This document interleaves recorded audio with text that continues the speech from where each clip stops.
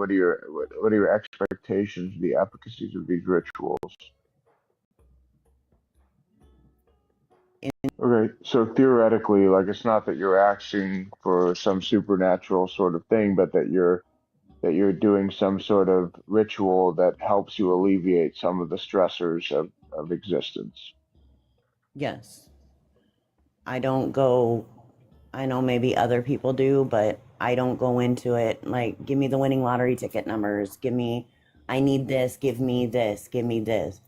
Do you When think I that do my, there's, Mhm. Yeah, do you think that there's like a need, um,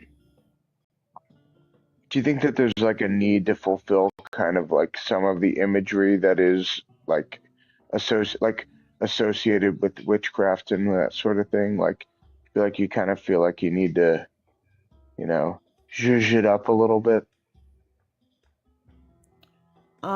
sometimes I can get a bit theatrical with it.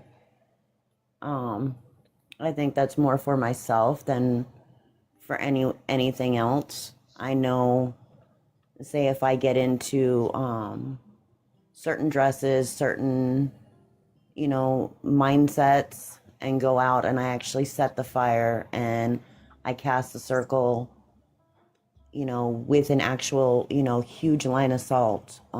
At times I've What does taken it mean, cast a circle? a circle of protection around you. A lot of times it's drawn with salt. Salt is known to be, a protector. It's known to Um, be a protector. in my world, it's known to be of What do protection. you use, Morton's? It depends. It's Celtic. That's so I've expensive. used We use Himalayan salt. it is. I use more of the Himalayan salt when I'm casting a small circle, say around, um, little spells that I'm not outside. If I'm outside, I tend to use a chalk that's safe for the environment and for the horses because my circle's cast out in the pasture. So I won't use salt per se on the ground. I will use it inside where it can't do damage. Do you like, okay. Um,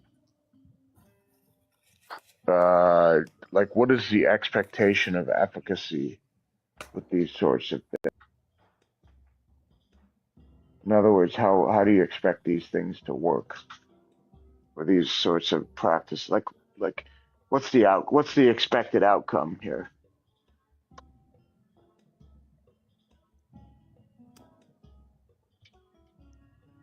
I guess maybe it could be a few different things. Mainly insight. I guess in a way it slows down your mind because you're active in doing something, that it takes your mind back down into a calmer state because you're focused instead of all over the place and frantic thinking, that it gives yourself some clarity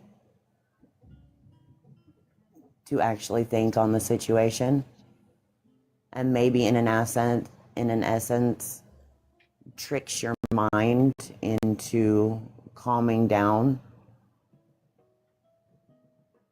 and saying, like with me, being like a trauma survivor, I have, the words and stuff in my head where I'm self-doubting or doing this. And I guess in a sense, it puts it in your head too, that if you hear or you're thinking this is coming from elsewhere, then it can sound like good advice or bad advice and not your own of self-doubt, if that makes any Um, sense. I wish I could say that it did, and also, um, I guess, I'm not trying to be judgmental. I guess I just understand the need to ritualize stress. I do truly understand that. I think what I don't understand is the need to like come onto a panel like this and say these sorts of things and like, I don't know. I guess I don't She understand wanted that. to be questioned. Okay, got it. All right. Well, how'd it go? Well, I mean,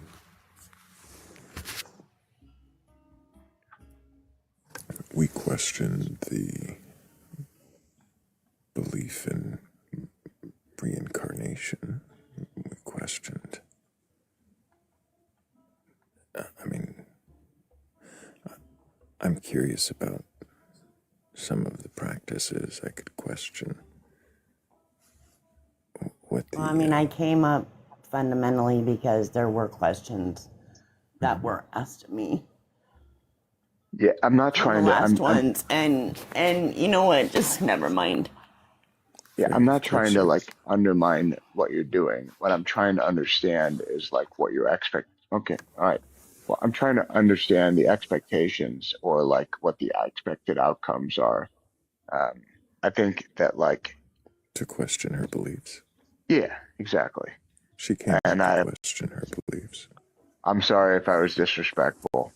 I don't know that I was being disrespectful. Yeah, I apologize if I.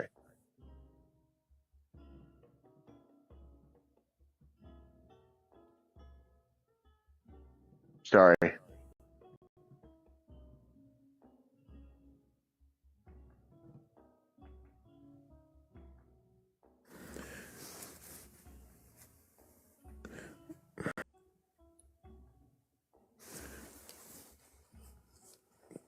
We were,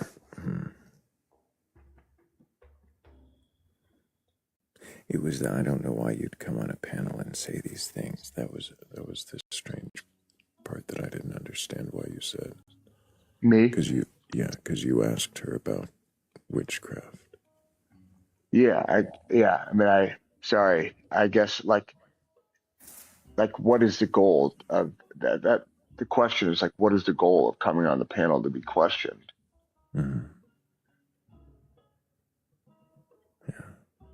I think I can see how the wording, especially if she's going through a deconstruction, if she's going through something, could definitely sound more accusatory than. Yeah, I'm sorry. I didn't mean to be accusatory. I'm just genuinely trying to understand like what like if the goal is to be questioned, I don't know like what like why, if the rituals are helping, why ask why put yourself through a ringer? Mm, I don't know if it was more about the gods that she was questioning, and maybe the The what? ritual Sorry. was the gods. I think she might have expected the questioning to be more focused on her gods than the rituals.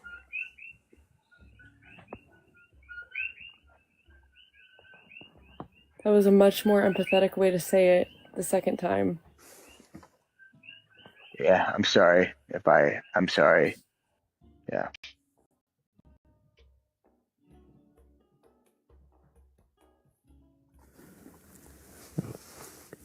I hope she knows she's welcome to come back. Of course, as is anybody who is open to questioning their beliefs.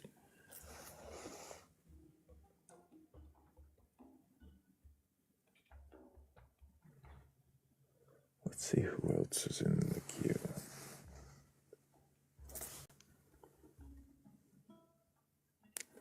And if they load in. Hello, Merlin. Can I get your age for TikTok TOS? 41. And do you have a belief in it? Sometimes. Sometimes. My core belief is that when we have a faith in something spiritual, and we believe we are right, Mm-hmm. leads often to a place of ego and a practice of diminishing others. So I have adopted a choice to remain in the agnostic space. And sometimes I lean more towards believing, and sometimes I don't. Okay. And today?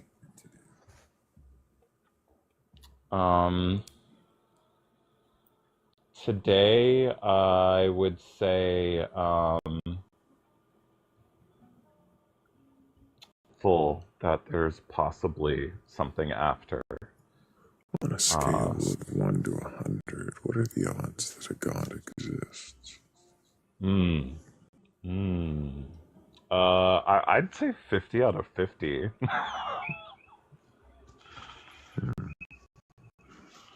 Cat has a follow-up.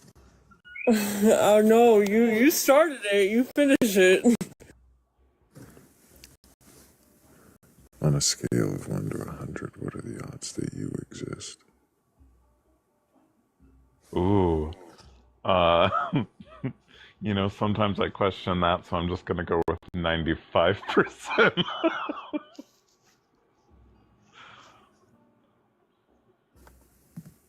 It's such a fun. His or not.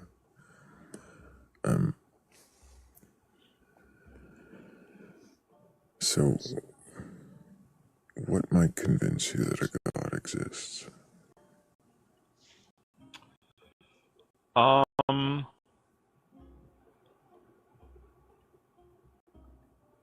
you know,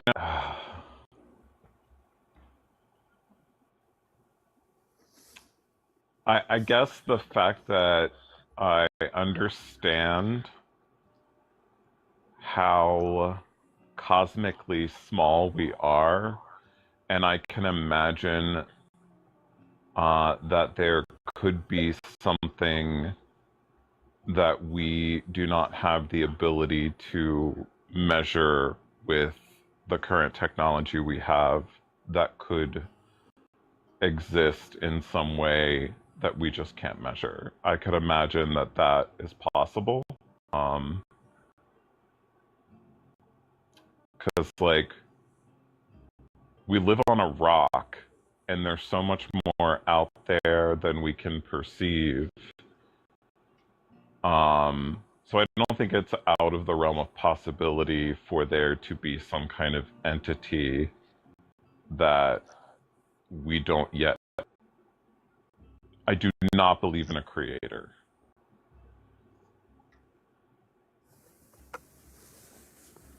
But you don't think it's impossible for there to be something that we can't perceive yet? But the question was, what might convince you that a god exists? Oh. I mean, I don't think I would find out either way until I no longer inhabit life. Ask that question. What, if a god did convince you it existed somehow, would you worship it just because it does? I don't believe that if something like that existed, it would need or desire worship. I think those are humans' projections onto such a thing.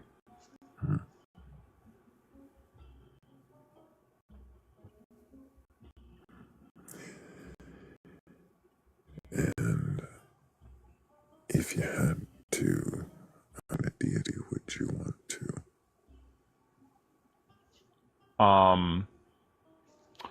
One that doesn't need it or think much of it, for one.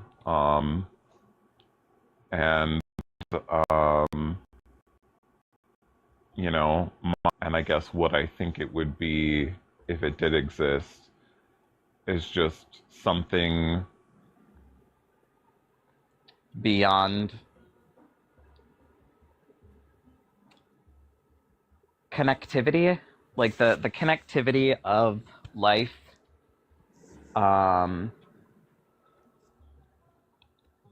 and just something that holds deep empathy and love and non-judgment.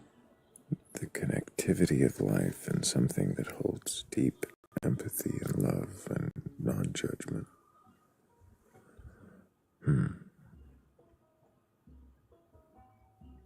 So, just a god of pleasantries. Well, like, I would think that if something like this existed, it is some kind of energy. Oh, that's going to raise questions. Yeah, well, Like like what I is said, energy? something we can't measure. I don't think it would exist in the way we do. And so I don't even know. Go ahead, I heard you. Yeah. I mean, we're into hypothetical land, and I think I might have a few people in queue who believe in a god or gods, and I'd be curious to question them.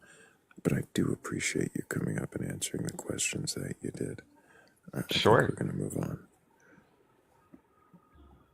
But maybe another time you'll come back and we'll have more questions. Appreciate you, though.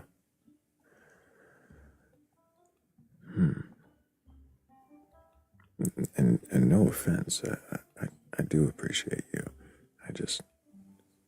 This queue's getting longer, and I know people tend to disappear.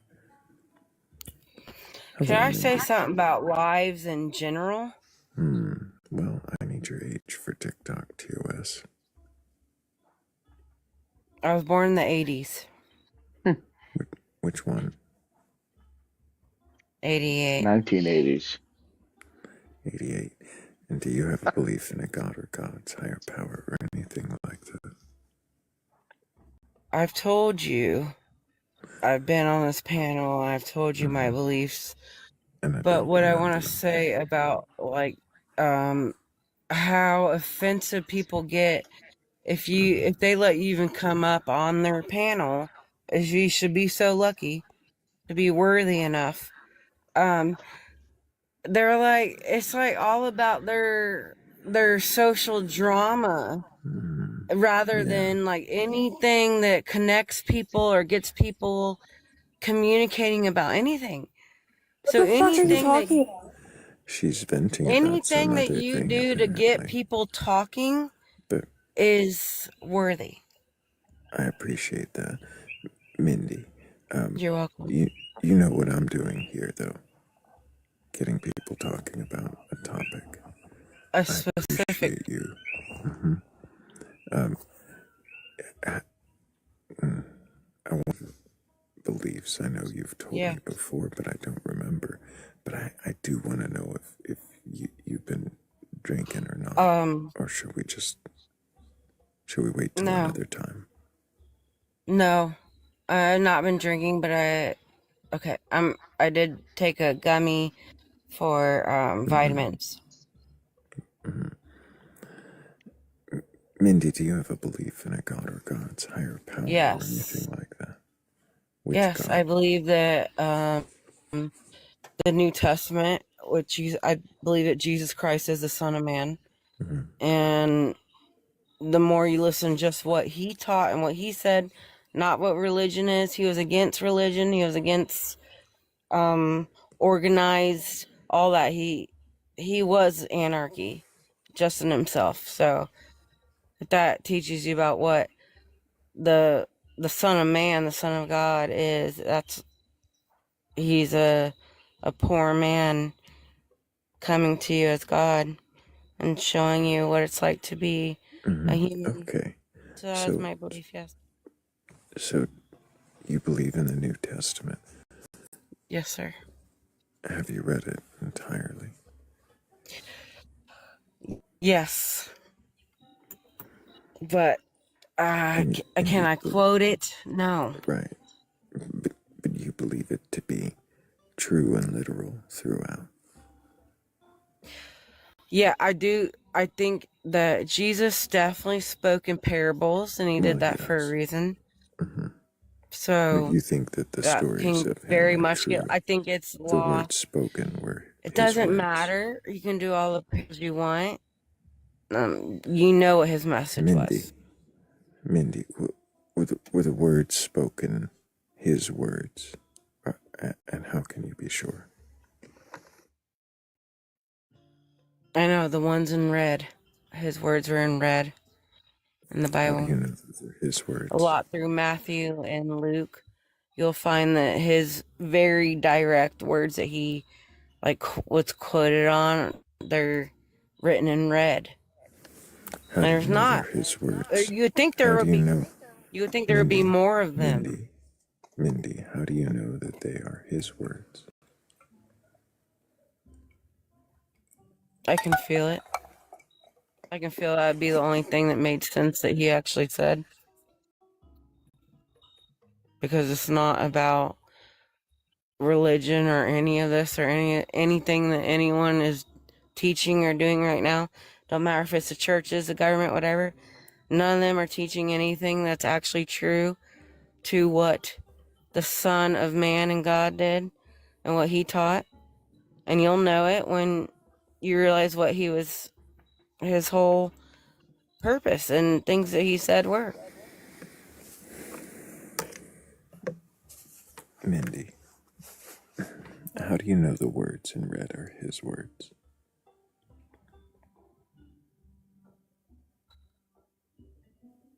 How do you know anything that you believe? I have faith in that. I feel it. I have sat here and I listen to Luke or Matthew. That's where I would say start if you want to hear a lot about direct quotations in the Bible from Jesus. Now, I'm sorry if you're not a Christian, you don't believe in the Bible, you don't believe in religion, like it's all Mindy, cold as shit, then you would want to start with Matthew or Luke where Jesus spoke, why? and it's Why, quotated where Mindy? he Why are you spoke. telling people? Why are you telling people how to come to Jesus when we're not asking you that? We're asking you how you know the words in red You're asking are me the his words and you're asking me words. what they meant to me. I I have a didn't right ask to you. say Stop, Mindy. what they mean to me. I didn't ask you what they mean to you. I asked you are his words.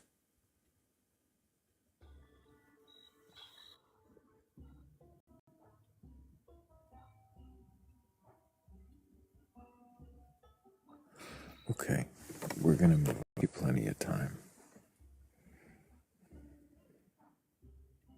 I think I was more than generous with the time.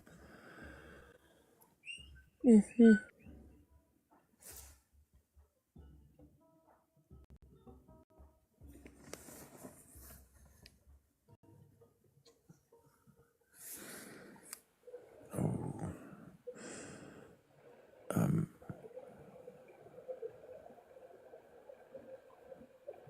Tabiuma, can I get your age for TikTok TOS?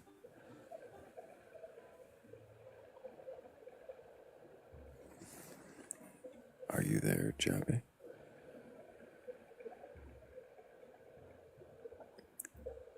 Going once, twice. The absolute silence tells me that somebody fell asleep.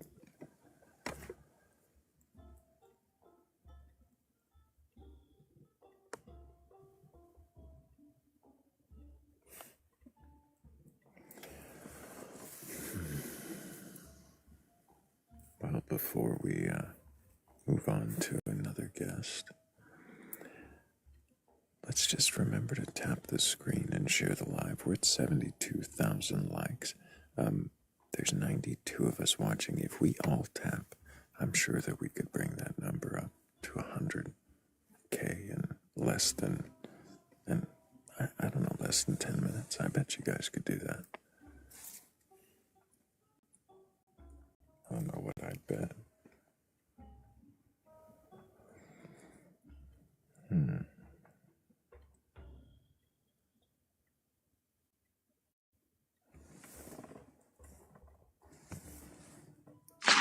Hello.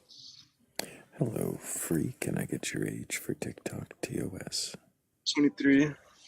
Do you have a belief in a god or God's higher power or anything like that? Yeah, I believe in God. And which God is that? Christian God. And have you read your Bible from beginning to end? Yeah. And do you believe the stories within it to be true and literal? No, not literal. Not literal. So No. you don't believe in a 6-day creation? No, it's Or like Adam and Eve? metaphorical. It's like metaphorical. The flood's metaphorical. Yeah, I see. in my opinion. So if they're all metaphors, I don't think it's that interesting, like, to talk about, like, scripture with somebody that doesn't believe. Like, why did you request it? I mean, there's other ways we can debate about God without relying on scripture, right? Oh, I'm not interested in debates. If you can't question your beliefs, then you're not in the right place. I'm not interested in talking about scripture with people that don't believe but know more than me about scripture. That's what I heard him say. Mm-hmm.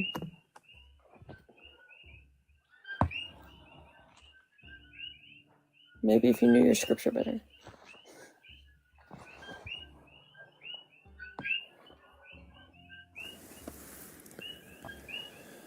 Hello, created. Can I get your age for TikTok TOS? Hello? Hello, can I get your age? I am over the age 18. Can I get your age? 30. Do you have a belief in a god or God's higher power or anything like that? I do. What God do you believe in? I believe in the Father in heaven. I believe in Jesus. Have you read your Bible from beginning to end? I've read enough to get deep revelation knowledge, yes. How much But I is haven't, enough? yeah, but I haven't read each part, no. You haven't read each part? No, I haven't. I see. Why not? You know, because what I've realized is just like anything else, when you're actually connected to the spirit actually gives you information and What does that revelation mean, knowledge. connected I with don't the believe, Spirit? I don't What does believe that it. mean? That means, okay, so we are all connected to the spiritual realm. The spiritual What is the realm, spiritual realm? the spiritual realm operates through us. What So is the spiritual realm? it's the unseen. It is The the unseen. What do you mean by the the unseen? unseen. I would say for me, the seen, but to the natural eye, I mean, physically, it's a mirrored So it's the reality. seen to you, but the unseen to others. That is a It is mirrored the mirrored. reality. That It is. is a mirrored. Can you slow down maybe just a little bit and let questions actually I'm happen sorry. before trying to answer them, and then maybe we'll have a conversation. It's a Cool. mirrored. It's a Stop. mirrored. Stop. I was answering. Stop. Wait for a question. You've given the answer already. You Okay, said it's it's a mirror.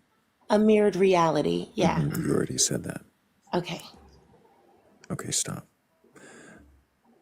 Does anybody have any questions for this guest?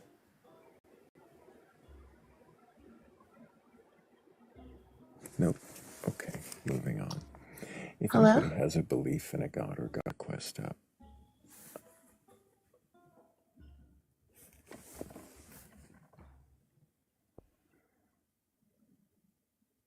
Will the bacteria count as the unclean?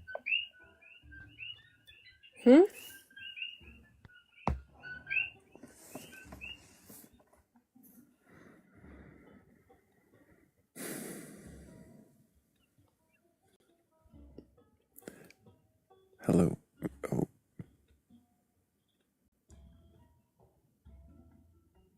Polysemus did not mean to request up, I'm guessing.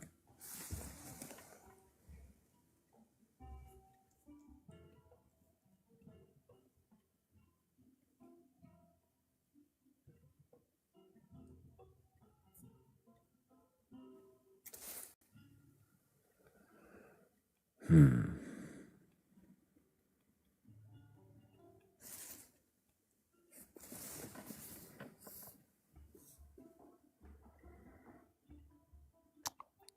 how you guys doing? Hope you guys are having a great Hello, night. John. Can I get your age for TikTok TOS? Yeah, I'm 26 years old. Do you have a belief in a god or gods, higher power, or anything like that? Yeah, I'm a Christian. Well, trying to be, and I'm a believer of Jesus Christ. Like Jesus Christ is God.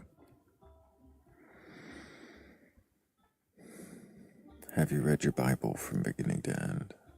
So I read the Old Testament, like up until I think till Saul, but I read everything from the New Testament front and back. Do you believe the stories within it to be true and literal? Yes, 1000%. All of them, from the 6-day creation all the way to Revelation. Repeat that. From the 6-day creation to Revelation, all of it true. Yes, but Why do you believe that? wait, for Revelation, it hasn't come to pass yet. It's not a prophecy that's been fulfilled yet. I see. Why do you believe the 6-day creation?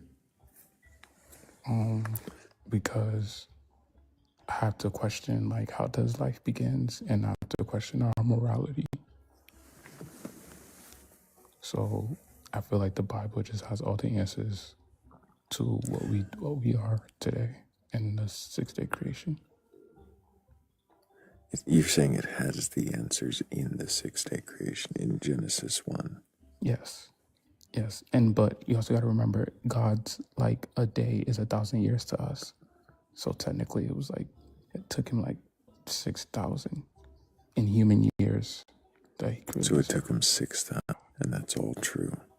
Yes, because a day. Is it still true in Genesis 2 when he changes the order and says that before there were plants, he makes a man? Is it still true in 2:18 when he says that it's not good for man to be alone? I'll make him a helper, and then makes the animals after the man. Which order is true, John? You want me to go back on my Bible? I believe he made the animals first. Wait, no. It says that. He made Adam first, and then He made Adam and then the animals. and then he made the animals, and then he Then seen that Adam. why does it say in Genesis 1 that he made the animals before Adam?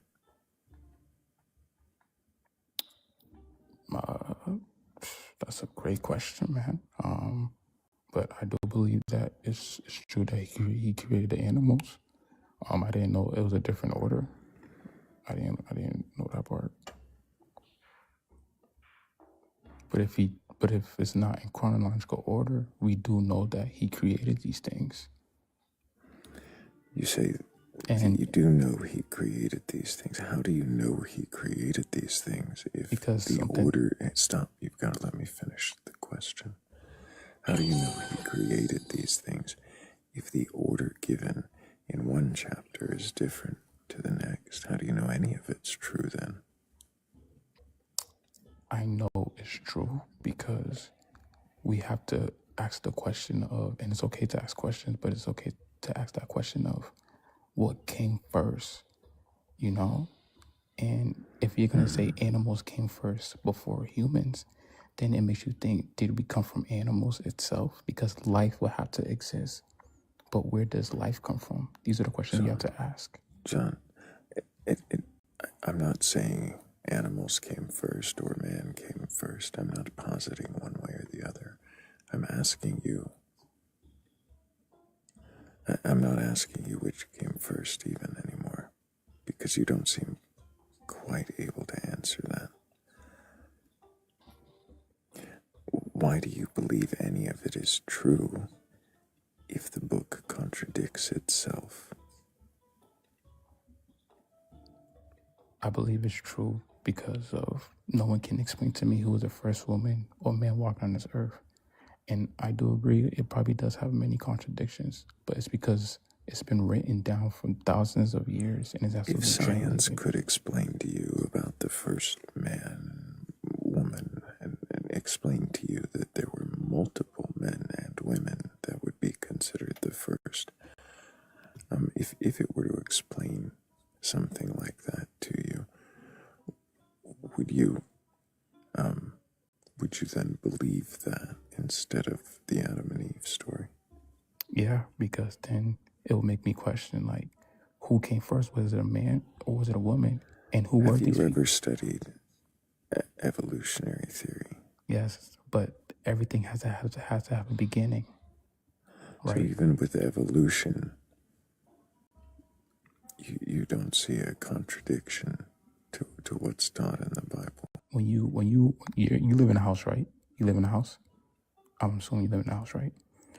There's a builder who created that house. There has to be someone who built that house, just like someone who built this earth.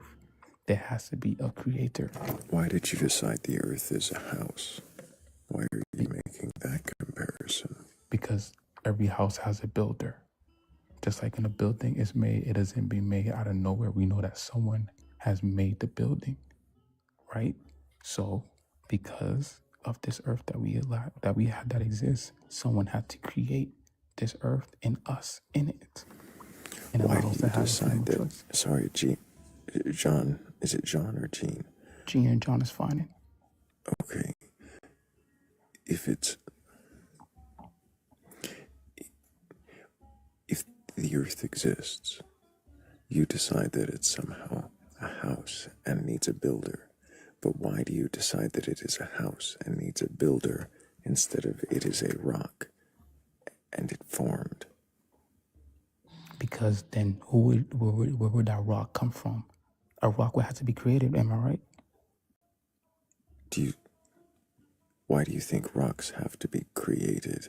Because we know that when we go outside, a rock just don't appear out of nowhere. Do we know how to make rocks out of nothing?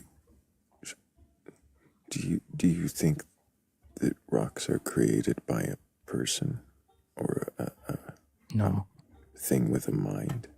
I believe that rocks were created by a supernatural being. By supernatural being. So every rock is created by a supernatural being.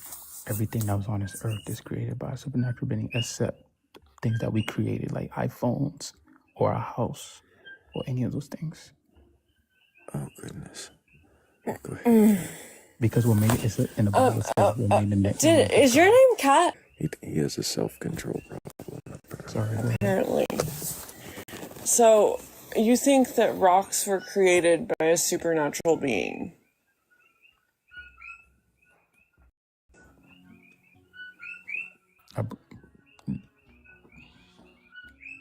No, but I do know, like, it has to be created. Yeah, they were created by a volcano. Okay, who created a volcano? The center of the earth created the volcano. Okay, then who created the center of the earth? Nobody created the center of the earth, the universe. And I don't really know how planets are formed because I'm not that sciencey. But the earth formed, because of space and how that works, I guess. I don't, I can't accurately explain that to you. But what I can tell you is, like, this, like, weird, like, who created thing is, like, not gravity. That's what it was. Thank you, Sheikh Zulu. Gravity. That's what created the earth.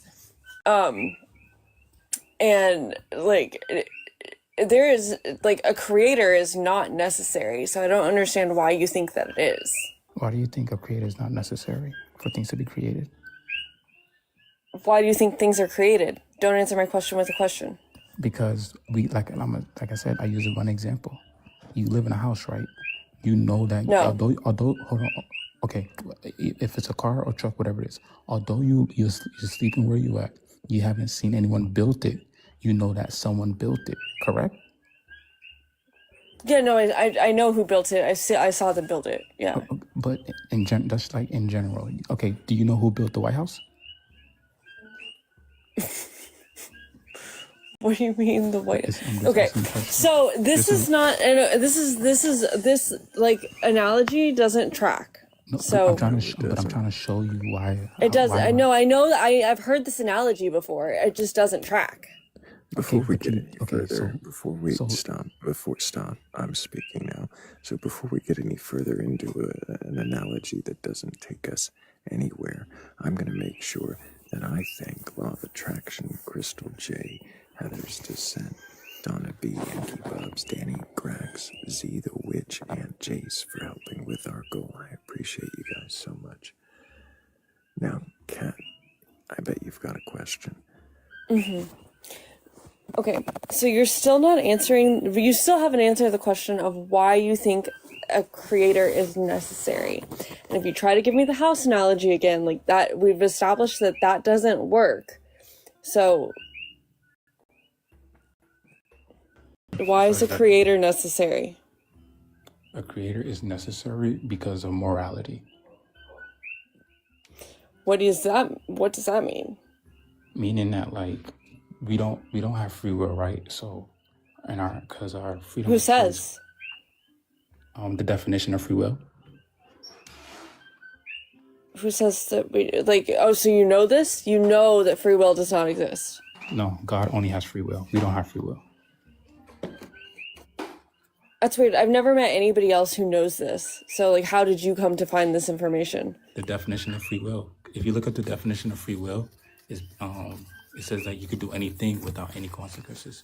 But the reality is, we live in a world where our time is limited, and every choice that we make has a consequence, whether it's good or whether it's bad. He believes in limited choice.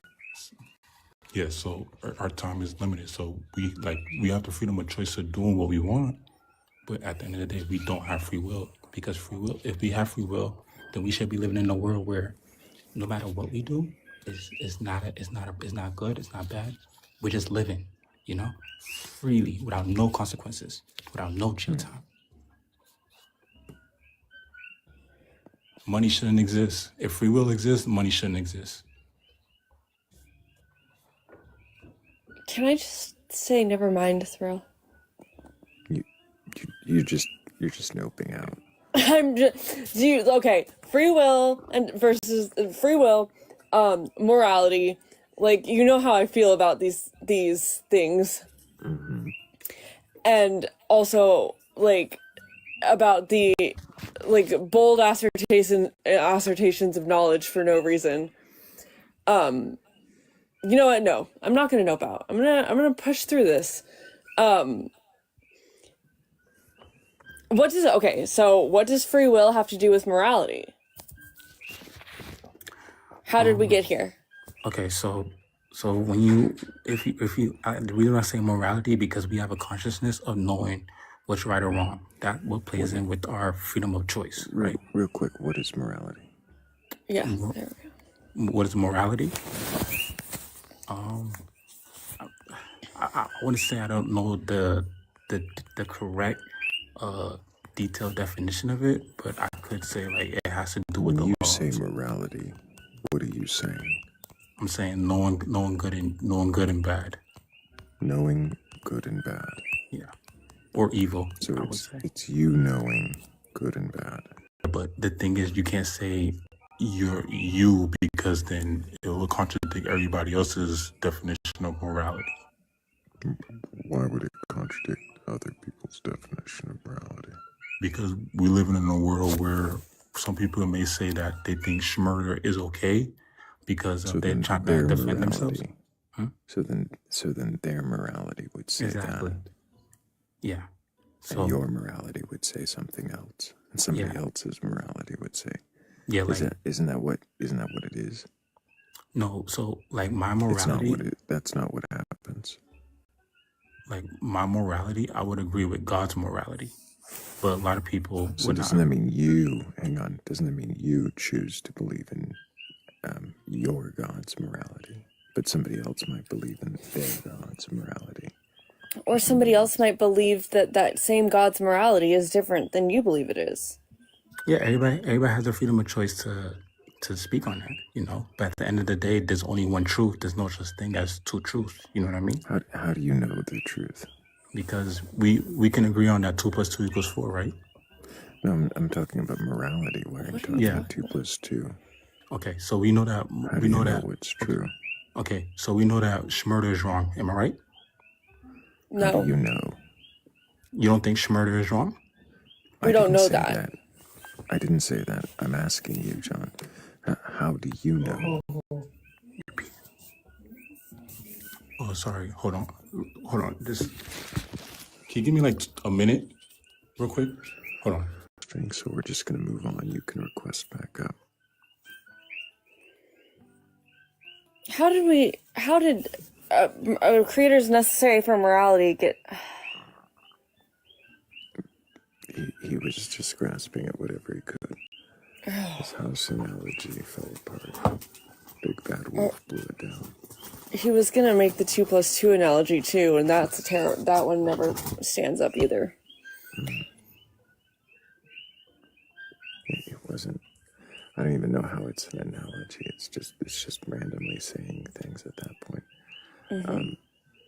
So if anybody does have a belief in a god or God's higher power or anything like that, well, we are here not to debate, just to question, to see if you can question your beliefs. And if you can, well, then go ahead and request on up. I'm really quick. Gotta make sure that that request list keeps growing. I really quick gotta make sure that I thank you guys. There's 115 of us in here. If we all tap the screen, we could break 100K in no time. That'd be awesome. And that would bring even more people who might be open to questioning their beliefs. Let's see who's in the queue for real.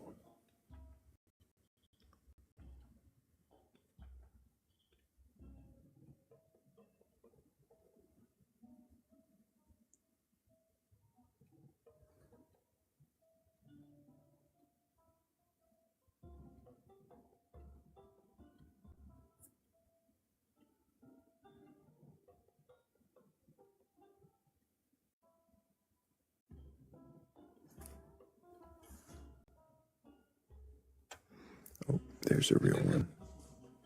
Hello, Jafer. Can I get your age for TikTok TOS? I'm sorry, I didn't hear that. I didn't expect to be brought up since you guys have 8 or 9 viewers or requests. I didn't see what order you requested in. Can I get your age? Oh, I'm 33. Do you have a belief in a god or God's higher power or anything like that? I'm not sure. Honestly, I don't believe that but I do believe there's something out there. I don't know what. I can't put my finger on it.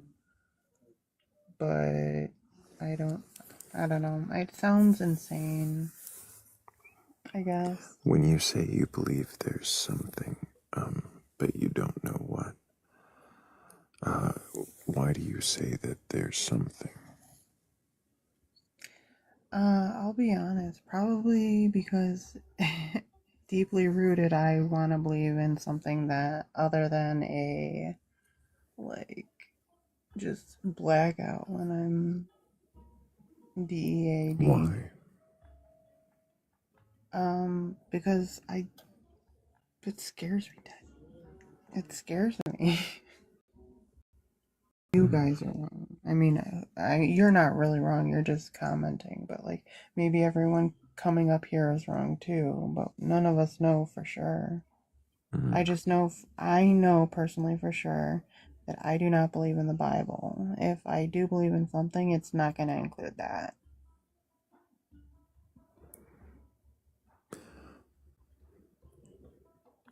What might convince you, Jafer, that that God does exist? You're gonna try and do that? No, I'm just asking what might What if you convince you. did? No, I'm asking what kind of evidence or experience do you think might convince you? Probably nothing. I just don't believe, I believe maybe something is spiritual out there, and I believe in, like, not, I know this sounds stupid, but vibes or whatever, and just all that, but I'm not gonna believe in a Bible. That clearly is wrong. I was not raised religious, and I don't plan on becoming religious. I can respect people who are religious, but I can't believe in the Bible. It's not a quote unquote written by God. Where did God, quote unquote God, but where did God come from? It's basically like the chicken and the egg argument. Which came first? I see. So, for you, Jay, do you need there to be a God or a higher power, a thing that's something? No, I don't need there to be a higher power. I feel like personally I would love there to be like another realm. An afterlife. Yes, that's exactly what I'm Why? trying to say. Why? Why? Probably because I'm scared. And you know what? I am fully like equipped and like ready to say that maybe I am wrong, and maybe that's not what you choose to believe or what other people in the comments choose to believe. But maybe I am scared, and maybe it's false. I don't care. But that's what I believe. I can't support the Bible. I just 100% cannot do that.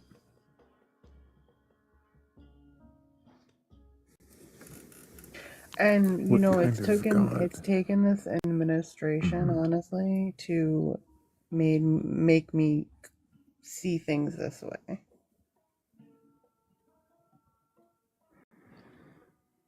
That's interesting. I believe more in science now because I've done my research on stuff. And yes, I realize how hypocritical I sound, but I'll still defend it, even though I may be wrong. So, yeah, maybe I'm wrong. What is it that gives you comfort? I don't want to believe in a, like, just, I'm dead.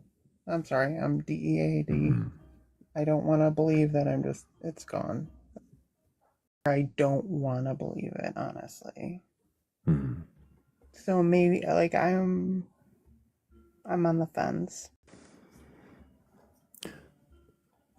Like you're fighting back against believing that there's nothing.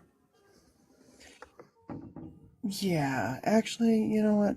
Like, that's why I continue to say like, before this year, I never heard the word agnostic, but I did this year, and so that's how I explain how I feel. But at the same time, I, like, understand that it's not scientifically proven, and this is ridiculous. And I've never said that, so. Okay. How does it feel? Bad.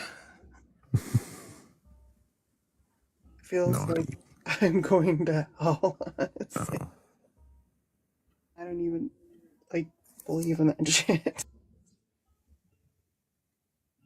That might be hard to shake. The feeling, I mean. Everything. I'm a very open-minded person. I'm very self-aware. I know what I believe and all that, but I also am aware of how, like, stupid some of my arguments may come across because I'm maybe, like, what's the word? Like, pushing it away, I guess, because I'm scared of it. So, I mean, I guess I kind of agree. I kind of clock that. You're doing very well, Jafer. I don't know that I have very many more questions for you, but I do have one.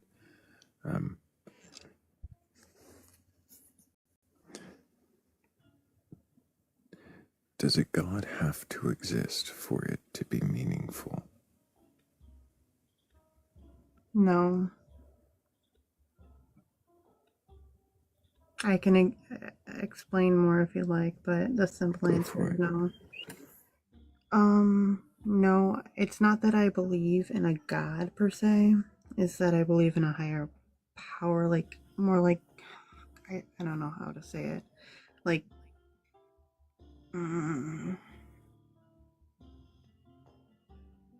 like I believe in fate and all that, but I can't say I don't believe in fate, but there is no higher power. Like I can't agree with like the norms of either perspective.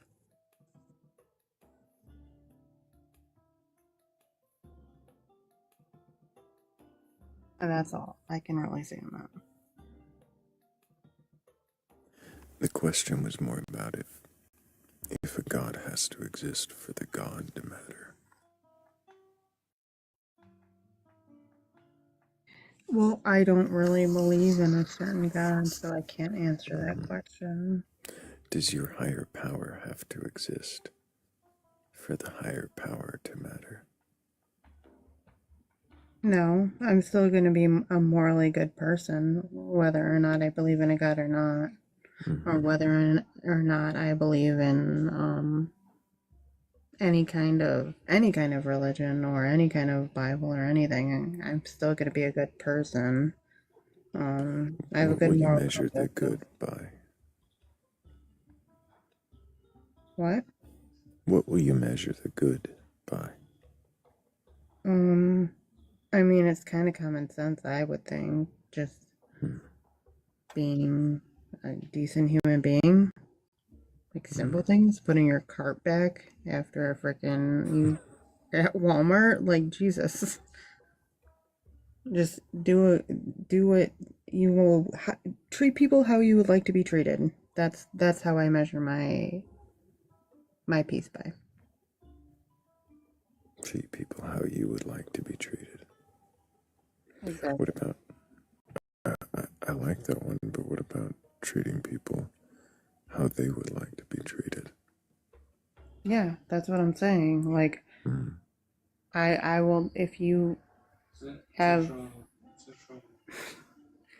hang on.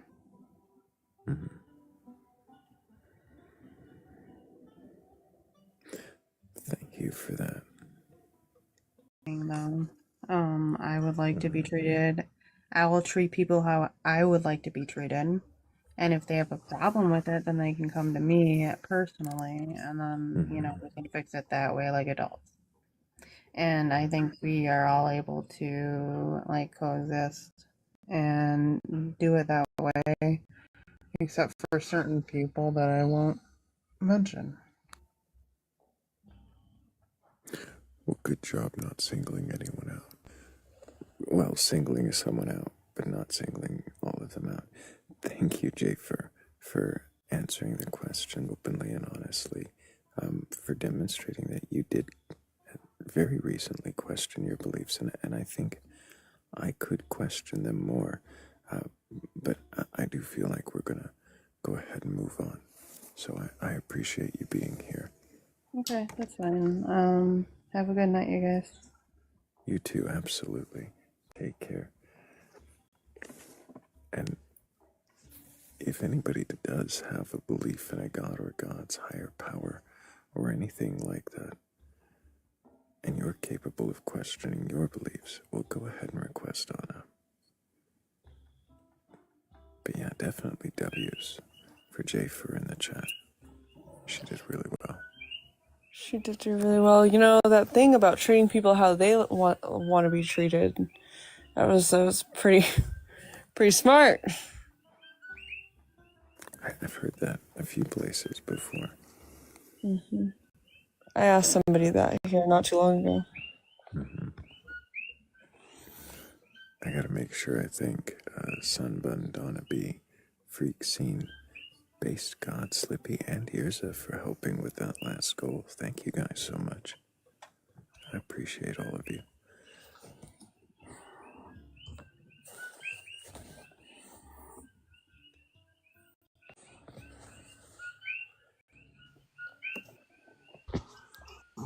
Let's see. Hello? Hello, Jordan. Can I get your age for TikTok TOS? I am 25. And do you have a belief in a god or gods, higher power, or anything like that? I am starting to believe that there may be a God, and I'm hoping I can bounce my ideas off of you, and maybe you can help me come to a decision. You're starting to believe that there may be a god. Correct. All of When my you say life. God, Go ahead. when you say God, what are you referencing? So, gosh, my definition might sound a little crazy, but when I say God, what I believe a God scientifically would be is the highest dimension that consciousness can survive in. So that's what I'm defining a God of being. What is a dimension? So you and I currently live right in 1 to 4 dimensions. So I would say a higher dimension would be. Can you? I'm sorry. Do you, by dimensionality, do you mean directions by which we measure? What are you saying? That's actually a great way to define it. Correct. So everything within our current reality is up to 4 dimensions currently. So any dimension above that or below it, whatever direction dimensions go in, whatever the highest or lowest dimension that consciousness survives in, I would consider that to be a god. Whatever the highest or lowest. Okay. Correct. So the dimensionality, which is something that we can measure, is it goes higher and lower. We're aware of, and this. Do you mean human consciousness? Just any consciousness, something that has any sense of awareness, maybe would be a good term to use. Correct. Now, in reference to the dimensions, go ahead. Well, and I was about to ask about those dimensions. Do you think these dimensions, when you say something can survive in them, do you think they are like separate places? Well, that's hard. That's hard necessarily to tell. Maybe consciousness. Now, I'm not saying there's any proof, but with what I'm theorizing, it could technically be one of the dimensions. Is maybe the ability to be aware. But possibly it's hard to tell because the thing with higher dimensions is they're not necessarily measurable. Let's just clarify then. If a dimension is something that we can measure, and you're saying that higher dimensions are not measurable, is that kind of like saying they're made up? Oh, that's a great question. So the reason why I believe that there would be higher dimensions is just based off of the fact that the Big Bang had happened. The Big Bang created the dimensions that we currently exist in. So whatever created the current dimensions that we exist in must have came from an extra dimension that is outside of the current 1 to 4 dimensions. Or at least that's my line of thinking. I'm sorry, you're going to have to repeat that. Dimensions, right? 1 to 4.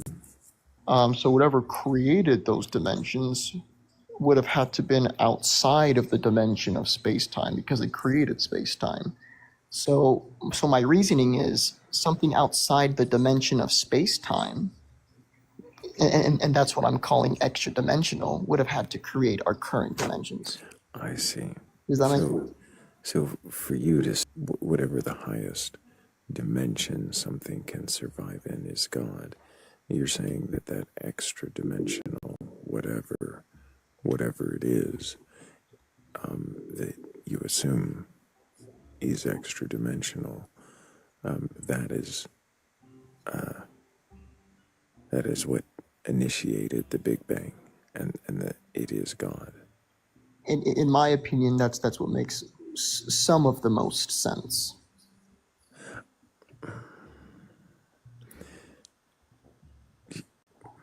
Do you hear the leaps that you're having to make, the assumptions that you have to? I could be blind. Would you mind pointing one of them out? Are you saying that you don't see any assumptions? So the assumption that there would be made, and this is the one that I might be aware of, is that there is dimensions outside of our current, outside of the current dimensions. But my line of thinking is, if these dimensions were created during the birth of the Big Bang, something outside the dimension of space-time would have had to spark that creation, or the physics, right? So you're making the assumption that something exists beyond space-time. What you keep referring to as the four dimensions, right? So what I'm kind of assuming, and this might be a way to frame it, is I'm assuming nothing can't come from nothing. Like the dimensions can't be created from nothing. You're saying that because you assume the Big Bang states that this is the beginning of space-time, that this is the beginning of our existence, then something outside of that must have instantiated it. In my opinion, that would make the most sense, because if the Big Bang was the creation of space-time itself, then whatever created those dimensions would have to be outside the dimensions of space-time, right? Is it possible that the Big Bang is not the beginning of space-time itself? Is it possible? Only I mean it could be. It could be as much as it could not be. So you might need to walk me through that line of reasoning. As much as it could not be. You feel like it's 50-50 that the Big Bang is the beginning of space-time. Well, only because technically speaking, there's this idea of multiple universes that are constantly coming in and out of existence. So it would be really hard for anyone kind of make the claim and be factually, right? So universes coming in and out of existence.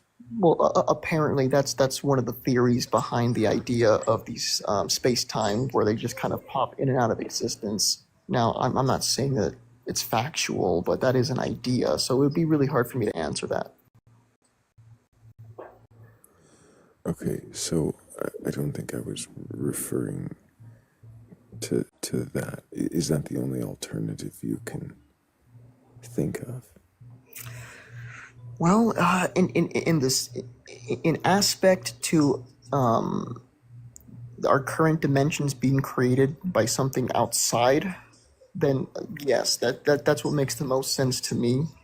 Because if go ahead. So for you, there's either something else creating it, or it to existence, and there's no in between. There's nothing to consider.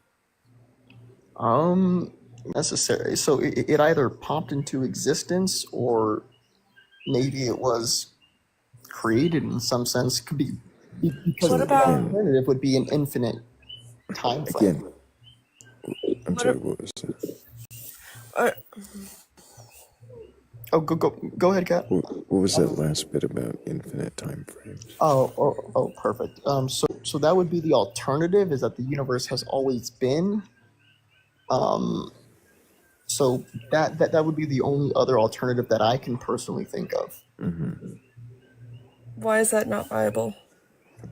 Well, so if the Big Bang created space-time, then time would have to be finite. So this is this is an assumption that you're making. You're assuming the Big Bang created space time. Well, I'm assuming just as much as someone who assumes that it's infinite, you know. So How so? Well, is it factual that we know time has always existed, or are we theorizing? I would say we're theorizing, and we don't necessarily know. So we have models that show that it could be the case that the universe has always existed. Is there a model that shows that the Big Bang created space-time? Well, it sounds like you're defining the Big Bang, because from what I understand, that's what the Big Bang was the creation or the expansion of space-time.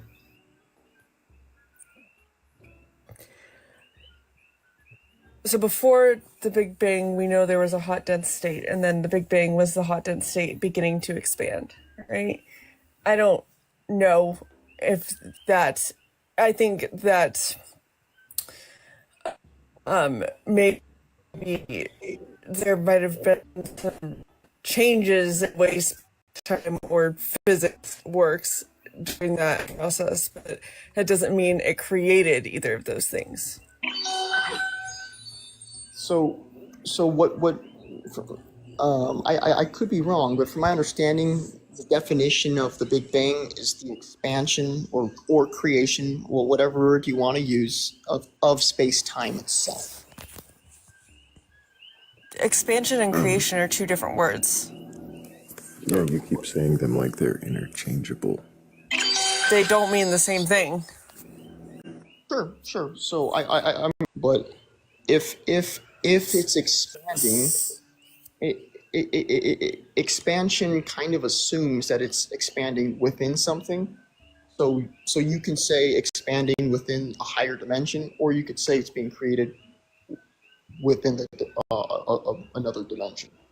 Right, but expansion doesn't mean being created. I mean, sure, you could say that, but what I'm saying... Wait, Jordan. Where in the definition of expansion is creation? Well, so more so, what created the reaction for it to expand? So that's a great question. That's not... That's a right, great question. But does that mean... Wait. Does that mean space-time was created in that reaction? Does that mean that it was created in the reaction? Well, I think that's hard to say. None of us know. So if you don't know, why do you assume that it was and that something did it outside of it? Seems like a bunch of layered assumptions. That space-time expanded, or I mean, you could. You keep replacing. You were about to or again. You keep replacing expanded with created. Why? So now, this is why I don't quite know if this is even worth having, or this conversation, because even if I use the term created, it doesn't mean it was created by a god. So I'm not saying creation necessarily equals God. I'm just saying that the universe in the state... Are you saying that you can't question your assumption that the universe in its current state was created in some way, whether or not that was by a god or some reaction? I can't really hear you. Are those birds chirping? Oh, sorry. Oh, you're all good. You're all good. Hey, do not go after the Koki. You don't do it. Hey, go ahead. I'm all ears. Are you saying that you can't question your belief that the universe was created, whether by a god or reaction exterior to it. Well, whether it was created by God or the universe itself, the reaction itself is real. So we're trying to determine what created that reaction. How is it that you've gotten that the reaction is the expansion to that means created? It. I'm trying to understand. Would you mind rewording that question, Hammy? Yeah, you're saying that regardless if it's God or the universe itself, that there is a reaction that took place. And it seems that you're equating reaction, which causes the expansion, to created. And I'm wondering, why are you equating the two? Oh, no. My whole point of explaining the expansion or creation, whatever you want to call it, is to express that it either expanded or was created in a different dimension. Because if it expands within something, either way, it's expanding in something. So either way, but what I'm trying to point out is Actually, whenever you What? go ahead. No, go ahead, hear me. I was just saying that modern studies is that it's not expanding, like it is pushing, like the expansion itself is causing the push to expand outwards, right? Like there's somewhat of a container type deal, and the expansion is just pushing that container outwards. Correct, but if you reverse that process, what happens in the end if you Well, that's the beauty of this, right? Is like that could very well be what happens. Is this just goes big bang, big crunch, right? Over and over and over again. So if in that case, then the crunch would have been the thing that caused the reaction, possibly, to cause the expansion. Like it's cyclical. possibly that is possible. Well, because the whole reason why I brought up the dimensions is just to try to define what a god would be scientifically.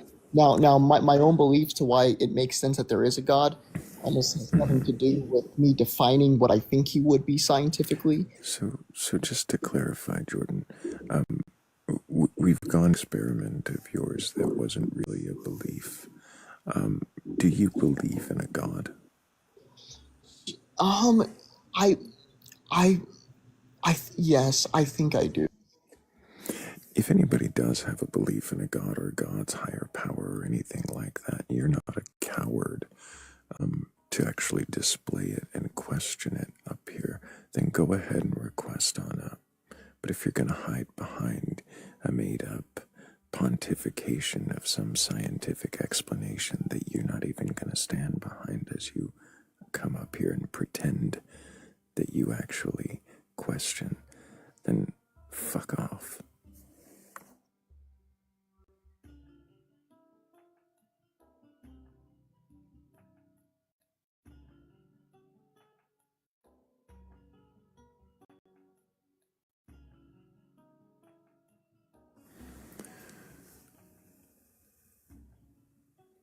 I forgot my Make it inviting.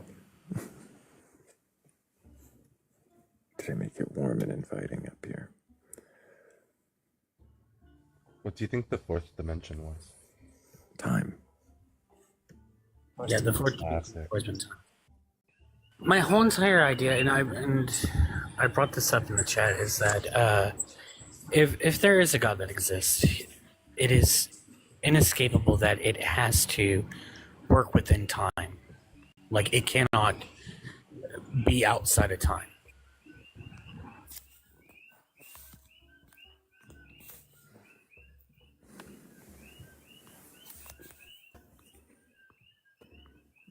I don't know. I make no declarations about what your God can and can't be. I just wish that you'd come up here and question it honestly instead of just putting forth your own little straw man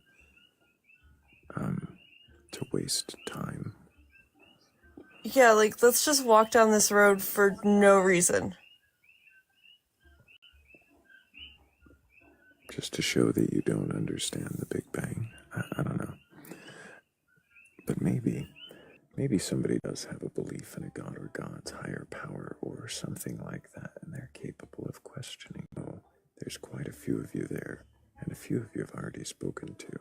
So I'm going to go with this one, who's probably a ghost. It's usually what happens when I get selective.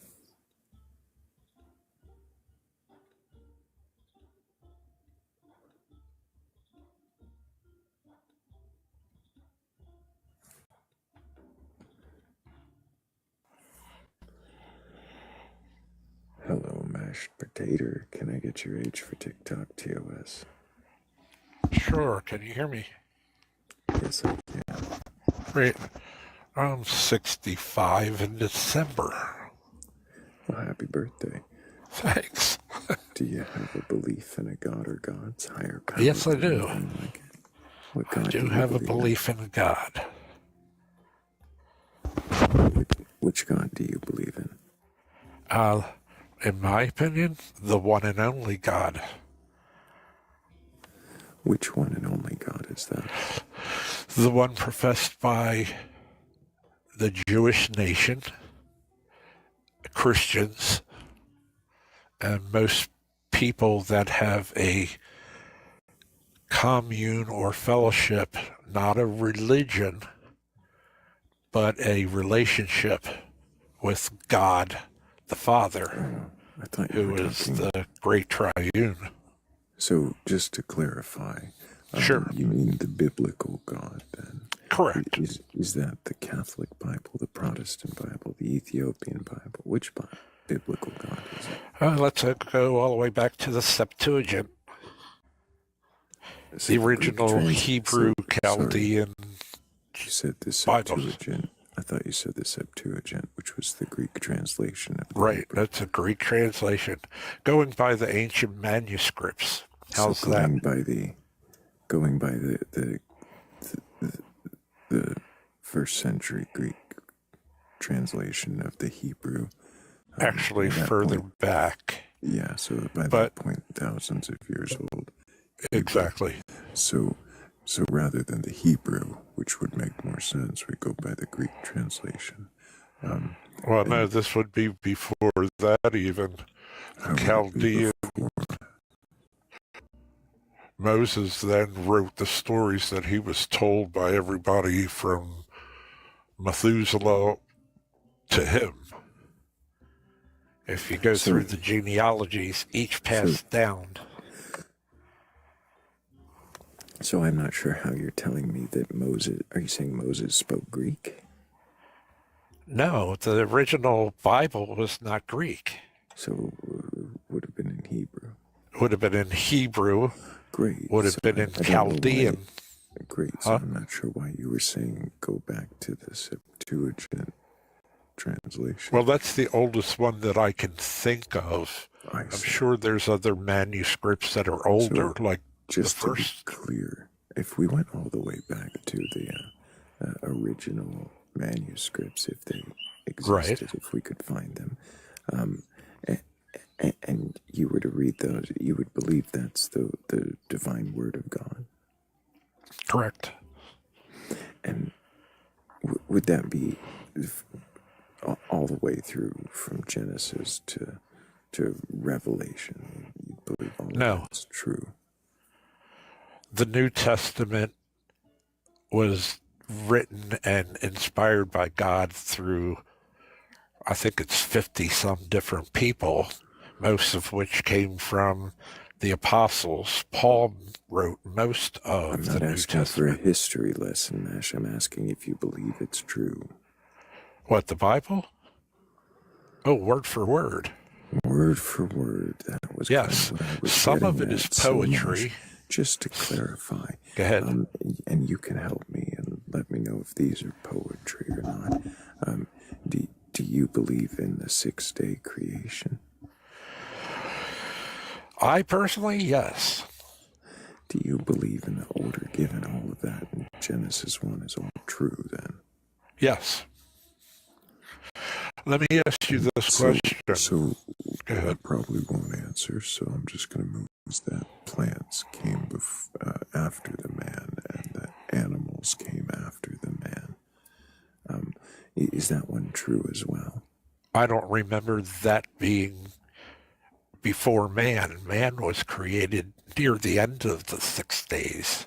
I can read it if you want. Yeah, go ahead. I'd appreciate that. If you want, Thrayle. You got Genesis 2:5 ready? Yeah. Yeah. Go for it.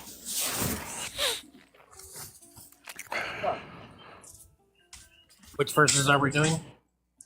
Genesis. Still have the King James ready. Oh no, I have an ESV actually. My King James is not in my hand. You know, I don't know what the ESV says there. I can't remember. Well, you weird. Since someone pulled it up. While you do that, though, I'm gonna go ahead and ask Mashed Potato to pull the microphone away from your mouth just a little bit. We hear literally every breath and every. Oh, I'm sorry. Nose My bad. Yeah. So. And I'll try to whisper. Yeah. So, and for just a moment, I need everybody quiet for just a second while I thank Danny Grax, Freak Scene, Cat DeWitch, and Jace for helping with our goal. Appreciate y'all so much. So the ESV says,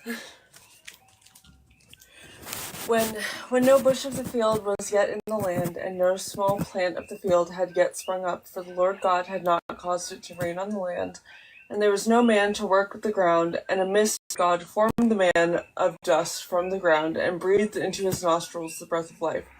And the man became a living creature. And the Lord God planted a garden in Eden in the east, and there he put the man whom he had formed. And out of the ground the Lord God made to spring up every tree that is pleasant to the sight and good for food. The tree of life was in the midst of the garden, and the tree of knowledge of good and evil. Okay. You want me to keep going? Nowhere in that do I hear him saying that plants and stuff came after man. Do you want me to read it again? Now, read the sentence that's most, clearest of that. So the Lord God, so we heard the Lord God breathed into his nostrils the breath of life, and man became a living creature.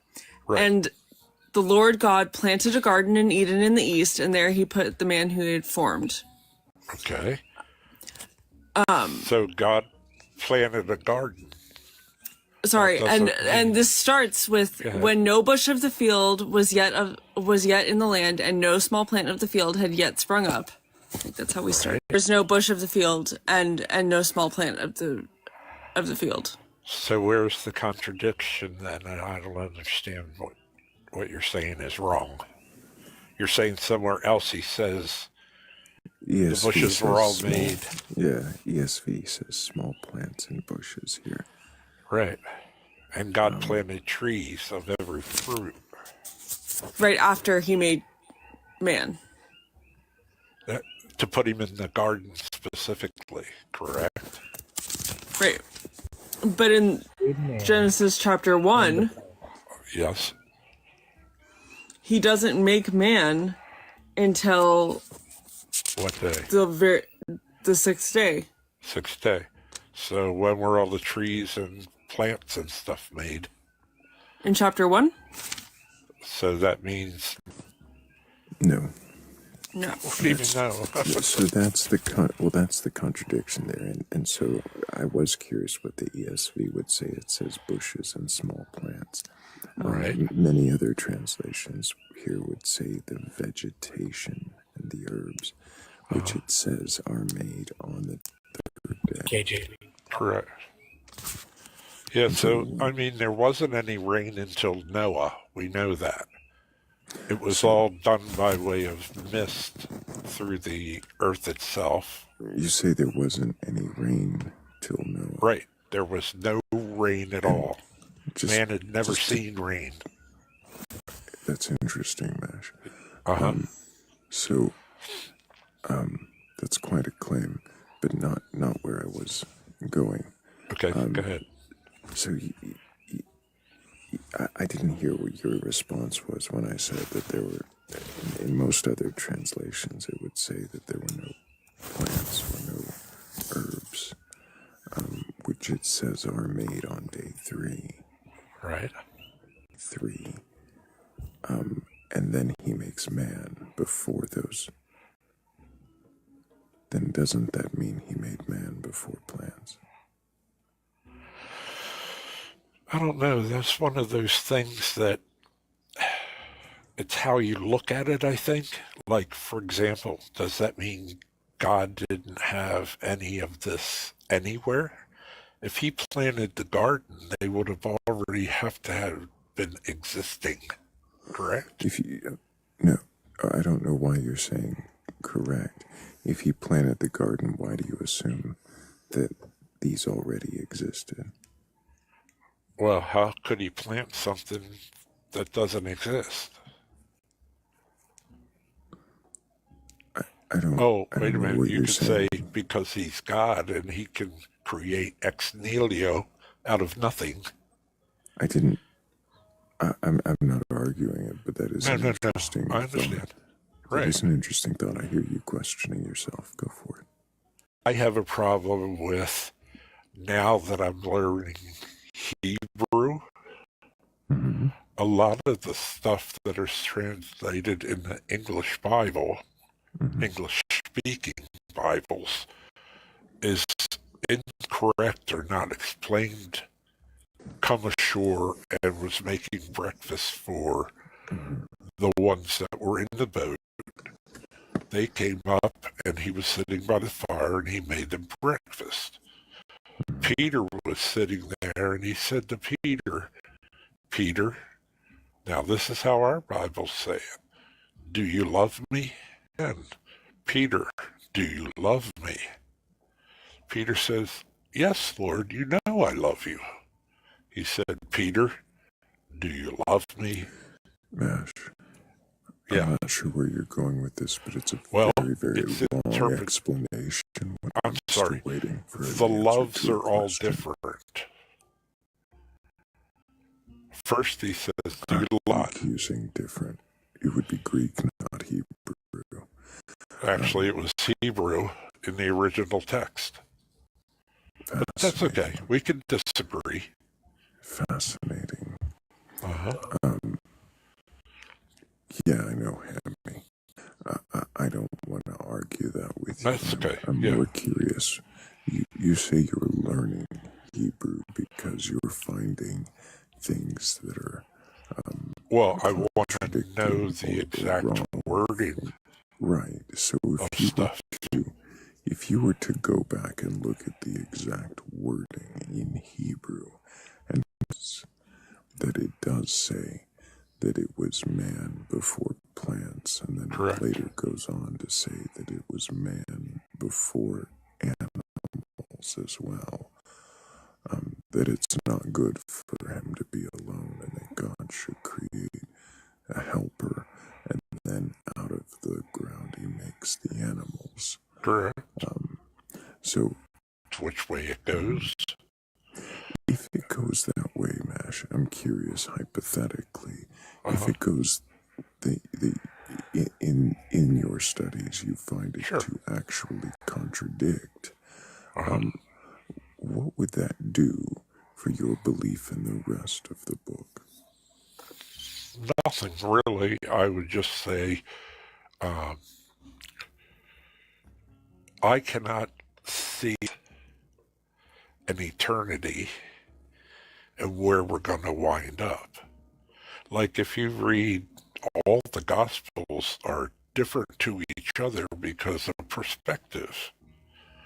Like if you're the defense on a football team and I'm the offense, and I throw I'm not sure why a pass. Yeah, I'm not sure why you're going into the apologetics for the Gospels when I was asking about Genesis, which would have been written anything. I'm just saying. To your tradition, at least, it would have been written by Moses, right? The same Right. author. So why would there be a contradiction in the stories of Moses? And if there is one, if there's something that drastic, and Jesus believed and relied on those stories Sure. too, could that Why would you consider call into that question? drastic? I was still speaking. I'm sorry, my bad. I'm pretty sure I'm done. Does anybody else have questions for this guest? The only question I have is that you asked, oh, why would it be drastic? If I were writing a book and I gave you two different accounts of one event, Not my opinion. I think that both of the events took place, correct? And in the beginning, does it matter They really can't- which?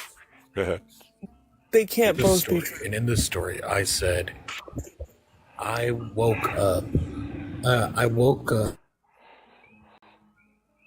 to work, and the very next chapter, I woke up, I brushed my teeth. Is that not drastically different? No, but it's bad English. But yeah, I see what you're saying. I agree with your hypothesis, or what word you want to call it. I just don't believe that it would be something drastic. The problem is that I would agree, like, that it wouldn't be drastic if we're talking about multiple different authors. If we're talking about, like, how Genesis 1 is written by, say, Moses. One author. Then Genesis 2 is written by, say, I don't know, Billy Bob. No, And Billy Bob did. yeah, this is why we expect to see that. It's because they're two different authors. But in your perspective, it's the exact same author. Correct. There shouldn't be contradictions in between what they said in one chapter and what they said in the very next chapter. Wouldn't that be? I can see your position, and I just don't think that it's something to change my faith about. I'm not saying that it's something to change. Fair enough. You know, I'm going to question it, and I'm going to look it all up and see how it turns out. And I'm okay with that.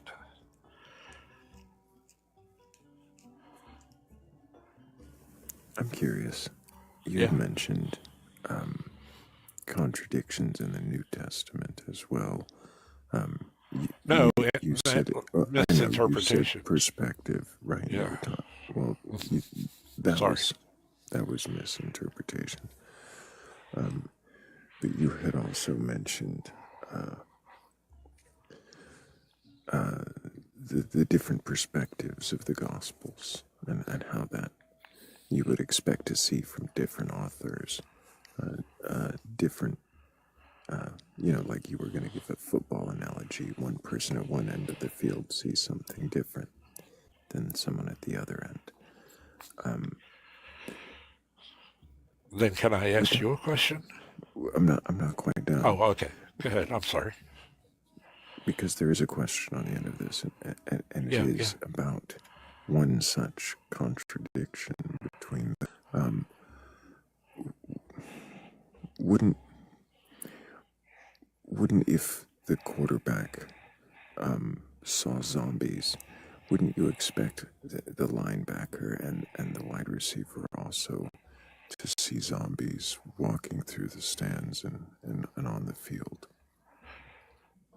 I would guess if the zombies were visible to them as well. If they were visible to them as well. Right. Interesting. Maybe. So then Matthew is the only one who could see the zombies. Go ahead, Hammy.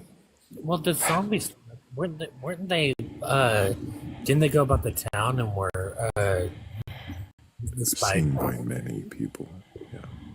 Yeah. So what do you call them? Zombies? I don't know that word in the Bible anywhere. Matthew. Dead in Matthew. Oh, the dead. 27. There's a 27. Yeah. Well, there was a lot of dead people that rose from the dead.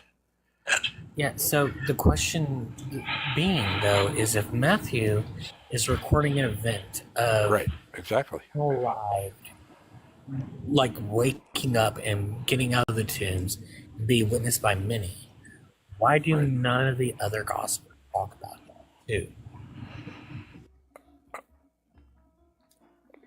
Maybe they weren't there. Maybe it wasn't important to the point that they were trying to make in their gospels. But look at it this way, from my perspective, you build a car, you create a manual. Are you going to let them make a mistake? God did it that way. He inspired everybody who wrote. Do you see what I'm saying? Yes. No, not quite. But I think Johnny had a couple questions, and I want to make sure he gets them before we move on. Yeah, good. So if somebody's on trial and they're contradicting their like statement of like where they were, or what happened, or whatnot, and they're like caught in a contradiction, would you consider their testimony trustworthy?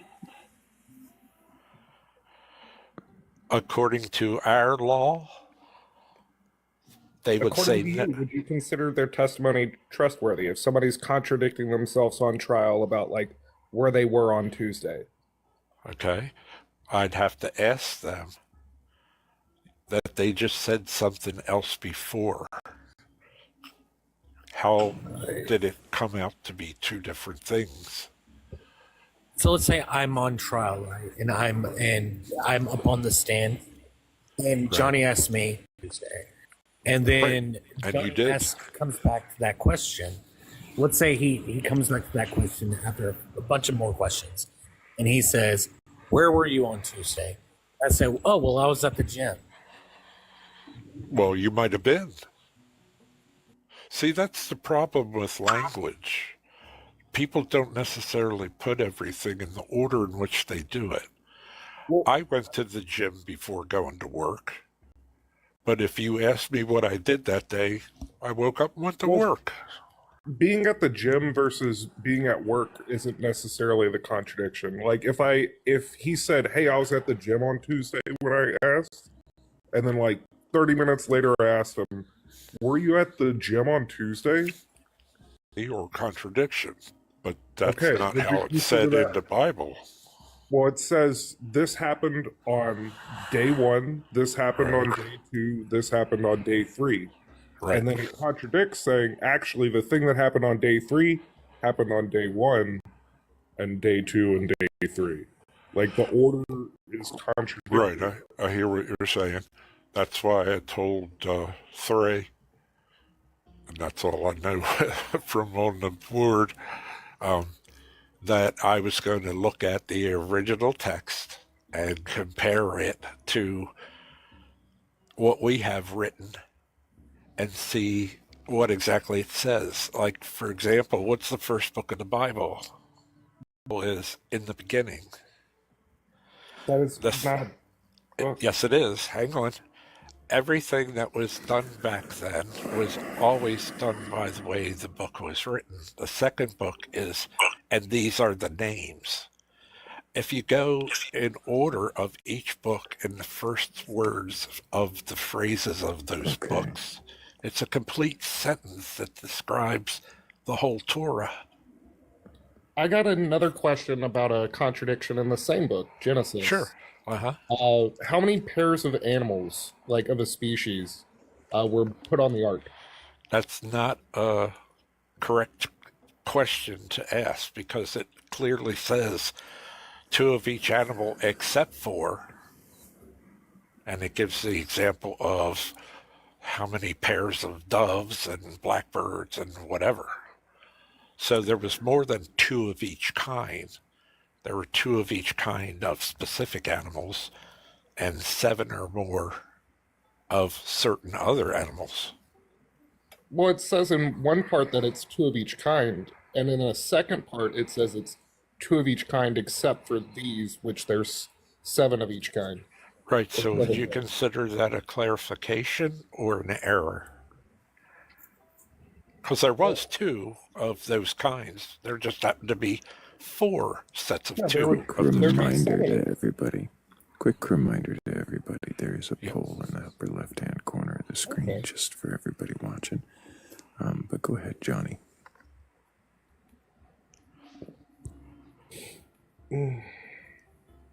Yeah.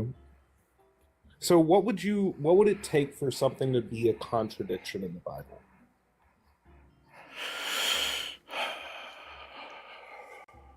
To me, a contradiction is a lie.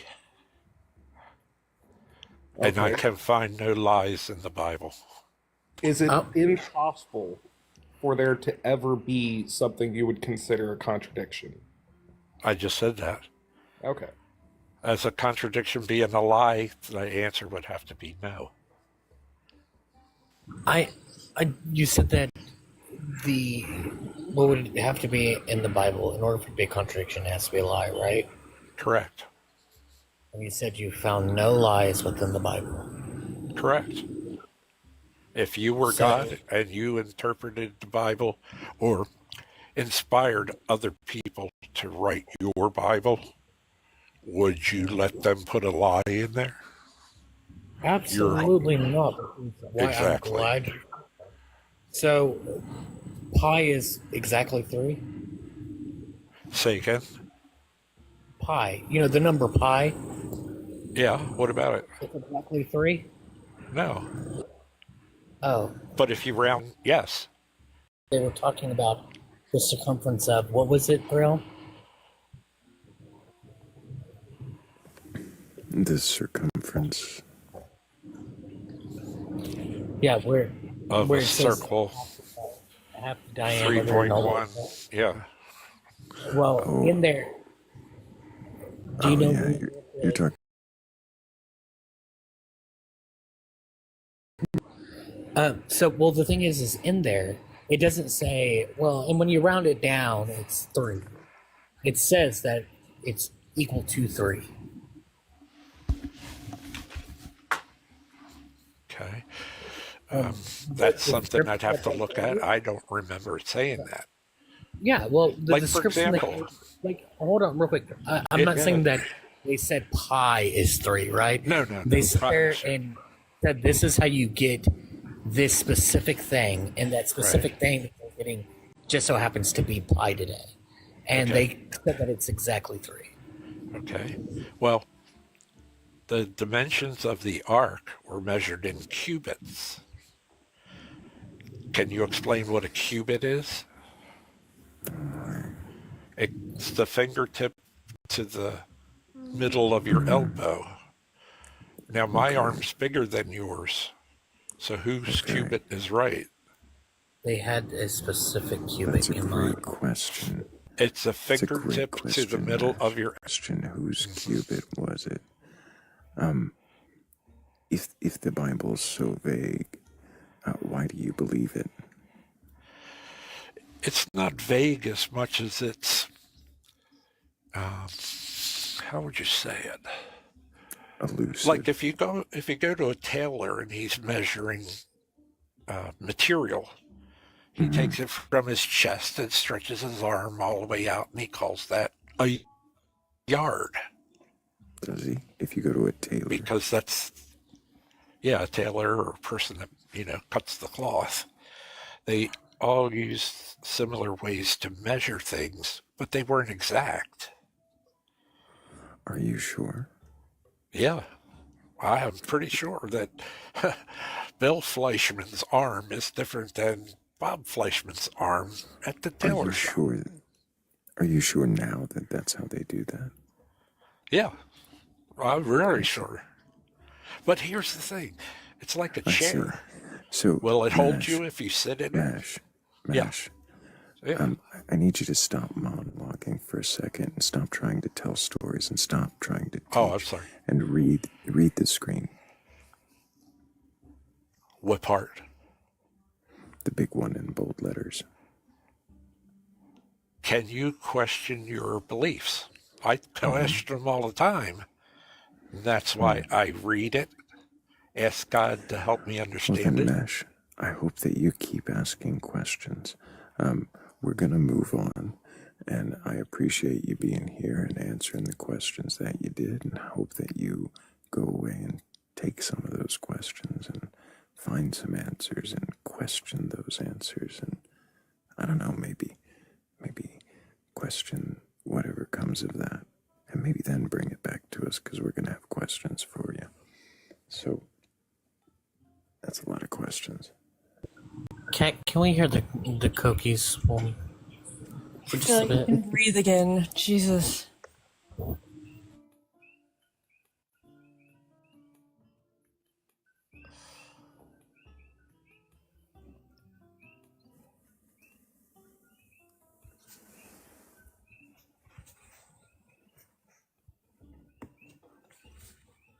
It is nice.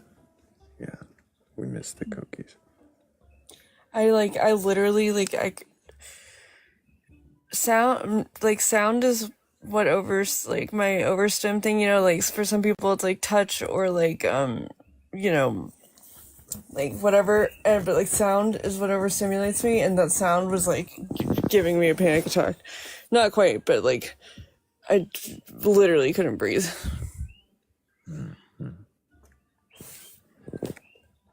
I can understand. It's a little much. We ended up with Mother.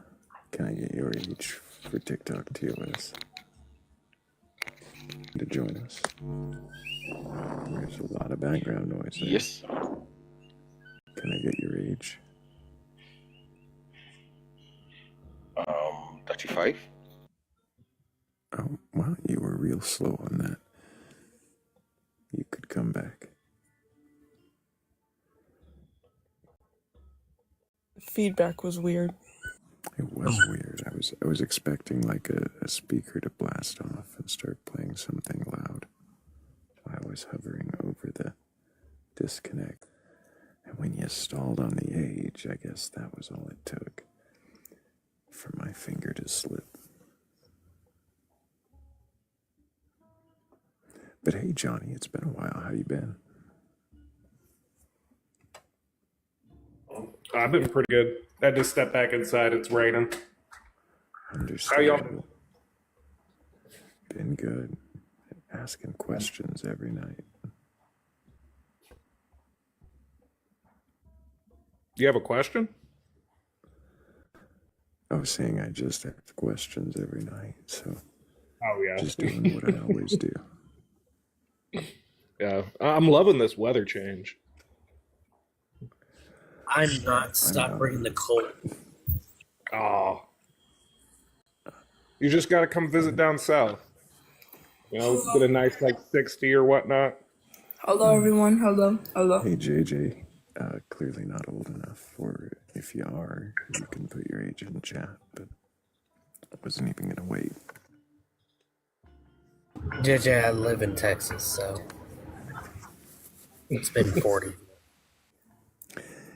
It is, it's too cold. Yeah, I'm in Texas. It's cold. Damn, we're all in Texas. It's not too cold where I'm at. I'm towards the coast. Okay. My weather doesn't change, so. Wait, you say it's not too cold? Yeah, I don't Hey, think it's too Six, cold. It's can I like get your perfect weather. age for TikTok TOS? Yeah. What side of Texas are you from? 6, I need your age for TikTok TOS. 29. Do you have a belief in a god or God's higher power or anything like that? Wow.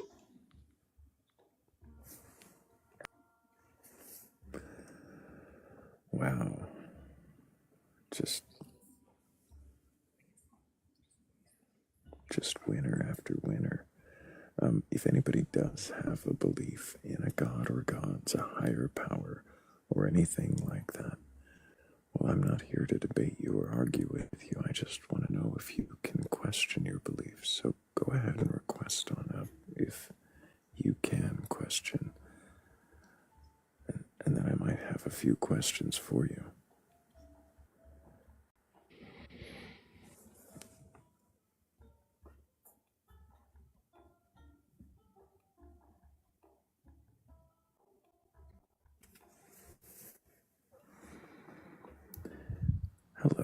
Athame, can I get your age for TikTok TOS? 26. Do you have a belief in a god or gods, a higher power, or anything like that? I believe that it's you, like it's us, like we are the higher power, like What do you mean we by are the higher god power? or the gods. Like the gods are different aspects of one being. The gods are like they're different traits. They rule over different traits within us, and that's like the gods. And then there's like the god. You are the god, but you have different aspects basically. And What that's is what God? gods are. God is your conscious and consciousness. God is everything. Anything that's like alive. Anything that's not alive. Any energy, any energetic. What is energy? Energy is a force that is vibrating. We perceive in different ways. Energy is what? It's like frequencies of vibrating at different the frequencies, like the vibration, What's doing the vibrating? the creation, the flow of things. The flow is like. What is flow? Are you going to question my beliefs or the flow? So the flow is, or the definitions of the words, I guess. The flow is. We're kind of questioning your belief right now. Okay, so I guess flow. So there is a point, a center where the flow starts, right? We are all fragments. I'm not sure what you fragments mean what flow of. is. I don't know what the center is. You're kind of saying a bunch of things, but what is it you're really trying to say? Your center, the center of anything, basically. The center. Before you continue, and you have time to collect your thoughts on how to say that, Thrayle, Johnny is trying to drop down. If you would. Oh, sorry, Johnny. Appreciate you so much. Oh, no problemo. Y'all have a great night. You too. Take care.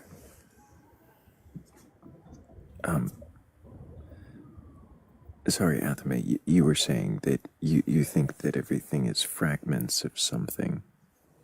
Yeah. We're all fragments. We're fragments of what? The whole.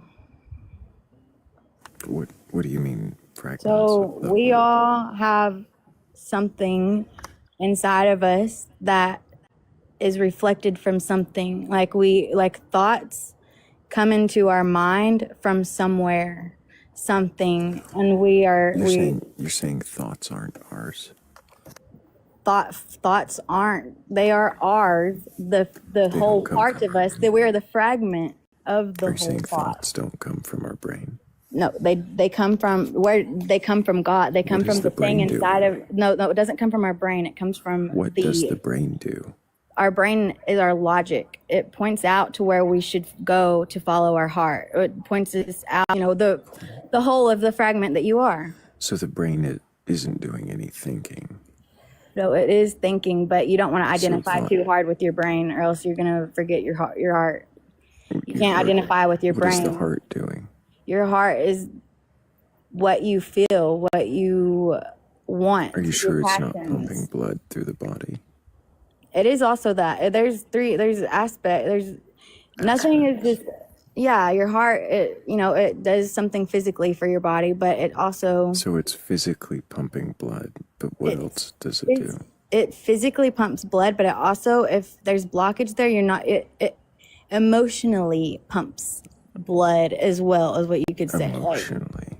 Your emotions. If Do you feel emotions some come way, from the heart, or do they come from the brain? they come from your heart, and your brain sorts it out. Because I feel things and my brain doesn't understand it, but my brain, when I give it time to think, that's why you don't want to identify with the brain, because whenever you're identified with the brain, you don't understand I'm not sure the heart what and you your mean by feelings. identify with the brain. If you go off your it lives, seems like it seems like you have a lot of answers. Do you actually know how to question any of these assumptions, or do you just regurgitate things that you've heard in spiritualist newsletters? I've not heard any of this from a spiritual newsletter. This is my own thinking. I don't know if you know, or you don't know me. I don't hang out with people. I'm not a normal average 26-year-old. I do my own studying, not really off of others. Anthony, let me ask you a question. If I were to go to a doctor and they were to look in my brain and looked in my body and at my heart, if they told me to speak about somebody I love, like I'll use my sister, my youngest sister, for instance, because she was here earlier today at my job. Let's say that they were to tell me to think about my sister and my feelings about my sister. And they were looking at the charts of both my brain and my heart. Do you think that my heart is going to light up with the signification that shows that I'm emotionally connecting with my sister through thinking about her and the emotions? Logically, you might not be able to, but emotionally, like your emotions aren't supposed to. I guess if you don't have those correlated, there's going to be the conflict there. That's why there's conflict in the first place. Well, what I'm asking here is because you keep saying that the heart is where the emotions come from, and I'm trying to figure out: do you mean that in a literal sense, or if you're meaning that in the metaphorical sense, where when people talk about emotions, they say that I'm speaking from the heart. Like, we know they're not physically actually speaking. Intuition. Your heart is your intuition. Like when someone says that I'm speaking from the heart, we know they're not like literally opening their chest up so their heart can start speaking, right? Right. It's a metaphorical sense that says that I'm speaking from a place of emotions. Right. They're going off of their feelings, not their logic. Right. So, but you keep saying that the emotion stuff comes from the heart. And I'm trying to ask you, are you using that in a literal sense or the metaphorical sense that you just mean that they are talking from or coming from a place within the brain that controls the emotions? So, literally, physically, emotionally, spiritually, the heart has the function of pumping shit into your being, into your life. If you don't have your heart flowing or your emotions flowing, you're going to have a heart attack and you're going to... Right. So, whenever we're talking about this, so like when we're talking about how the literal sense of the heart is that it pumps blood throughout your body, right? We can test that. We can see that. Your blood is deeper. It's DNA. You have to let me get to the end of my question. Sorry. So, whenever we are talking about like the heart pumping blood, like we can see that. We can get under whatever devices that doctors use, and we can see that actually happening and taking place. They are metaphorically coming from the heart. What can we see? Like, what is it, or like spiritually coming from the heart? What can we test to see if the heart is actually producing that function? It's weighing on you. It's making your brain work a lot on it. That's the communication there, like to see if it is from your heart or not. Like, it's between what's for you and what's not for you. So like, if you have a feeling about something and something keeps getting in the way of that, like your brain is there to discern if you should get away from that thing or not. You know what I mean? Anthony. So for instance, if I were to take this strictly scientifically, the science is going to tell me that where the emotions are, it lights up a certain part of your brain, that the heart has no function for that.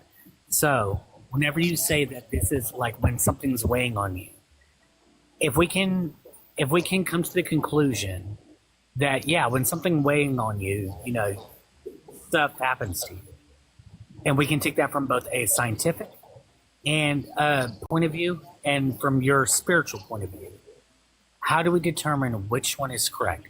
That you're correct. So how is it? How can you test your side? Because I know how I can. I go off of feelings. I do that. Me personally, how I test it is I test it right there and then. If I feel something and my brain is telling it's going like back and forth, I'm just gonna fucking do it and see if it works. That's like the willpower, the will that you have. Like, are you gonna do it or not? And if it doesn't work, that's your brain. Your brain is there to decide not to do that again. Or I'm not gonna lie. I'm trying to be very honest. I'm trying to be very sincere, and I don't mean to be mean. I'm not getting offended. I'm just explaining. Well, what I'm about to say might come off that way, and I want to preface this. It's not my intention, but that made absolutely no sense to me. So how do you discern what you feel and what how did it not make sense actually? Where was the confusion? Because whenever I'm asking you, how do you test this? Like, as far as like in the same sense that we can scientifically test something. And So, your response was that you experiment my brain with goes it. back and forth. Experiment with the back end. So you have usually two options, right? You can either keep going back and forth, or you can choose one or the other. So you can choose one, and if that doesn't work, choose the other route. If that doesn't work, wait for the next feeling to come up. That's like the flow there. Like if it's like trying to get pregnant over and over again. Like sometimes it works, sometimes it doesn't. So whenever it's finally there, it's fucking gonna create the whatever you were going for. But it's just like trial and error is how you learn anything. But especially that is just trial and error. That's how you learn anything. That's kind of what creation, all of it is just learning it. Right. So, but whenever I'm talking about testing here, like for instance, when it came to my point of view, where I believe that emotions have nothing to do with the actual organ of your heart. It has everything to do with your brain, and we can test that by hooking your brain up to an MRI, and whenever you start feeling certain emotions, seeing if any part of your brain lights up. And we've done that, and we said, okay, yeah, no, this is the part of the brain that deals with emotions. But we don't see the heart doing anything in that instance. So how do we test it? So your logic is why it's lighting up. You're starting to think about the feeling that, so whenever you hook your brain up and you see emotions happening there, that is you processing the feeling that is being processed. Like you're receiving a feeling, and your brain lighting up is the reaction to that feeling. The feeling isn't in the brain, but it's your logic that's lighting up on the screen that's making it work. That's what's making your brain work, is the logic. That's what your brain is there for, but it's receiving a message to go back and forth on. That's why it's lit up so hard in your brain, because that's the process. You don't understand your feelings until it comes to your brain, and then you're like, oh, this is a feeling. How do I feel about this? That's why your logic starts working. You start trying to logically comprehend what this message is. Awesome. So your neurology degree. I don't have a neurology degree, no, but I've lived and I've done a lot of studying, and I wouldn't just come on here and talk a bunch of shit that I well. No, I mean, like, this is what I believe. This is literally 100%, and I'm only able to answer because my experience is. It's not really going off of anybody else. Trial and error. I think Hammy's got a question. Go ahead, Hammy. Yeah, so the problem here is the fact that whenever we are testing even the heart, whenever it comes to like emotions and stuff, we don't see any part of the heart actually doing anything except for its normal function of pumping blood. So how do you get with that understanding of what's going on with the heart, how did you come to the conclusion that your heart is doing anything other than pumping blood? If your heart isn't pumping blood, you're not gonna fucking feel anything. You're gonna be not here. You're not gonna feel it. If your heart's not pumping that into your brain, you're not. That's where it's coming from. The blood it's coming from the pumping of the brain of the heart. If you're not having emotions, then you're not feeling. The same. Do you see the correlation there? If you're not feeling, you're not alive. If you're not, if it's slow not down. pumping, you're Slow not down. pumping. You're not actually explaining anything. You're just repeating yourself over and over, and it sounds Well, the same question over and over disjointed. again. So then, what? Why don't you wait and see if Hemi's got a different question now? Okay, cool. So, is it the blood that has something to do with the emotions? Yes, your heart is, that's your DNA, your blood, all of it is intertwined with your emotions, your soul, like how you feel, I guess. I don't even like to use the term soul, but I mean, like, you're a true There's less than a fucking minute self, left you on know, the like, poll on the upper left-hand corner of your screen. Everybody, just so you'll know, less than a minute left on that poll. do what? Nothing. I think, Good evening, I think everybody. Blake has a question for you. Go for it, Blake. Yeah. Of somebody else's heart, like pumping, or like No, like an actual completely artificial heart. no, I've heard of pacemakers, but not. Well, so artificial hearts are a thing that we do and put in people and replace them. Do you think that those people still have emotions after they have a mechanical heart? Yes, I do. Okay, do you understand how that affects your idea of where emotion comes from? No, I mean, I do understand where you would think that, but I understand that after they get a new heart or a different heart, they're going to start feeling things that is not, they're going to have Process through which differences. platinum and plastic causes you to have emotions. What'd you say? What is the process through which platinum and plastic allows you to have emotions? It's not that, it's the pumping of the blood. It's not the heart, it's the pumping of the blood, the flow. If you don't have the flow, it's the action that the heart does. It's not the actual heart. As you flow, and if you got the pumping, Center. then you'll never stop thumping. So Athame, maybe another time when you're, I don't know, maybe just another time you'll be able to better answer our questions and question your belief. I would have more questions, but I just know that we would get back to pumping the flow. And I'm not sure that's where we're ready to go.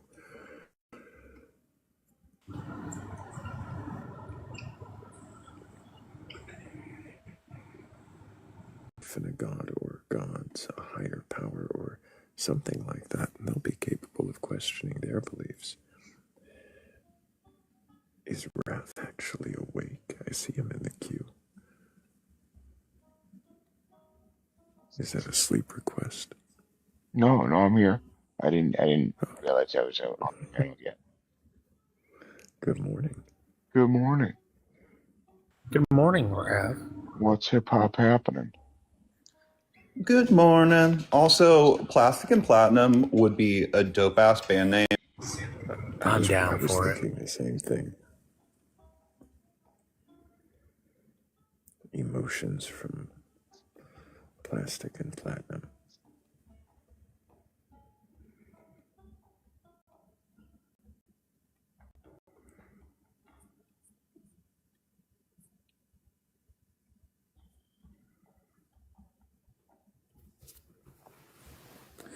Hey there, Gritty. Can I get your age for TikTok TOS?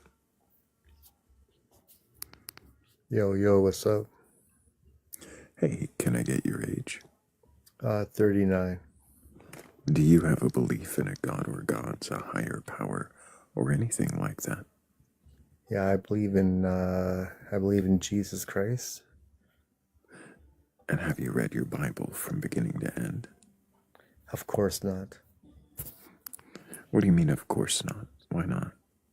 Well, I believe people who say they read the Bible from beginning to end, um, it's impossible to understand any of it anyways. Like most of it, you could understand what, I mean, you could only perceive what you can perceive from whatever level the mind is at, whatever you can personally understand with any words that are given to you to read. So just to clarify, you don't think that anybody who's read it from beginning to end understands what they've read? Is that what you're saying? No, I said they can't understand all of it. They can't understand all of it. No. What if I told you to read from beginning to end like 20 times? Do you think I could understand it then? Well, it would depend on your, basically your final say in all of it. Would it depend on my reading comprehension? No, like if you said, okay, I read the Bible like 30 times, I'm 100% convinced that the whole Bible is true. Would you be able to say that? Wait, so I'm curious though. Sorry, Hemi. I am curious though, Gritty. What percentage would you say you're convinced the Bible is true? Oh, 100%. Oh, but you haven't read it all the way through. How can you be convinced that it's 100% true if you haven't read it all the way through? So you mean in order to believe that everything is 100% true, I would have to read the first words to the very last one to be able to claim that, hey, this book that I'm reading is real. No, I didn't say that, Gritty. I'm asking why. Oh, that's my answer.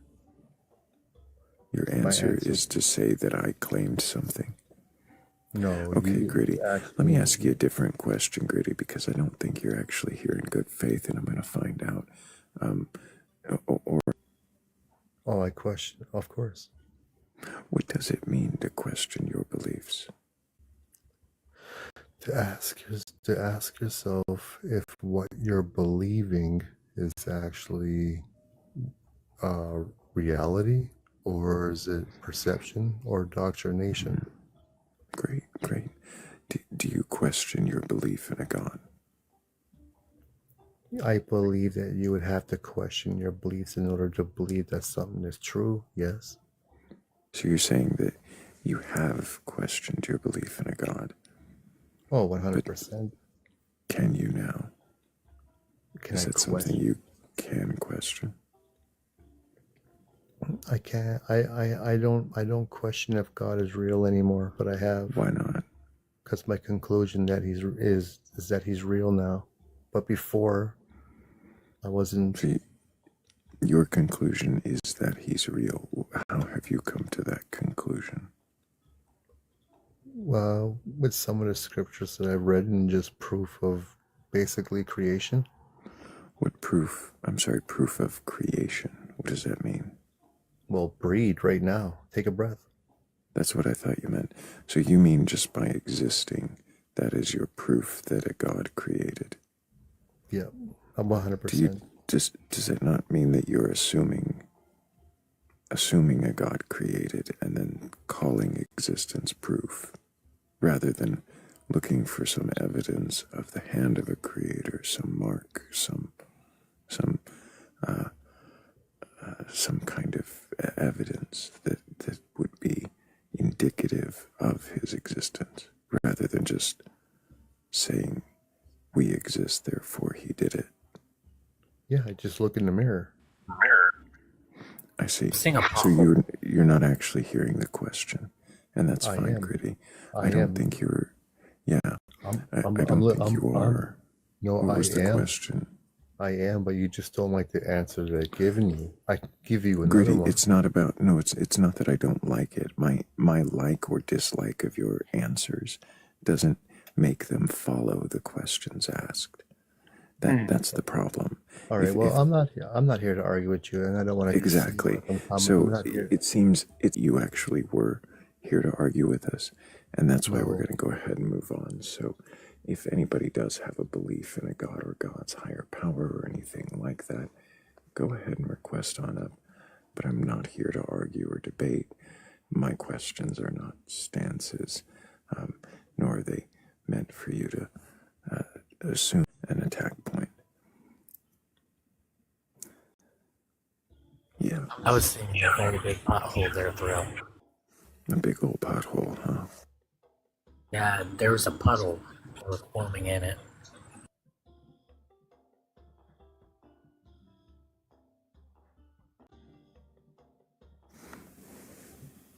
Hello, AI. Can I get your age for TikTok TOS?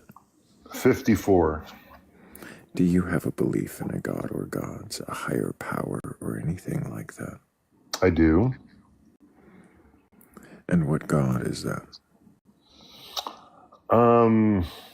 Well, as your prompt says, can you question your beliefs? I know there is a God. I didn't believe. I've gone through a long journey of not believing in God, believing in God, believing in a Christian God, believing in a Buddhist God, believing in energy and power, chakras, vibrations, quantum physics. Okay, so we can all list things off for a while, yeah. But can we answer a direct question? Which God do you believe in? Ooh, well, see, that's that's where I'm at. I'm questioning. I believe in the personal journey of a God. There is a God, and I believe there is an energy. Now, is it a person or energy? That's the tough one. I mean, because you're trying to define something that is undefinable and unprovable, and when it comes to scientific or certain research, I mean, all this is belief. So, why AI? Why what? Why are you trying to define something undefinable and unprovable? Speaking of the other person you had on too, that was talking about the heart. So AI, let's slow it back down. I talk fast. I'm sorry. Go ahead. Yeah, well, not only do you talk fast, you seem to answer questions that haven't been asked of you. Or at least you're addressing the question that hasn't been asked of you. I didn't ask why you believe what you believe yet. It might be written on the screen, but I didn't say it.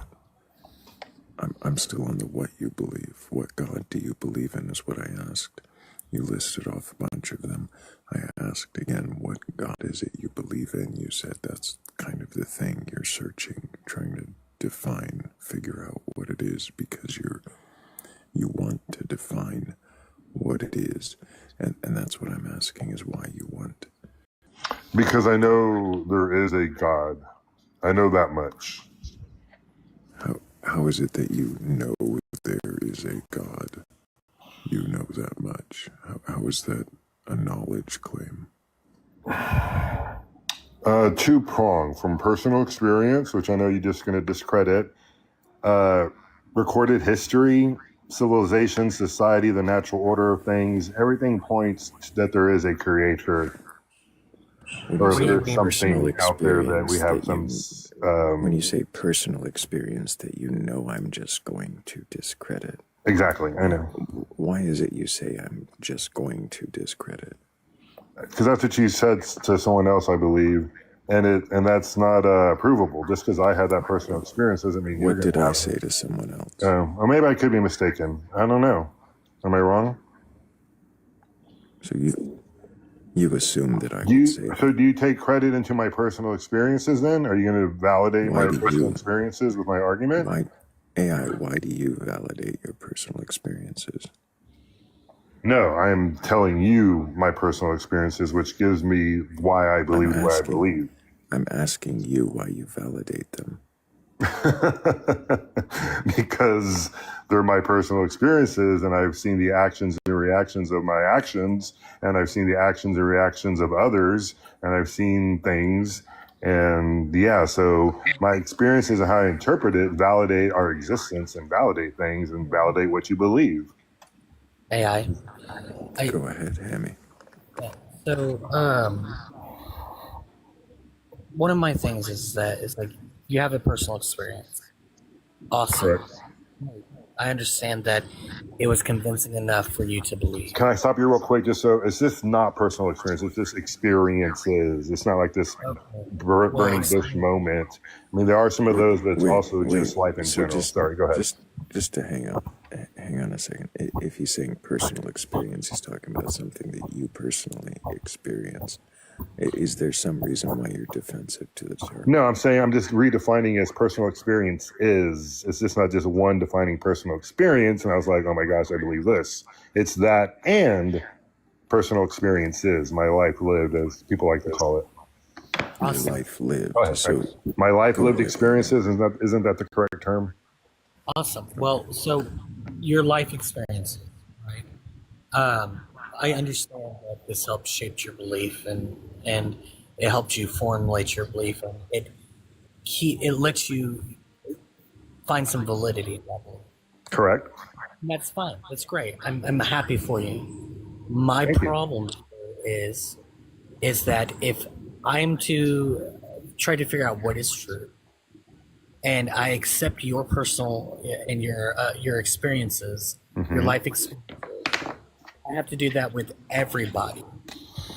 If I'm doing that with everybody, and some of these people have mutually exclusive things, I'm saying that everybody is equally valid and everybody is equally getting what is true to reality. Well, that would be the rub, is do my personal experience of what I'm saying totally go out of what other people have said, or do they align with other teachings and other beliefs?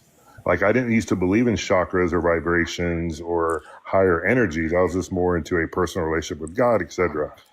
And then I went through my own things, whatever. But as I counter that and experience, I've seen it now. I know it because it's like, oh, wow, it's always been there. And everyone uses these cosmic laws. AI, just to check in. So you're saying that your personal experiences are match up with other people's, correct? Yes. Okay. So then your personal experiences match up with other people's, and there are other people who have personal experiences who might match. Can you mute while other people are talking? It's like you're, I don't know what it is, intentional echo and background noise all at the same time. Let's just cut it. So your personal experiences line up with other people's personal experiences, and there may be other people who have personal experiences that line up contrary to your personal experiences. How is it you determine whose personal experiences are true?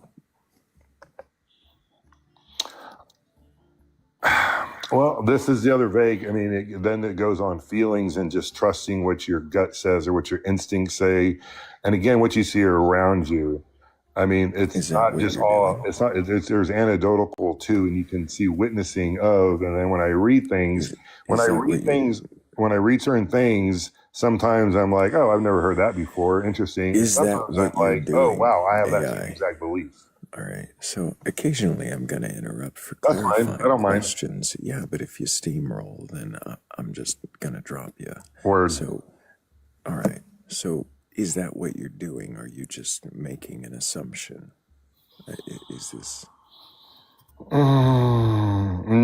mean, I'm using my, again, experiences to, I've been doing this a while, and philosophy and the Stoics and all the things. I've been in my 20s, I was in federal prison for 5 years, and my 40s, I did a couple of DWI stints, and I'm sorry. Stop for a moment, because I don't know. It's got to be intent. Is it anger or something? It's like if I was just talking at you, like doing this while I'm talking at you. Why the fuck would you do that? Oh, my bad. I have a pen in my hand. I'm writing also. I take notes. My bad. There are no pens in my hands. I am sitting in a leg cross position.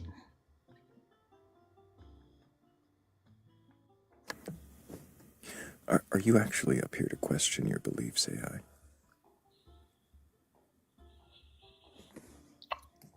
Am I? I mean, a little bit, but I'm asking your perspectives and seeing why you. Cool. So we're just going to move on.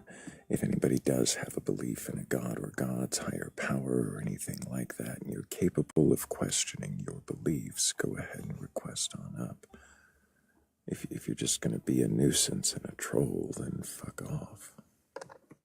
I honestly thought we were in West Side Story for a second.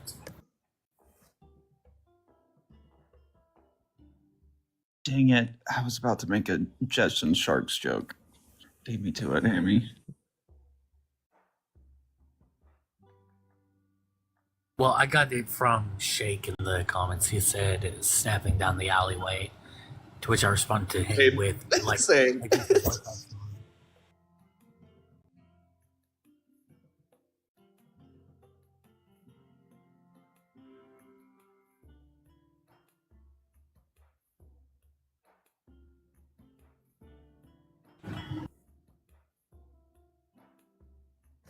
How long did he watch before requesting up? And thinking that the questioning of beliefs was a two-way thing here. It does become a two-way thing. There has been, I already did it earlier and I may do it again, a shift in the background where it says question the questioner, but it doesn't say that right now. Shake says he was in the comments for the past few days, so he's been here long enough to know what this is about.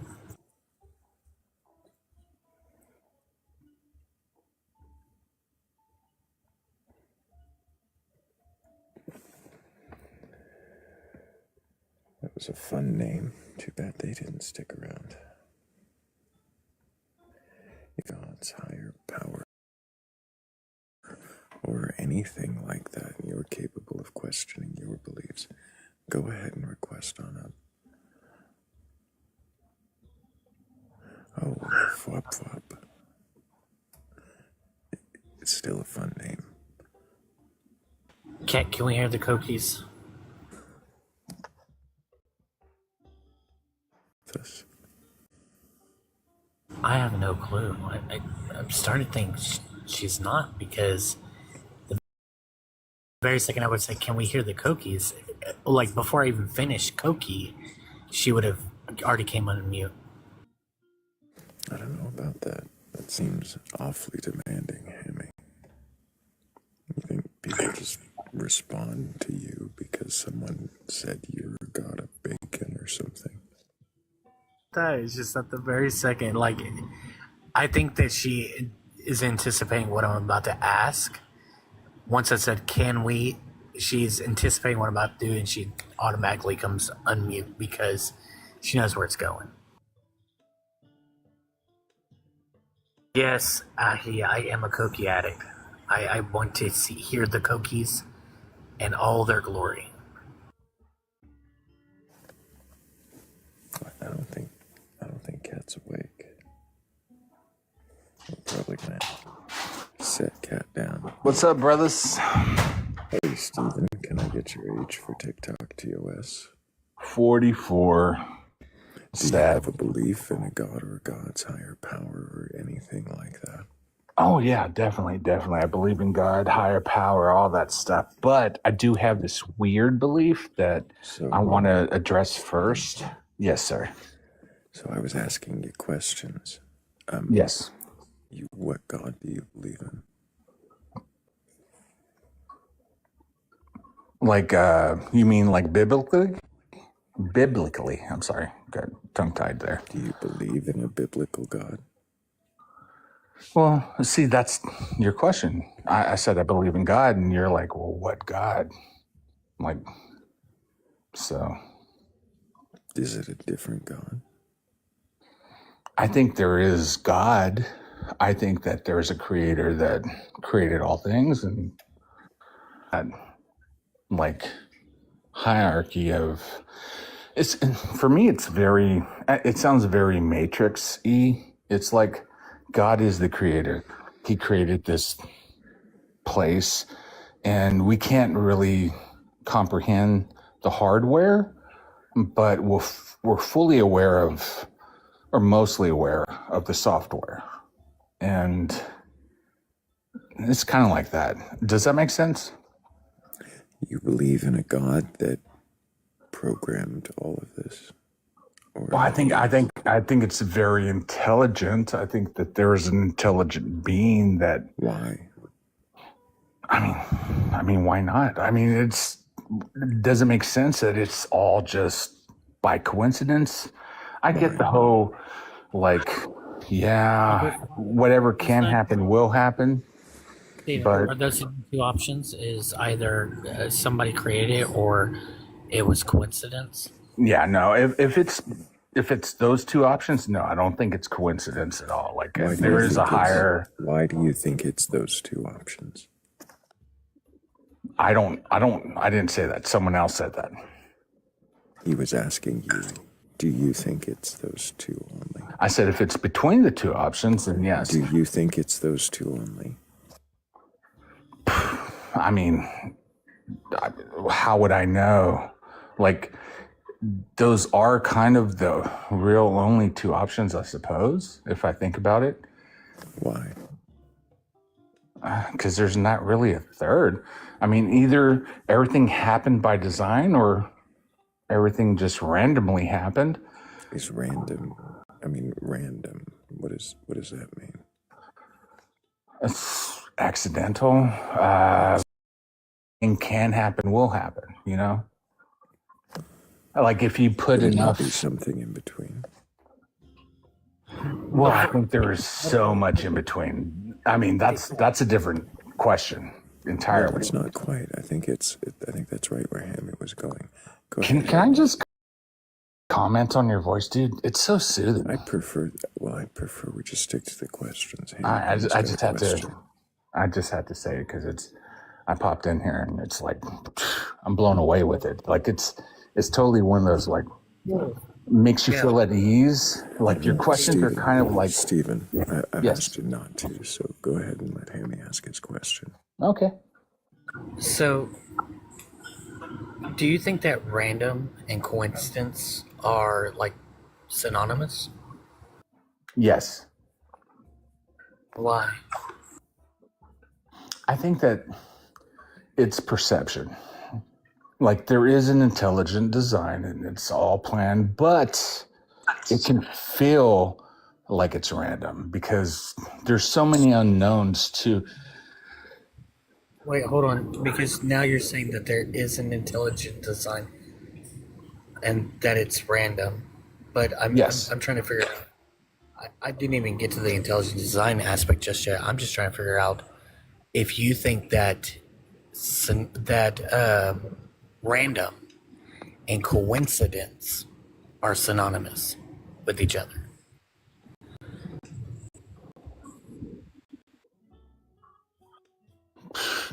I don't know. I think I could think on that for days. Like the thematics, right?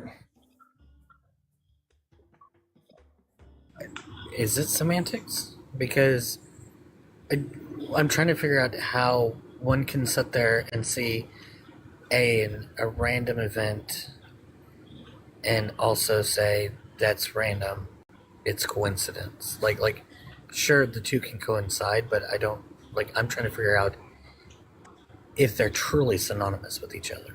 Well, yes, something can be a coincidence. After two times, now it's a pattern. So by the third time, it's no longer a coincidence. And I think life kind of tells us that, like the way our DNA is built, the way the universe is built, the way it moves, it's in the spiral kind of design.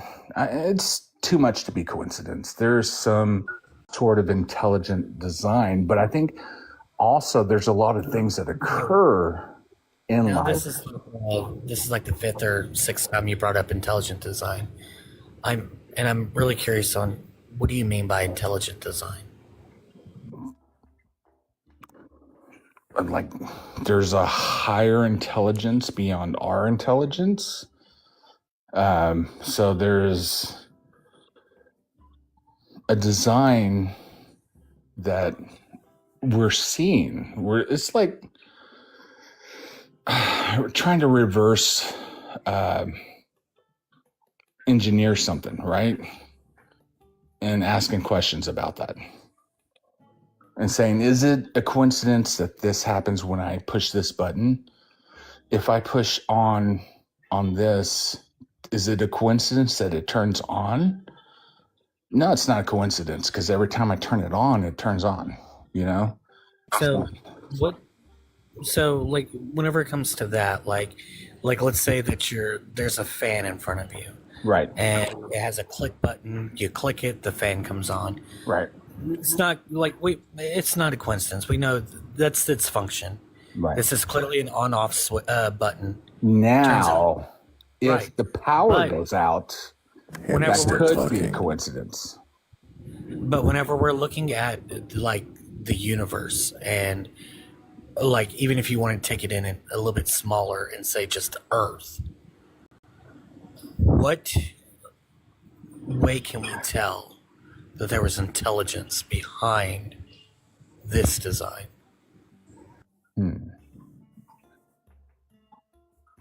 I suppose it would still be the same answer I gave prior, is that there's a pattern that occurs more than twice, like it's just a reoccurring pattern in life, in all life. Whenever I look at the Earth and I see that we have these creatures on Earth that require water to live, to survive, what intelligence is there behind covering the majority of the surface of that dwelling place with water that is undrinkable without humans doing something to make it drinkable? Well, I suppose at one time it was drinkable, and time has changed that. I mean, do we know that the oceans were full of salt before? Yes. We do. Okay. I don't know. I mean, there's rivers and creeks and other resources for drinkable water. I mean, if we're looking at it from, let's put it in a sense where I am designing a video game, right? Mm-hmm. And like a Sims style video game. Okay. I'm creating this world for these people.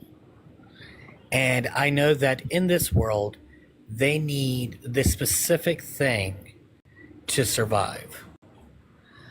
I would make sure, as that designer, to make that abundant within the world, so that way they can go up to anything of that one thing and be able to ingest it to survive.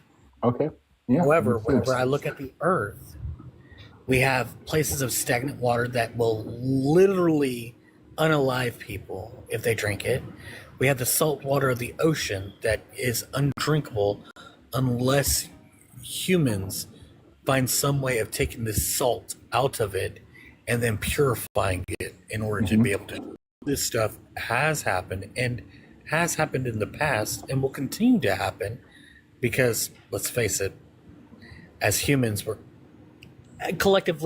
kind of dumb sometimes, and we have people who will still drink stagnant water and be like, oh, why did I get sick? Right? So, sure. Like, it's going to continue to happen. And I'm wondering where that intelligence is in that design. And that's human error. I don't know if that's within the design of the higher being, but I mean, these are separate questions. If you want to ask about rain, snow, rivers, streams, the way nature filtrates. Even snow is problematic because you have to make sure that you get a specific type of snow. You can't get snow that's been on the ground forever and just melt it down and drink it. You still have to purify it. There's specific snow that happen. Well, there's also the effects of human, like what we've done to the environment to cause certain effects, and that's cause and effect. That's entirely different. Intelligence. I'm still not seeing the intelligence behind this. It's pretty smart to me. I mean, how long have humankind been alive? Like, we're not very smart right now. We're just not. And we weren't more intelligent back, decades, centuries ago, but yet we've survived. So We were more intelligent back then? He says we weren't. Oh, okay. I thought he said we were. I was like, what? No, he says we weren't more intelligent back then. So I'm Yet saying, we yeah. have survived to this point. Despite our own negligence. In what way, right, in what way does that indicate that there is a design, though?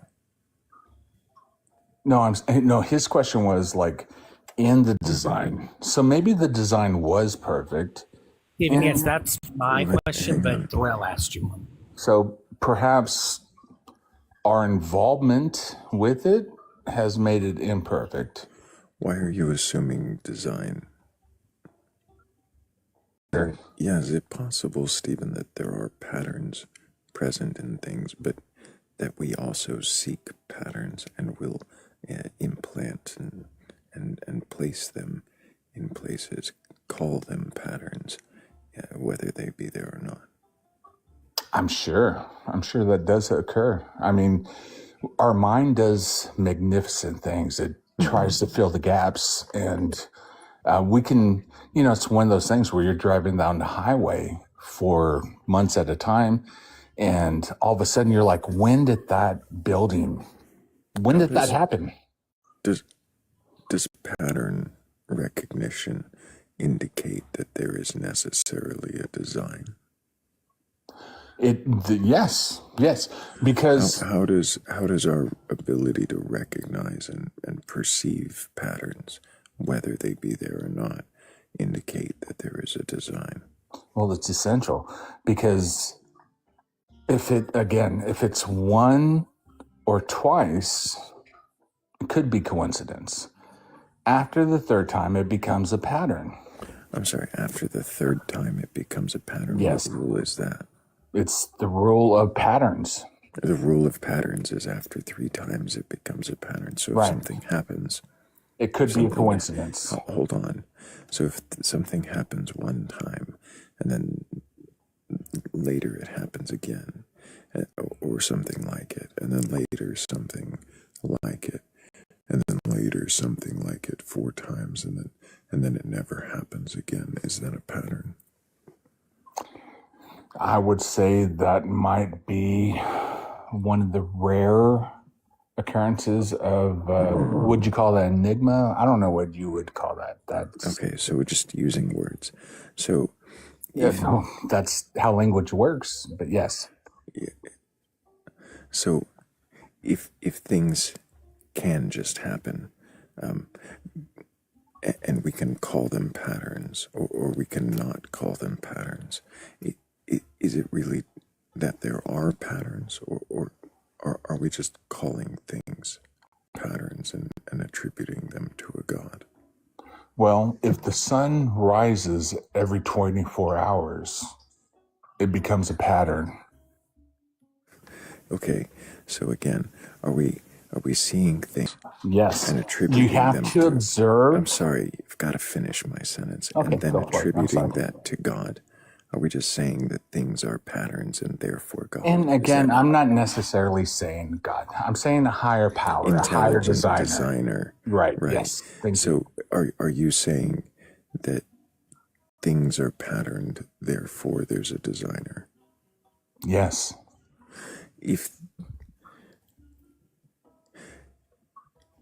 So are you saying that nothing can be patterned that isn't designed? I think there can be rare occurrences of a short-term pattern that maybe is like a rare occurrence, but for the majority of the part, yes. To the answer to your question, yes. To clarify, and just to help me understand, is there anything that isn't designed according to you?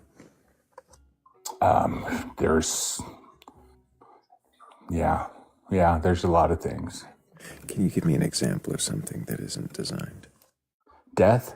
I mean, it is, and it isn't. It is and it isn't designed. Like, we all know it's going to happen. We all know it's a part of How is life. it? I'm sorry, how is it? Because, like, how is it not designed if there is a designer of everything? It didn't design death. Right. Our pattern, like what we can observe, is that if there's a certain set of circumstances or a higher ratio or something, someone has some sort of pre-existing condition, they have a higher risk, and they will die. And then there's also that moment where someone's 100% like cool, nothing's been happening, everything's fine, drops dead. And that blows my mind. You don't think in those situations that something underlying and unseen occurred?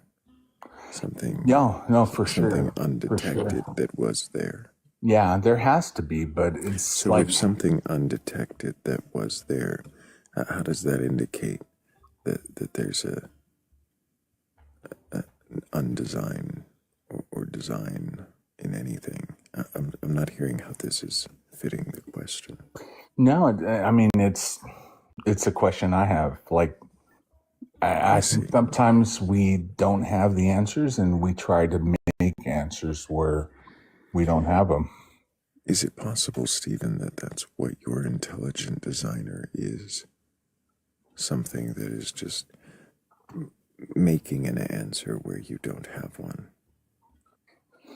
Well, I suppose. I mean, I'm trying to place a name on something I don't understand. Attributes on something that you don't understand as well, not just a name. Well, no, I think the attributes are there, but... Are you sure? I'm pretty sure. You give things the attribute of design. Can you tell me the difference between designed and undesigned?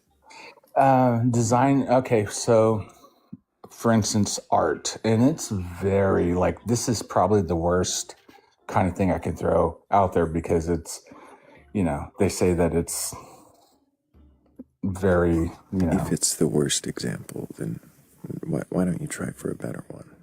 Because that's the way my mind works. So, and it'll probably help longer conversation.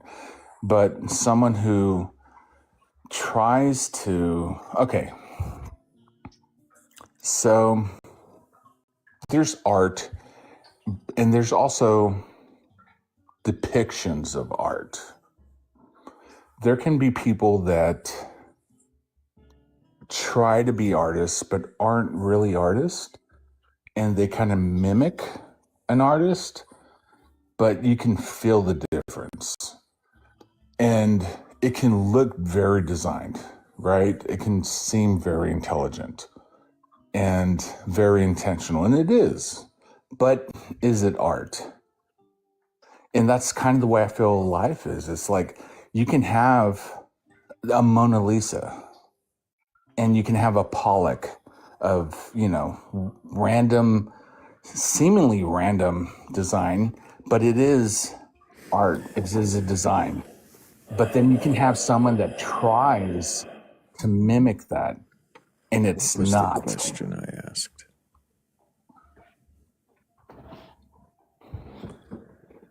Does anybody remember the question I asked? I'm not gonna lie, I'm mentally checked out a little bit ago. Kat's got an excuse. She's asleep, so we'll set her down. All right, this is the best I could do. I'm sorry, bro. I'm not trying to make up stuff. I'm just telling you the way my mind's working right now. Steven, the question I asked was, how do you tell the difference between designed and undesigned? And you started talking about art. Right, because I'm an artist, so I can tell the difference. Tell me the difference between designed and undesigned? Designed is something that's intentional. And how can you tell the difference between intentional and unintentional? I can't. I can feel it. If you can't tell the difference, and you I can feel it. I can tell the difference, like when I see it, if I hear it, I can tell the difference, but I can't verbalize the difference, if that makes sense. Not quite. Well, do you think it's possible that you just are using intuition to decide what is and isn't designed? And in that, intuition. yeah, sure. In that example, sure, yeah, absolutely. Could intuition be wrong? 100%, yes. Why do you assume that your intuition is correct? I don't assume it's correct. I never assume, but trial and error has a good record. I'm sorry, I don't take. I never assume. Those words sound strange after intelligent design so many times earlier in this conversation. I can sure see that. Are you sure that you never assume? No, I don't assume. Isn't that an assumption? An assumption that I don't assume? Mm-hmm.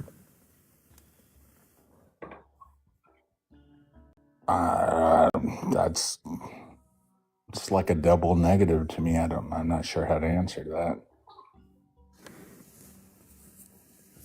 Did you have questions, Hammy? Do what? I'm sorry, there was I was asking Hammy if he had any more questions for you. No, I don't have any more questions. Real quick, I'm going to thank you, Hammy, also Donna B, Shell, Freak Scene, and Base God Slippy. Thank you guys so much for helping with that goal. I appreciate you. Let me ask you, Stephen, does it matter to you if there is an intelligent designer or not? I suppose not. I mean, at the end of the day, we're born, if we're lucky, we're most definitely going to die. And what happens after that is, who knows? So, Do you think there is an after that? I really hope so. Why? It just, I guess because I want to hold on to life for the ones that have gone already. I want to hope that they had more time. Time to do what? Just to be, just to exist. It doesn't even matter. Like, I don't even, like the end game, I don't know. I don't know what the end game is. I don't know what anyone expects. It just, I guess it hurts to think that you can lose someone at a young age and they're just gone. Yeah.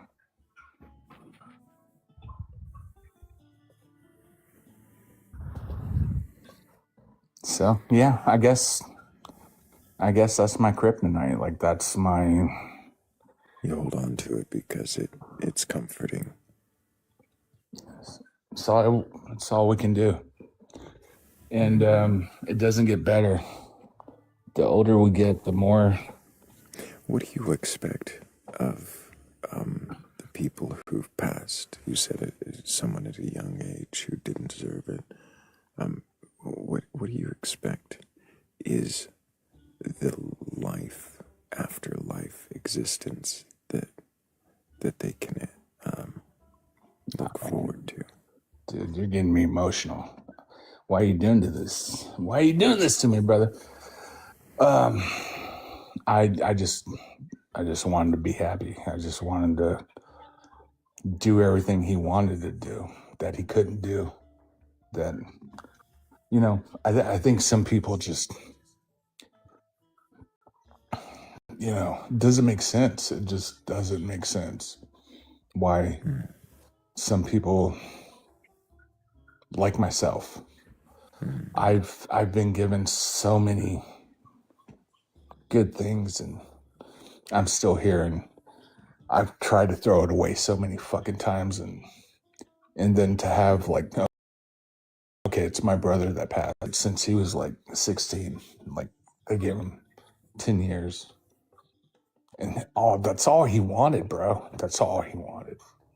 He just wanted to live, and he was a good guy. He just loved people. He just loved everyone, and his body just wasn't there. So I think that's what I want. I just want to imagine that he had another chance to just live. I mean, does that seem designed? I know that it is, but it doesn't feel like it is. Like it feels really fucked up. You say you know that it is. You need to know that it is so that you can know that he and others had somewhere to go. Right. That's why you need to Right. know. Right. If it wasn't designed, then it's just all random weird shit that happens and nothing means anything. I mean, why are we doing anything? Who is it meaning something to? It means everything for it. I mean, if nothing mattered, then why do we do what we do? Why do we wake up? Why do we go to work? Why do we do any of this stuff if none of it matters? What else would you do? Just burn it all down. Why? Because it doesn't matter. You say it doesn't matter. If it didn't matter, then it doesn't matter. Let me ask you a question. If there was some eternal afterlife that went on and on immeasurably after this, what would this matter? Wouldn't that mean that this doesn't perish and it was a blip on an eternal timeline that you exist for? Wouldn't that mean that this doesn't matter then? But on the contrary, if this is all there is, if this is the one life that you know you get, doesn't that make it matter all the more? Dude, you got some deep questions, bro. Yes and no. If there was an eternal life, and that's not even what I'm asking for. I'm just asking for a little more time. That's it.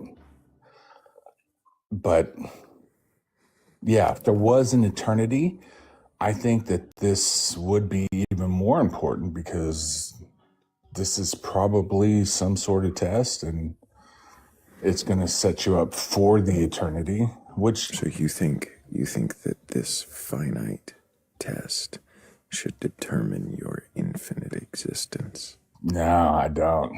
That seems wild, doesn't it? It is wild. I think that you should get many tries, and because we should have multiple finite tests to determine our infinite existence.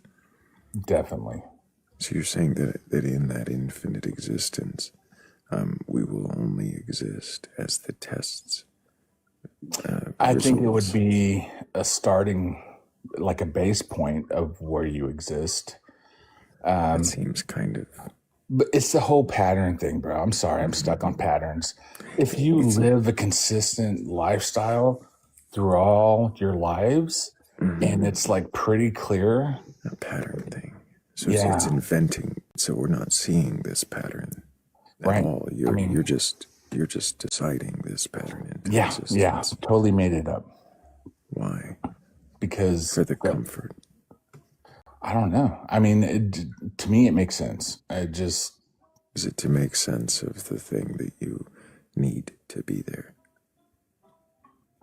I do need patterns.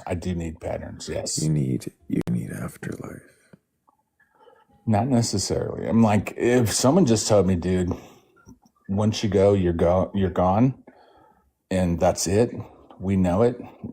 It's definite. Like, just tell me that.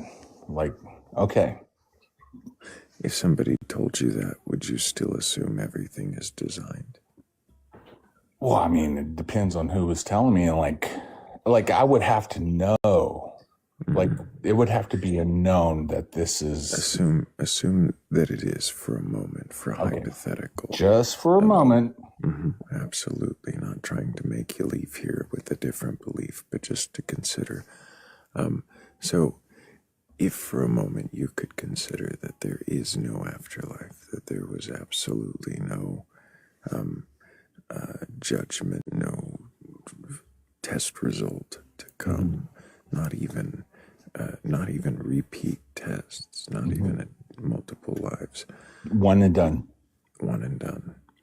If you were to verify that was actually the truth, would you still believe that there was a designer? Of course. I mean, how else would we know that it's one and done? Assuming that you had some way to verify it that didn't require a designer to do it. No designer. Right. Just okay. Okay. Or I can hypothetical land. Let me get out of my box here for a moment. Just give me a moment to try to grasp this. For the concept. hypothetical, that's why it's hypothetical. So something convinces you that there is no afterlife. Would you still need to believe that there is a designer?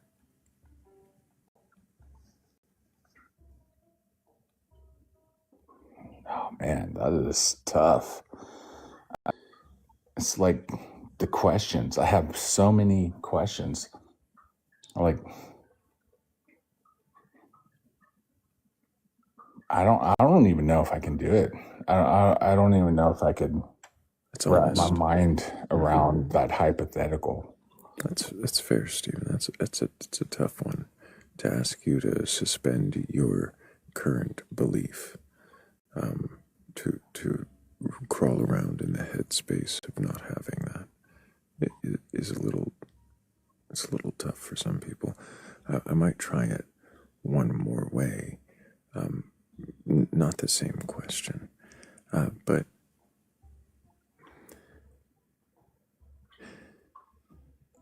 does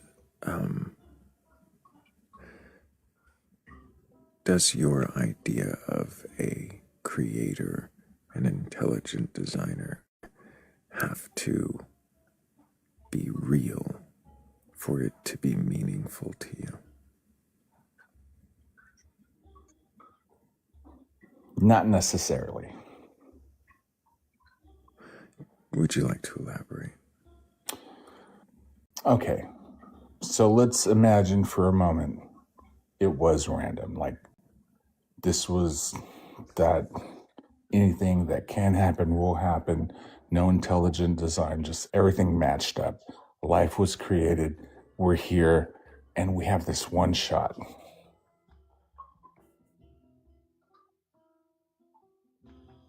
Then I think it would be just as meaningful. There would be less questions. I think there would be just a relief of the questions, and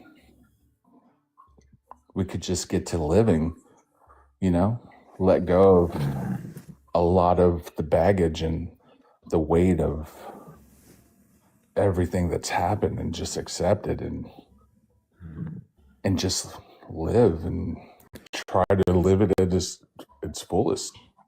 It wasn't quite the question I asked, but the way you interpreted and answered it was interesting. The question I'm really asking, though, is does your idea of intelligent designer, the intelligent designer, to be meaningful? Like if a God has to exist, does a God have to exist for the God to be meaningful? Does Santa Claus have to exist for Santa Claus to be meaningful? Oh, I see what you're saying. That's two. It's almost two questions in one. Right. So, is the idea of your intelligent designer meaningful to you? And does it have to be real for them to be meaningful? phrased that way, no. Yes. Wait. Now you just mind fucked me so hard. Hold on. Let me think about this again. Okay. So for it to be meaningful, does it have to actually exist? Or can it exist within my mind for it to be meaningful? So the answer is, if my mind tells me it's real, then it's real. Does that make sense? For you, whatever you assume to be real is your reality. Right. Even if it's contrary to what actually exists. Correct. And so therefore it's meaningful to you. Yes. But in the scenario where it wasn't real, then it changes almost nothing, because it almost still has the same meaning to you. It still has the same meaning. It almost actually amplifies it a little bit, where it's more meaningful because there's not that extra weight of the after. It's about the now. And the now is more important than the after. Does that make sense? It's almost what I was saying about afterlife earlier. Oh, I probably wasn't here, but...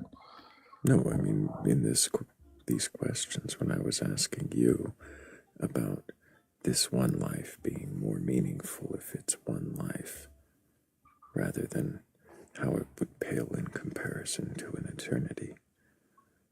I know you turned it around with the test, but the comparison now is quite similar. Okay. Stephen, You're good. I appreciate you. I appreciate you, brother. You really expanded my perception here and made me think. Thank you for treating the questions honestly and really going on a journey with us. Absolutely. I hope maybe you come back another time. I'm going to follow you right now. Absolutely. That was awesome, dude. I feel like I got like free therapy here. Crazy. Not quite therapy, but critical thinking. I appreciate you, Stephen. Thank you. I'm going to go ahead and move on to the next guest. But absolutely. I'll mute myself. Oh, I'll drop you down, but I do that to everybody. W's for Stephen in the chat, though, because absolutely, I heard I don't knows. I heard critical thinking. I heard real questioning of that belief, of that assumption. I don't expect it to change. I don't expect to take it from him, but I really do appreciate him considering it and thinking of the alternatives and getting his head into another space for a few seconds even. We've lost a lot of our questioners, but we have gained nearly 100,000 likes since the last time I addressed it. Guys, we're at 163,000 likes. That's amazing. 142 of us watching. If we all keep tapping, I bet we can break 200K before the end of the live, and probably even get a few more people in here curious enough or courageous enough to question their beliefs.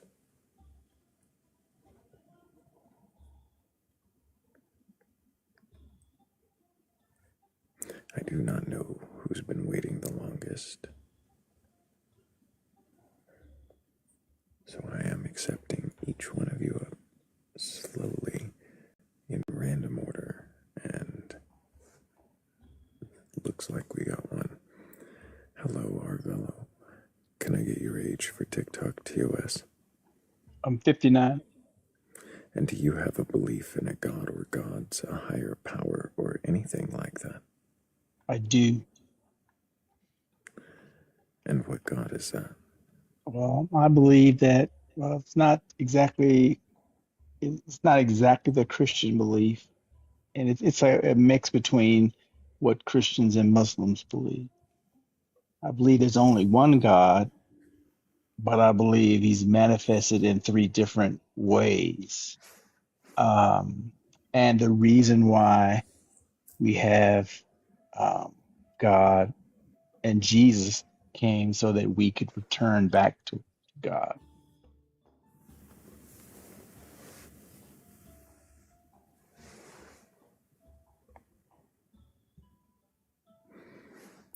Okay, so you said you believe a mixture of Islam and Christianity. Correct. I think both faiths have kind of got it wrong, but I have my own way of believing in it. Why do you think that you have it right? Well, so Christianity and Islam both depend on scriptures in order to get things correct. Have you read those scriptures? I have read both. From And I've beginning also to read, end, both yes, of them?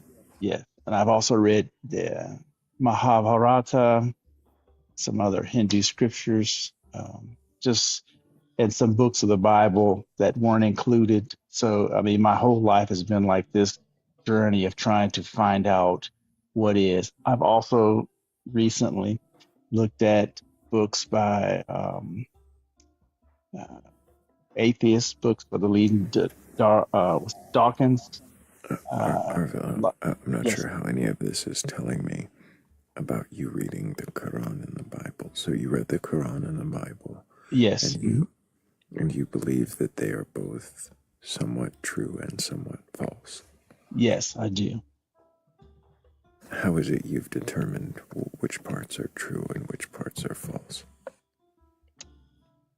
By comparison. So when you look at the Bible, there are many like contradictions in the Bible that basically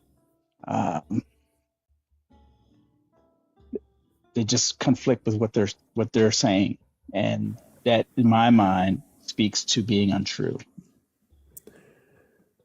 Okay, so you found contradictions in the Bible. Correct. And so that speaks to it being untrue. How did you Yeah. determine that there was any truth of it? So, like when you're in a court of law, when you make testimony, if there's different testimonies, right? That means to me that lends to me to not believe in what the testimonies, and I throw the case out. And I think what you're saying is, how do I know any of it is true? So in my demonstration of my life, like when it says, for example, thou shalt not steal, you shall not kill, these things are self-evident to me as being true, because these are the quote, air quote, right things to do. So those things speak to me as of being true. But when I hear stories that conflict with either the nature of God or his attributes, then that makes me think that those things cannot be true. So in the same chapter that it tells you not to steal or to murder, it tells you not to covet thy neighbor's house, goods, wife, or ass, or anything else belonging to your neighbor. That's true. That's true. What is?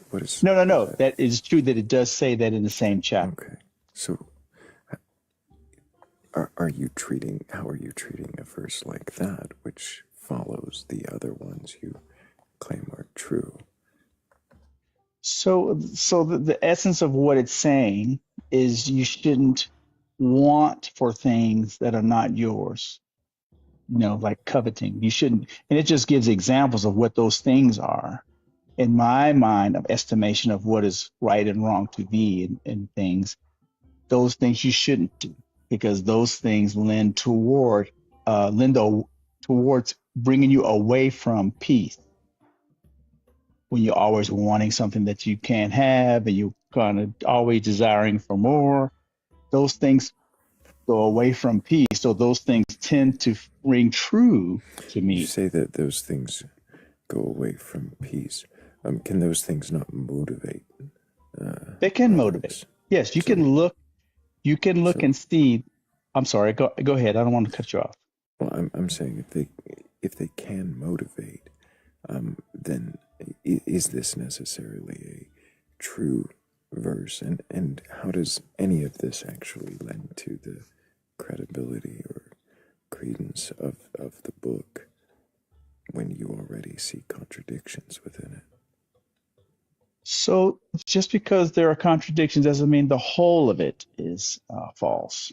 There are contradictions, and I won't say that the whole of it is false.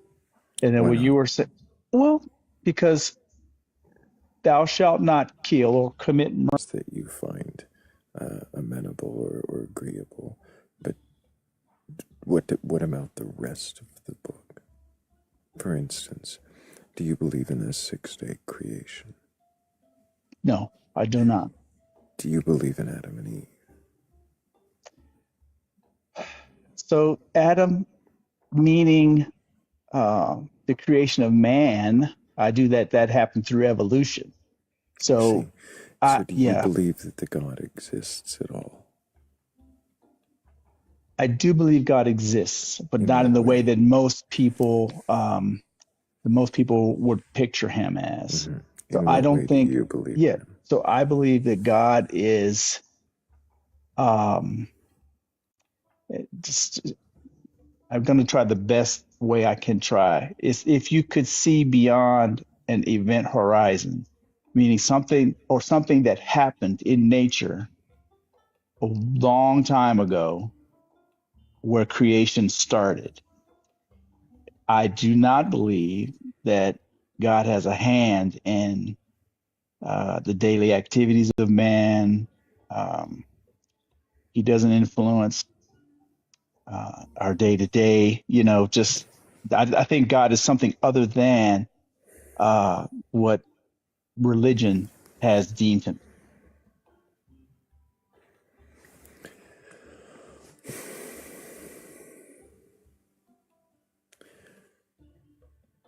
Can you question your belief that this God exists at all? I cannot question. Well, so when we think about God, I think about the origin of all things. That's basically, if you had to give a definition, the origin of all things. In science, we call that the Big Bang. But I think that something has to occur from something. That something I call God. So no Or a matter higher power. so no matter how things are explained, or parsed out, you will always say that there is a God, and it is the thing that comes before whatever we can explain. The reason why I read all these texts is so that I can try to grasp what is true. It has evolved from pure Christianity. And then once I started sawing contradictions, I started looking for different things. So I can question my beliefs. But right now, I think that's where I am right now. I mean, something originated everything. I do not believe that something influences everything or knows everything or has all the power of everything. But I do think all the laws of nature, the things that we see, are governed by the event. Why? Because it's so. I mean, we know that Because it's gravity. so. Well, I mean, because gravity Because it's works. so. Well, because let me try to Why do you explain what I assume mean. that? Gravity Why do you, works the stop? way it does. Stop. Okay. Stop. Yeah, sure. Stop. Why do you assume that it is God? So I think our definitions of what God are may be different. So I Why do you think call it God? Why do you sandwich God into existence by just I just defining it as that which is before whatever is? okay. So I guess you could call it nature, because nature is, and we are. So in the same vein, things exist, and Things so these exist, so laws these exist. things exist, and there's laws, and you're going to call them God. Why? Why does the word God matter so much to you to place it upon those things that which you cannot explain? So I just termed the God event as the origin event, the origin of all things, not Why do you necessarily assume there is an origin? because everything comes from something, Why do you doesn't it? assume that? That's my assumption because when I see things in creation, something doesn't come from nothing.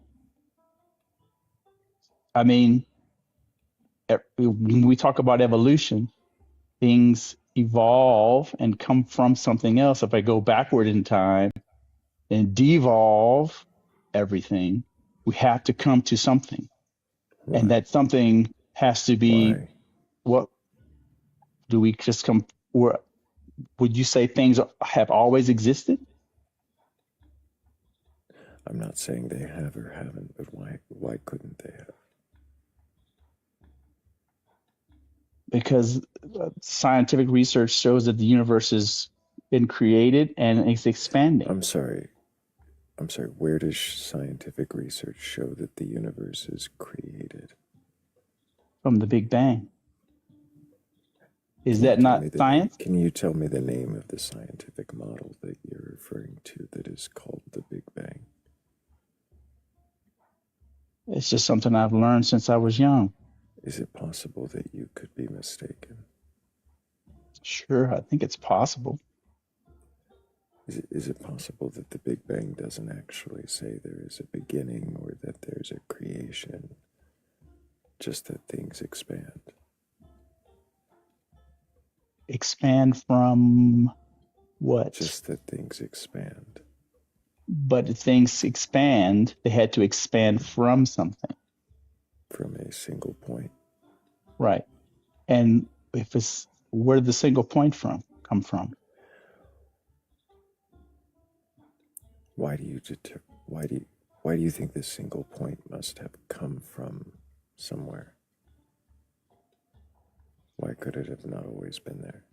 So Or could it? I'm just trying to Could go it ahead. possibly have been there in some other state, not a single point?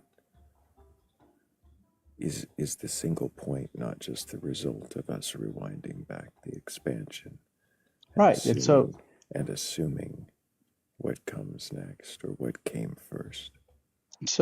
yeah, and that's exactly what I was going to say.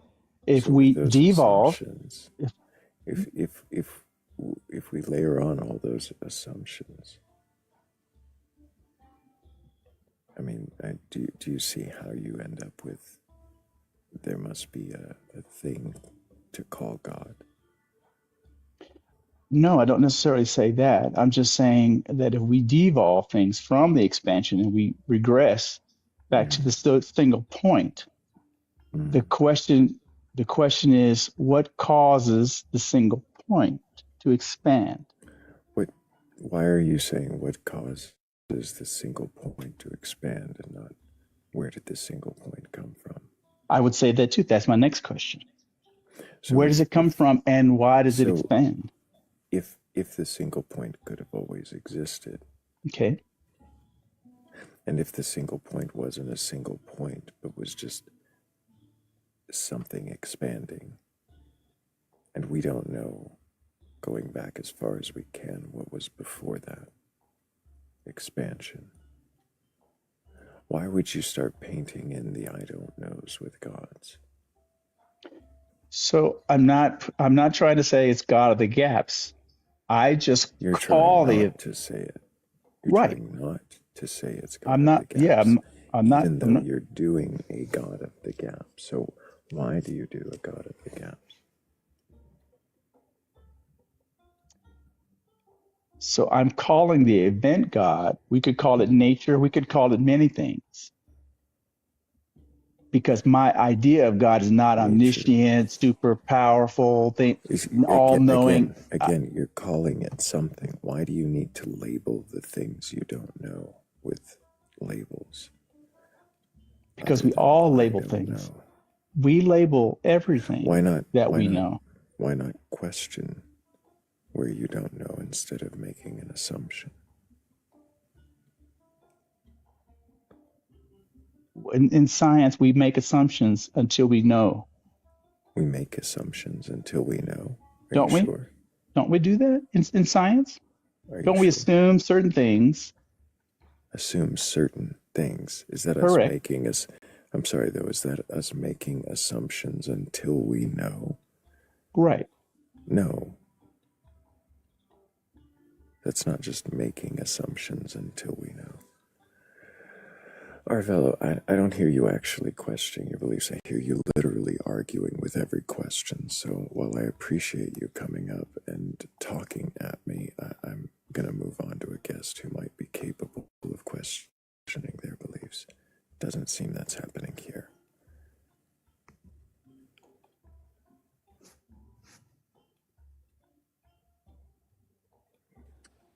Hello, Thee. Can I get your age for TikTok TOS?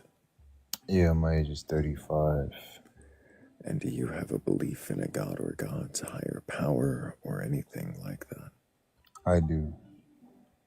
And what god is that? I'm still. I think it's hard to give it a name because when you give it a name, it takes away its power.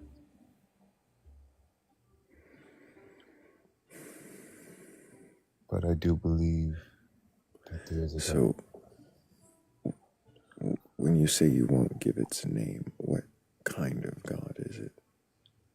It's one that I feel gives me direction in life. Direction in life.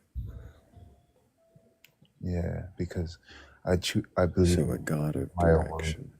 So you don't name the god, but it gives you direction. I'm curious, is this a god from any particular faith practice? I grew up in a religious background, and I separate from it because I believe that religion just boxes in what God's true power is. All religion does. Boxes in what God's true power is. Why do you assume there is something there to call God? Because there's a religion because of it.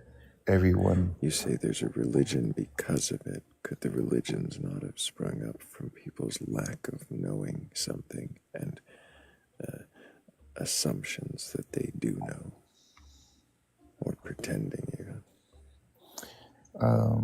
It could come from that, but I honestly think that because there's so much incongruence with each other's religion, but they have different names. I just think it's just a communication factor that's put it. I'm sorry, have you studied all these world religions?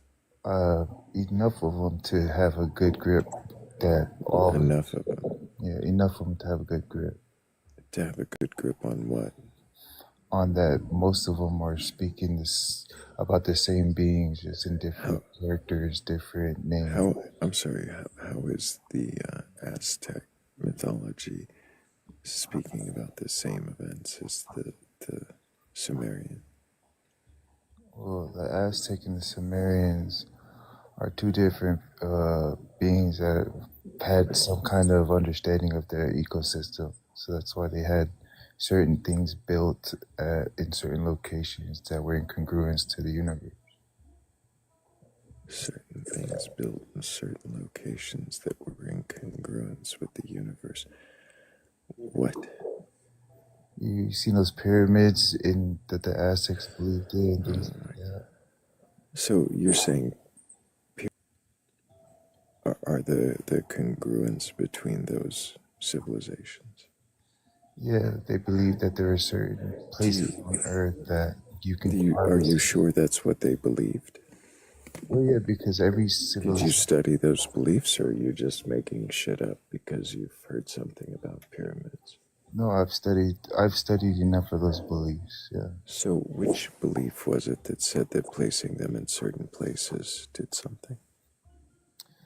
I think most religions stem from the mother religion, which is they believe that Mother Earth is religion, and so That doesn't answer the question he asked you. But He's not going to. Hammy, if you've got any questions for this guest, you go ahead. I need a moment. Sure. So, what is it that these religions said would happen whenever they place these pyramids in those areas? Well, they put those pyramids in those areas because they were worship areas, and so those worship areas had a high frequency to them, and so the high frequency would be obviously to be able to communicate. Hold on. Hold on. What is frequency? It's a vibration that everything operates off of. What's a vibration? A vibration is certain energy that's being given off of whatever that thing is. So a tree is giving off a certain energy. Protons, electrons, neutrons, those No, things. hold on. Let me see if I get this right. Energy is frequency. Frequency is vibration. And vibration is energy. Vibration is, it's energy being moved around by a certain source, a living source. Do you see how you went into a circle there? Whenever I asked you what is energy, you said it's frequency. When I asked you what is frequency, you said vibration. And then whenever I asked you what is vibration, you said it's energy. So we went into a big circle there. Yeah, because everything is. Do you see how they did not at all clear it up? Because it's going to ask what is frequency, which you're going to say, or what is energy, to which you're going to say frequency, to which I'm going to ask. You want a specific, like, cookie cutter answer. It's protons, neutrons, and electrons moving about and creating at a certain rate and causing certain energies and certain patterns and certain forms to be created. What are you defining right there? I'm defining how everything has a certain vibration and everything has a certain energy to it. So we're using the definition. This is defining vibration, which you said earlier was energy. And now you're saying that vibration is part of the definition of vibration is still energy. So energy is energy. Vibration. What do you want to get into when it comes to that question of energy? I'm just trying to figure out what it is that you understand energy is, so that way I can have effective communication from this point on. But if you're saying that energy is vibration, and then vibration, part of vibration's definition has energy in it, then to me it just seems like you're saying energy is energy. Well, everything has a form of life in it. So everything has a form of energy. Even a solid has a form of energy, everything, it just moves at a certain rate. I think in science they talked about how atoms move. When it's a solid, it moves very slowly. When it's a liquid, it moves very fast. And I'm saying is that when you look at that in the grand scheme of things, then everything is moving at a certain frequency, so that way it can actually flow or actually stand still in its place. And that, what I'm saying that frequency is, that's God's frequency. It's a certain awareness that God has in everything living. Whenever you're talking about frequency, and we're talking about the pyramids here, Yes. you think that the people who built these pyramids, they understood that atoms vibrate and vibrate at a specific frequency. I believe that they believe in that sacred knowledge, but in a different way with different verbiage, not in the way that you just said it. But yeah, I truly believe that that's what these temples and pyramids and things were built. What do you think the Great Pyramid of Giza, what do you think that was used for? That was definitely used to communicate in a different frequency, on a different frequency. So there's a different frequency was. With the pyramids. Because if you look at the pyramid, if you think about it geometrically, it's the strongest shape in geometry, a triangle, right? And it's a three-sided trace to it.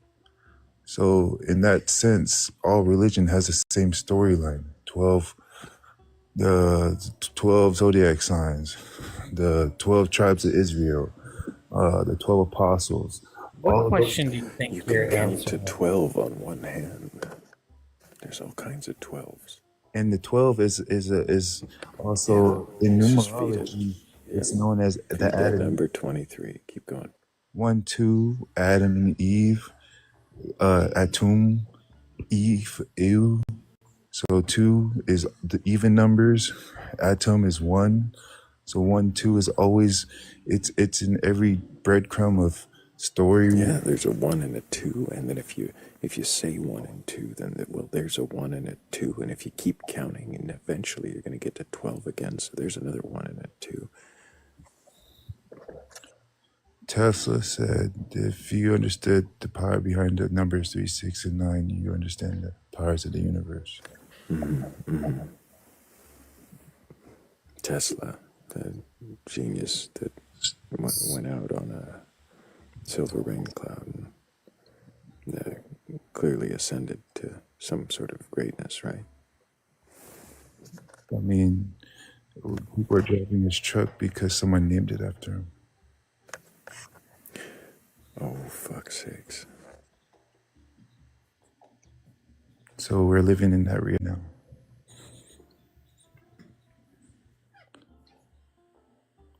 Even at death, he became right.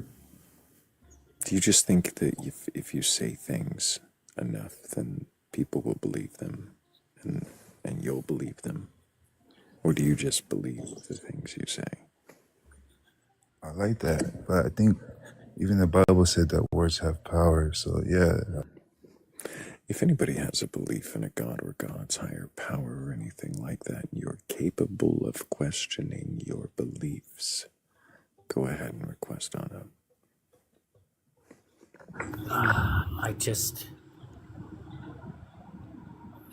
Pyramids again, Thrayle? Pyramids being used for anything other than burial tombs?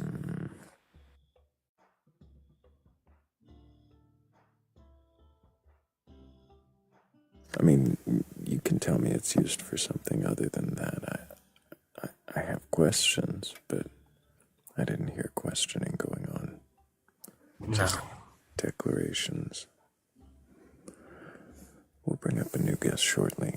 In the meantime, thank you guys for 179,000 likes. You guys are amazing. That's awesome. If we all keep tapping a little bit, I bet we can break 180 before I even stop talking. Because, I mean, there's 153, 57. I don't know, I'm not going to count. There's a lot of us in here, and if we all tap, we probably break that 180 before I even finish saying something about it. And also, we've got,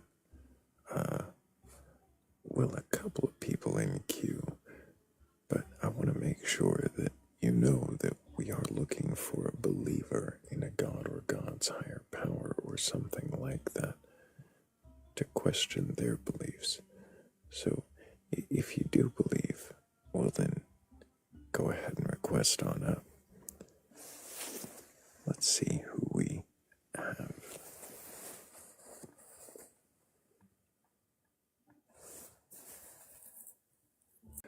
That guest apparently does not exist.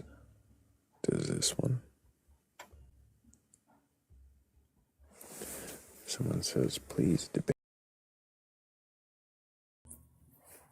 Does this one? Debate. I don't know if you've been paying attention. Are you watching the same show? Where did you see the debate happen? We don't even know who this Mr. Janus is, okay? You've never seen a Janus, huh? Never. I mean, what makes a J? That's where your question is.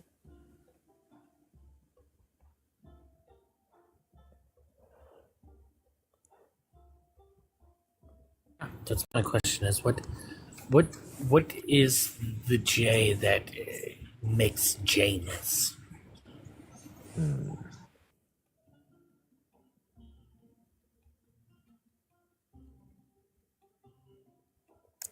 I don't know. I'll think about that while I push accept on another one. Who is a ghost?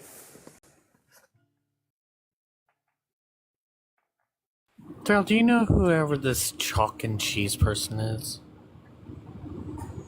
No, I mean, they're a common commenter who's apparently counting down the days until I become a priest or minister, preacher, something like that.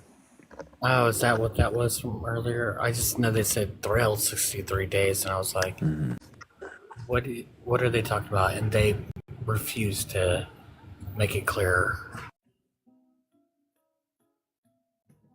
Yeah, no, it certainly has a certain ominousness to it.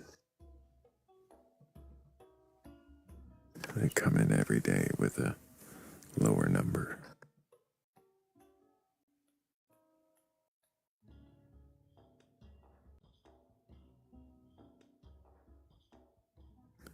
And they seem to think that in, 63 days now, that I'll become a preacher. What date is 63 days from now? I don't know, but it's March something. I don't know, but I'm pretty sure it. Like, I'm not going to say it's impossible, but I'm pretty sure that's not going to happen. That would be February, isn't it?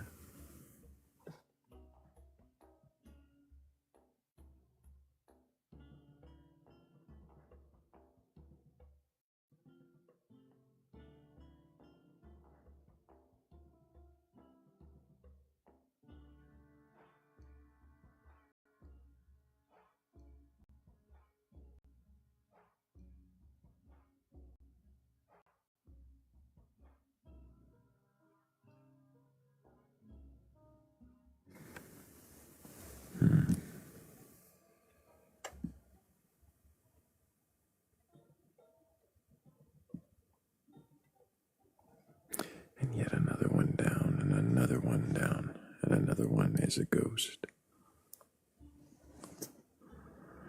Ricky's not a ghost. But there's a big question here before Ricky even gets to load in. Shut me down. Is Ricky here to question their beliefs? Oh crap, I didn't think I was actually going to get in. Hi, how are you guys? Welcome back, Ricky. Can you remind me your age for TikTok TOS? 41. 41. And do you have a belief in a god or gods, higher power, or anything like Yes. that? Yeah. Yeah. I've talked to you before. Yes, I do. I believe in God and Jesus Christ. And then I think I mean, I know I have talked to you about this before, about my questioning, about everything kind of thing. Is there a specific question that you would like to ask me? Because I'd actually like to answer it. You believe in God and Jesus. You've read the Bible. Yes, I have not read all of the Bible. Why not? Because I don't think there's a lot of people that have. I have read a lot of it. I grew up with it, right? Yes, I've read a lot of it, but definitely not. I mean, it's 66 books, right? There's a lot of verses and all that in between. It's a lot to read for anyone. Interesting. So, you think it's a lot to read for anyone, so therefore you haven't read it. Why would you believe it if you haven't read it?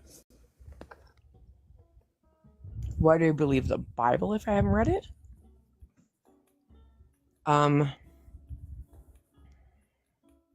Because I think it goes into the reason why that you would even believe it, and I guess being raised the way that I was raised does play a very big part in it, right?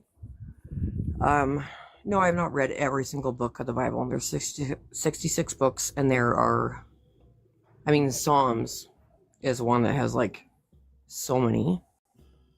I know that people want, I guess, Christians to have read every single book of the Bible. And I mean, we probably should. I mean, we actually really should. But I've got through many of them. I have not read all of them. I do try to, but it is a lot. And do you think it's true and Pardon me? literal? Do you think it's true and literal, all the stories within it? Do I think every book and every like story and every verse is literal? Not every verse, but the stories that it claims are true. Do you believe they are true? Well, I mean, it's kind of a loaded question. Do I you understand what believe you're in a asking, but six-day creation? yes, but I have a thought about that. Sure. So in the Bible, I know, but it says a day is unto like 1,000 years, right? I don't think the Bible. I don't think the world was created in 6 days, like So 6 you literal believe it human was days. 6,000 years instead of 6 days? Yes. Why do you believe that it was created in that order? In the order that it says in the Bible? Well, because God said it was. Why But I do also you don't believe believe that it was created in 6 days, yes, unto God. But 6,000 years? You already said that. yeah. But yeah. But you I think believe in it. there's a lot to interpretation. I have one more question, Ricky. Yeah. If you believe that it was done in that order in 6,000 years, then what is the second order given in Genesis 2, where it says that plants come after the man and the animals come after the man? If Genesis So you're 1 asking is, about the order of creation. yeah, if before the animals and the animals came before the man. So I think that in the Bible, so in Genesis, what you're talking about, it speaks about Adam and Eve, right? So Adam was made, and then Eve was created from the rib of Adam and the dust of the earth, right? There is a lot of things in the Bible, like in Genesis and even Exodus, that are talking about creation. And I know what you're going at, and it's about when animals, when plants, when everything was created. I think And that we how have it to says understand. that those are. No, It go says ahead. that those are created after Adam in the second chapter. But Yeah, it says and then it that goes those are back and says created something different. before Adam in the first chapter. So if it's before Adam in the first chapter and after Adam in the second chapter, which one is accurate? Which Like in one the is Bible? true? Mm-hmm. But if you have one book that's telling you two different things, then I don't... Like, I totally understand what you're saying. I completely understand what you're saying. Because you're talking about a contradiction. So I completely understand what you're saying. I think that the Bible is, for some, somewhat, yes, it is up to interpretation. Some of it is literal. Some of it is not. Some of it is totally up to interpretation. And I think that's... this is what I believe. And you can... I mean, whatever Ricky, are you you want. drunk? Why? Are you... No, I'm not drunk. Okay, you've said this is what I believe like a dozen times so far in this Because I'm conversation. trying to tell you that's what I believe. I'm not trying to be antagonistic or anything like that. That's all I'm saying. I'm saying that because I don't want to get, like, shut off. You're not, I'm you're not. not being very clear, but I'm going to back away for a moment. But I'm not trying to be Hang that on. person. I understand. And I'm going to back And no, away I'm not for a drunk. moment. I'm speaking right now. It's not proving your point at all to speak over me, showing a lack of Yeah, but you won't self-control. let me speak. Right now, while I'm speaking, is showing a lack of self-control, especially when I'm trying to say that I'm going to back away for a moment, let somebody else ask a question. Over Exactly what the everyone. fuck Like, I am I'm trying to do right now is let somebody else speak. So why don't you shut up for a moment? I muted you to help you out so you can figure that out. And then Catfather probably has a question for you. Hello, Catfather. How are you? Hey guys, good to see you. Hey Ricky, you said earlier that all Christians should read the whole Bible, right?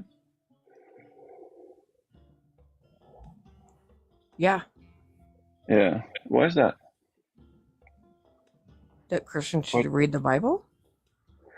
Yeah, why do you think that everybody should I read think the that whole if we read the whole Bible, then we get the whole scope of everything. Because there's Old Testament and there's New Testament. Yeah. So, is your faith important to you? well, yeah, of course it is. Are you afraid to lose it? Is that scary? Nope. Because I wouldn't never lose my faith. Okay. Did you grow up in this faith? Yeah, I did. And then I strayed away for many, many years. What's And that? I came back. You strayed away, you say?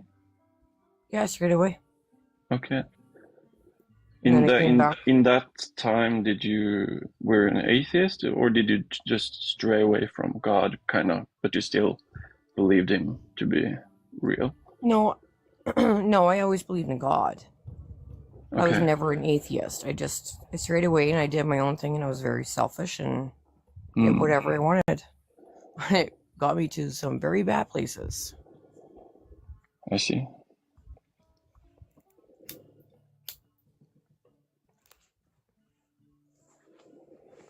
Was that all the questions you had, Catfather?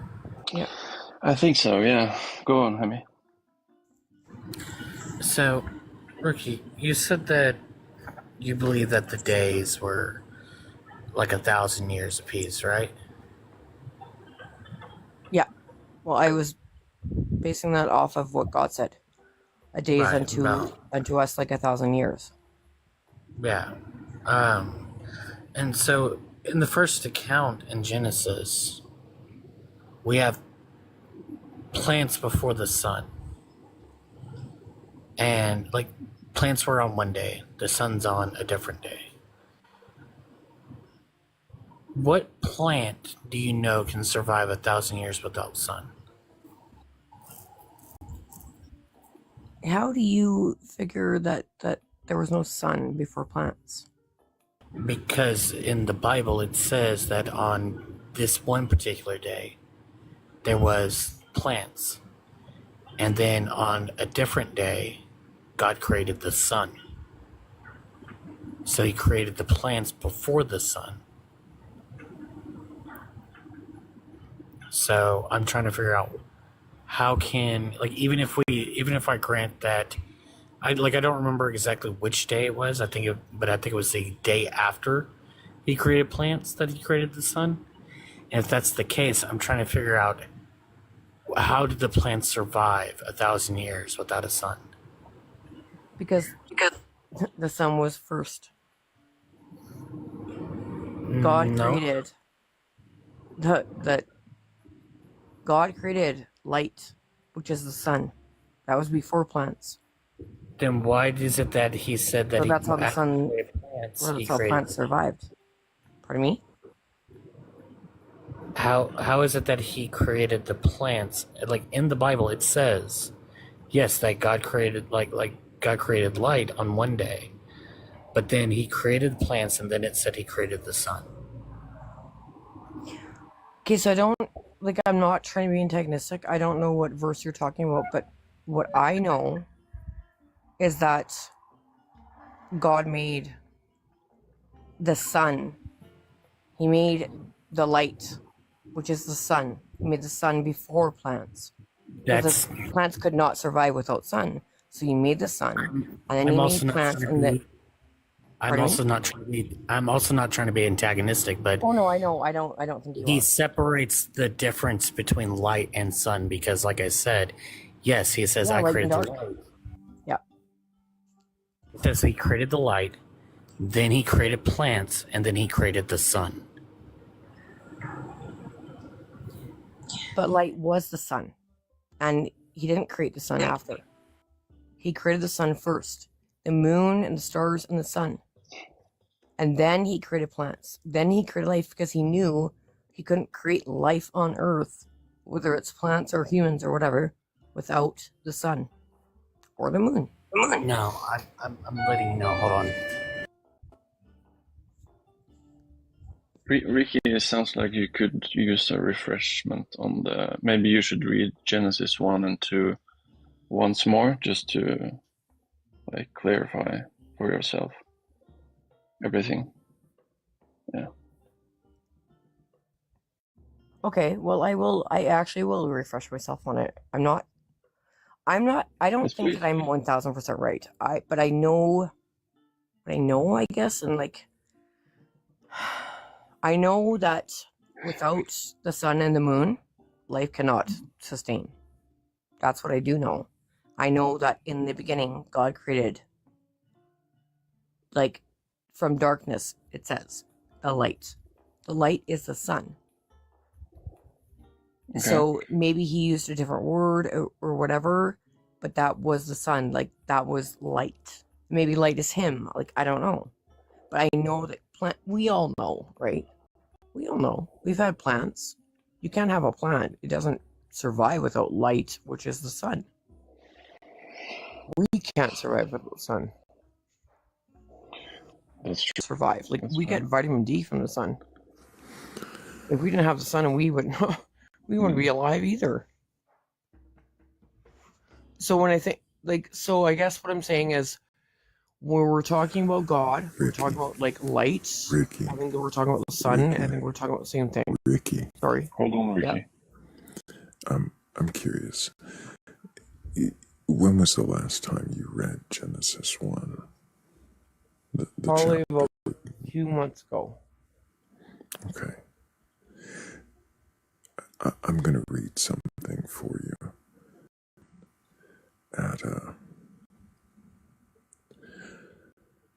I'm going to go ahead and start at around verse 12. Just to kind of skip ahead. Can I ask one question? What version are you reading? NRSVUE, the New Revised Standard. Yeah, so that is very different from the King James Version. Would you prefer the King James? Yes. I'll read that. Okay, thank you very much.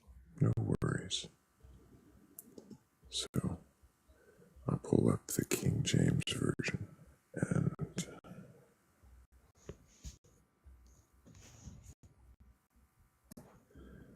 on that same verse, I'm gonna Yeah, Genesis 1, I'm going to start right around, I think I said 12.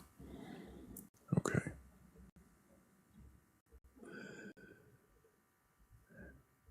And the earth brought forth grass and herb yielding seeds after its kind, and the tree yielding fruit whose seed was in itself after its kind, and God saw it was good. And the evening and the morning were the third day. And God said, let there be lights in the firmament of the heaven to divide the day from the night. Let there be signs for lights in the firmament of the heaven to give upon the earth. And so it was. And it was so. And God made two great lights, the greater light, the stars also. And God set them in the firmament of the heaven to give light upon the earth, and to rule over the day and over the night, and to divide the light from the darkness. And God saw that it was good, and the evening and the morning were the fourth day. Okay, so what do you take from that? He made plants on the third day. He made the sun and moon on the fourth. I know Cyber has requested. It still says the same thing. So you were looking at Genesis, like... I started at 12, and I read all the way to 19. Okay, so you started at verse 1, chapter 12, or chapter 12? Chapter 1, verse 12. Okay. And I only started there for brevity. I'm looking it up right now. I'm just trying to... I could have started sooner, but I was trying to show where it said plants. So on verse the third 1, day. chapter 12. Okay, I get you. And I was showing you where it said plants on the third day, and then sun and moon on the fourth. Yeah, right? I'm just trying to find it right now. So that leads me back to my question on what plant do we know can survive 1,000 years without the sun?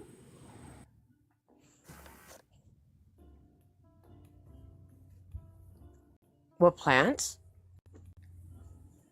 Yeah, you were saying it was 1,000 years. No, I didn't understand. I totally understand what you're saying. I completely get what you're saying. Because a day is unto 1,000 years is what I said, right? I totally understand why you're asking that question. But the thing that I was trying to say is that I know that... Okay, so yeah, a plant cannot survive without sun.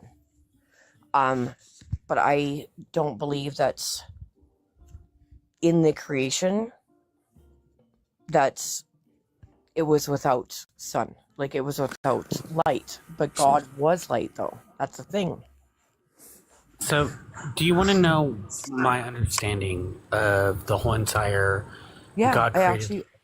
Yeah. So, whenever, the only thing I can think of is that to an ancient people, when they see the sky during the day.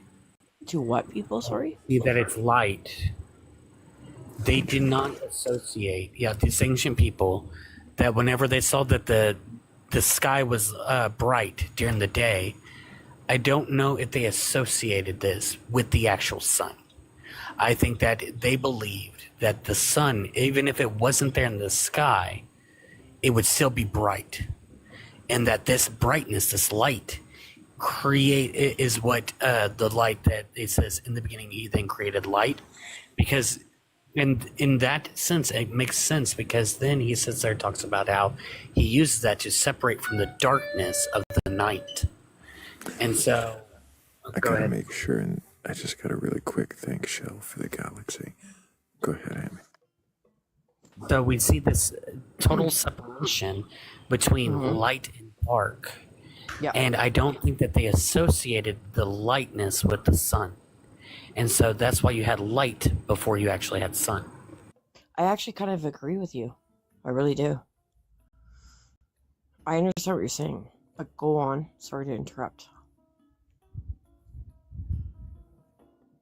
Oh, you didn't interrupt. That chimey sound behind him, that interrupted him way before you did. Sorry. Good morning, Cyber. Good morning. I just have some questions when we're done with this line of questioning. Mm-hmm.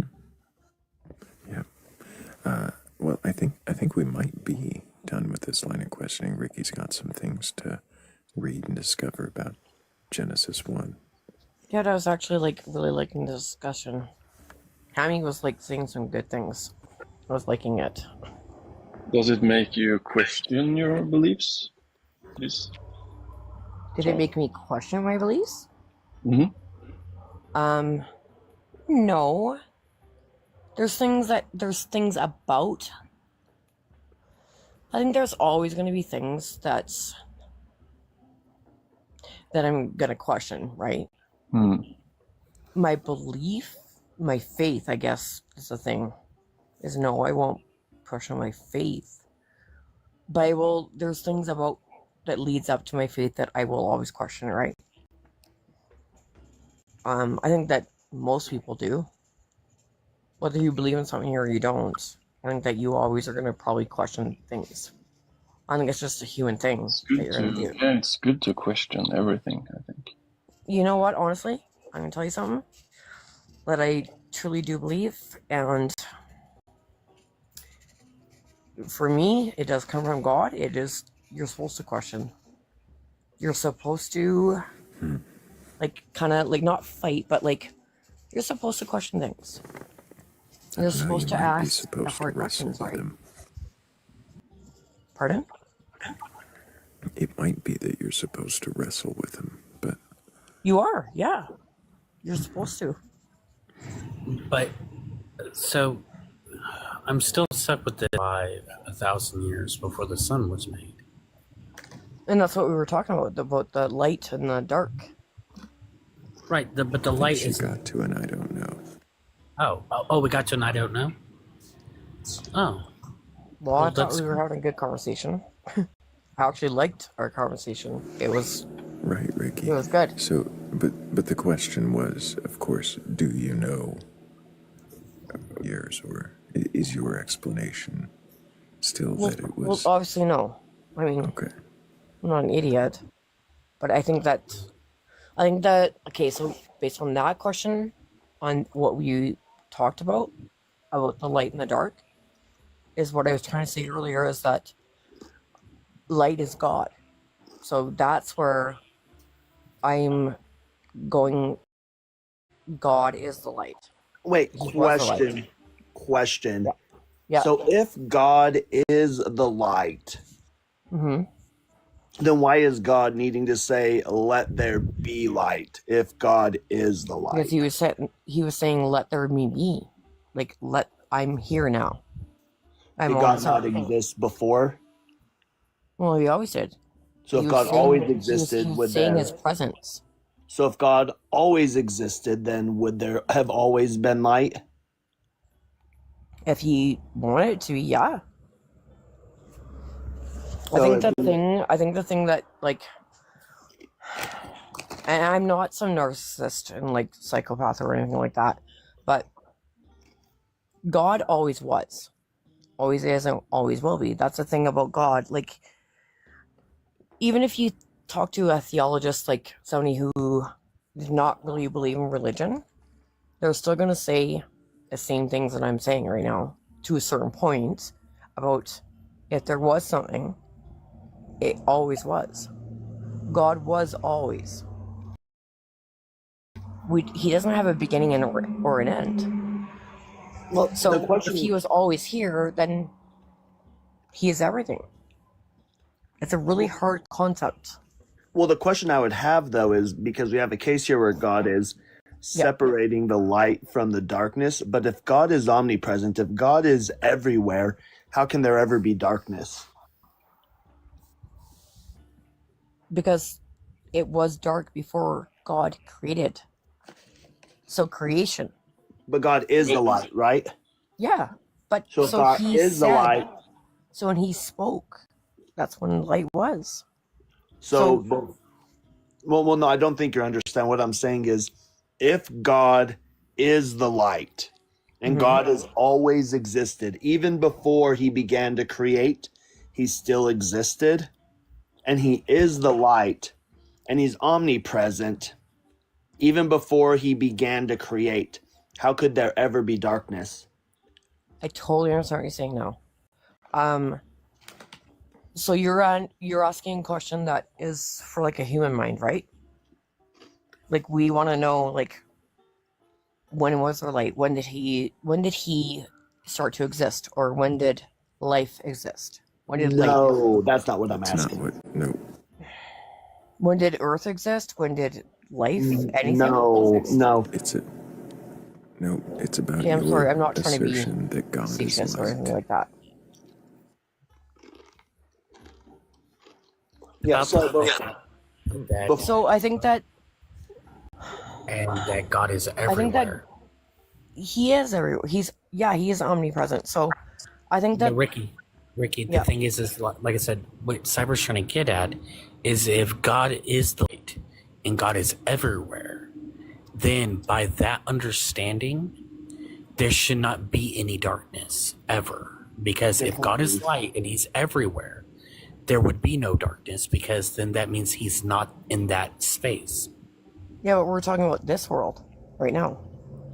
So we're talking about this world right now, that there should, like, God was light, or God is light. There should be no darkness. We're also talking about God, and he's, like you said, he's everywhere, right? Yeah, and you can't put God in a box. So I totally do understand what you guys are saying, and I'm so not being facetious. So, real quick, what does omnipresent mean? Omnipresent? Yeah, what does omnipresent mean? I think it means that you can exist and not exist. That's not what omnipresent means. Well, then you school me. Omnipresent means everywhere. He's everywhere. Omni meaning like all, and presence meaning location. He is So he's in omnipresent. all locations. Yeah, I do believe that. So if God is everywhere, right, and he is the light, yeah, right, then there's no place for darkness to be, because God is everywhere and he is the light. There can be no darkness. Okay, I totally understand what you're saying. So if God is everywhere and he is God, then we're talking about, since we are aware of God. What about before we were here? We don't know. Like, if he always you understand what I'm existed- saying? Like, pardon me? Well, Ricky, so if he always existed and then he is light, then it still doesn't change. It's like going into a room and turning on the light, and it's so bright that it shines light all over the room. You won't see a single dark space at all. No. And that's what you're saying God is. So if that's God and he is light, and that light is all over the room, if the light is everywhere.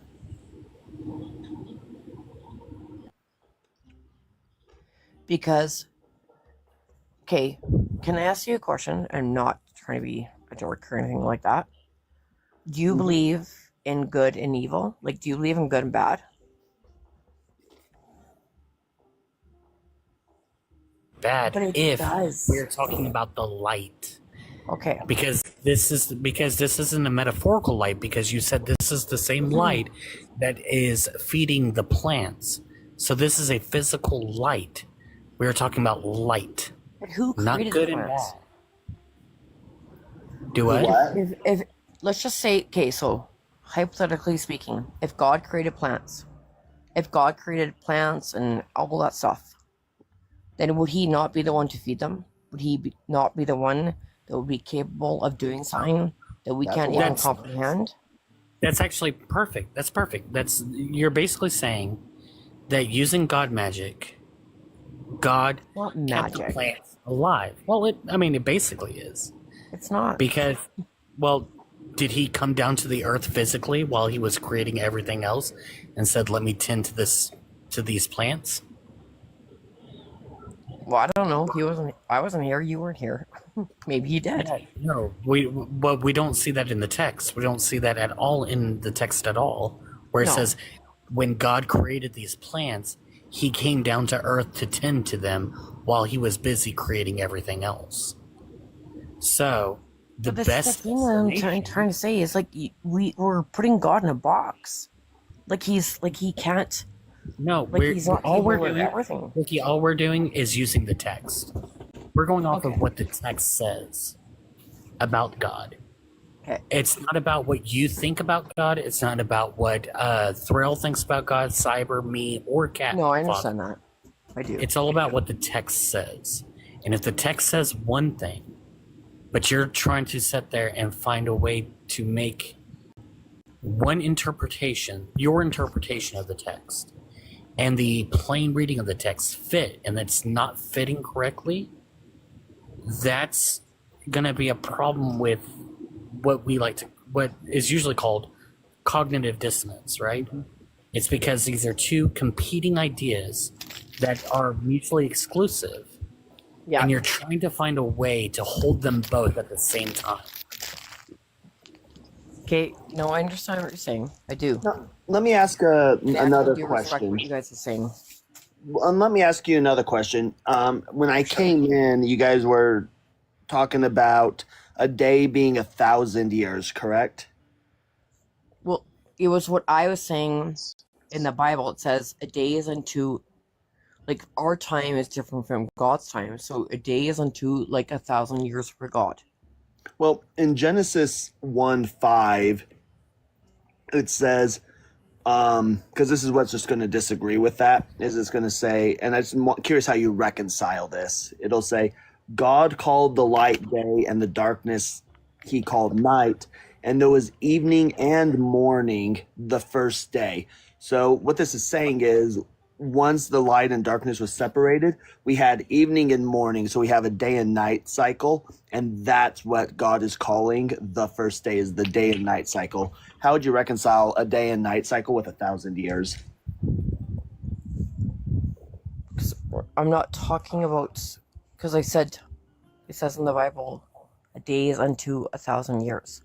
Well, I'm not negating that. Like, I understand what you're saying, but I don't know how to answer that properly, because I know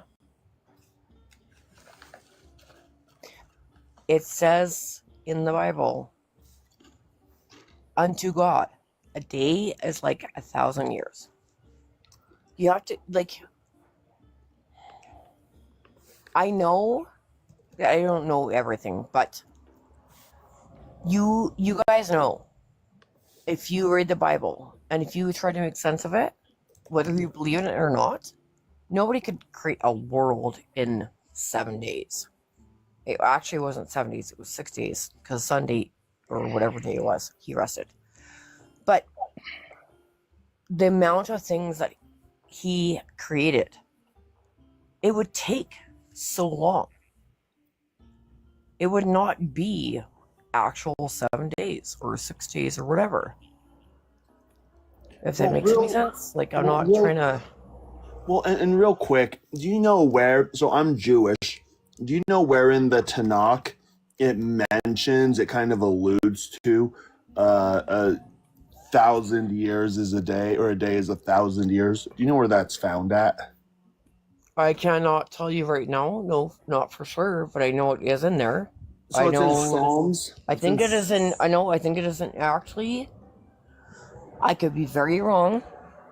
I think it might be mentioned in Genesis, but it could be mentioned in... No, it's in Psalms 90. I was literally just going to say Psalms, but no, I don't. I would never pretend to, like, think. Or in reference to is, the psalmist is talking about time, like how time is exceedingly long, and the psalmist is saying, so it appears to me, because he's looking at how long it takes for things to happen, how time moves slowly. Yeah. And he's hearkening back to Genesis, and he's just saying, well, to me as a mortal, it seems that a day is 1,000 years to you, because for these things to happen in my time takes 1,000 years. nowhere in it does God actually say a day is 1,000 years. It's just the There psalmist. is definitely another verse in the Bible that does say that. I know Where that do for you a fact. find that in the Tanakh? I'm curious. I don't. Yeah, but okay. And I get it. I totally understand. I respect everything that you're saying. I really do. Can I ask you guys a question? Especially because you're Jewish. Mm-hmm. Do you believe in the Like if we're talking about like the Nephilim, keep in mind I'm culturally and like ethnically Jewish. I'm religiously atheist now. I did grow up in the Jewish Orthodoxy. But you're still raised in a certain place. And, yeah. So no, I believe like the Nephilim is just like allegorical. I don't believe they actually existed. So you believe the Bible, though? I believe that starting with probably King Shaul, we probably King Saul? had Shaul. Shaul's how it's pronounced in Hebrew. Okay. I believe that he probably have some archaeological evidence of David, and we have a dynasty named after him. We know Solomon existed, but anybody before Shaul probably never existed. Like, for instance, Like, what do you mean? Like the people themselves, they didn't exist? Sorry to cut you off. I didn't mean to. Sorry. No. Adam and Eve, Moses, Abraham, Isaac, and Jacob. Yeah, all of them most likely didn't exist.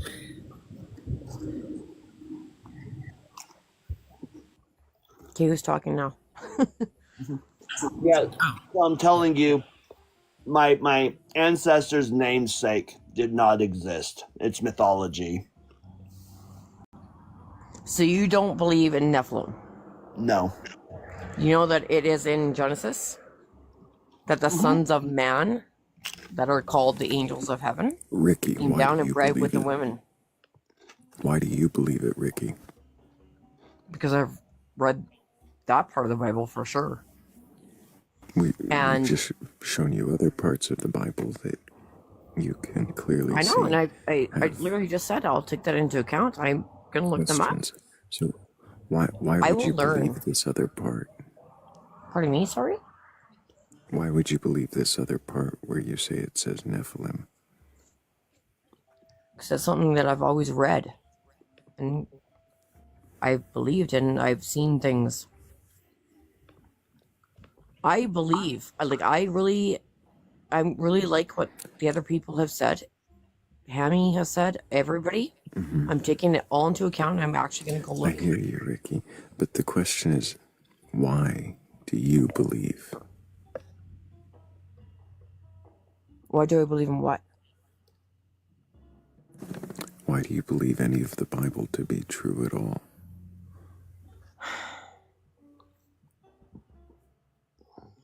Because I've read parts of it. I've lived it. I have Lived the things that have Bible? happened in my life that have no explanation other than God. How do you live the Bible? I didn't live the Bible. I said I've lived in the world, or I've lived with God in my life, where He is. According to the Bible?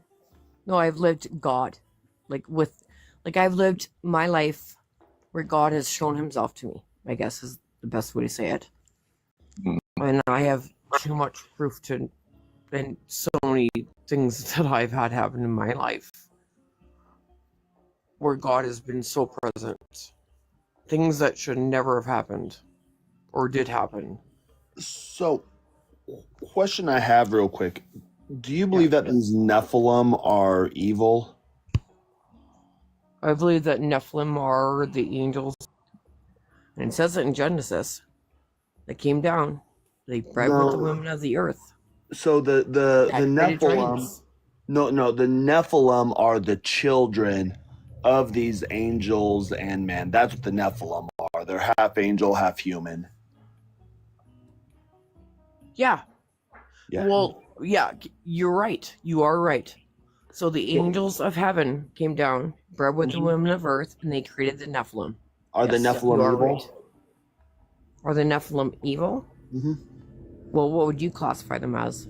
Well, when we read in Genesis chapter 6, If you fell from heaven and Ricky, you are not good, Ricky, yeah. you just asked Cyber a question. Let him answer.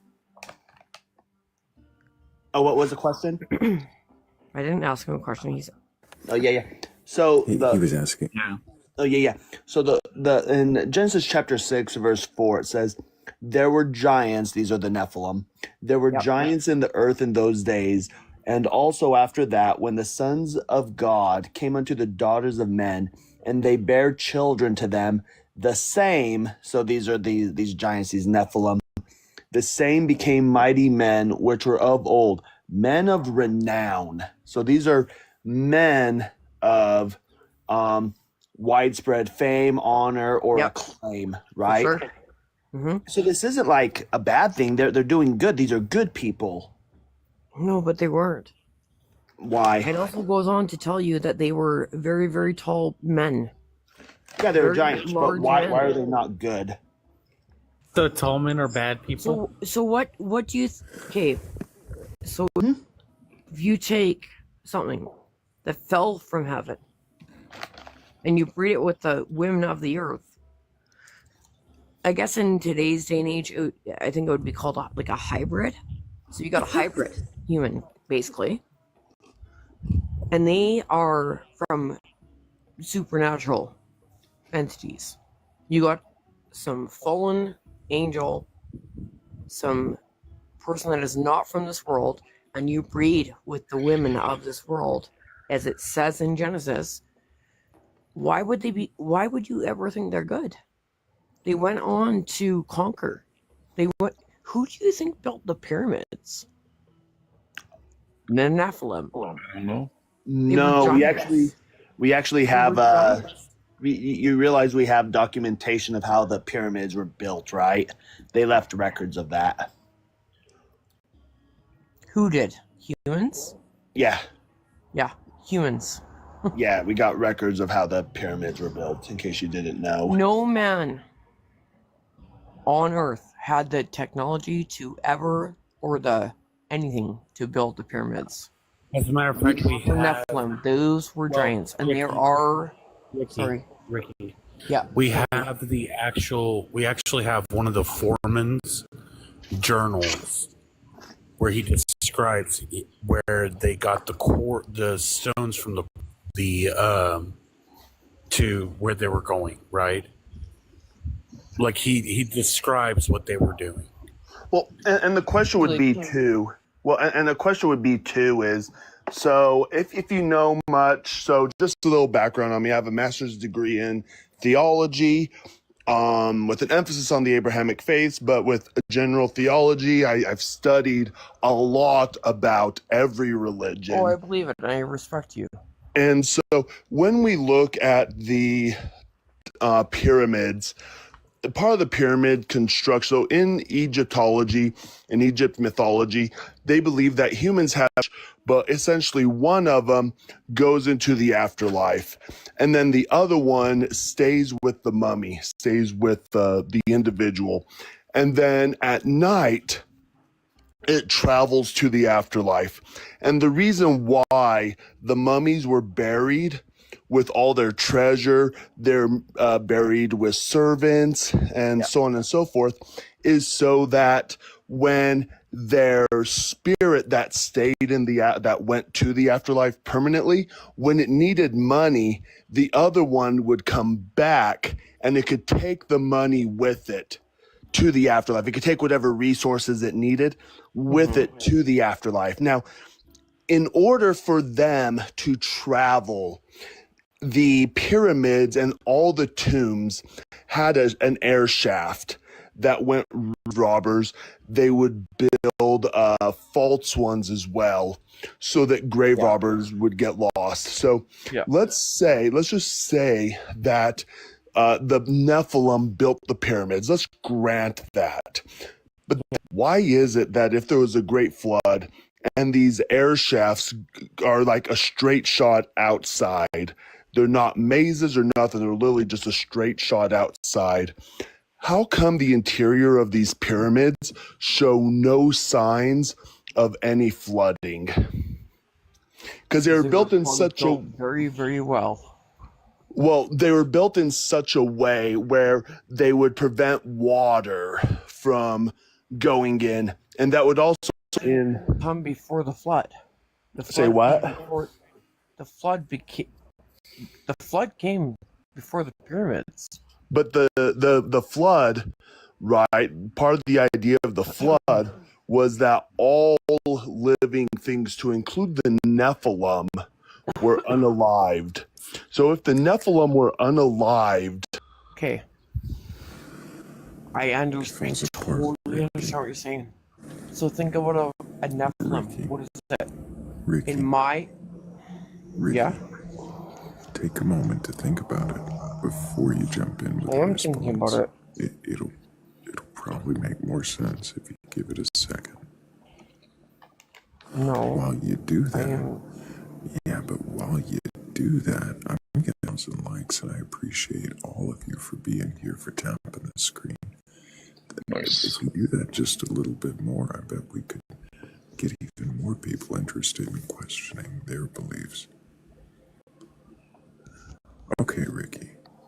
Okay. Thank you. Sorry. So I was trying to say is, so when you think about the flood, right? Like Noah, his ark, all that kind of stuff. They would have not all of them, probably. There are, Why did he send the flood if they're going to survive it? I thought he was flooding them out. He was. Then was he inept? Did he fail? Was he impotent? No. Okay, No. so then none of them survived. But wait, okay, but you have to understand. The thing about God is he has a plan. So, in his plan, clearly... Are you saying he has a plan or you have a plan? Because it sounds a lot more like I'm you not have a talking plan. about myself. And I'm that so plan, very much not but talking about Ricky, myself. it sounds like you have a plan. But and I'm your not plan trying is that- to, and I'm not so It sounds like you have a plan, and that plan is that Nephilim built the pyramids no matter what. I don't have a plan. Sounds like I'm you- just trying to talk. That's all I'm trying to do. I'm seriously Is so that not possibly the problem? the problem. well, let me ask let me ask another question. Who received the book of Genesis?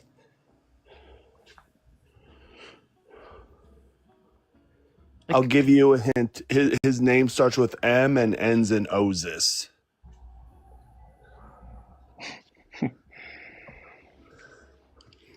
Moses, exactly right? what you're saying. Yeah, Yeah, Moses I know. received Genesis on Sinai from God, right? Correct? No, he didn't. When did Moses receive Genesis from God then? I'm kidding. I'm messing with you. Okay. Yes, he did. So what did God tell Moses was the outcome of the flood? He was to rid the evil. No, what did he say the outcome was? Let me be more specific. What was the outcome as far as every living organism on the planet? Minus those on the ark. God was trying to... So this is what I know. God was trying to rid the Noah for a reason. Obviously. He picked a family. Yep, I grant Yep. that. And he spent how many years building that ark, right? Mm-hmm. He picked the animals two by two. Well, God did. But anyways, the origin after the creation that was there too, and that created Abraham and everything. Father of many sons, right? Yep. The Sorry, I question. totally lost what you said. So the question was, Sorry. what was the outcome? What was the prognosis outside of Noah's family and those that were on the ark that Noah took onto the ark? What was the outcome for every other living organism on the planet? Well, I think What does God say? What does God tell Moses happened to them? What does God tell Moses happened to them? Yeah. I think that God probably told Moses that it was not a good. They were involved in a lot of crap, like bad stuff. They were Nothing sinful. survived. Yeah, Nothing survived. because they were That so sinful. God tried yeah. to wipe them off Hold on. of sin. Hold on. You're trying to guess where I'm going. Don't guess where we're going. I'm Just actually answer the. not. I'm sorry if I come off Yeah, that way. just I'm sorry, answer the not. questions. Yeah.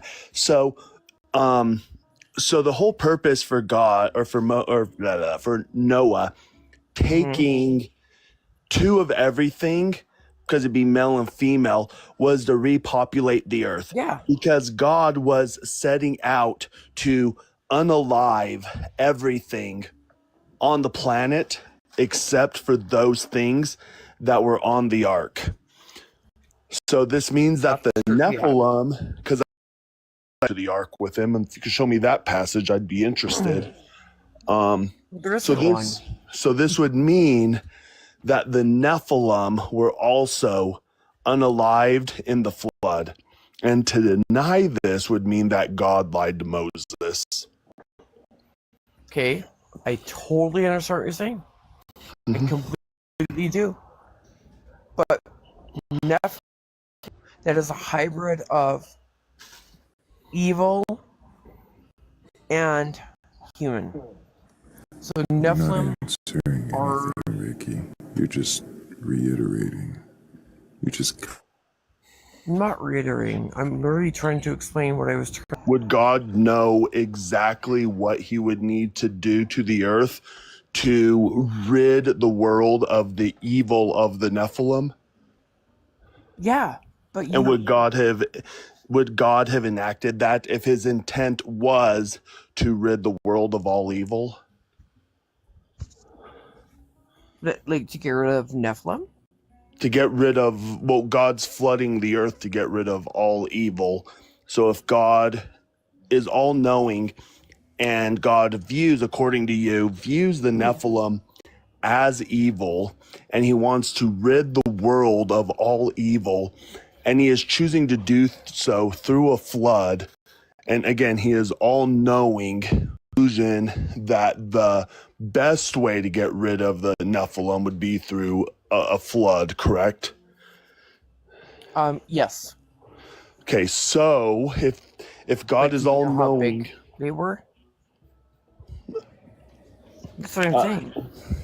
They Ricky, were you gotta let giant. Cyber finish. Let Cyber finish talking. Hey, I'm sorry. I'll shut up. yeah.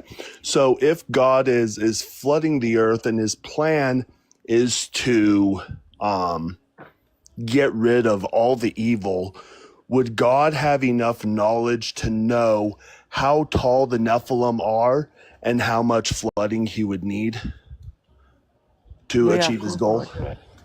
For sure he would. And would he carry that out? Carry what out? Like his goal to get rid of all the evil on the planet. Okay. Go ahead. I think I totally understand what you're saying.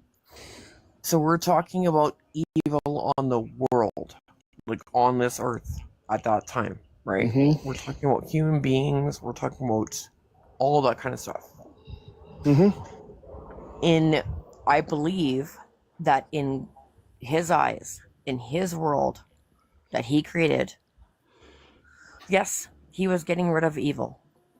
And yes, I know that he knew that there was evil other than humans. Like, you have to understand, like, I'm not trying to be facetious when I say this. I'm telling you guys right now. We have a choice. We have free will. That's not what the question was. Ricky, No, I know, but it falls into it. It plays into You're it running because away. free will is You're everything. running away from the question. You are absolutely running away from it. Yeah, God wanted to So rid why the are world you of running evil. away?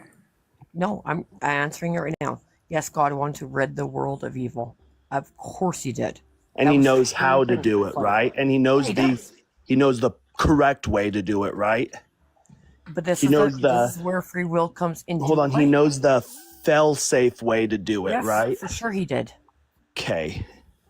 So he also knows, he also did let us have free will. So man had it. What does our free will have to do with the flooding of the earth to rid evil? Because if there was no evil on this earth, what would you guys choose? What would I choose? If there was no good and evil, what would we Ricky, choose? can I ask you something? For sure, yeah. One last question, because we're here to question beliefs, right? Yeah. So I'm just wondering why do you need all these stories to be true, like with the angels and the hybrids, the flood, etc. You're Why do you asking need me that? why I need these to be true? Yeah. I don't need them to be true. I know they're true. You I don't know? need anything to be true. How do you know they are true? Because I do know. Because I know God. So I still want to know though, if his intention, if he wanted to rid the world of all the evil except for those things that are on the ark,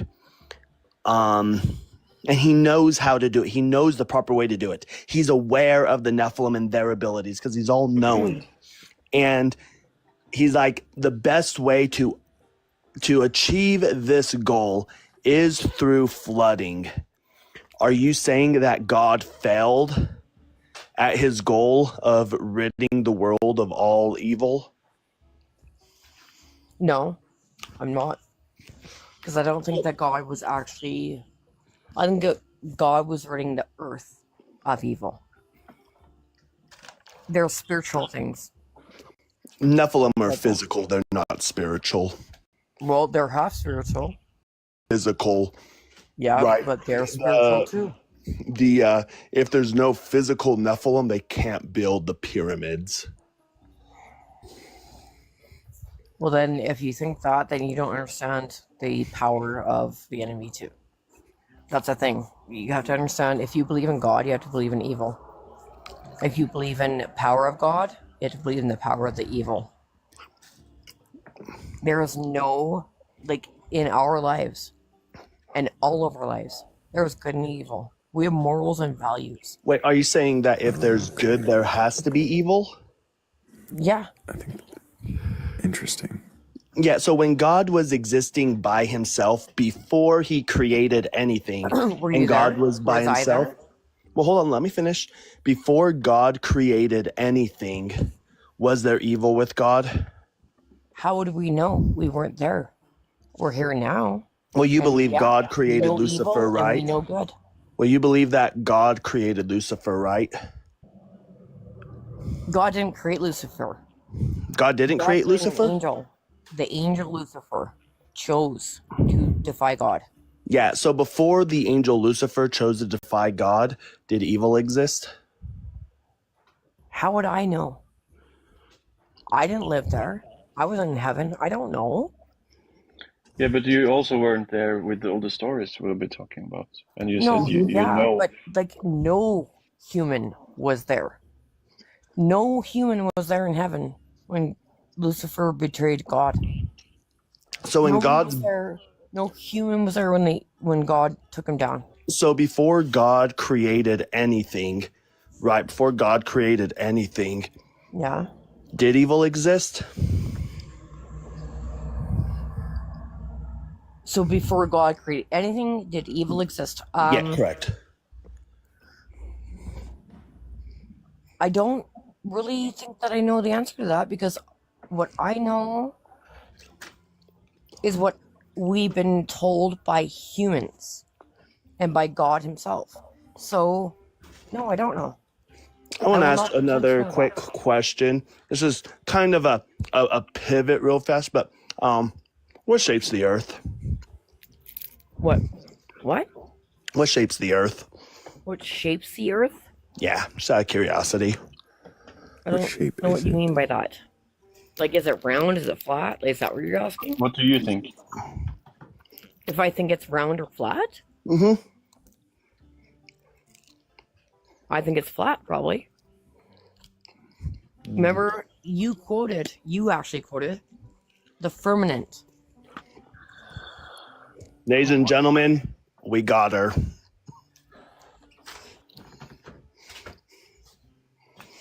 You got me. Ricky. Do you really believe it's flat?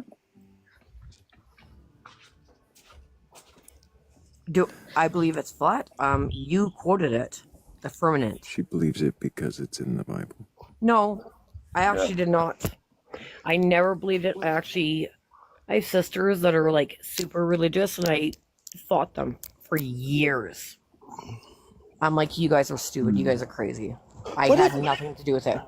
What if when we mean the firmament, granted, I don't believe this, but could it be possible? Do you know what the definition of a firmament is? Yeah, I know what rakia means in Hebrew. Yeah. It refers to like a metal or hardened bowl. But what if the firmament is just the outside of the edges of the universe?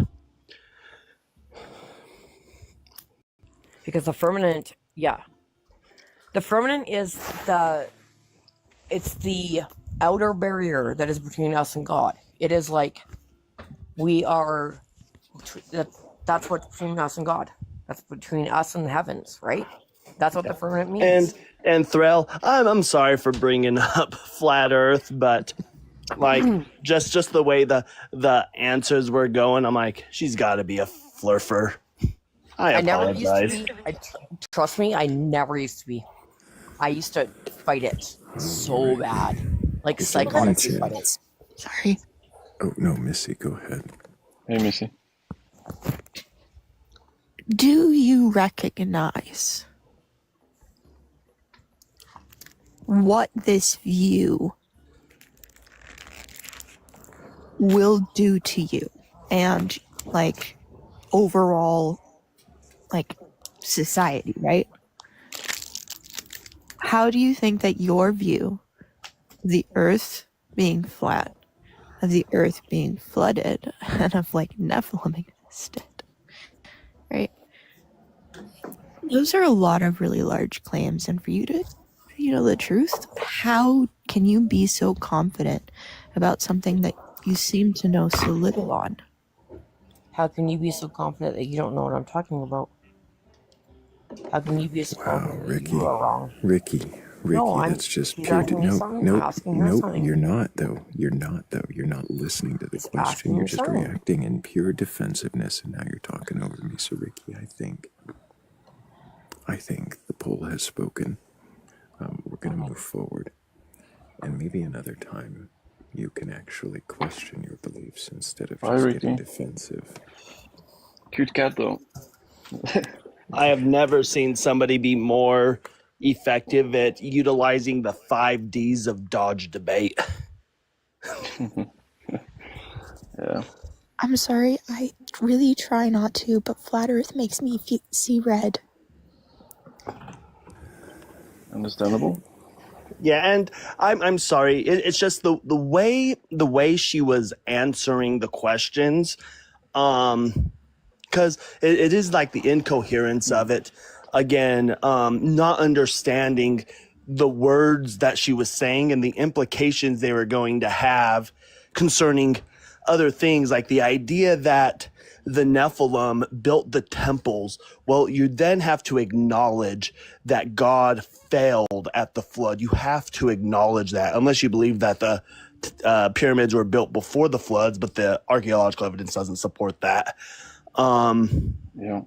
And just the way she was dodging it and the way she was answering, I'm like, these are the type of answers that flat earthers give, because they don't have models. They can never give a model. All they can do is try to attack the globe earth. And that's essentially what she was trying to do, was like, I don't know the answers to these, but I'm going to attack you so you can't ask me these questions.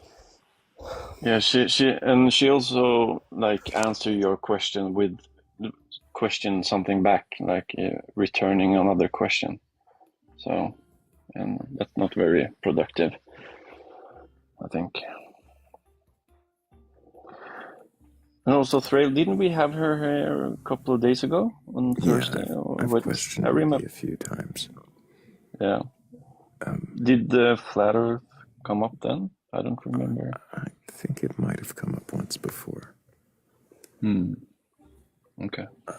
I knew the answer when Cyber asked the question. I knew what she would say.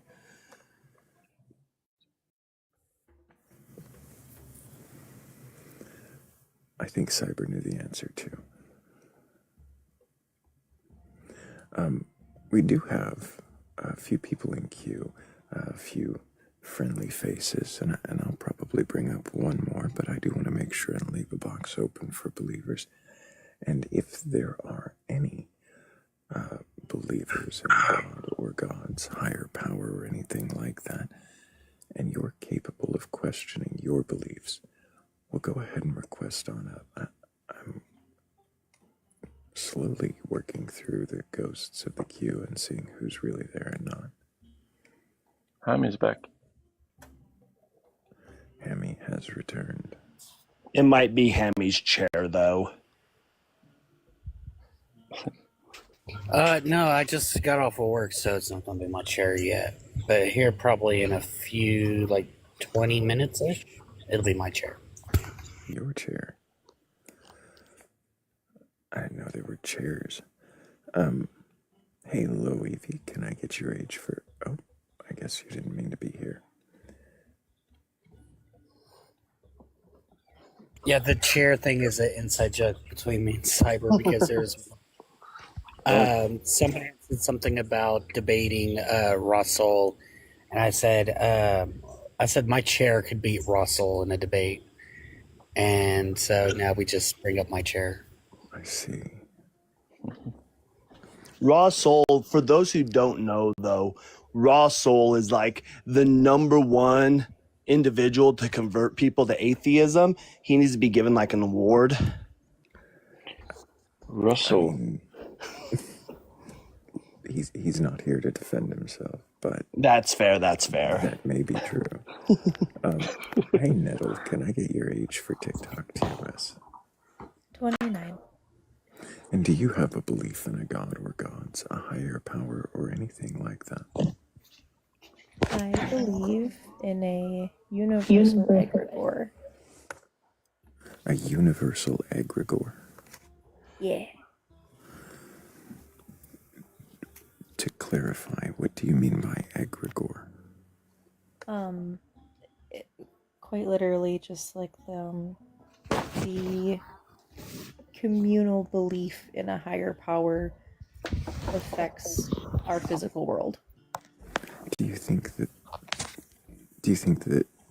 belief creates entity? Yes. So you think that everybody believing in something like a god creates a god? In a sense. I don't think of God as like a personified form so much as an idea that does have an effect on Earth. Do you think that other people would have to believe in this an existent thing? Yes. So then your idea of God, your personal idea of an idea affecting Earth is only going to have so much power because only a few people believe it. Wouldn't then another God, one that more people believe in, wouldn't that one exist apart from your God? So the other part of this is I don't think it's a singular God.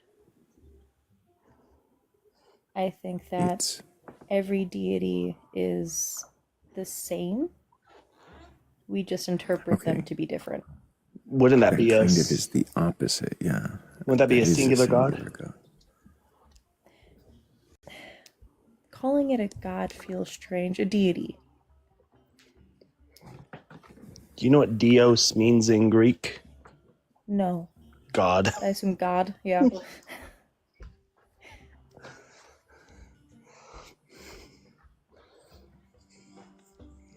I understand the idea of an egregore, and I can understand a universal egregore to a degree. The problem and the question that I'm really having here is about if you have a belief in a particular kind of egregore, a particular kind of deity, and somebody else, the previous guest, sorry, earbud died. The previous guest or the next guest, they're going to have different ideas of a god, and some people might agree with them, and some people might agree with you. Doesn't that mean that instead of it being one singular god, that all of you believe in, that each of you are believing in different entities giving different egregores power? I think the differences between each god are minuscule in comparison to the deity itself.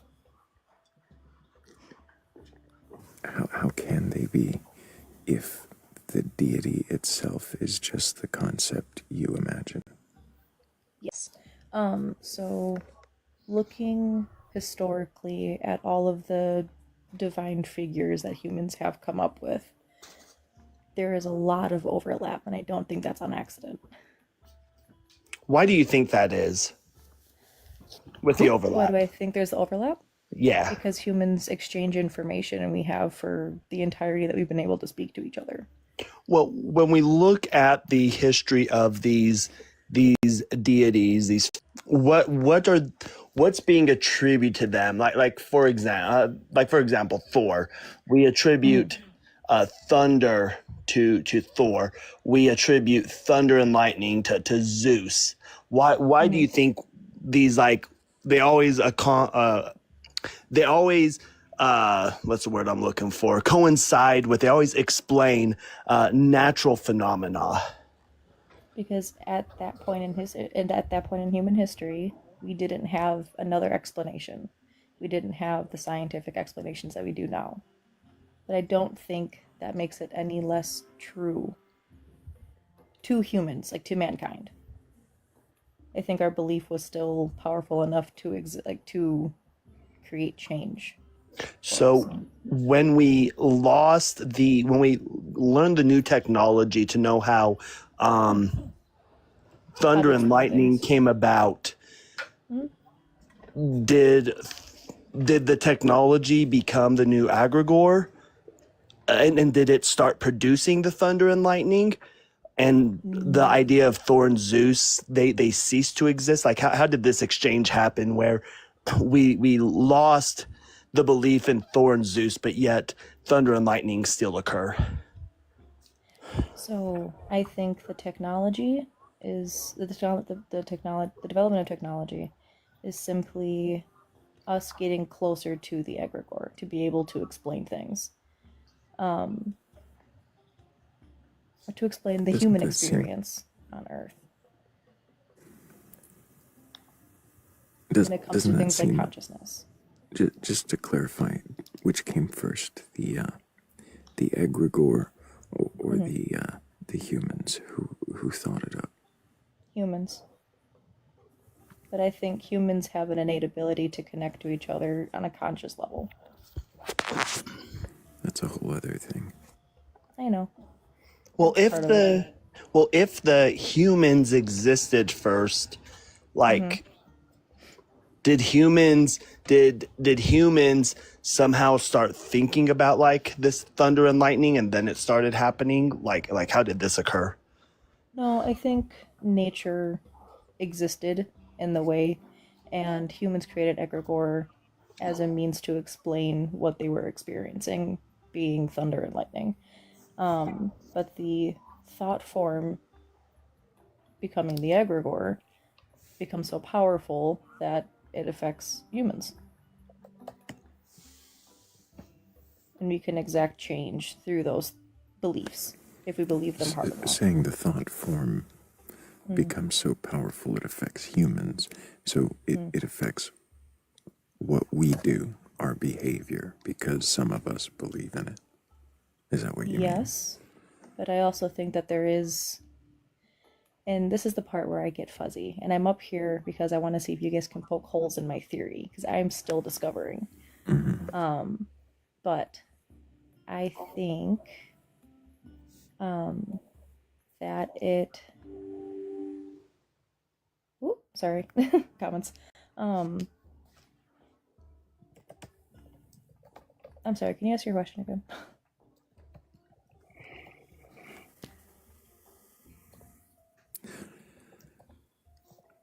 I don't recall my question. You said you were about to tell us why you were up here and wanted us to poke holes in your theory. Oh yeah, no. So I think humans have a shared collective consciousness that we can access, thus creating the Why do you think egregore, that? unverified personal gnosis. It's things that I can't explain that I personally have experienced, and people that I've talked to have experienced similar things. And it's getting to the point where there's too many people for me to say, okay, I can just write it off.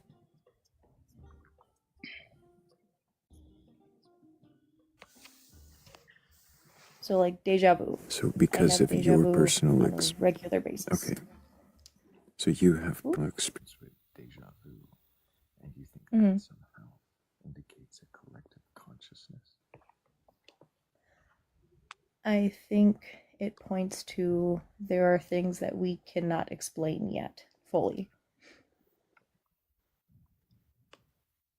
There are things we cannot explain yet fully. How does that Mhm. indicate collective consciousness? I'm sorry, I can't really hear you. Yeah, Thrayle, you got really quiet. Yeah, it's slow. In the meantime, can I ask you something? Did you grow up religious or? No. I grew up agnostic and atheist. I switched back and forth and Yeah. dabbled in And your esotericism. current, yeah, sorry. No Your problem. current belief, how long have you believed this theory? About 2 years I've been working on this theory.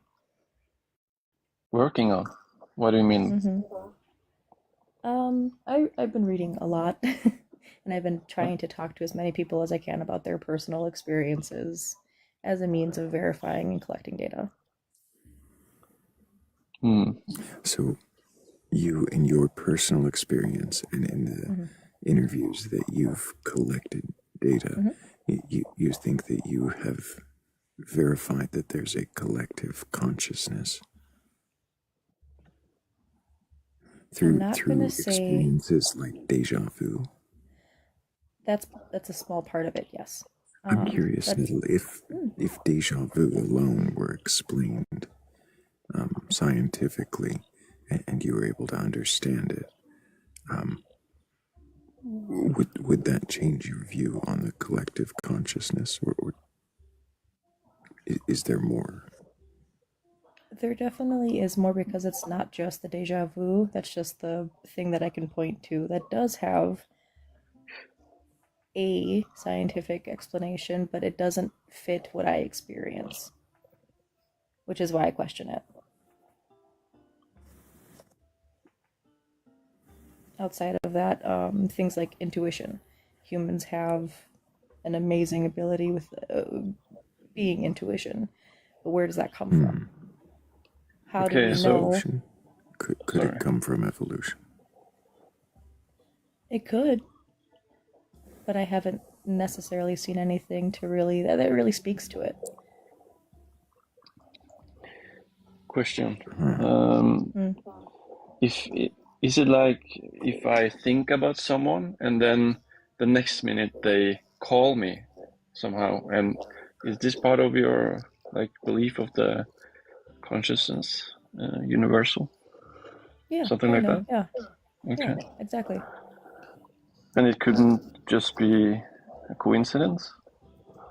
It absolutely can be coincidence. It absolutely could be explained that way, but I personally think there's more to it than that. Okay. Which is the problem with belief systems, that it comes to all personal belief, personal gnosis, things like that. And I totally understand that. nor do I think anybody else is really even going to agree with me on this, but I've met enough people that have shared experiences to me I'm not that saying make me I'm. think otherwise. Yeah, I'm not saying I'm not agreeing with you. I'm just Oh curious. no. Well, and, Curious. what I'm saying is that you're absolutely allowed to think I'm batshit crazy. Like, I'm fine with that.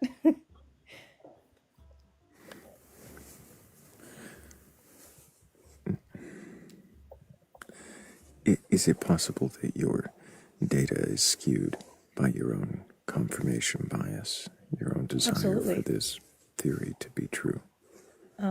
I have found that the people that I can talk to most openly about this are other pagans. Other people who might be inclined to believe something similar. Yes. Yes, which So is why my goal, sorry. I was going to ask, if you were to expand your testing base and Mhm. question other people about this and find that it was less common than you thought, would that alter your belief? Yes. But I believe pretty strongly in the shared consciousness. You believe strongly in the shared consciousness because of the limited number of interviews that you've done and your own personal experiences. Yes. My Well, personal and when you experience is being say the leading cause. well, and when you say like shared consciousness, like what does this shared consciousness mean exactly? Like what does it do? The best way that I can explain it, is how is it that throughout history humans have lived relatively similar experiences? So, going back to like ancient times, how is it that in China they're building pyramids, in South America they're building pyramids, in North America they're building pyramids across different timelines, like not tens of thousands, millions of years, not millions, but tens of thousands of years apart. Like, Is it why did possible that happen? because mathematics exists and Yes. humans have discovered that triangles seem to be one of the strongest structures. It's not that we have a shared consciousness, it's just through trial and error we have discovered that triangles are pretty dang strong. Yes, except there are other shapes that are stronger. But for whatever reason, we keep going back to pyramids. Wait, what shapes are stronger than triangles? Hexagons. Are they? Yep. Stronger? Are you Hexagons sure are the bestagons. Structurally, yes. that a hexagon is?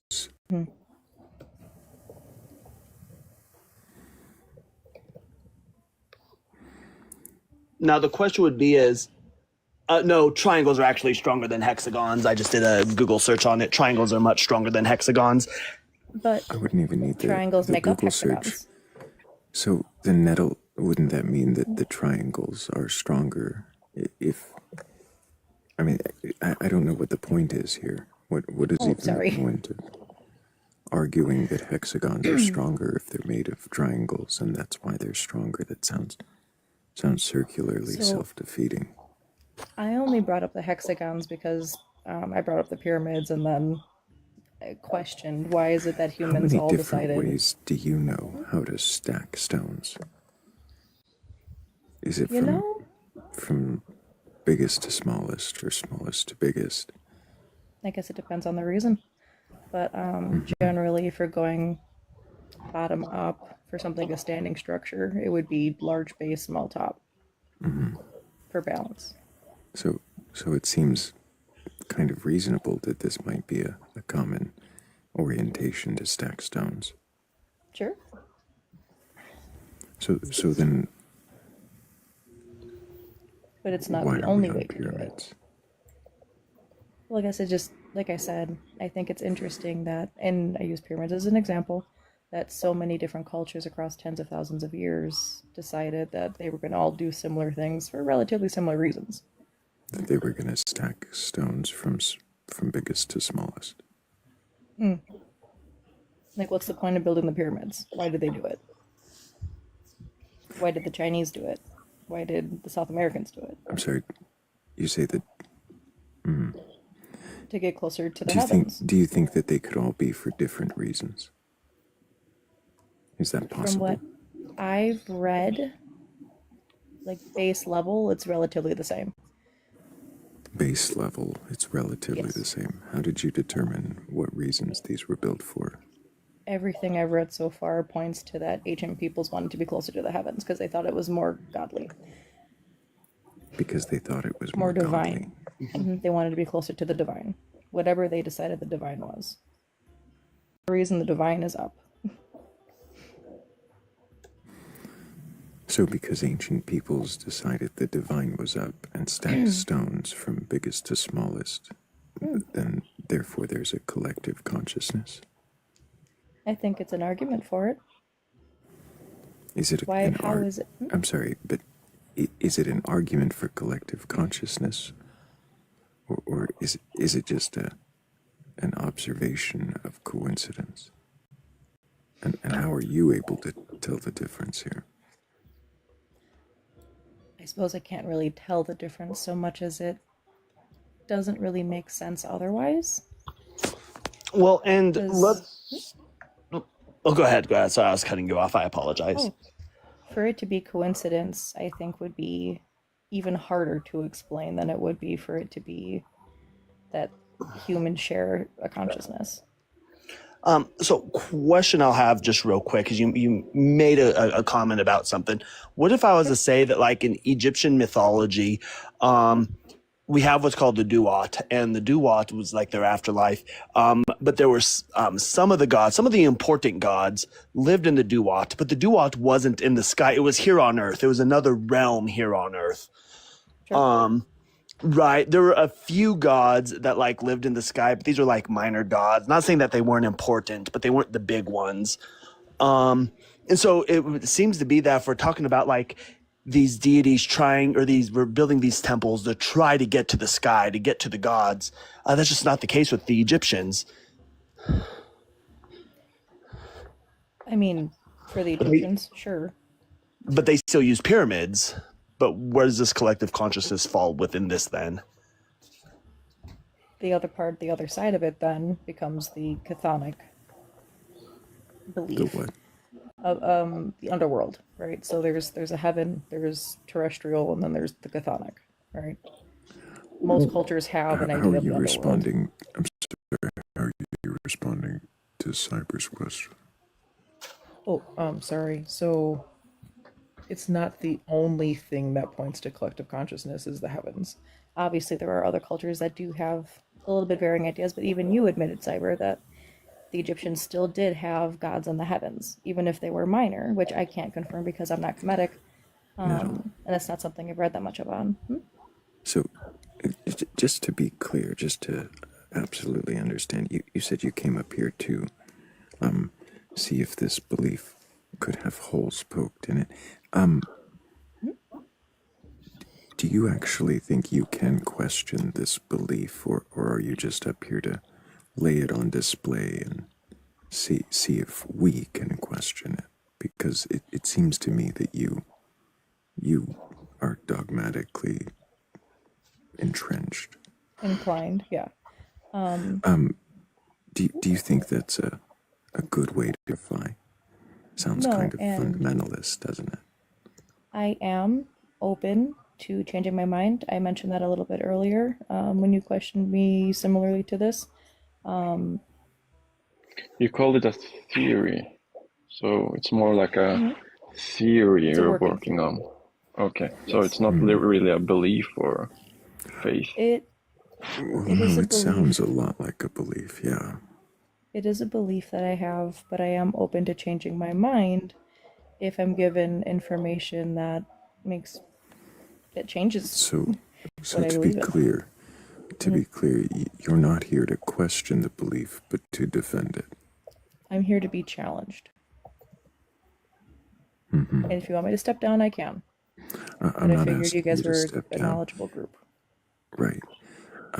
I'm not asking you to step down. I'm asking why you don't hesitate when asked a question on this, you don't think for a moment, you just answer responsively, and seemingly dogmatically, apologetically. On other lives, when I've talked about this, I have been shut down for taking too long to respond, so I guess it's just kind of a habit now. But I also don't think anything I said has necessarily disproven or has put You me in a don't think circle. any of the... You don't hear how you've circularly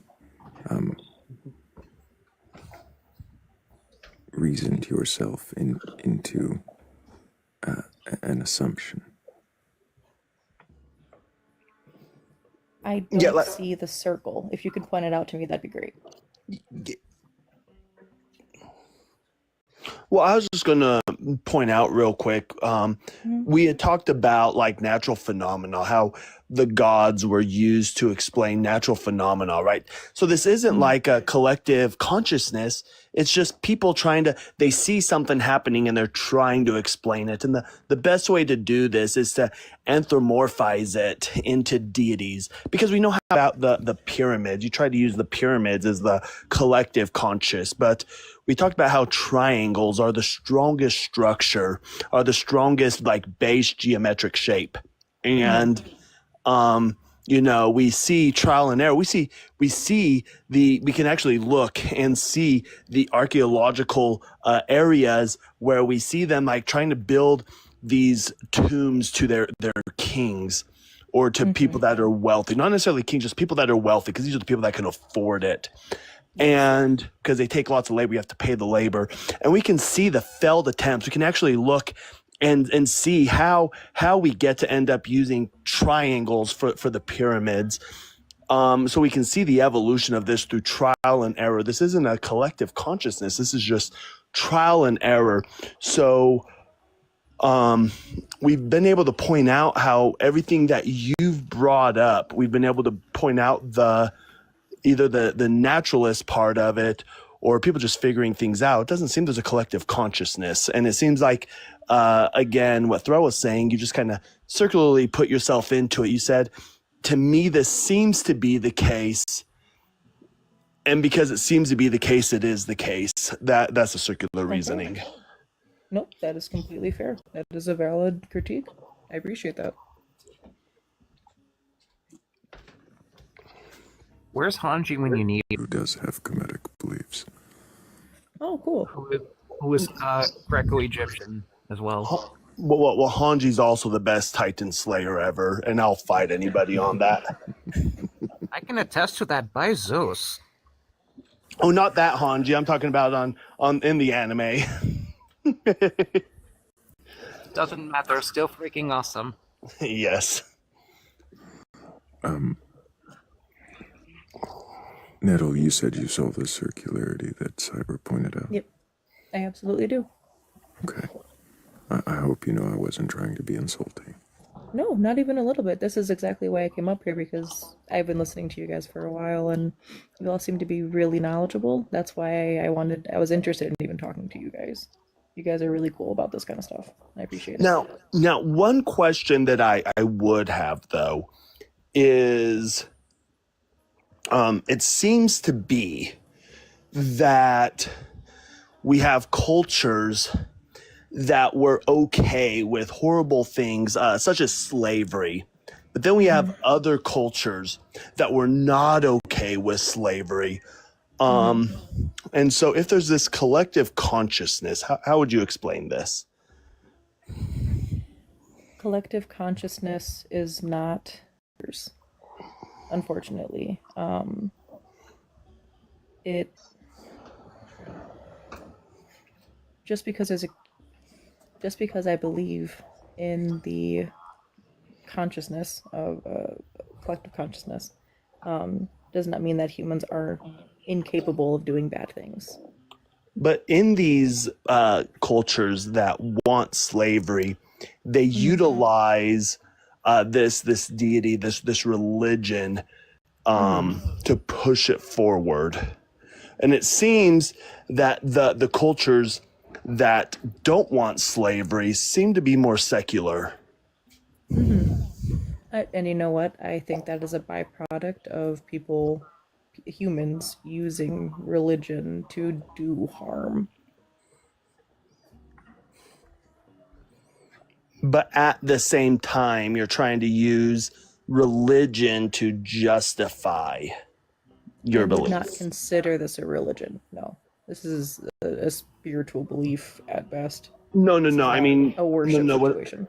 What I mean by, let me rephrase, what I mean by is that you're using people's religious beliefs, the fact that they have beliefs in deities, to justify your belief in this variant of spirituality.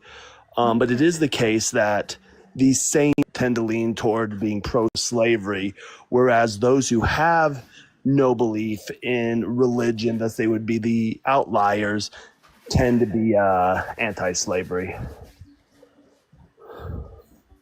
So I can't necessarily argue this with you because my data collection resources have all been pagans. Or spiritualists specifically, not necessarily religious folk. So when it comes to other religious dogma, things like in Christianity, where the Bible suggests that slavery is okay, that is not something I am well versed enough to even argue against. Well, 100% honestly. Well, it turns out that when we look at, even in spiritualism, in pagan faiths and stuff, it turns out that all religions believed in slavery in a form or another.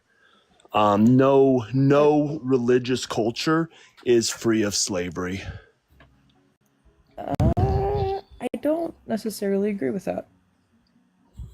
I would be interested to know which one I don't know that I agree either, but I would like to know which one you could come up with. In the case of the Romans, as far as I it wasn't necessarily, it was class issue. It was not necessarily, but there was like, it was slavery. Poor people needing work, and the Romans, there was slavery. I'm not disagreeing, but I don't think it was religiously backed. I don't know if that was what Cyber was saying, is that it was religiously backed, but that in all these religious cultures there was slavery. I don't think it's necessarily connected. Like I said, I think specifically when you talk about bad things that humans have done, it's not necessarily related to religion. Humans are capable of making decisions outside of their religious beliefs, unfortunately. Your data collection relies on consensus, right? Yes. So if the consensus of people that you gather data from would also either approve of dogmas or approve of direct doctrines that allow for or even encourage slavery, would that mean that that should be part of your data set as well? I think it is something to keep track of, yes. And if it is common enough, I would describe it as a feature, yes. But that's not something I can speak to at this point, unfortunately.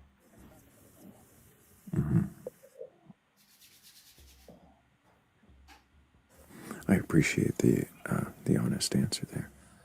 Yeah, 100%. I don't know that Like I I said, have any more questions for you, Nettle, but I appreciate you answering Fair the enough. questions openly and honestly. And I appreciate you guys letting me come up. Absolutely. Yep, thank you. I hope you keep asking questions, and if you do come up with new answers, come back and let us know. And who knows, we might have even more questions for you then. Hey, Thrayle, I got a question for you. Okay. Hey, Thrayle, I got a question. I don't see the questioner, but I'll let you. What came first, the chicken kicker or the egregore? Both. On this panel, was the egregore, but I do remember Chicken Kicker. Haven't seen him in a while. I'm so confused.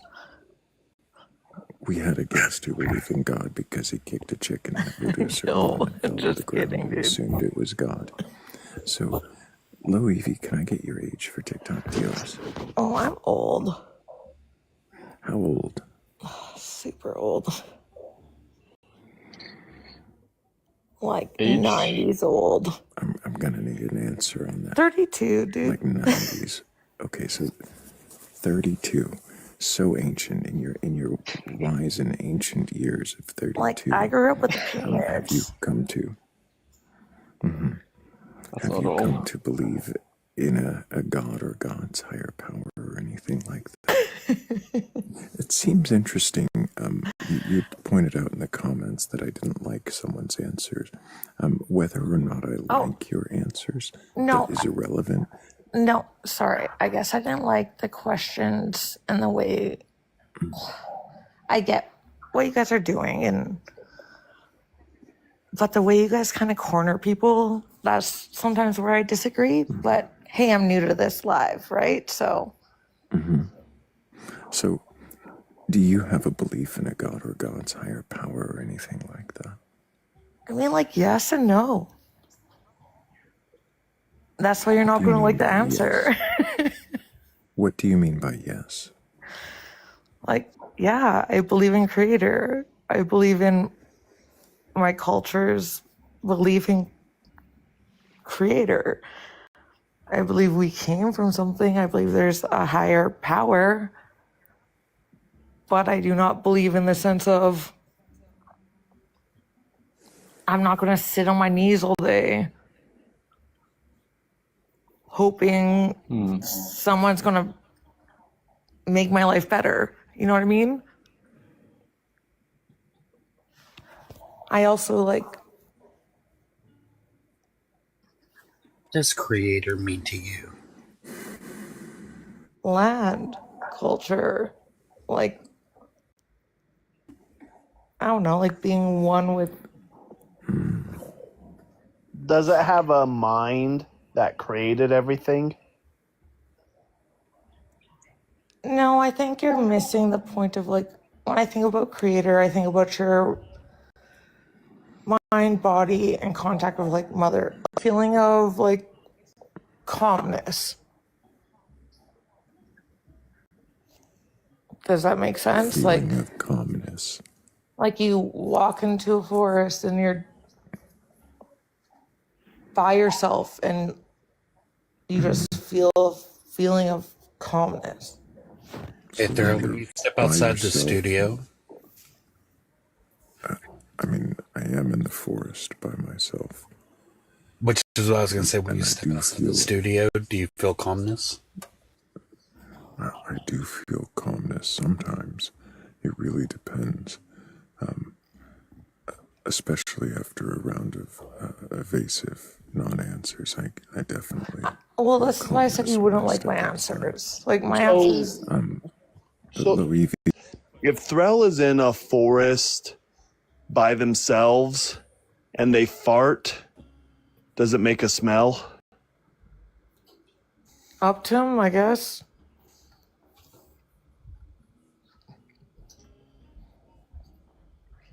Like, what are you trying to get by that question?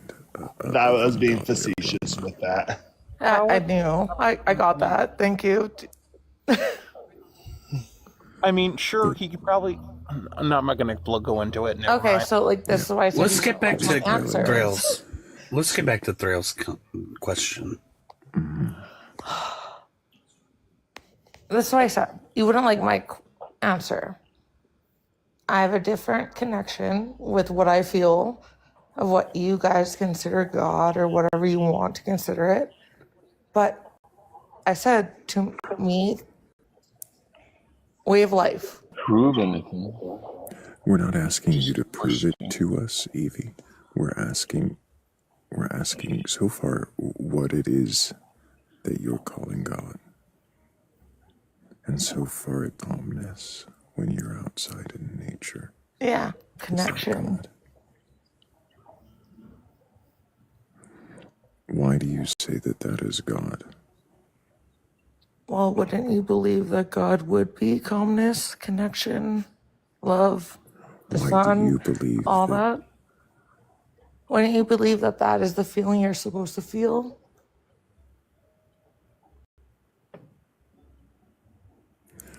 Why do you believe that's the feeling you're supposed to feel for I God? don't believe it because that's the feeling I do feel.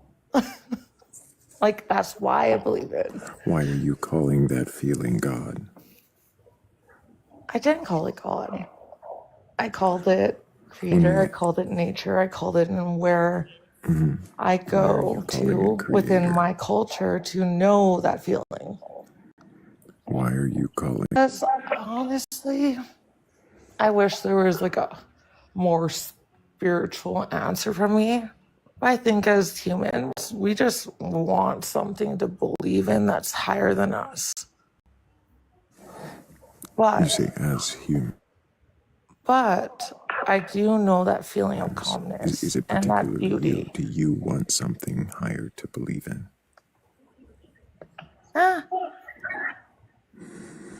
Not like I could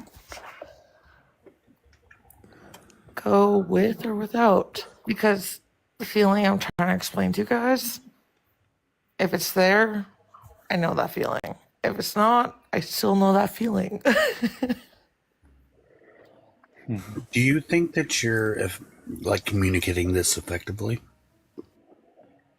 Probably not. So, like, because when Thrayle asked you that there needs to be something higher than oneself, you kind of went Did you just around not the miss the question. point where I just said humans want to believe that we need something higher than us? And you say humans. Why are you painting it as all humans? Could it just be you and some other humans? Why make it such a broad brush? Why do you need to believe in something higher? I don't. So, are you not human? No, I'm not. So what does this higher... Are you drunk, Evie?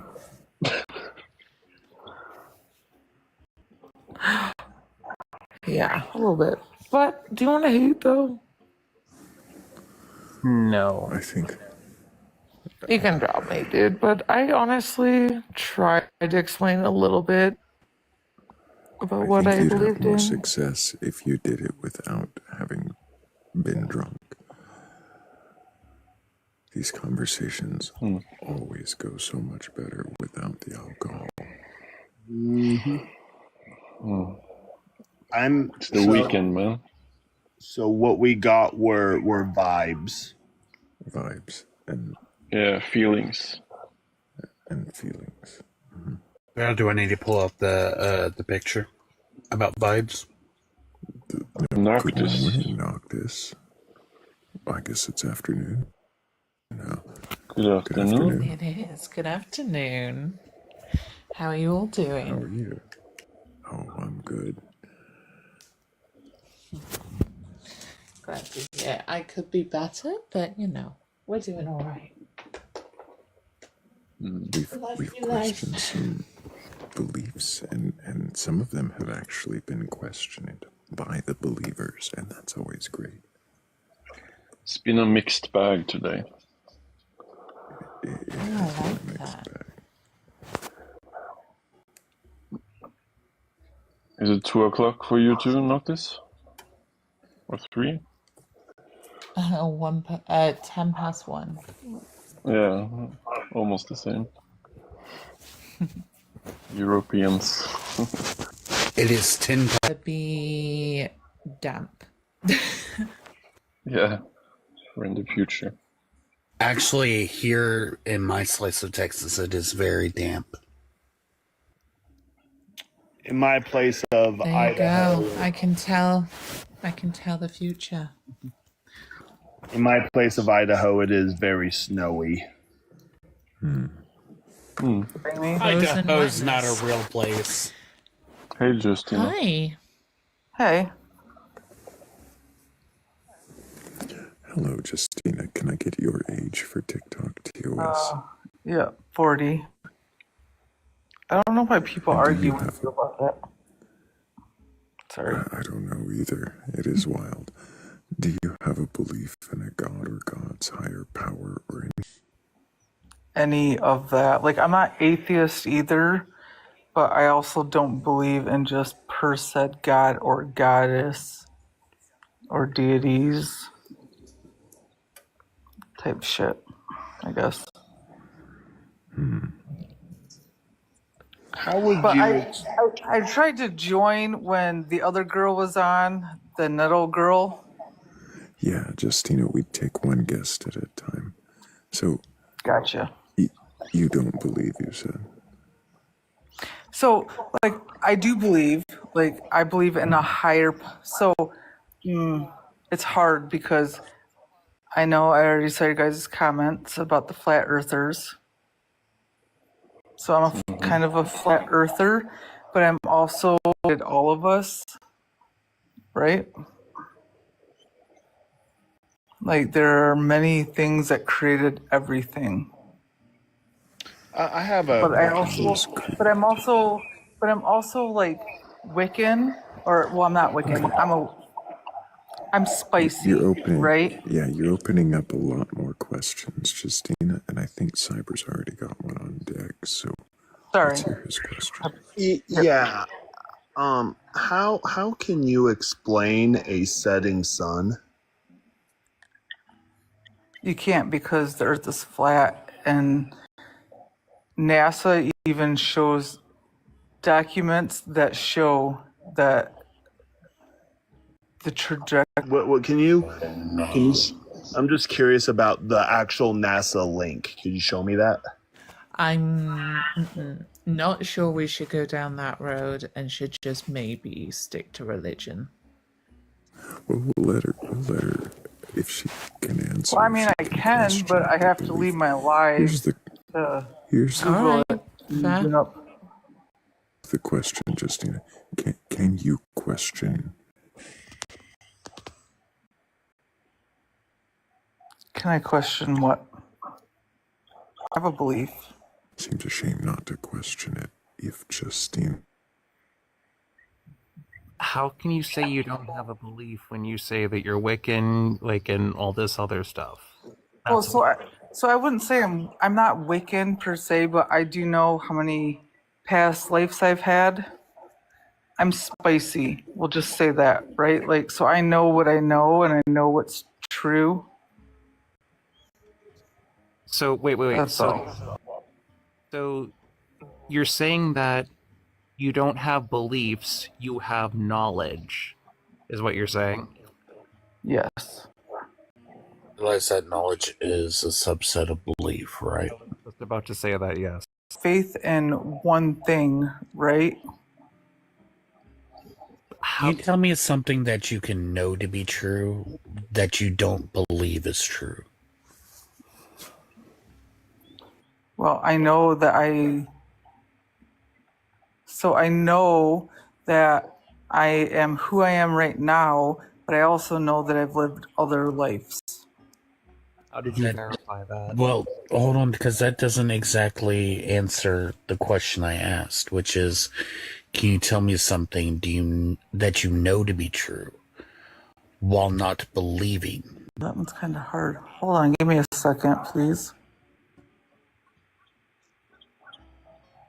While not believing. So we don't live in this reality. We're on different timelines. So you know that to be true, but you don't believe it to be true. Yes. So you believe that we living on different timelines is false. What?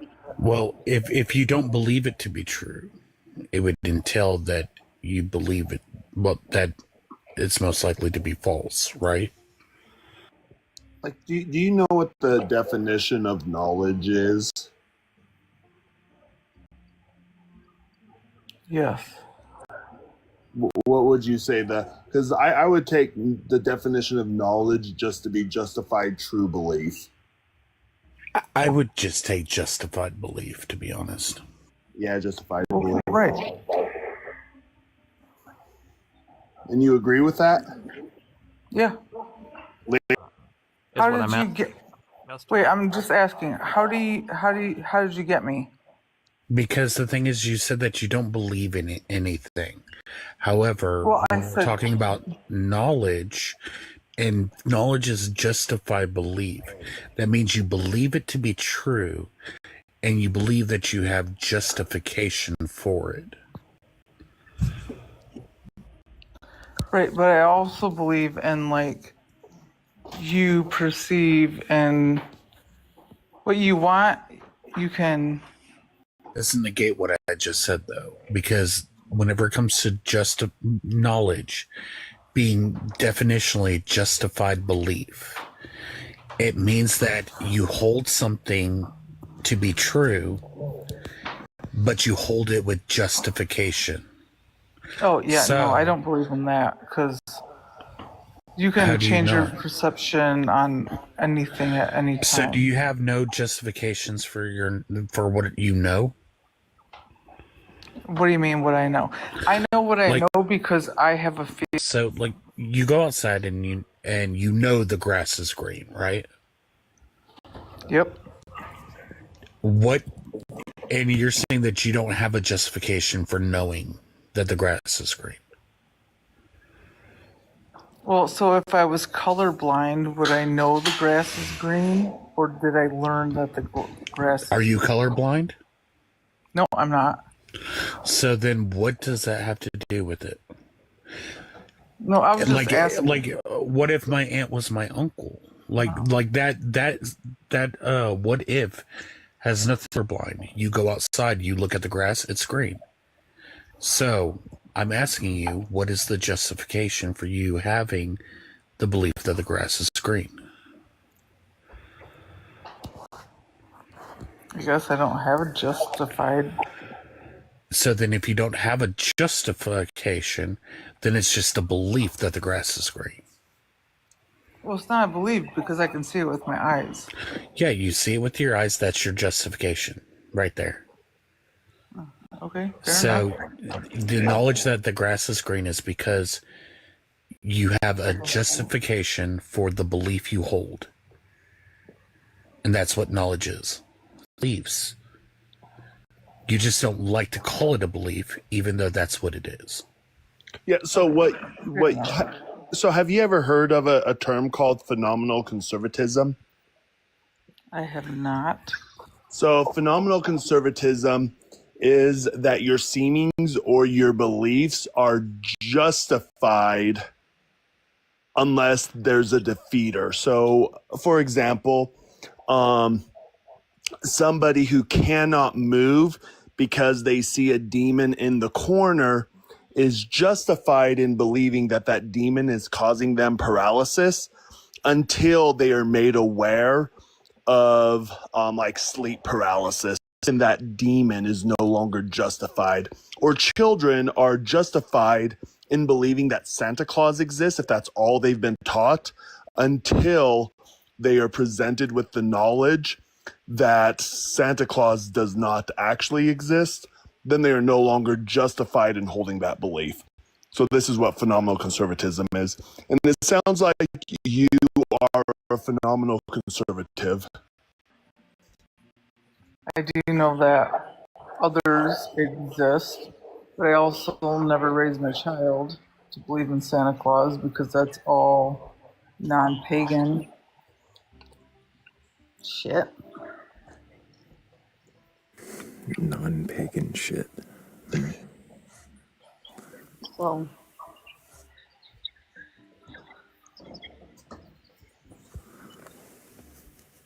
but yes. Christina, does it matter to you if what you believe is true or not? No, not at all. Not my first lifetime on this earth, so I'm not worried about it. Doesn't that seem like a belief also? No, it's a fact. How do you know? Because I have visions. So And you how have is it your feelings. How is that compelling? I'm sorry? You have feelings. You have visions. How is that compelling? Because I've seen myself live in other lifetimes. how is it you're able to verify that that is actually you living another lifetime and not you imagining? My question exactly. Because I've looked it up. And I'm sorry, because what? I've looked it up. Looked what up? Who I was in those lifetimes. Because you looked up people in the past and you feel what? What is it that makes you think that you are these people in the past? Because I have memories. How have you verified that the memories you have are not imagined? How can you imagine what you're wearing on certain days? How have you verified that what you're thinking, what you're calling memories, are not imagined? I don't know how your question responds to mine.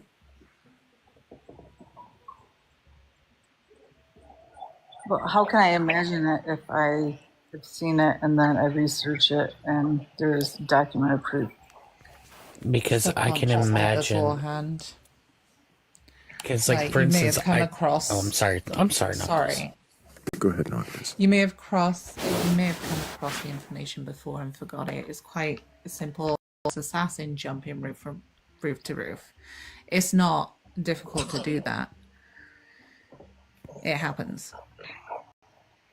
So how do you know for sure that that hasn't happened to you?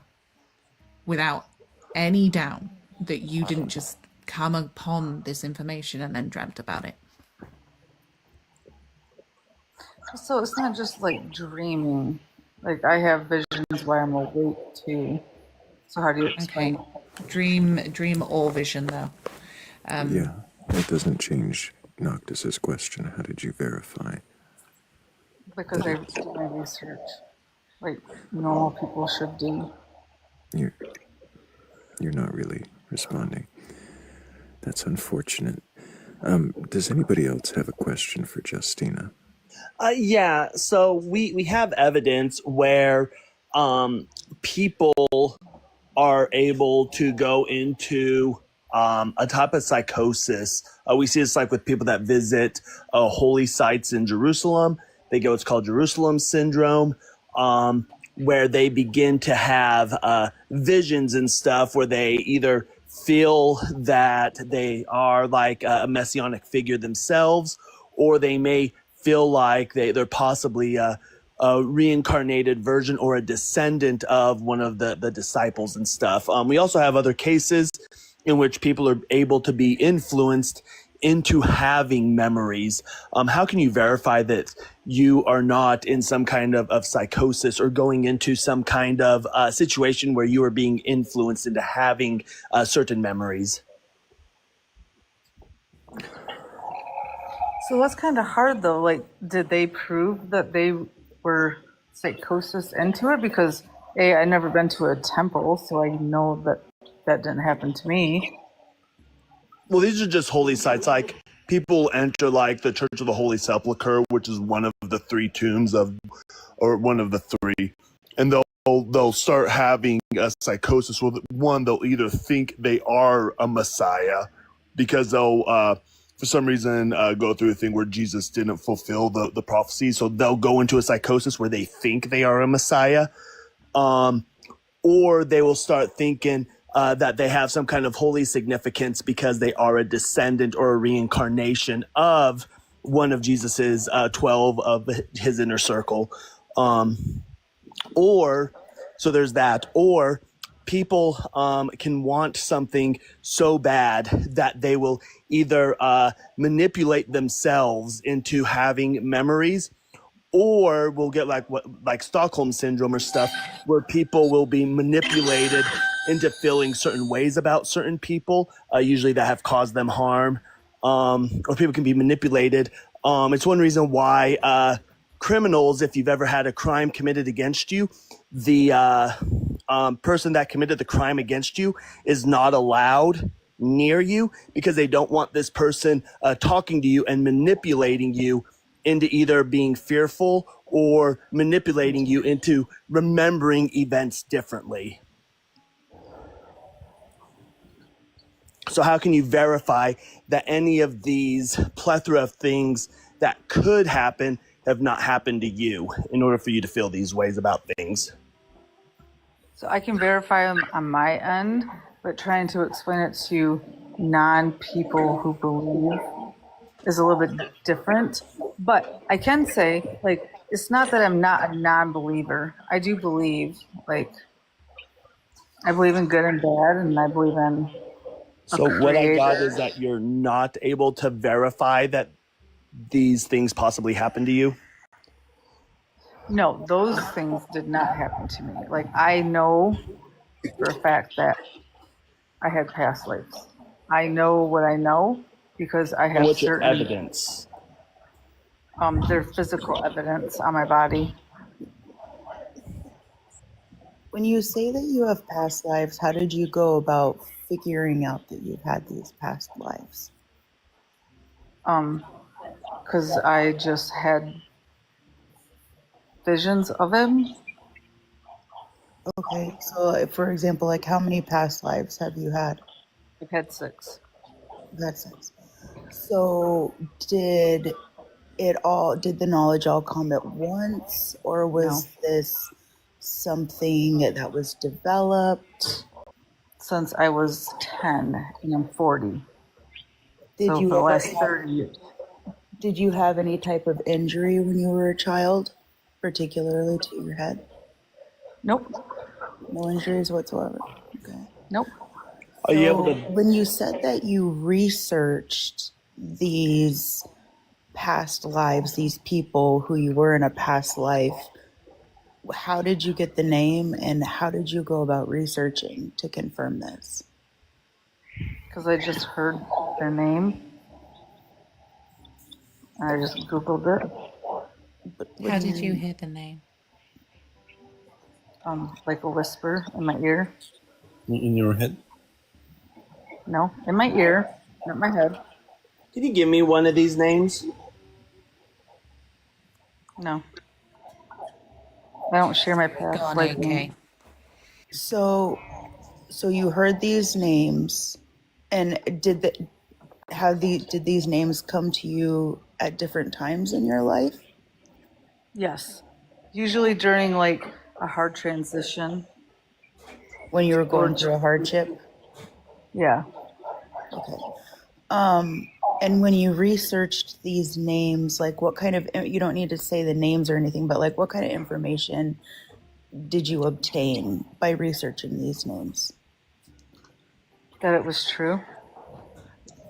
And I guess the other question I'd follow up with that is how do you know that the person that you were researching is the accurate one? Because it's very common for there to be multiple people with that name, especially throughout history. Because they kind of resemble me and some of the pictures that I could find.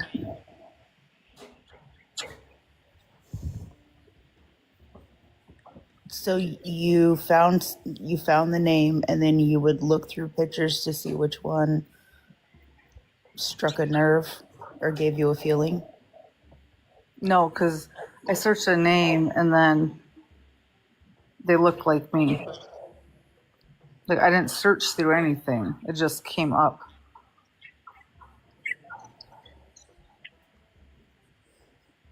Okay. So the name was whispered to you. You went and you looked the name up, and then that person looked like you? Yes. Were you always female? No, because I know what my masculine side looks like too. So you Wait. were okay. Wait. Say that again. Say that last part again. I said I know what my masculine side looks like too. Because we're not just what we are right now. We're just energy. We can be any sex. That's why. So wait, when you say they look like you, then what do you mean by that? So I know I would look like if I was more of a man type figure, I guess. Do you hear voices or hear whispers a lot? I'm not mentally ill, so please don't start. That's not what I asked. I just asked if you hear whispers a lot. Yes, and I do senses, and I hear music. I see shadows. There's a whole bunch. I'm spicy.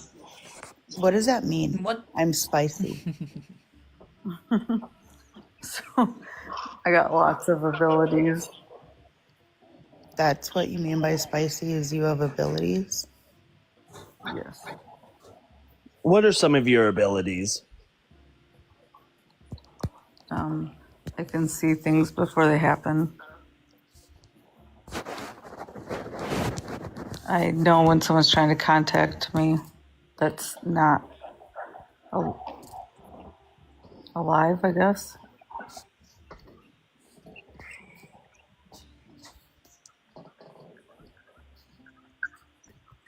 I can move between realms.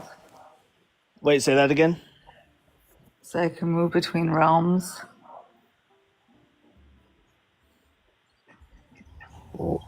Well, what do you mean you can move between realms? So there's this where we're at right now, and then there's the other side of the veil. Okay. How many people do you know that can do this? Do you know anyone else? What, that can astral project? That can, yeah, I don't know, has special abilities.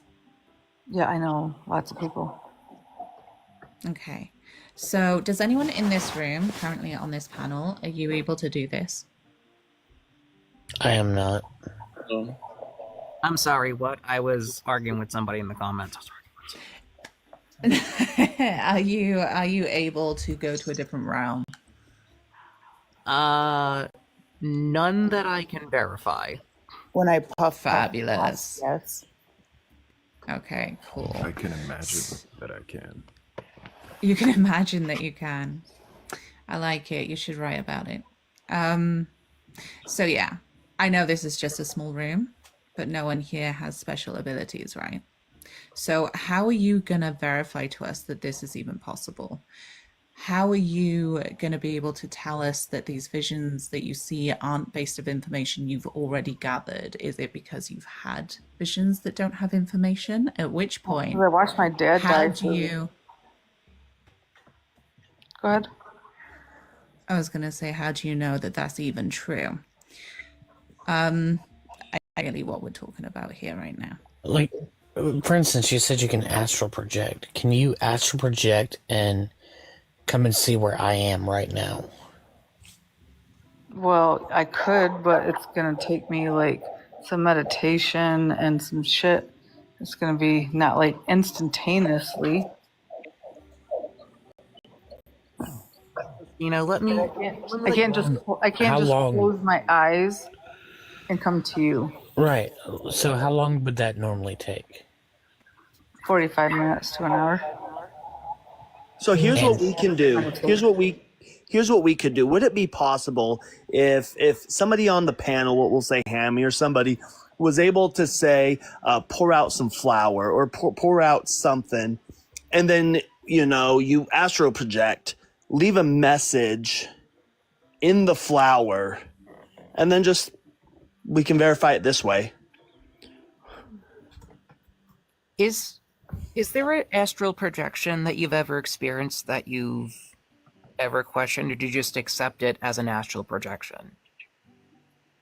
No, I try not to astral project if I don't have to. I can, but I try not to. I make sure that I'm grounded at all times, usually.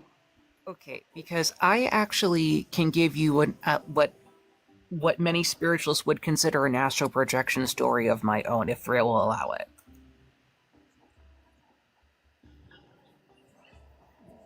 It's very brief, I promise. Go for it.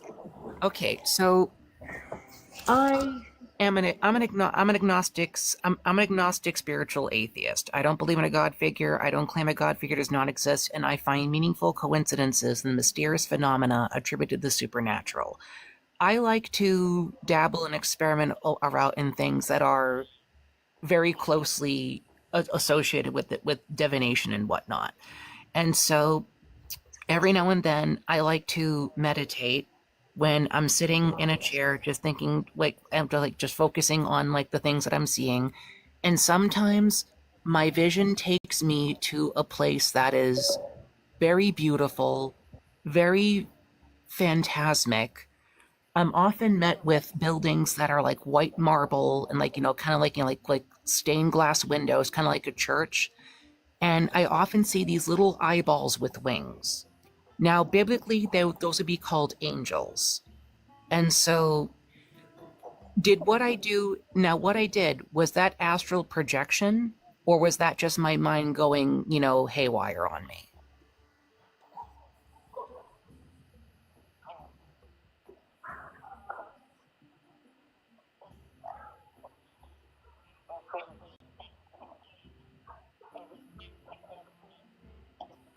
I can see my whole body where I'm at when it starts. And then I just kind of go off and do my thing.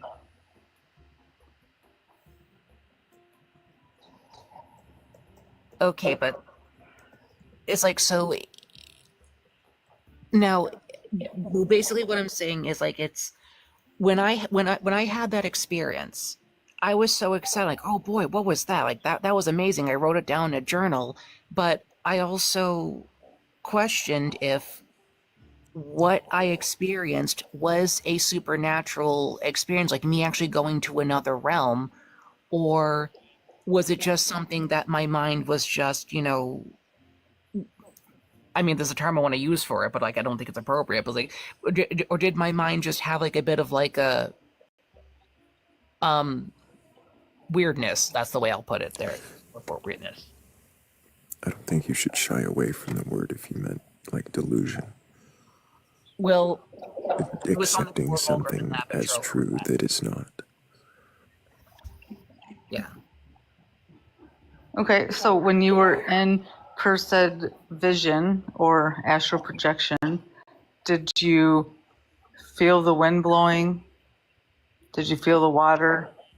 Did you have feelings of being there, and like, do you remember the feelings of it? Because if so, then yes, you were astral projecting. In one example, I was in kind of like a Middle Eastern kind of like temple area where I could hear water, I could feel the wind, I could hear people like talking like town activity going out there. And that was another example of a quote unquote astral projection, because I experimented this a couple of times, like really. And so, but the first time I did that, the place I was in, like the white marbly, like kind of church like area with the floating eyeballs, it's like it was just more of like an observation. I was like I was there, but I didn't really feel anything. But when I was in like that Middle Eastern like like temple there, I did have more sensations. Right. Please tell me that you have some type of grounding beacon. Justina, rather than showing your concern for RC's practice of potential imagination or potential astral projection, can you actually respond to the question RC had? No, I said yes, she was astral projecting. I go by he, they. Sorry. That's okay. And so the difference between astral projection and my imagination is being able to have the sensations in my experience. How do I know that my brain wasn't also simulating those sensations, like the wind, the water, the people talking, like in the bazaar? Like, how do I know that wasn't also part of my imagination? That I can't tell you because I'm not a doctor. But could my mind possibly do that? Like, could my mind conjure up like the sound of waves, or like the whisper of a wind, or the voice of people chattering?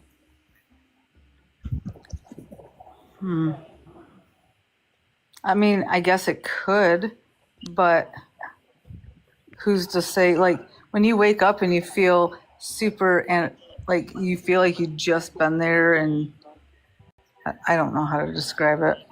Honestly, I can't. But I mean, you're not wrong. You're not wrong. I get your questioning. I do. I'm imagining, like, I'm in my head right now. I'm hearing the sound by my own conscious, conjuring. I'm hearing the sound of like oceans crashing. Is this me astrally projecting right now, or am I just imagining that? You're just imagining that. So, in order to astral project, you have to be in a meditative state. So what was the difference? Beyond the veil. So you're saying that the big difference is I have to be in a meditative state as opposed to just simulating it in my head. What ultimately is the difference, though? Shutting your brain down. Your brain to where you are right now. How do I know I'm not meditating right now? What if my brain is actually more repose than I think it is? Or actually, no, I'm gonna scrap that question because that's just muddying the thing. It's like because basically my contention here is like how I'm not even sure why that would necessarily make a difference because even back when I was in a meditative state, I experienced that white marbly building there, but according to your standard, that was more an imaginative observation. That was more like more imagination. But when I was also in the meditative state, I was also astral projection, but I can also imagine the state of the sensations that I had in that astral projection. So what's ultimately the difference? So the first one you're talking about, the marble. Mm-hmm. Were you looking at it like in a third person, like looking down on it? No, I was there. Okay, so then that was a past. Then I would say that's a past life. So you're back in a past life. With like angelic beings and floaty winged eyeballs? Where in history was that happening? Well, okay, so here's the thing. So I've been on this for a couple hours on this live, right? And everyone seems to focus on. You've been up here for about 20 minutes, maybe 30.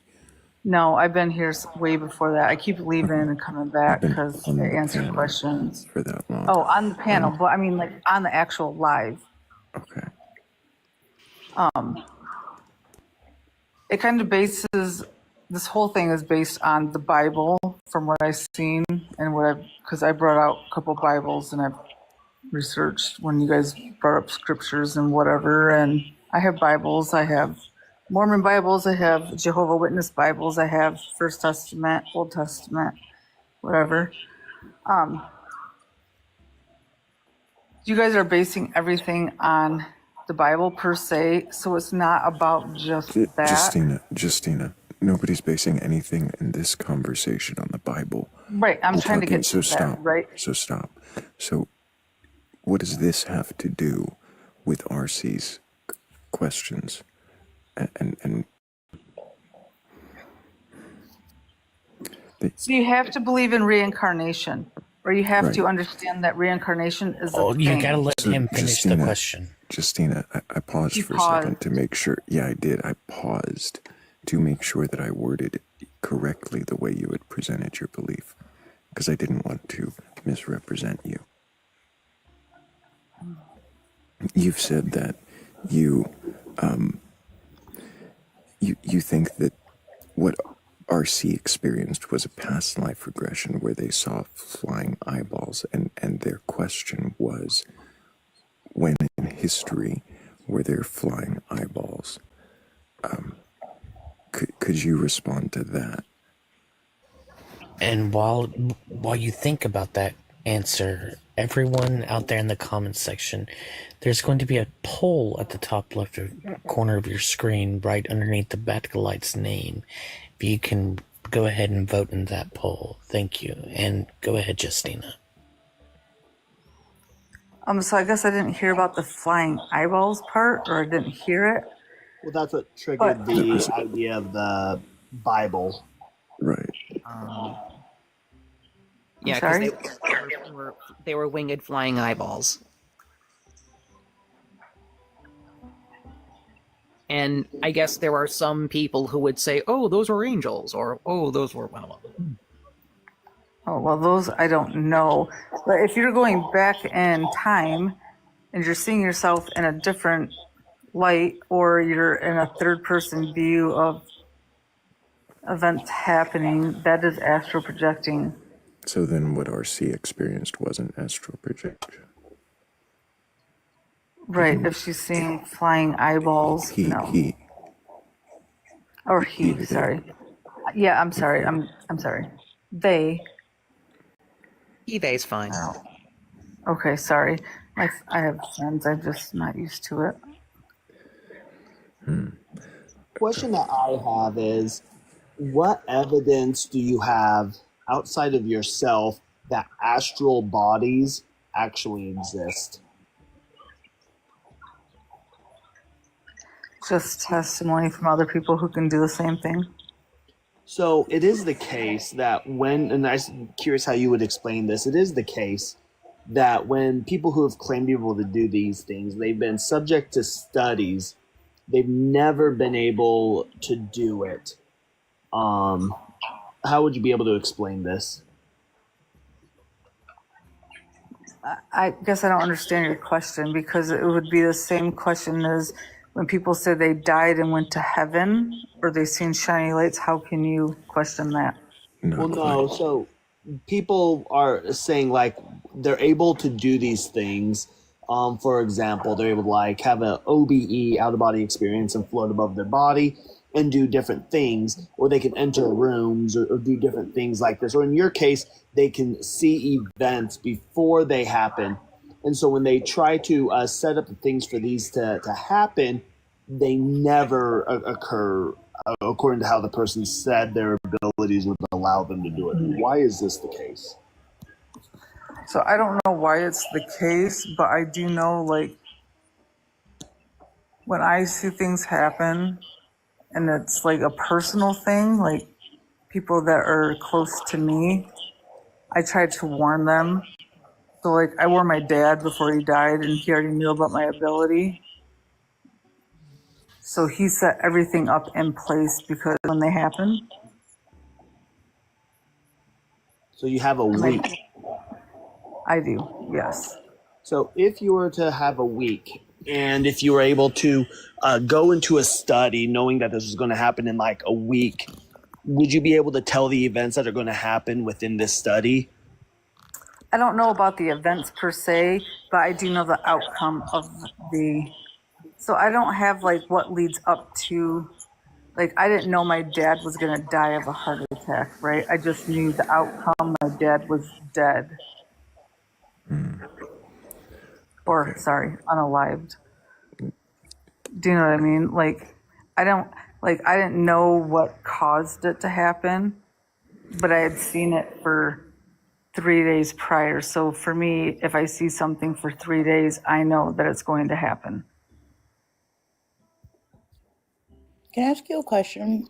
With your past lives, have any of the names ever been incorrect that have been given to you that you thought were you in a past life, and then you did the research and you're like, oh, that wasn't me? So I only have 4 out of my 6 past lives.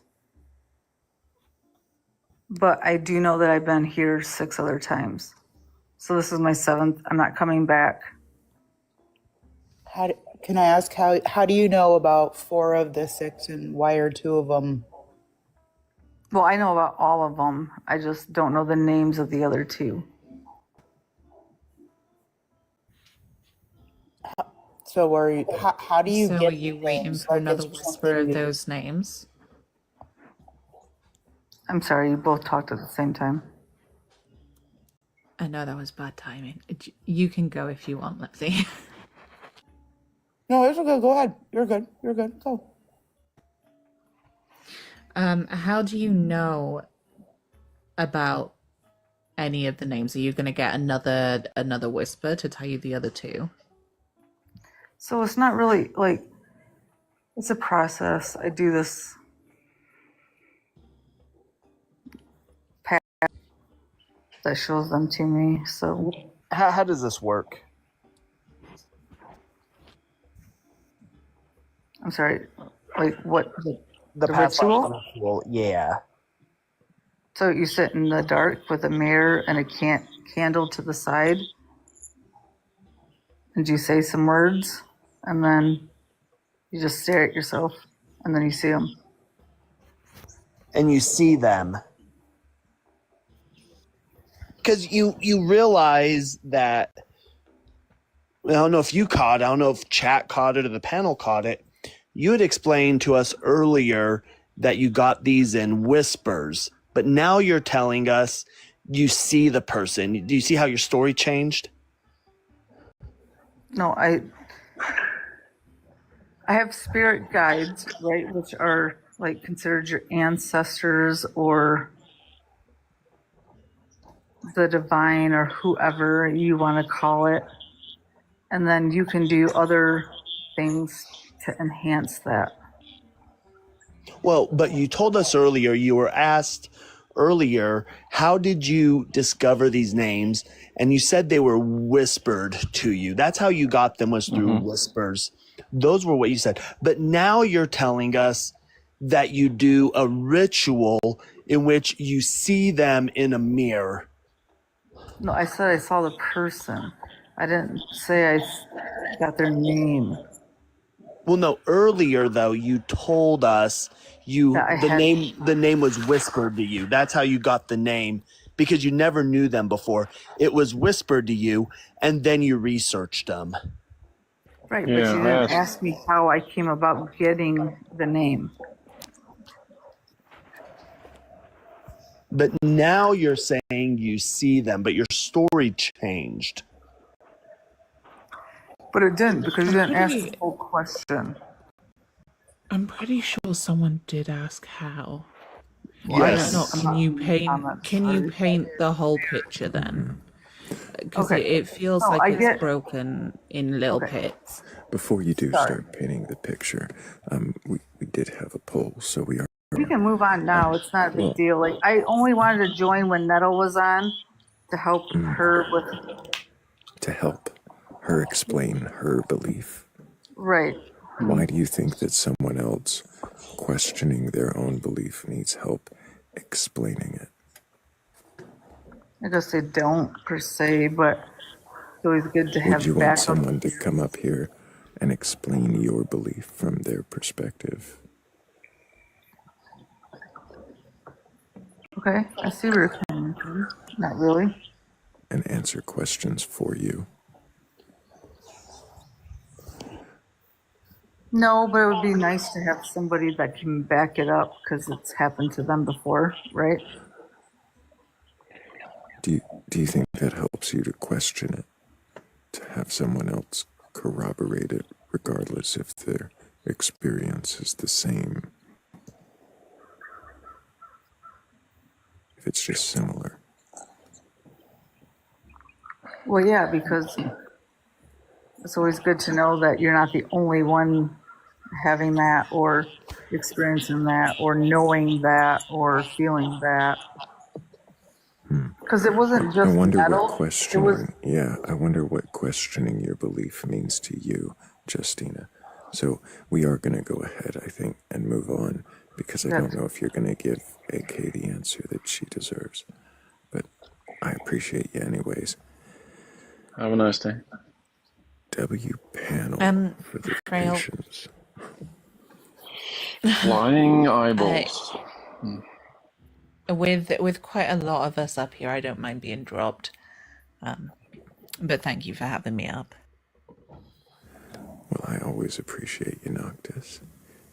Thank you for allowing me to come up. It's almost 5 a.m. in Alaska, and I still haven't gone to bed yet, and that actually made me kind of sleepy. Thank you. Well, I appreciate you, AK. Bye. Take care. And if you're not following Take care, AK, a follow. Yeah, Thrayle, I I can join. also, Oh, see, I no, also could this be doesn't have to dropped. go anywhere unless you want to. I don't mind. I have a bit of time. Also, yeah, AK's videos, I do like and adore them, and the Aurora Borealis. So for real, it's very beautiful. What's her Absolutely. videos about, you say? How do you say moose The in Northern plural? Lights. Oh, cool. Okay. Moose in plural. Nice. Muzak. Thank you, Hammy, for being here. Take care. See And ya. Love you, before we do Hammy. bring up a new guest, which I'm sure we probably have at least one believer in queue, if not, I hope so. could be you. But before we do move on, I need to make sure that I thank Claire. Also, Catfather, you. And also thank you to Kibosh, to Susie Blue, to Shell, to Godless Goddess, also to, there's another name here, Emily. There's so many more names, never mind. Thank you to Ethereal Ember, thank you to Everlasting Godstopper, AK Borealis, also to Heretical Apothecary, and to It's Tiffany. Thank y'all so much. I appreciate you for helping with the goal.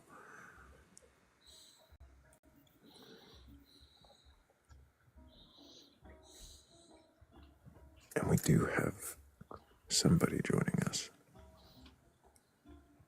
Maybe.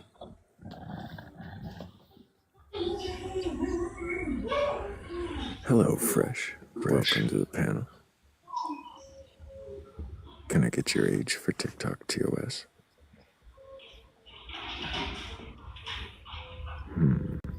I don't know if Fresh meant to join us. If you did, Fresh, go ahead and request back up.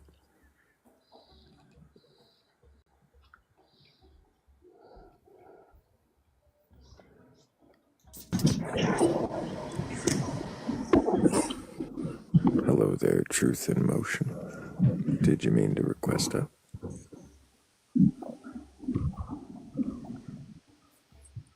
Truth in Motion. Did you mean to join us?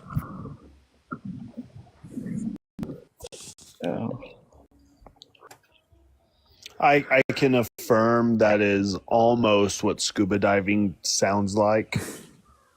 Almost. Almost.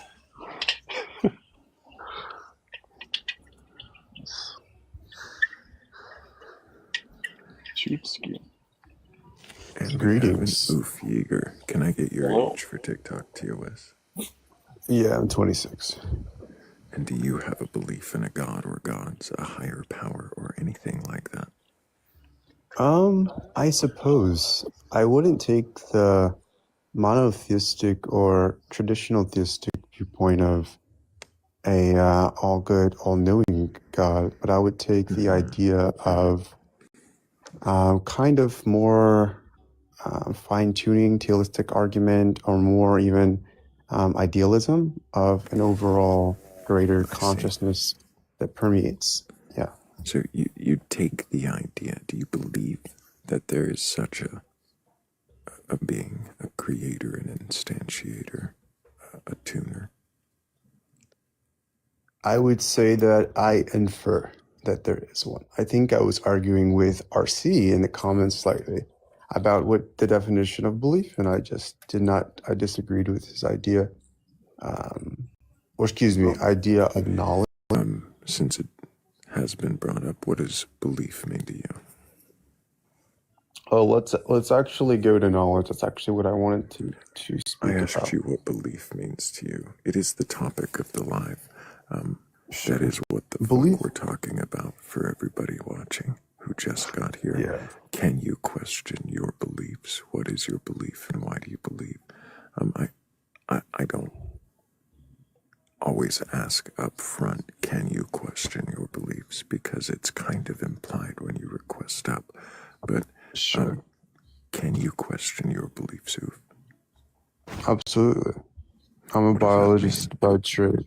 So to question my beliefs or my ideas would be to see if there are any holes in the argument or my ideology of God and the creation, and that there could be a possibility where my ideas are not as correct as I seem them to be.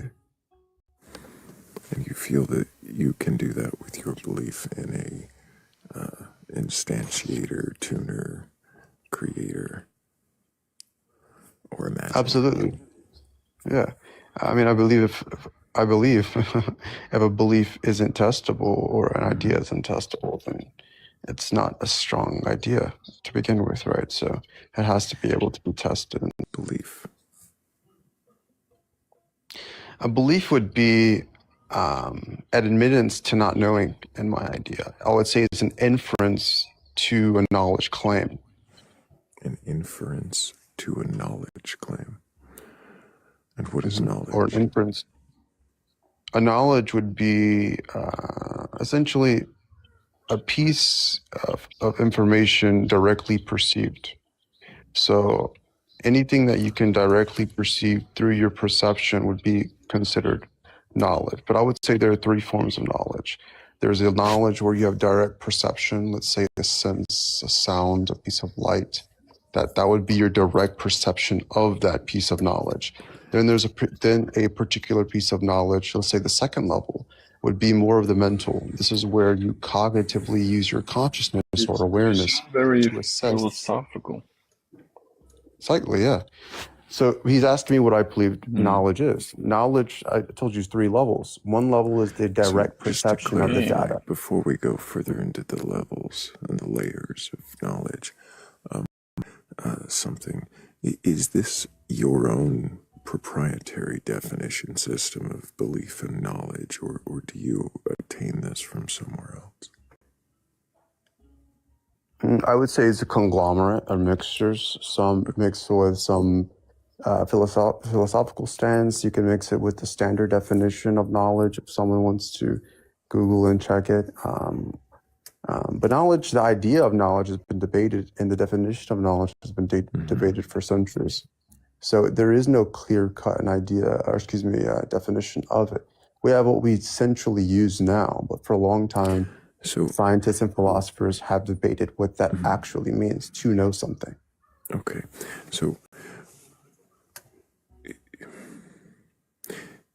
if I can finish what I would say my levels of knowledge. I'd actually not be really that interested unless it becomes a part of the conversation later, and I feel like you might try to make it that so you taking away the question before I can answer it was just kind of disingenuous. It's not disingenuous. I'm just not interested in the soliloquy. So because you're not interested, but you asked me the question. So isn't it for me to test my own beliefs? So if you're interested in continuing this conversation at all, you're going to stop talking over me. That's quite rude. Do you understand? You think that's quite rude? Okay, talking over me is rude.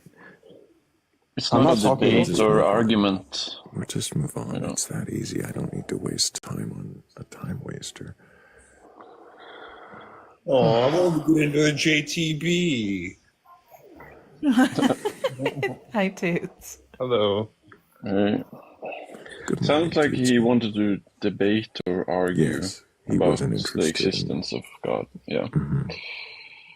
So I have a. No. So I would like to put Toot's beliefs to the question. Where have you been? You haven't been live. What I've been busy. Got a new job and stuff, so the schedule's been all messed up. Yeah, I was live this. Argue philosophy with someone. No, and they I said, wasn't arguing. Or you're right. You were questioning something, and they said that you needed to get a job so you could get philosophy books. I thought that was hilarious. Remember you were on the panel with Missy or something, and there was someone who was kind of condescending towards not you but her. Oh right? yeah. Oh yeah. He was something. I got that clip. That'll be uploading this weekend. Yeah, that was. I heard the whole thing. It was interesting. Such a shame. I do want to point out we just broke 250,000 the screen and sharing the live. If you haven't already, you can, of course, repost the live and maybe even repost. I think that there's a way to do that. I don't know if that actually helps, but I appreciate all of you for all the shares and the likes. We do have a couple of people in queue. Some of them might actually be, I don't know, genuine interlocutors ready to question their beliefs.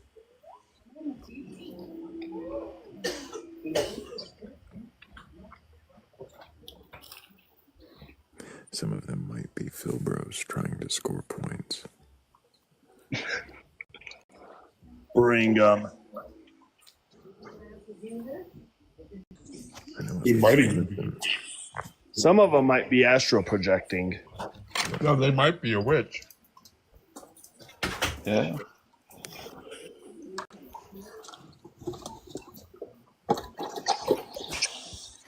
Some of us hold rulers in a lack of patience today. Oh, It's excited, not kids. testing patience.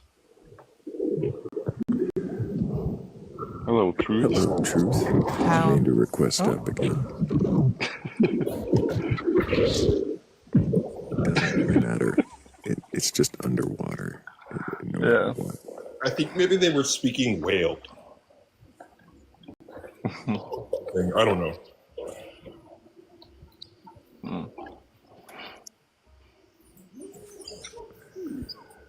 Well, I guess we can see if Ufieger can actually have a conversation without all the posturing. That might be nice, but probably not. I fully expect posturing if they're... Greetings again. Greetings again, Ufieger. So, you believe in a creator being some kind of instantiator or imaginer of reality, correct? Yeah, I would say that, an overall consciousness or intelligence that permeates the universe itself, what I'd be considered to be the creator, and physical reality or matter to be an emergent property of that consciousness. Okay, so not just creator, full idealism. So slightly, yes. Why is it that you believe in it? I would say that in reference to my own awareness or consciousness, I believe that consciousness is probably the most valuable thing that has been birthed in the universe that we can observe. And that consciousness or awareness is the most leastly understood thing that we know. Right? We understand. I have to ask what consciousness is then. Sure. And that's usually kind of debated around circles. The idea to perceive reality and the idea to perceive self-identity with that observed phenomena. So awareness and self-identity. Correct. I would say are the current level of consciousness that we exhibit as humans. Yes. So, and you were saying that there is this consciousness that permeates everything. Are you saying that everything, including inanimate objects, have awareness and self-identity? I would say, a short answer, yes. I do believe that a level or amount of awareness that different beings exhibit is different, and I think that's where science. Would that include like, lumps of coal, rocks, shit? Would those things all be conscious and self-identify? I wouldn't say self-identify, but I believe they do have a level of consciousness. I know this kind of sounds crazy. A very small amount, if I may. Contradictory if there's no self-identifying. Like, wasn't that one of the parameters of your definition of consciousness? Was not just awareness, but also self-identification. Sure. Self-identification in the sense of the awareness or consciousness that we exhibit as humans on a more developed scale. And I believe there is a scale. I believe this is where in science we measure consciousness. Can we measure awareness? Is it local? That is another question. Is you moved the goalpost on self-identification to make rocks and coal and excrement all be conscious, but we kind of neglected awareness there. So how do those exhibit awareness of any kind? Sure. So if my predisposition is that similar to idealism, it all is only I'm sorry, did consciousness. you say predeposition? Excuse me, correct word. My presupposition is that level of awareness, and physical matter is an emergent property of this awareness, then physical matter in its own right still is inevitably consciousness. Excuse me, inevitably conscious. The amount of which consciousness work from this can I finish? presupposition, but why the presupposition? It That kind of that's loses my like the hypothesis. rest of the explanation when you say you have to start with this presupposition that everything Because that's is my belief. conscious. But how do you observe or verify the awareness of inanimate objects without the presupposition? And that's where we are right now. Currently, within both, let's say you're in a science field or if you're in even Eastern philosophical or ideology, right? The idea is, can we mix the science of physics, biology with what the East would consider to be mysticism or spirituality? Why would you want to mix those? Because I believe that there's great value in mixing. I believe that science, as a biologist, is coming to a glass wall. And what we can know about the observable universe is limited by I the... hear you saying coming to I'm a trying to glass answer wall, the question. but That's I'm why. trying to understand. You're saying that the reason why you think there's value in mysticism is because science is coming to a glass wall. Yes, I believe, I'll tell you why. I believe both of them are slightly incomplete. And what I mean by that is, I believe that science in its own right is coming to a glass wall. What we can know about the observable wall? What I mean is there is a limit to what we can and what we will know about the observable universe through just direct sense perception, through what we believe to be the five senses. We've already seen ideas of this when we start to see ideas of what dark matter are, what antimatter are. Okay, so you're pointing to two unobserved phenomenon, right? Correct. So things that we don't have an observation to know what those even are. This is my point, but they are there. You say they are there, but what Yes. Do we actually know what they are? No, that is the reason why, again, we have to blend things that blend a system that which claims to know them, and we can test to see you're saying if these... Go ahead. You're saying that mysticism somehow is going to step in where people imagine answers with no basis in science, and that these answers are somehow going to forward science. Absolutely, yeah. If there is an answer to be answered in the idea of where that glass wall stops within science, right? Because we do know that science is limited with its ability to observe, again, maybe 80 to 90% of what we consider to be the universe. You had mentioned our five senses, but correct. Do we not develop other ways to observe and record things beyond our five senses? No, they are variations of the sense itself. Or extensions, is that what you mean?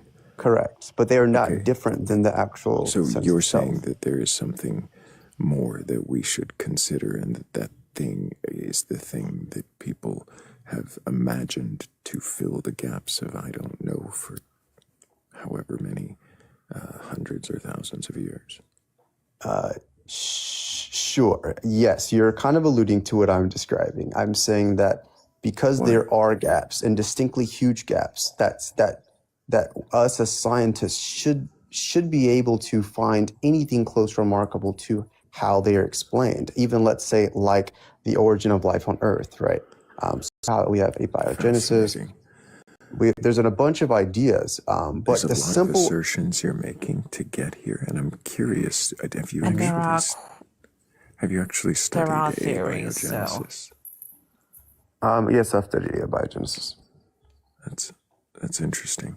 And so, in your studies, you say there's not anything even close to explaining how life originated. No, just based on, if we're looking at abiogenesis, right, the probability is about 1 in 10,000, So can I 1 interject to the right here? 10,050, 1 Just really to the quick. 10,050. So we're not talking about 1 in 10,000. So Just really quick. it's Just really quick. What do you know no about problem. trinuclear substrates under 0 pH freeze cycles? Are you familiar with this? No. Okay, so this is a paper that came out recently, but we have much more evidence to show that abiogenesis is very, very, very, very likely to have taken place, mainly because we are able to replicate the RNA strands through sub-zero freeze. Okay, then I do know what you're speaking about. So continue. And Yeah. it's not likely, but continue. What are you talking about? It's not likely. They're able It's to not replicate likely. it. No, you can replicate making the RNA or even the nucleotide, the proteins, or the amino acids, but we still haven't got close to replicating any living organism. It hasn't been close, right? An organism is a serious amalgamation of complex amount of DNA, protein, RNA, and energy transfers. Oof. You're saying that we can show how we can replicate this under conditions that could potentially have occurred. No, I'm explaining we cannot. We cannot replicate life from non-life. I just said this. I was just referring to what Tutski had referred to. So you're saying we can replicate those things under conditions that we can say potentially occurred, and then you're saying from there though that there's no way that those things occurring indicate that life could have formed from that state. No, that's not what I'm saying. I'm saying it's unlikely. I'm saying it's unlikely to a margin of such extent, or I Can would you give me lean the on. margin? Yeah, it's 1 to the 10,500. Where did you acquire that margin? I do it. If you want me to cite a study, I can. That's the number, and that's just for standard abiogenesis. That's not considering the development of the oceans or anything like that. So, but that's also not considering the paper that Tutski presented, or is it? Can you tell me what you're No, citing? that's still the current number right now. Can you tell me what you're citing? Sure. Is it the Google AI, or is there something more? No, it's not a Google AI. It's the current mathematician studies on the probability of abiogenesis. Good morning, And that's incorporating the billions of years. Yes, The that's 4 billion years. incorporating both the 14 billion years of the origin of the universe and No, four and a not the half origin of billion the years. universe. I'm not saying 14 billion. I'm not saying 14 billion. Okay, I am well, saying I'm telling you, it's incorporating even that number, which makes it the probability even worse for you. yeah, of course it would make it worse. Can't you do math? Hold No, on a second. no, no. So It's- has OOF offered? Hold on, guys. Has OOF offered an explanation as to how life happens? Has OOF done that? Yeah, imagining by a god thing Okay, of so creator, how does- not a god. Don't mean to straw man. Okay. Well, how does that operate? I actually What if the didn't. I probability actually said- didn't presuppose that, Thrayle. I think you're. Okay, you're so putting what that is the assumption on. alternative Oh, I'm to sorry, did it- life And again, coming? let's before we before we Oof, answer this. oof. Stop for a moment. If I strawmanned you, if I do not say that your idealistic God thing, imaginator, instantiated life. Is that not what you've been? Yeah, I said that it substantiated creation of all creation, but it also substantiated a system for which creation to take place, right? It substantiates one thing that we don't know, right? We don't know how life begets from non-life. And then the thing that we do know. Hold on. Man, bro, I can't. Let me finish my sentence. I've let you speak. I don't interrupt you. I don't stop. We don't need the whole doctorate thesis every single time you answer. Right. So what I'm don't what ask I a would question like to know, Oof, is what is the data set for the probability of this creator? What is that data set? What is are the those data set? probabilistic figures? Yes. Repeat the question. Repeat the question so I understand you completely. Okay. So what is the data set available in the observations that we have in the universe, like within the realm of science, for this creator model? You're asking what are the data sets we have for this creator model? Well, the data sets can be used for different creator models, right? I'm arguing what So I which creator model are you applying in this, and how is that derived? for idealism. So the idea of a permeated consciousness that permeates and Define consciousness for me. an independent. I'm explaining. No, stop. I want you to stop. He had Define said consciousness. awareness and self-identification were the indicators of consciousness. Well, I was wondering if Oof would define it for me. Yeah, I've kind of defined it in the beginning. If you were actually that's listening. why I repeated it. He wasn't here in the beginning. Oof. Okay. That's why he's an asking awareness? you some of the same questions. Yeah, and I would define. I mean, a pure awareness of all things, What is a pure, and with a self-identity. What is a pure? Hold on. What is a pure awareness of all things? What is that? You're asking me. You're asking what is the definition of a definition? Asking you what that definition is derived from. Where is this definition coming from? What do you mean? You're asking me what is the definition. Now you're asking where does it come from? Which one are you asking? Evidence for the definition. Well, the evidence. Go look up the word consciousness. Okay, so this is problematic because if you're saying that consciousness is causal, just pure consciousness, and you're saying that it's just a pure awareness, what exactly is that? That's not enough information. Well, that's been the question of the decade. That's still the question of all scientists right now to figure out what that is. We just know that it is. Do you have we that know answer? that it happens. Do you I'm have still the looking answer like as to what every other this is? human on the earth. Okay, so do you know if I don't have to know what it is to know that it. Is there just so you understand? Wait. Is there, hold on, Oof, hold on. This is very important. Is there a causal mechanism derived from consciousness? Does consciousness cause things to happen?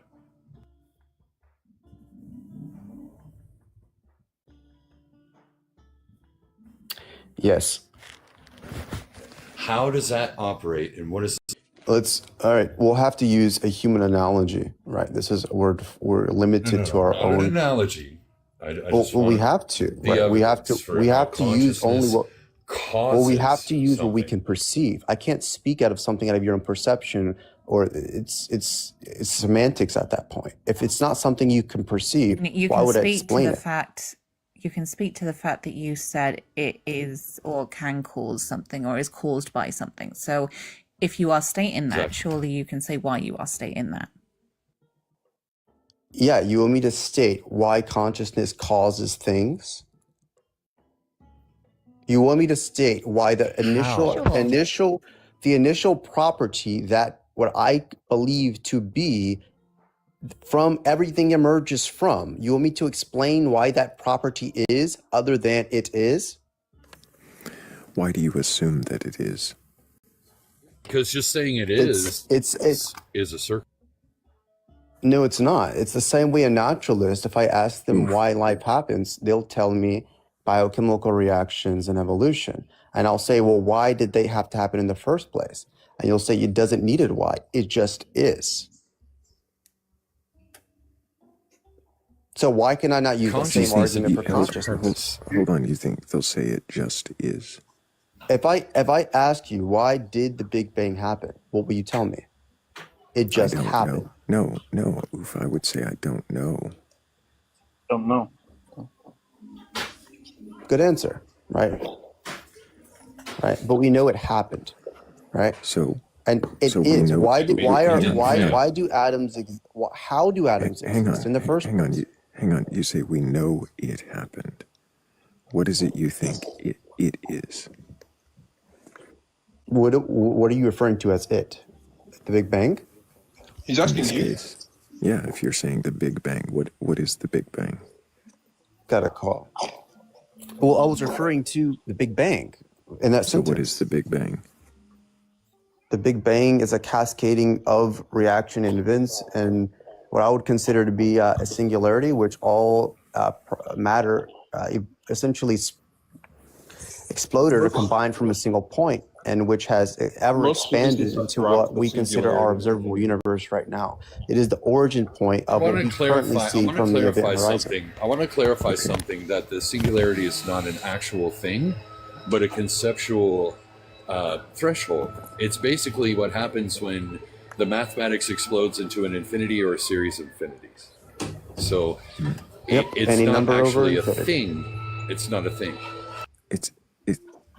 Well, no, it is a Are thing. you saying, Tiny, that it's a conceptual model of what happens? If You're you saying black holes are not a Correct. thing. It's what happens Singularity when is not a thing. when the physics Thrayle. It's what happens when the physics and math breaks down and we can't observe any further.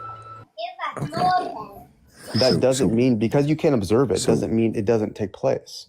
So, Oof, if science, you said we know this happens, and you said we know the Big Bang happens, and you described the Big Bang as including this singularity. If that's not the understanding of modern science, if it's not the consensus, is that something we know?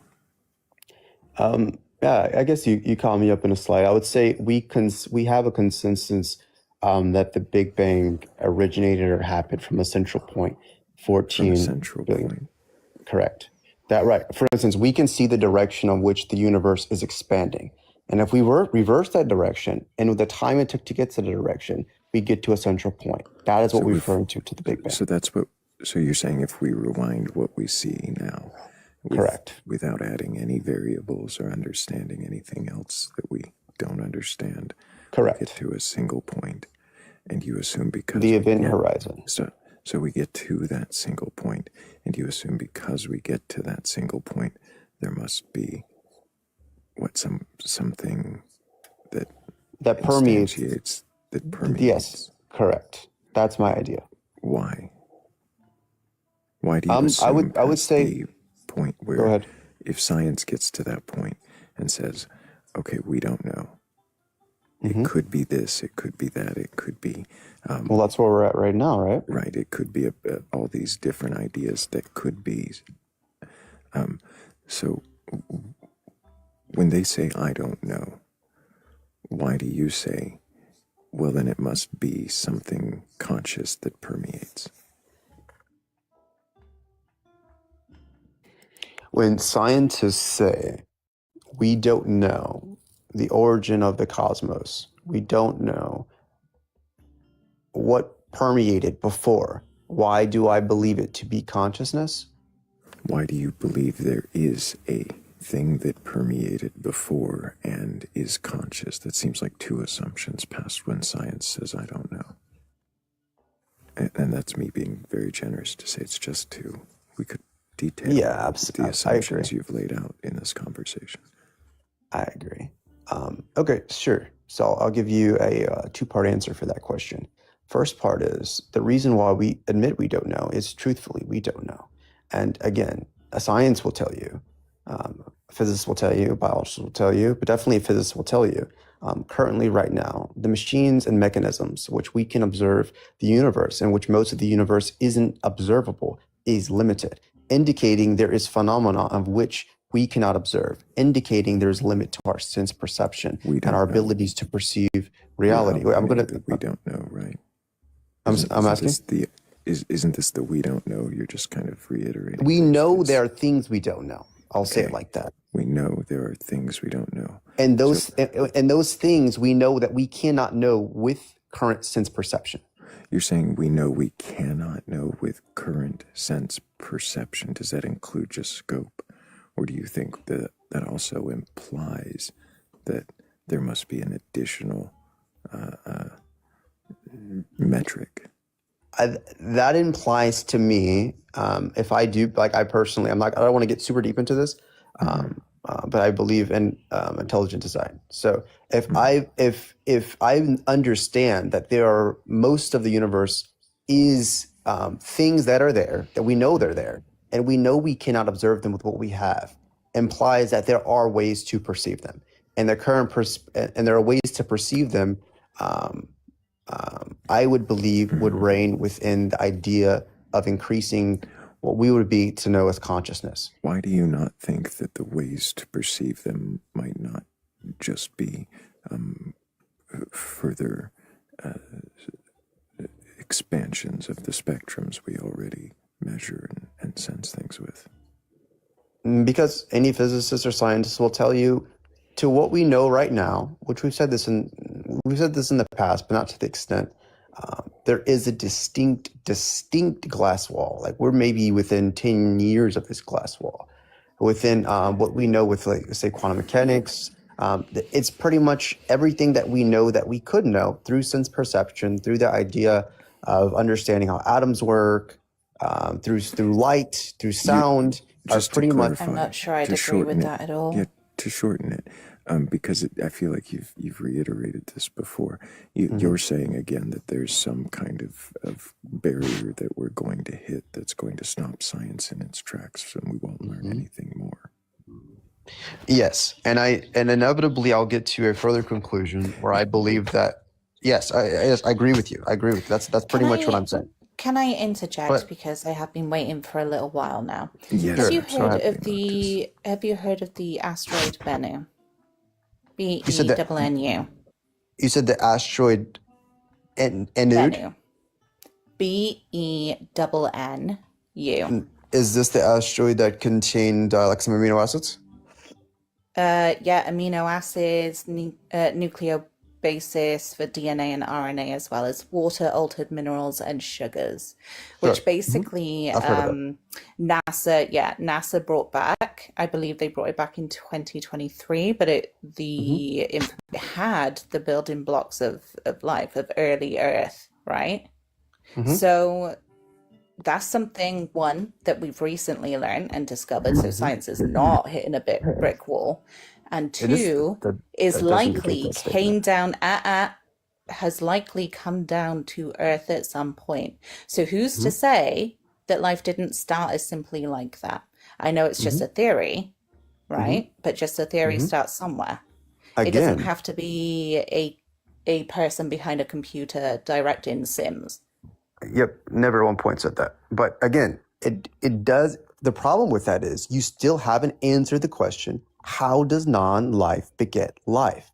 How do those amino acids turn into life? I This thought is still the I issue. already explained that to you, right? No, you didn't. Purified substrates under 0 pH free systems. No. Again, they turn into RNA or Right, and we know enzymes. That's that not from life. RNA, we know that It's a basis for life. It's not life. We do have a. Oh fuck me! I'm actually done. Yeah, He's just here to debate. Scientific debate. No, I'm just proposing. You're telling me one thing is one thing. I'm telling you it's not. That is a basis of life. That is a requirement. Right, of and life. if we're That able is to not- replicate, Yeah, and we also bloody think that it could be the right temperature and water. There are theories out here. I just think it'd be Sorry, best. Thrayle. You're all right, Noctis.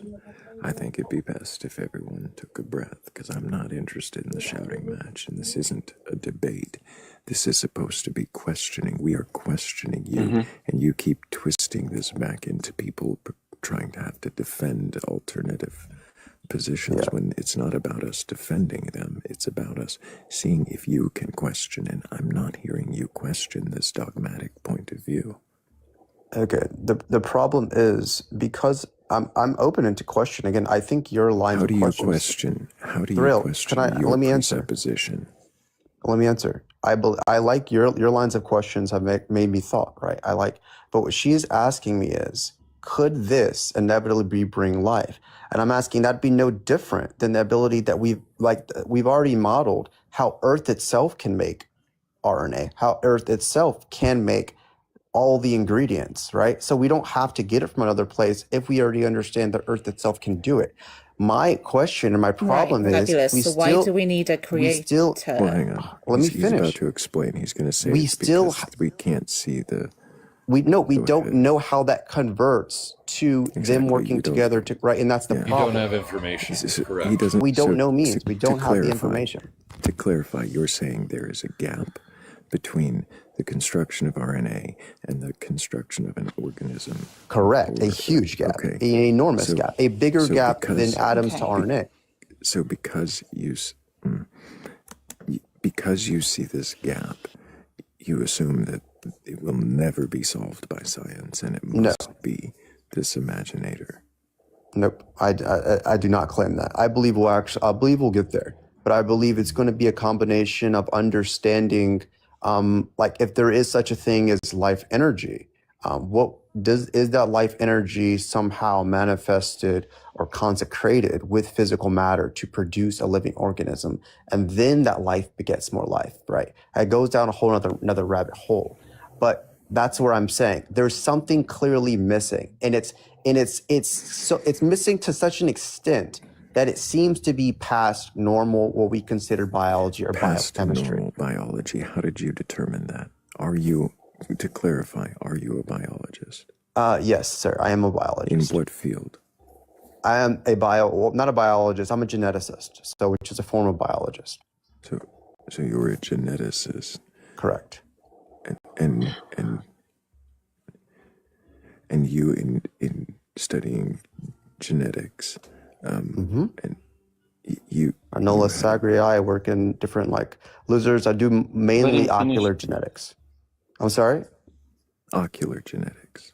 Yeah. Okay, that was going to be my next question. Was there a specialization? Yes. So ocular genetics. Yes. Okay. So in ocular genetics, do you think that you have the full understanding of how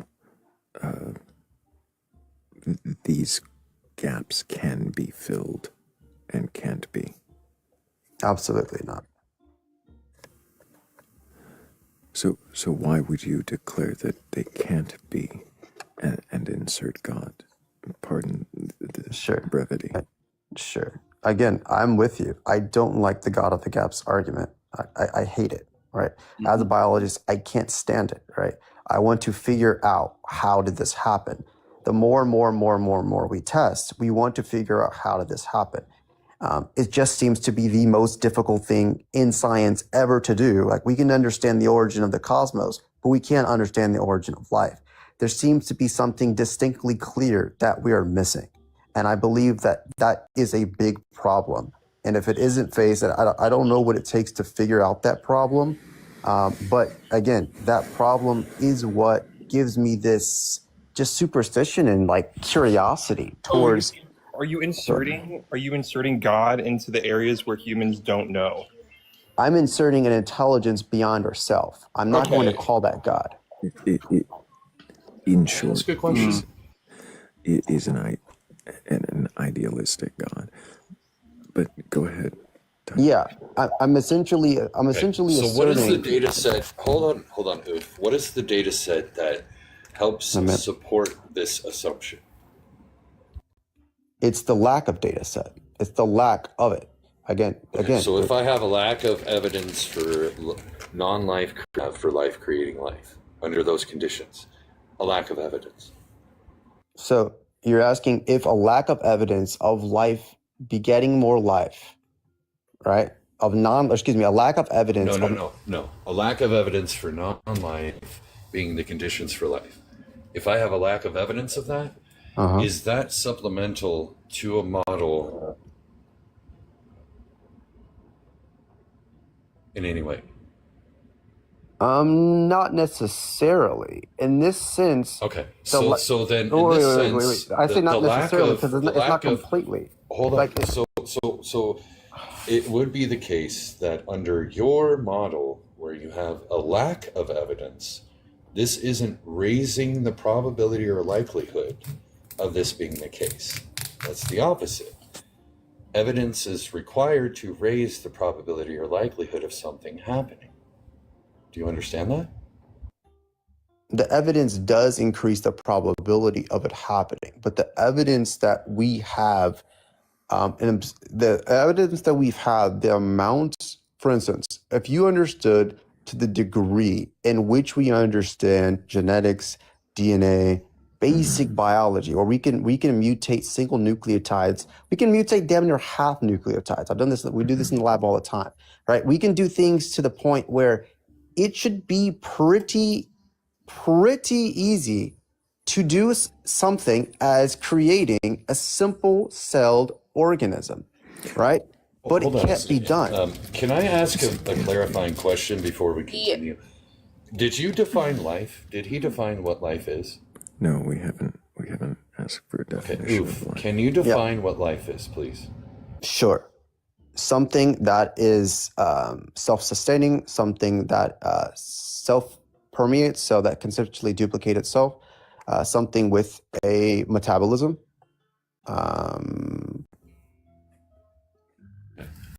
Yep, I would say those three. That's fair. Okay. So does consciousness have a metabolism? Nope.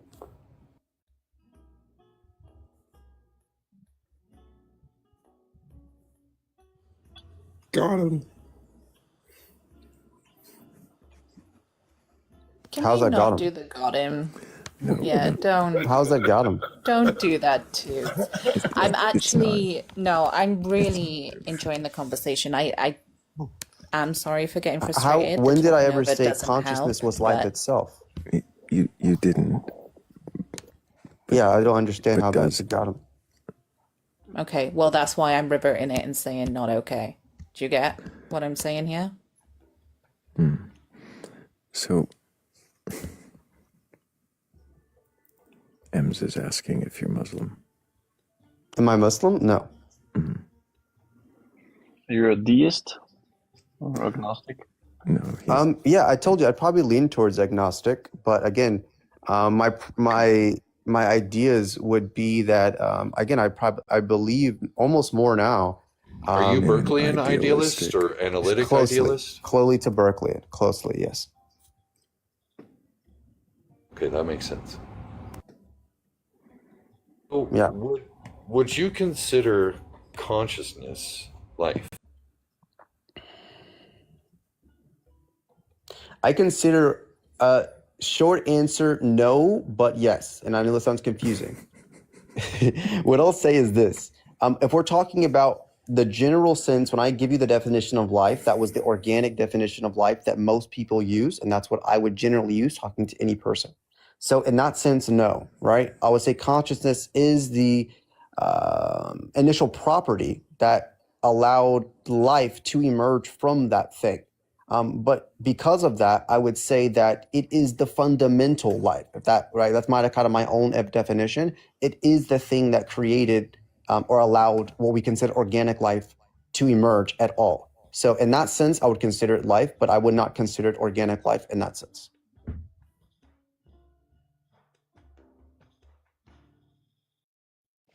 Okay. All right. I'm sorry, guys. I do got to go. I enjoyed the conversation.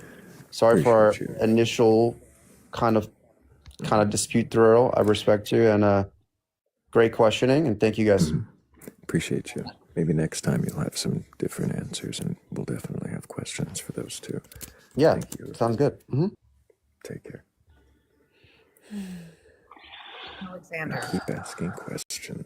Let's find some questions. He did better than I expected from the initial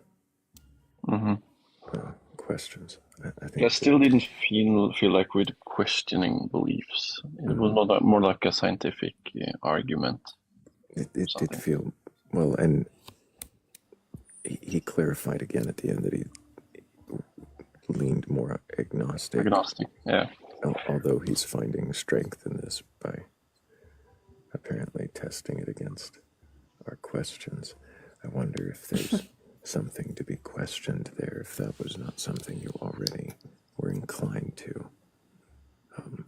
Hence why you would whip it out in public.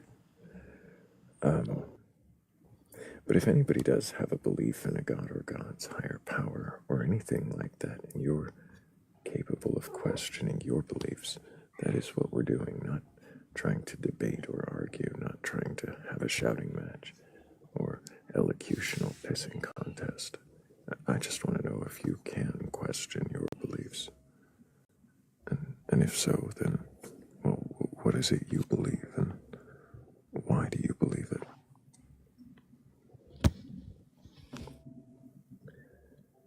Also, we hit 260K, so thank you guys for that. Y'all are amazing. What was that, Noctis? I was just saying sorry, Tits. What for? For slightly telling you off. No, it's fine. Yeah, got him. I just want to say something, Thrayle. Thank you for saying that we're awesome, but no, you. No, you.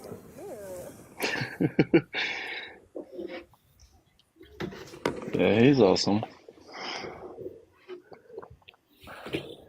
We do have, is it Sean? Can I get your age for TikTok TOS?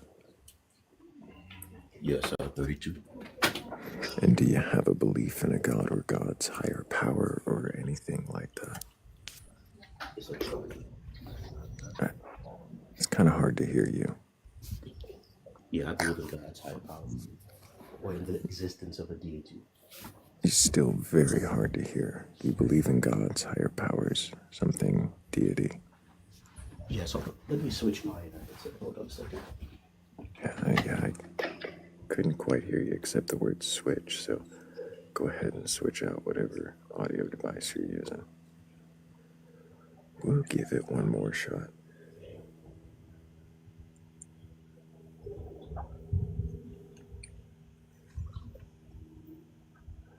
And while we wait, just a reminder to everybody, well, I'm grateful for 260,000 likes.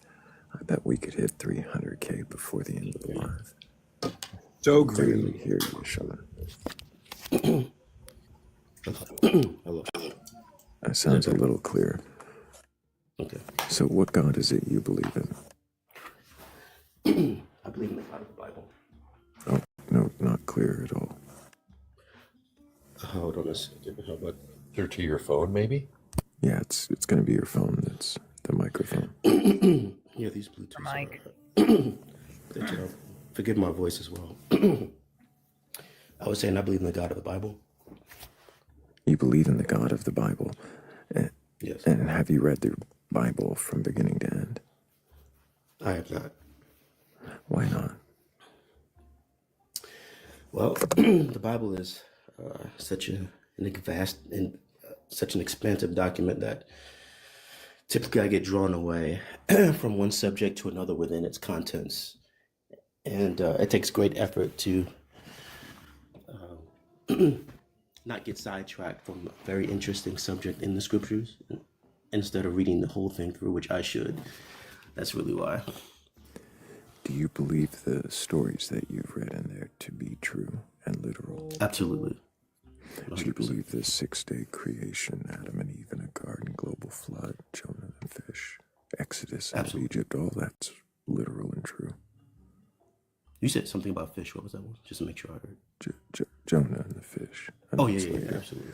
Hey, yes. So why do you believe those stories to be true?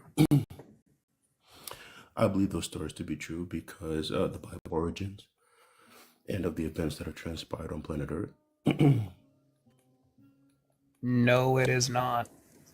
Well, I try not to tell people they're wrong, RC, but why do you believe that it's a faithful record, Sean? Because it's in harmony with reality. Is it even in harmony with itself? Is it possible that there are contradictions within the text? No, it's not. It's not possible at all? No. So if you were presented with some kind of contradiction and say that we skip a step here and say that it was verified within the Hebrew or the Greek, depending on which testament we looked at, do you think that you would still hold that it is in harmony with reality if there were some internal contradiction? No, because what I found in my long investigation of the scriptures, there are no contradictions within the Bible. Reason being, because the Bible has a singular author. I'm sorry, and Sean. I was asking a hypothetical. Do you get that? No, I do. I was just giving the clarification of the reason why I'm saying what I'm saying. My question was, if there was something that proved to be contradictory within the text, what would that do to your belief that the Bible is univocal and true? Well, yeah, so that's what I'm addressing. What I found in my investigation of the scriptures is that whenever there appears to be a this is kind of a vague contradiction that was verified in the hypothetical. Did you get that? Do you see how it's not engaging in a hypothetical? You're avoiding the hypothetical. Do you get how that's happened? I think I understand what you're saying. You're saying you want me to simply, if the hypothetical were the reality, is what you're saying, right? Exactly. You don't have to say that it is reality. I'm not trying to trap you into saying there is a contradiction in the Bible. We can explore that in a moment. I'm just curious, if there were one, if it was verified, would that cause you any questioning in your Sure, belief? it would cause me questioning. Sure. Do you have one? I might be able to provide a few, but I'm curious if that were the case, what kind of question would you ask about the veracity, the truth of the Bible?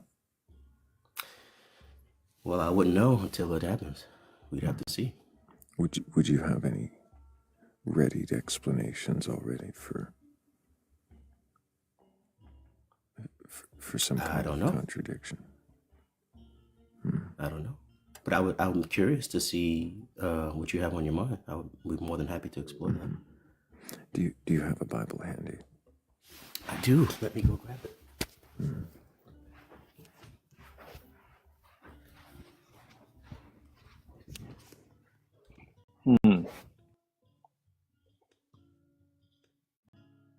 King James, maybe?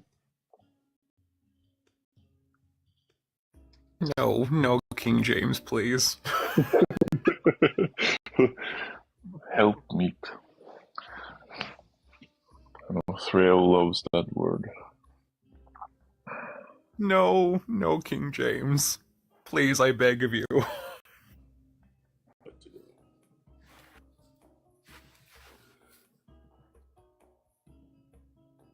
Wait, is it actually the King James version? It sure is.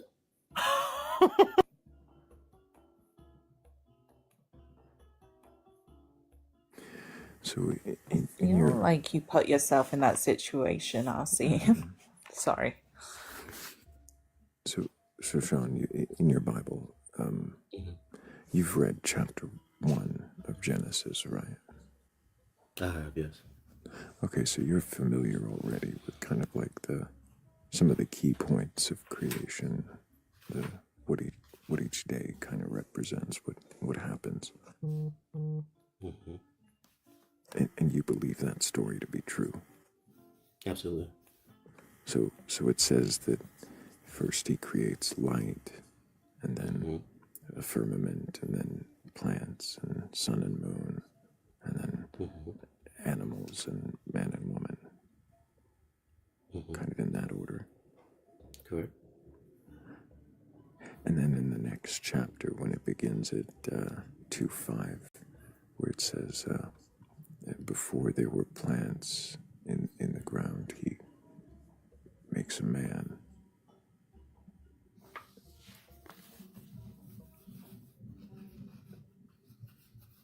What verse is that? Starting at 2:5.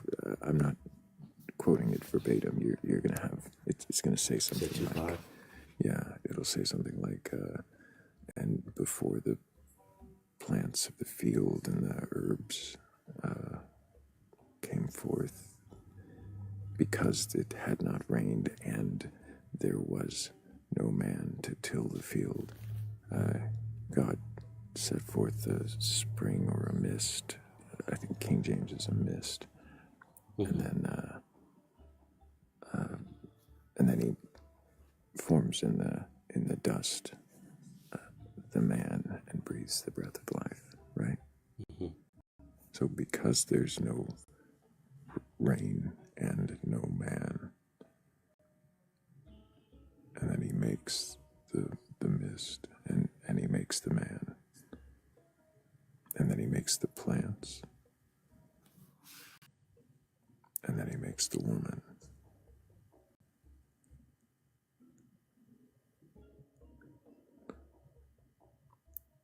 Is that order the same as Genesis 1, when it says he makes the plants, the animals, then the man and woman?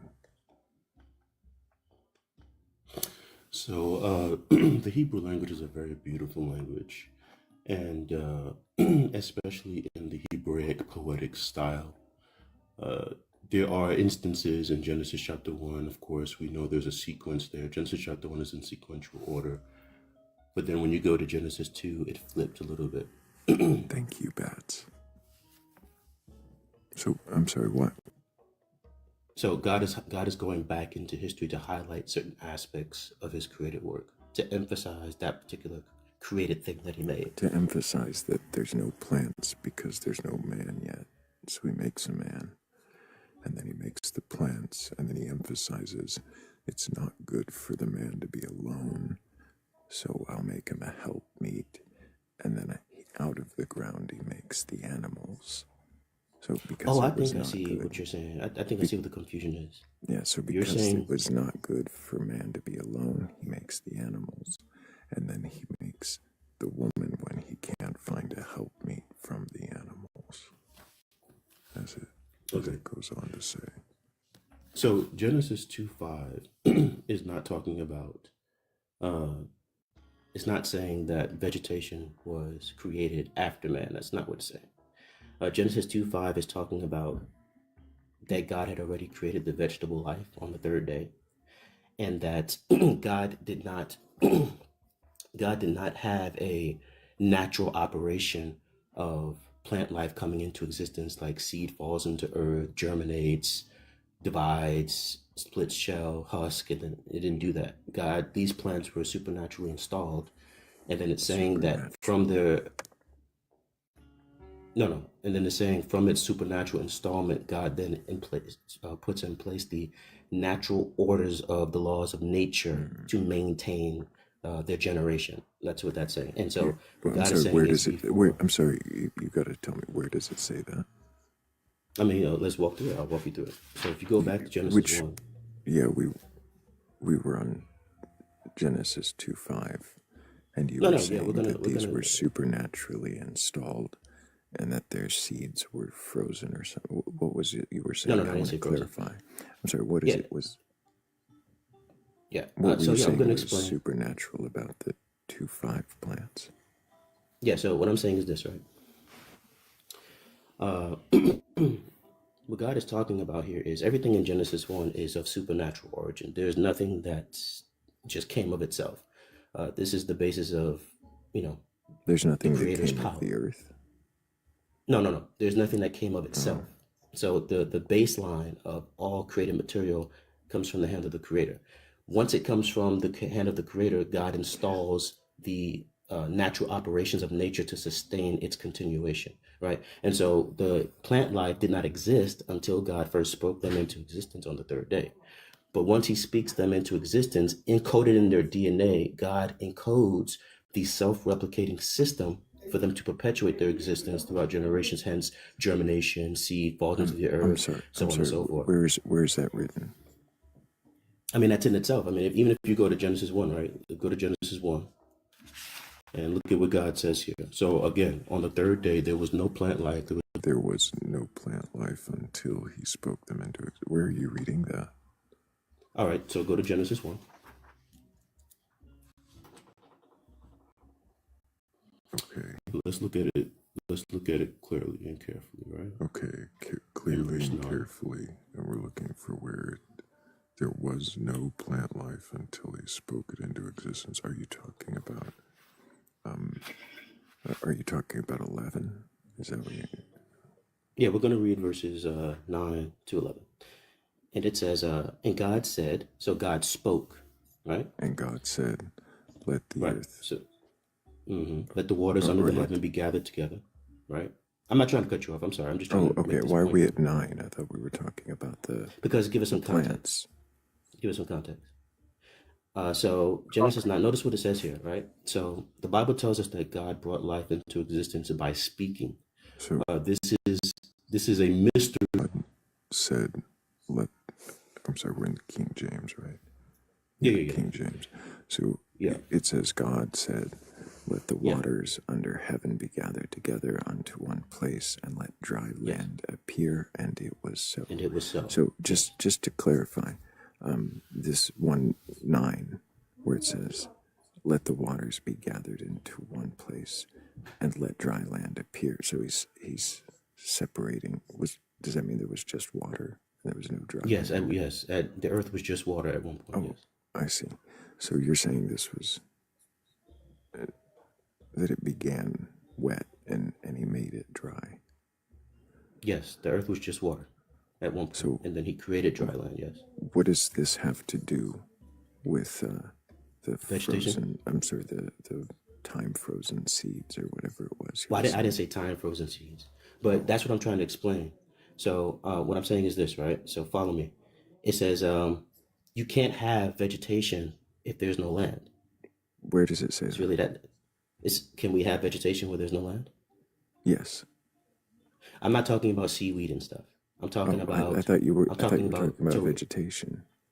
Yeah, but I'm talking about turf. I'm talking about turf vegetation. You cannot have vegetation, turf vegetation, when there's no land. In fact, are you sure? Yeah, I'm positive. In fact, and I know. And I know. Being specific, like, what is turf vegetation? Is that specifically classified as a grass that grows upon is the that ground? Specifically classified as a kind in the Bible? Turf vegetation. And I'll even say this. I'm giving it that classification. I would even say this. Even seaweed, right? Are you just kind of making things up? No, I'm not. But even seaweed didn't exist yet, because even seaweed, though it's submerged in water, requires sediment and soil to exist. It cannot just. I'm sorry. Are you saying that there is no plant that just grows on water or in air? If you know one, you can enlighten me. I don't know of any. You've never heard of plants that grow without water, or I'm sorry, without soil or air?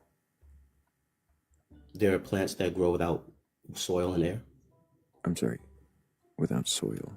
They grow in water or in air, was what I meant to say. Can you explain what that is?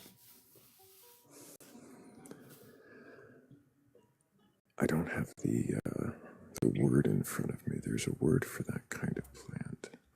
Are you talking about hydroponics? Well, hydroponics would be plants growing in water, right?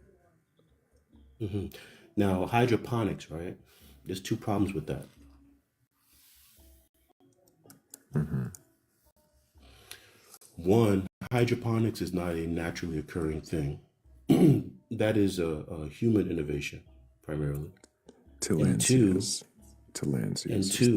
is the kind of air growing plants. They don't require soil. Okay, well, we can talk about that. Yeah, spider plants is a good one. The second thing is, God clearly says that the vegetation did not exist until this point. So even if we want to say that hydroponic materials, which would be man innovation, or the examples that you gave, God is clearly saying that they did not exist until he spoke them into existence. So You're that's reading a lot into it, and I'm not trying to say these things did exist before he said that. I'm not even sure how we get to verify any of this is true, but that's not the question that we're really at, is it? We're at the whether or not this is the same plants or not that are mentioned in 2.5. You said those are somehow supernatural plants, or which ones are? So what I was trying to say, what I was trying to get to is that the plants that came into existence on planet Earth on the third day before man was created on the sixth day, right? The sixth 24-hour period, right? The plants were created on the third day. Man had no part in, man can't create for one. And man had no part in the maintenance of those plants prior to his existence. So those plants that came into existence, according to Genesis chapter 1, verse 29, as it says right here, for even right here, it says, and behold, I have given you every herb bearing seed, which is upon the face of all the earth, and every tree in the which is the fruit of a tree yielding seed, to you it shall be for meat. So notice what God is doing here. God spoke these plant material into existence where they did not exist at one point. Once he speaks them into existence, he already encoded in their genetic structure this self-replicating system of the seed being in itself to reproduce itself. So just to clarify, now that you've said that, and he's instilled this in there according to you, what does this say about Genesis 2.5? I mean, it just says that once God created the material and man, he created man on the sixth day, he ordered man to keep it and till it and train Why it. does it say? Can you read 2.5? Just or Sure. do I need to? Absolutely. It says, "In every plant of the field before it was in the earth, and every herb of the field before it grew." You see what it says? Before it grew. Before it was The in Lord the God, earth, before it grew. not a man to till the ground. Okay, because of this and that. Okay, and next. And it says, "But there went up a mist from the earth and watered the whole face of the ground." Okay, so before there were plants because of this and that, but there went up a mist, and then he made a man, right?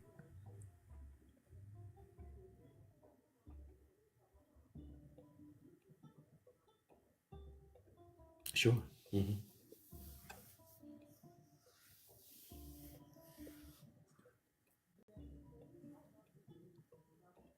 Sure, what?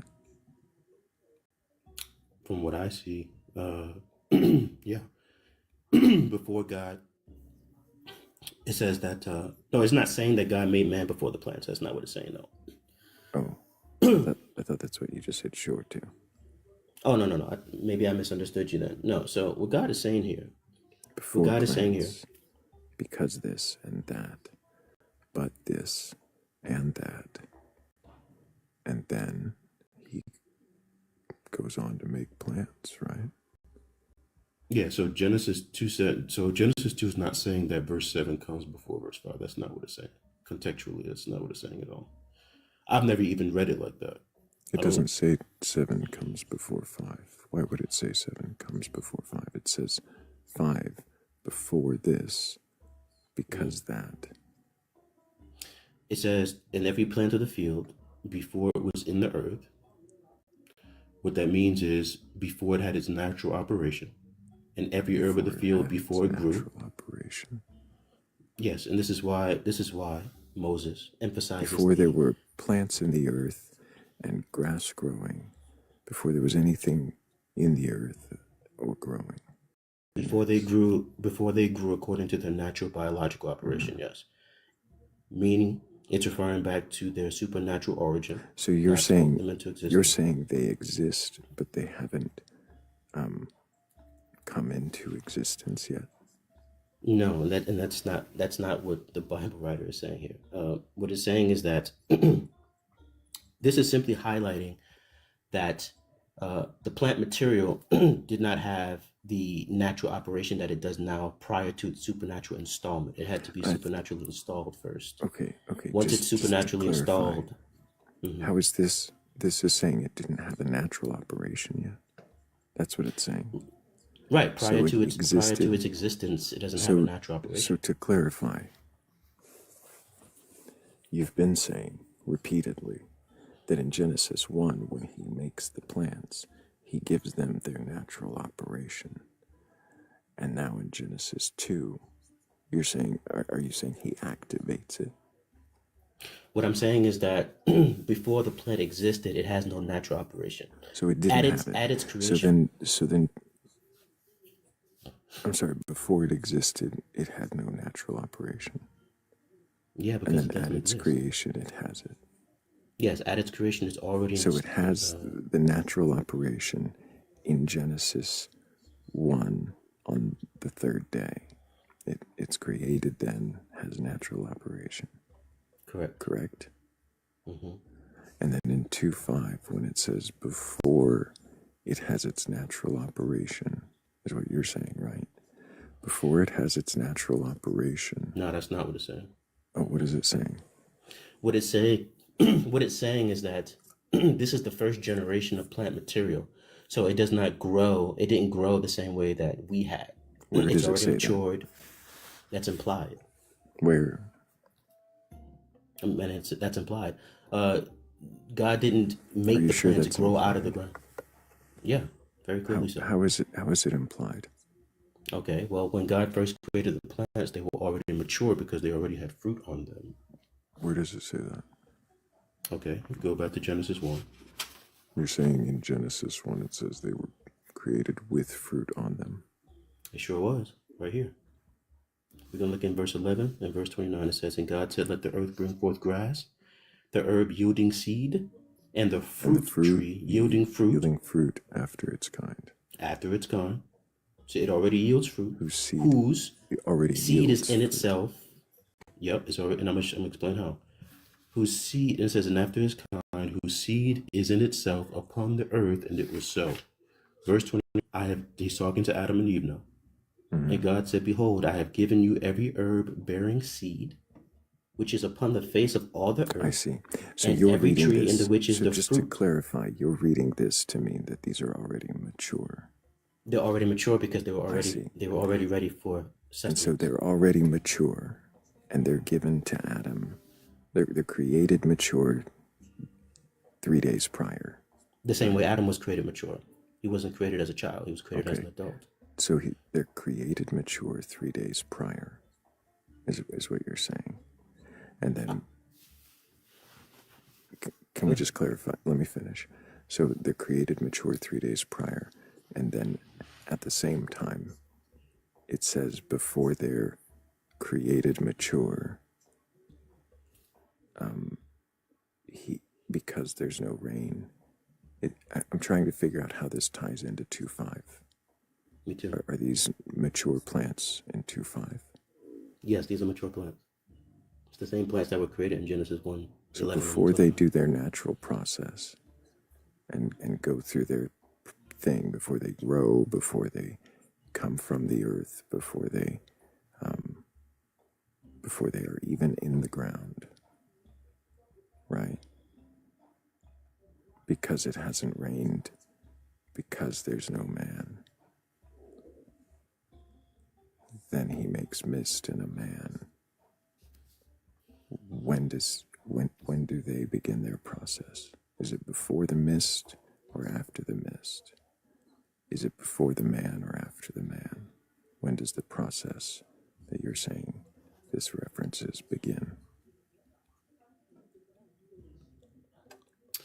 The natural genome process of plant reproduction begins immediately from its creation. All of these genetic components are still So, in their constitution. so is it created before the mist or after the mist? When it says before they're in the ground, is that, what is it saying?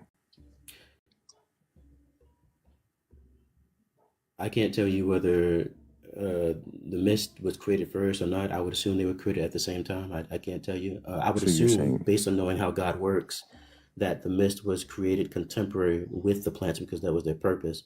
So on the third day, but does it say on the third day that he created a mist? it doesn't have to.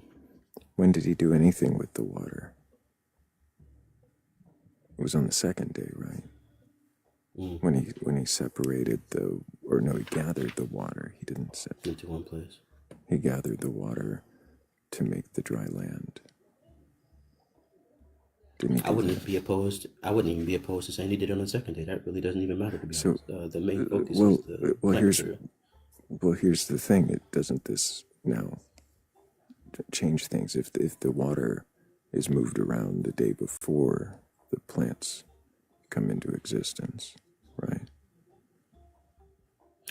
No, that didn't change anything because if water was created a day prior, then that means that all the operations of water would have already been installed. Created a day prior, but remember what it said in 1:9. It wasn't created. It was gathered. It was already there. We already know the water's already there. He separated the waters from the waters, right? So the water's already there. But here in 2:6, right? Isn't it saying? Isn't it saying that the water is like now he's bringing up the water to the dry land that was already there? What's your question? I'm sorry. Trying to follow you, but kind of got. Isn't he contradicting whether it was dry first or wet first?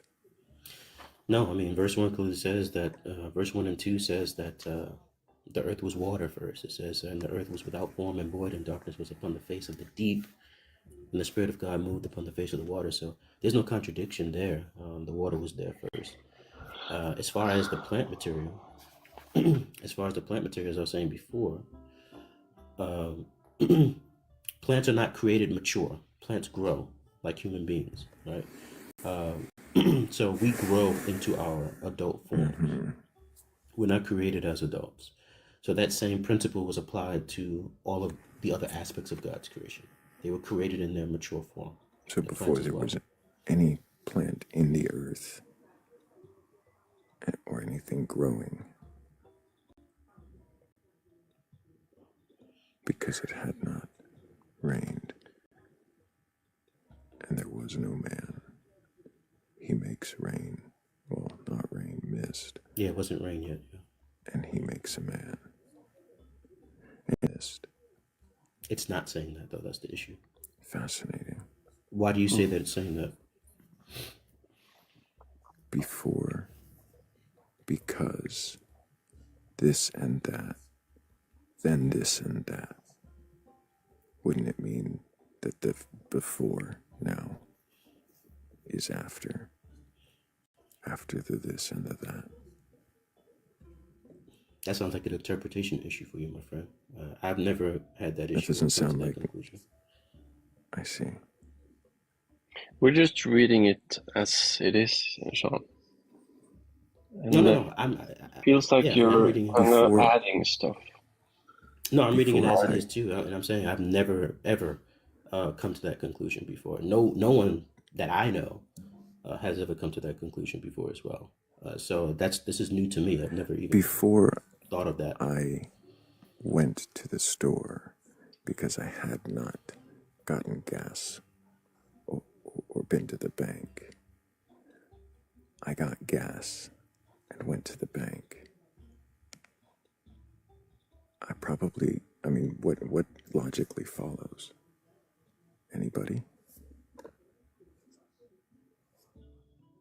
I'm going to go to the store now, right?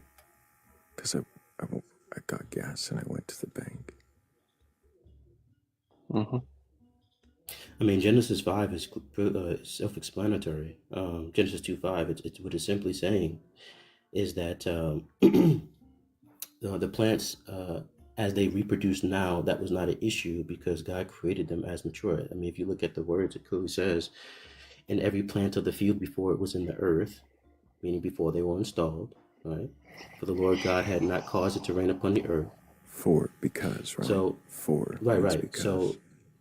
So essentially what it's saying is that the way that plants reproduce themselves now and they require rain in order to perpetuate their species, it's saying that they didn't need that because the natural operations that would make that a reality were not even there yet. So these plants that exist were of a supernatural installment. That's what it's saying.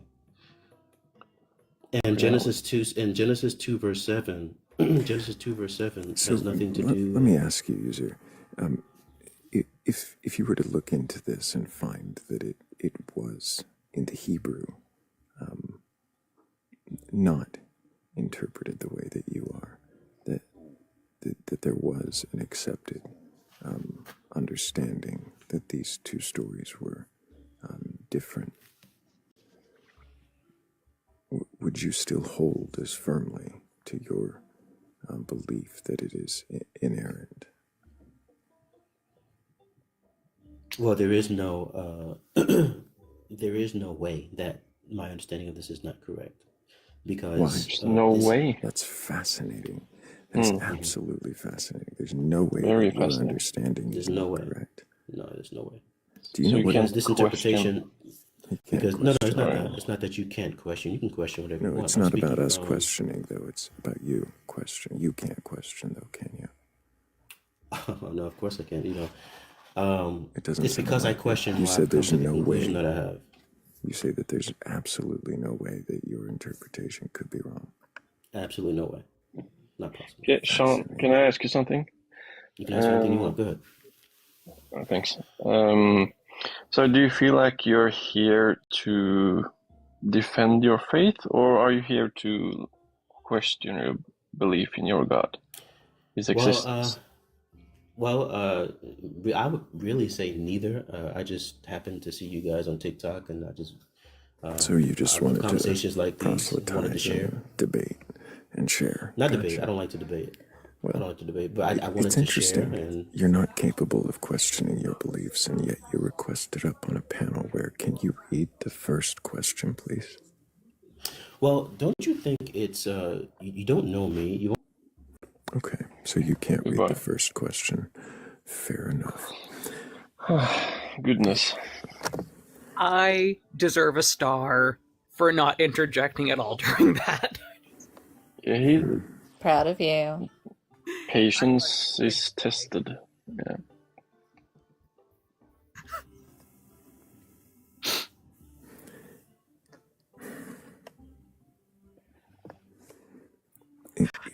It's fine if he thinks that that's, not a contradiction. If he has his interpretation that he can explain. The strange thing is I can't be wrong. And he said, sorry. That's fine.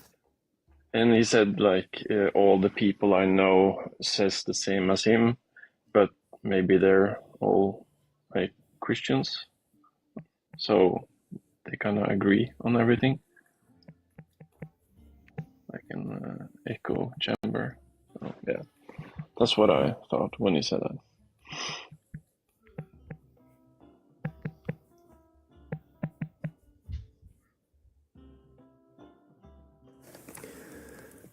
It does seem like he maybe our next guest does. Who knows? Well, maybe Crystal our next J. guest exists. What was that, RC? I said, "Oh, Crystal J's here. I haven't seen her around in a long time." Then again, I'm usually asleep by now. Also, hi, Tiny. Yeah, we see Crystal almost every night. Yes, I am. She said, hi, Tiny. Yes, I am. Listening, eating breakfast, and letting you guys talk to the last guest. I didn't want to jump in because I didn't feel like there was a need. There wasn't really any questioning happening, huh? I was defending his faith. I was waiting. I think he was. Oh, we just had the host app crash. Hopefully it stays stable while we restart.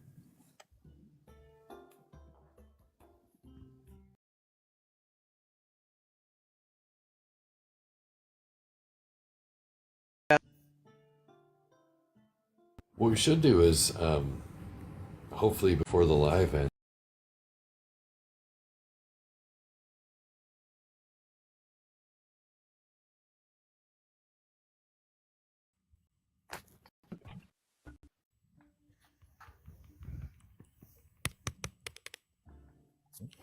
Yep, that clearly needs to be muted.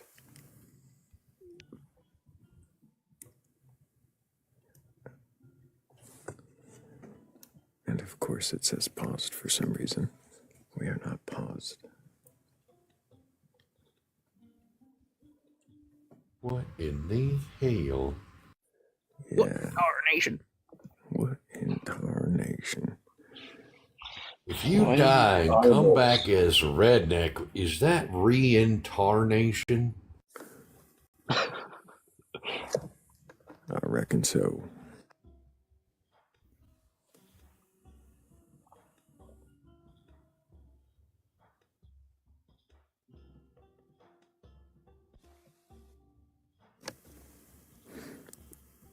And definitely gotta thank Susie Blue, Bats, Shell, Angel, also Cat DeWitch, and Emily. Thank y'all so much for helping with that.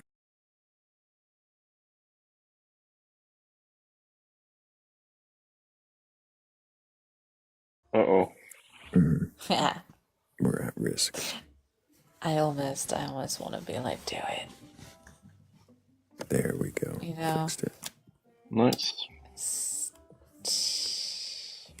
Every once in a while I'll tab out of the app and it just closes it completely.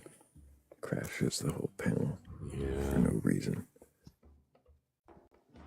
It do be like that sometimes. If we're at risk, we should all wear protection. How dare you?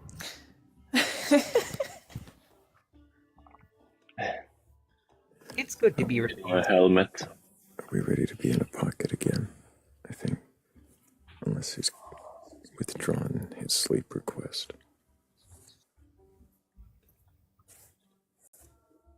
Or their sleep request. I might go wake up my partner. Actually, he had a bit of a nap. He promised me a meal out. So Well, you gotta collect on that. I do need to. Hello? Can you all hear me? Hello. Yes. Hi. Yes. Okay. BT, can I get your age for TikTok TOS? You need my age? Yep. I just turned 18, like. Ooh. He sounded he sounded fake too, like he was putting in a character. Either way. 18.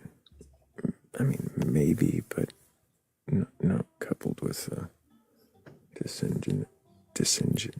my goodness, I can't speak. It's so late. Did you kick him?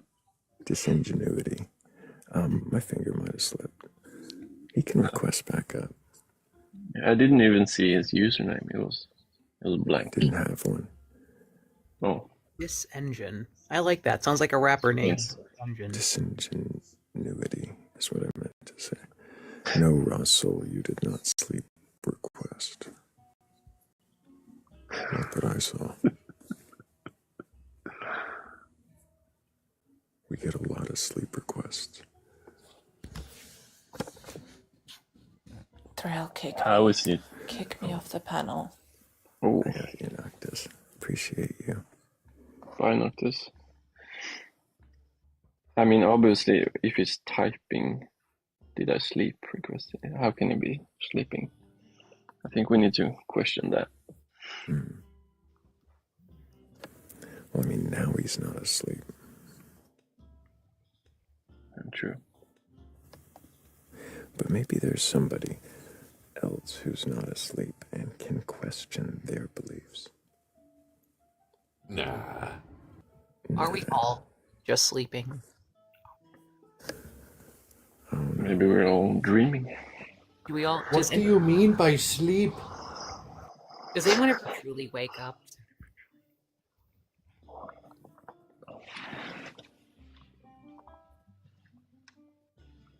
How do you verify this sleep is not just a manifestation of your desire to be with your mother?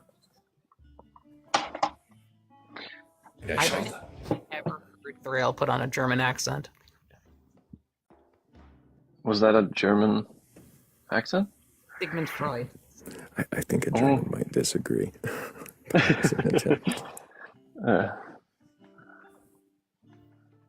Holy Ghost. I know nothing.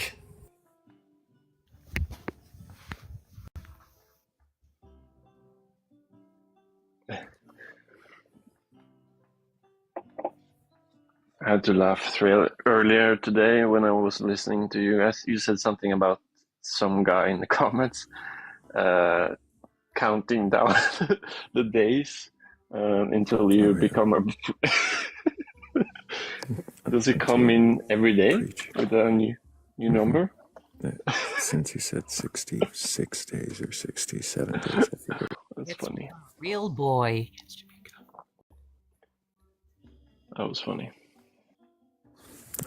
It is kind of ominous just to get that message every day. 64 days, 63 days. I think that's tomorrow. Mm-hmm.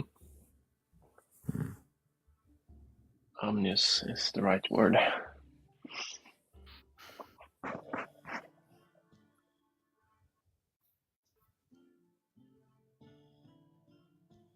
I thought you was the devil, not a priest. I get called the devil almost daily. Have anyone any time called you the Antichrist? Antichrist? Well, I think that's because you hate God and want to sin. Right? You just want to sin. I don't remember hating God. It's leading people astray. Shattering beliefs. Of course you have to hate God, because you have to. Why would I ask such questions if I didn't hate God? Deep down, you know, everybody knows He's real. We Right? lust after our sins, and our feet run to it every chance we get.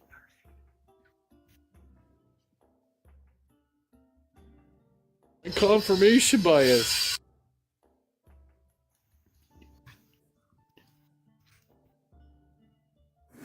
That does seem to be the confirmation bias and the fear or comfort usually fuels the confirmation bias. Does seem to always be present.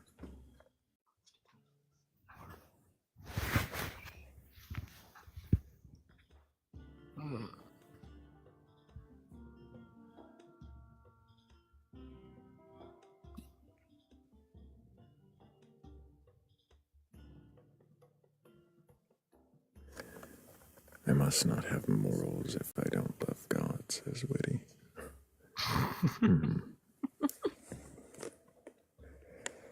Those like the mushrooms that look like a little brain. Morals. Hey, I have Adrian. a really good question. Very valid. Adrian, I need your age for TikTok TOS. I'm over 21 plus. Over 21 plus by how much? About 5 to 6 years. Why do you ask? TikTok For purpose. terms of service. So do you have a belief in a God or God's higher power or anything like that? Well, I have a lot of beliefs. Would you like to know just one of them? I asked if you have a belief in a God or gods, a higher power or anything like that. I mean, because I can change my definition as I am independent. So do I believe? Yes. But I believe in a lot of things. For example, how could you have... I'm I'm just not gonna. It's just trying to hate or something. I know. I take the joy from people like Aaron. Sorry, Aaron. This could be oh, I thought it said laugh. Sorry, this could be rough. Yeah. Maybe I agree with Aaron then. Because I see the rough seas ahead, and I'd rather not. Maybe, he says that's your right. Maybe he can. What was that, Tiny? Ask me a question, Thrayle. Tiny, do you have a belief in a god or God's higher power or anything like that? Well, I think that beliefs are something that human beings have and have always had. Is that answering the question, though, Tiny? No, it's not. Well, why would you do that? And I don't know. I'm wondering why Adrian did that. And why are you being homophobic, Adrian? Oh, goodness, I didn't see that. It's all right. You think that your voice is actually your key to your little success, Mr. Death Skull. You're not really cool. We're gonna go ahead. No, you got a lot of Go followers. ahead and mute you, and we're gonna go ahead. Okay, so you're basically the moderator. So now it's like I'll be kicked pretty soon. So fuck. I had a question. What's going on?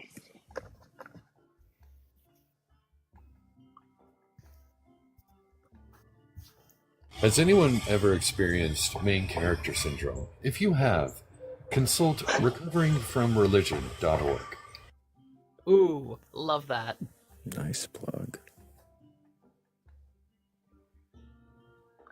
He was very rude.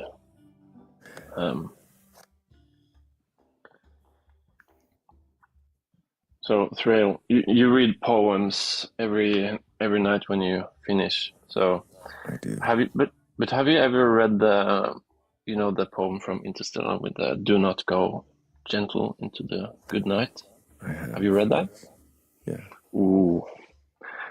Can you do it again tonight? Well, I was preparing a poem already, but I can definitely work it into the near future. Cool. It's a poem request, but you don't have to. It is a good request. I've done it several times, but I love that one. Again, more than likely. But the ones you get from the AI is also someone's tapping the screen.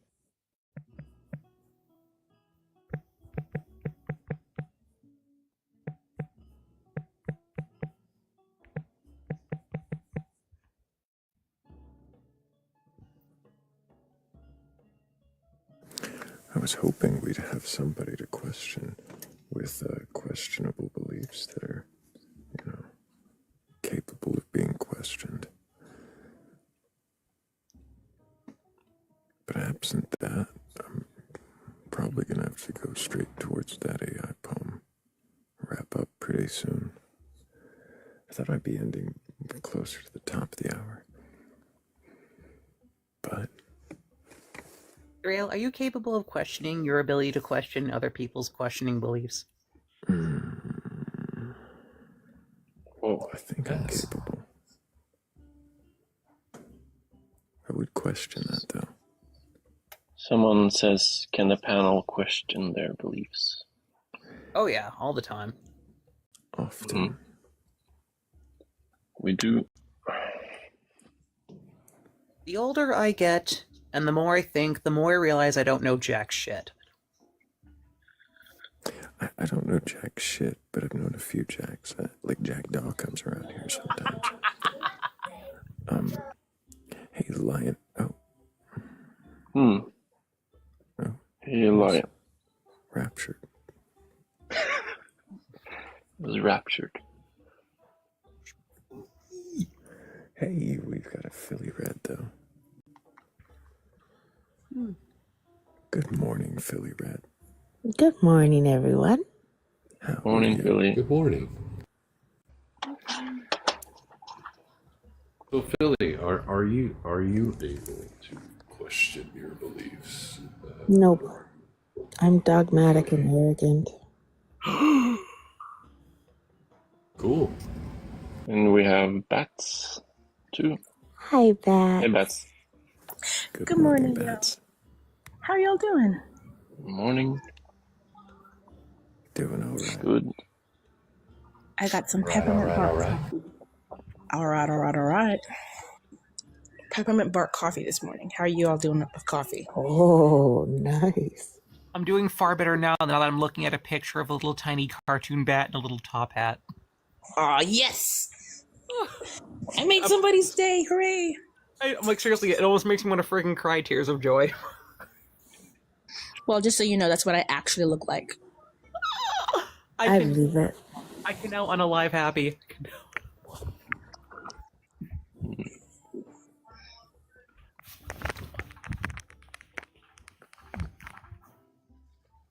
I'm afraid the only belief I can bring to the panel is that this coffee is delicious.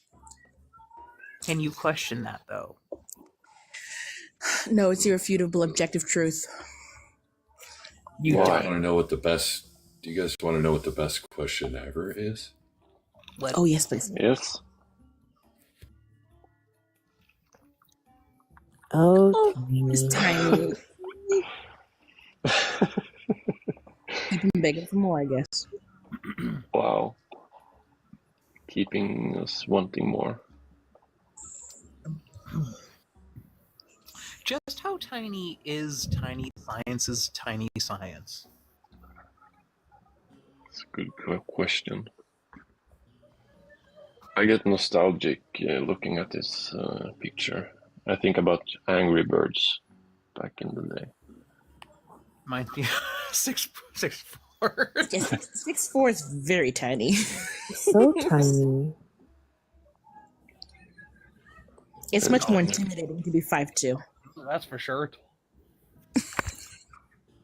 I'm 5'7". That is some of the tiniest science I think I've ever heard of. What about you, Thrayle? How? 5? Damn. So tiny. So tiny.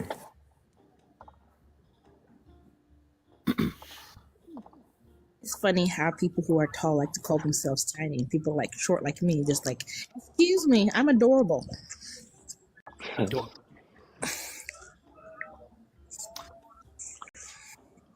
It's also kind of like, I mean, I kind of understand it, but it's also kind of like when people who are like Leaf build, they say, "Oh my god, I'm so fat," like to try to like make, like it's like, you know, like plus size people feel better, and I'm like, I don't think you're having that effective result, dear.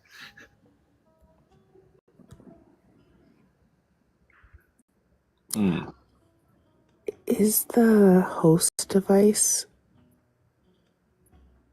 away from anyone else? It's been No. paused for like 5 minutes for me. It's here. I can see it. You guys are seeing a pause screen? Mm-hmm. No. Uh-oh.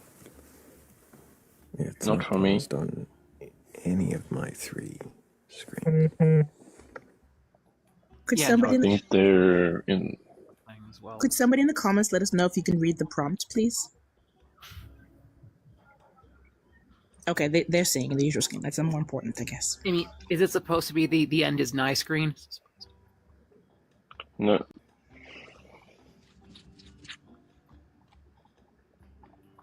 Okay, just must be your son Philly in ours head.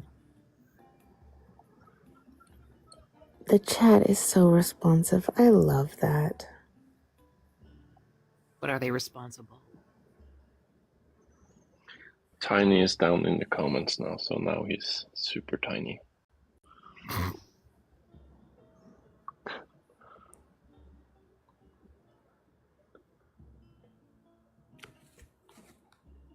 Happy birthday to your daughter, Huggy. Ooh. Blasphemy. Happy birthday.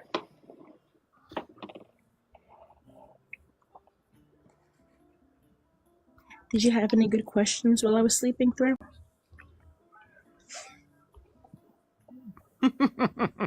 Robert. Or was it a full moon night? I can't remember if tonight. Yeah, the last night was the full moon or the night before. Last night.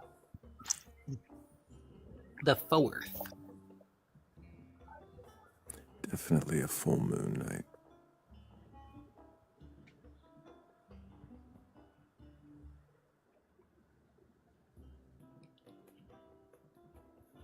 If a full moon is part of your belief, you should request up. And if you don't request up, why don't you share the live, like the live, try to get the live out to bring in some more guests. Believers.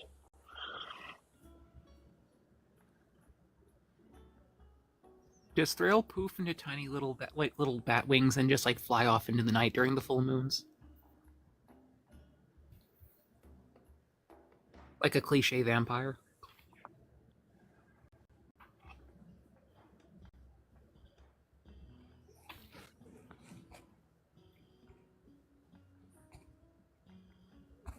Is Thrayle with us? I am anything but a cliche vampire. Oh, yes. Is the Thrayle in the room with us right now?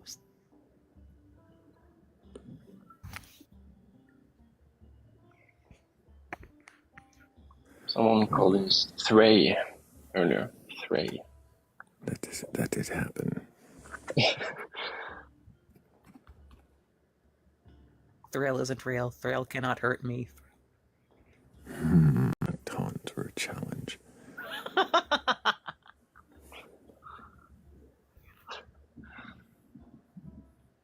What if Thrayle is just a figment of our imagination? Who says he's not? Yeah. The ultimate gaslighting of the day. Yeah. I don't know what he looks like, so I just imagine like a skeleton walking around. I fully just picture Thrayle just being like a talking skeleton with long brown metal Yeah. Mm-hmm. And the Hellhound? Yes. Yeah.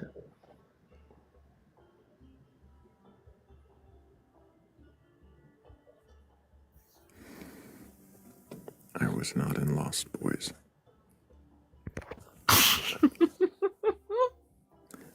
I don't know what sinners is. What sin? No, that would be the celestial skeletal bat goddess. What I just what I heard. Oh yeah.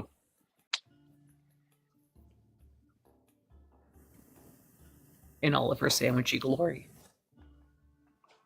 The sandwich.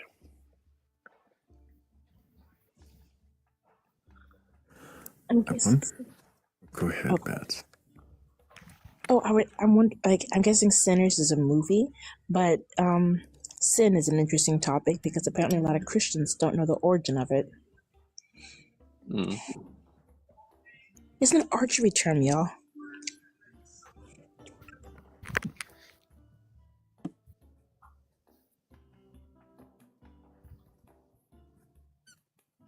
Darth, what were you going to say? To miss the mark. Yes, it's an archery term to miss the mark. So anything other than a bullseye is a sin.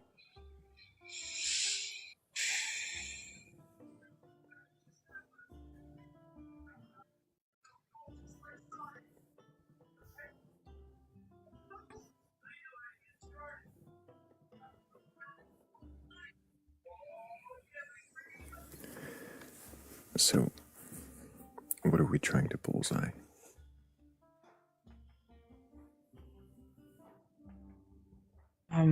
Anything to follow God apparently is the correct way and the bullseye, and to to misunderstand or to do something apart from God's will is to sin, because you're missing the mark that God set out. My dad would refer to us as this quiver of arrows all the time.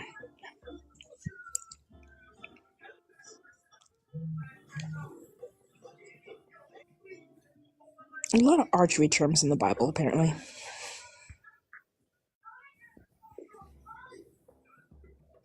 Yeah.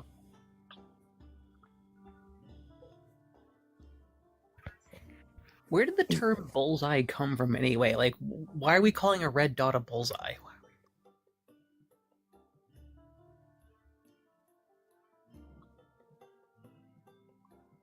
I don't know. I mean, could we not find any other like word that was shorter for like it's like red dot in the middle of a friggin' circle? Mm.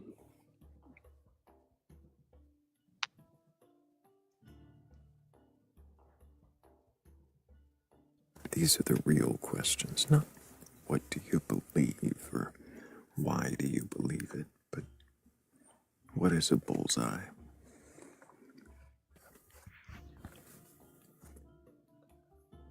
And why can't you find it? Why were we shooting at bulls' eyes? Is that what we were doing? Is it? It certainly does paint the wrong kind of picture. Also, how much Red Bull does one have to drink before they're good at archery? I'll ask Red Han Bull. in Discord.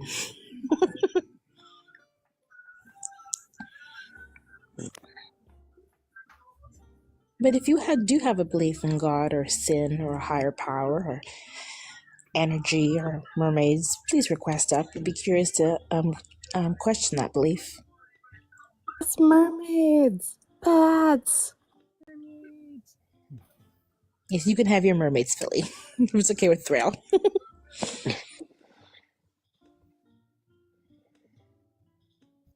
Also, I mean, it's I'll coming. take it if somebody has a belief in mermaids. Come on. It's better than nothing.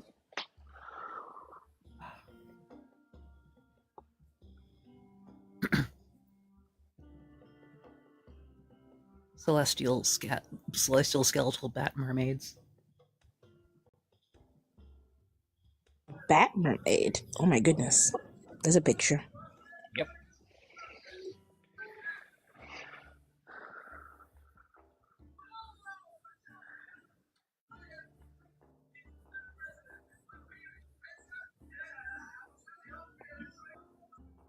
I feel like Philly is obsessed with the mermaids and Thrayle is obsessed with sandwiches. Why? I don't know. I mean, like, I like a good Subway sandwich myself. Yeah. I'm not obsessed with sandwiches. I just know sandwiches are. I mean, like if you're obsessed with anything, you are obsessed with sandwiches as well because everything is sandwich. Yeah, layers, right? I reject it. You reject the belief that mermaids are sandwiches, Philly? Yes. Tuna sandwiches. Is the universe a sandwich?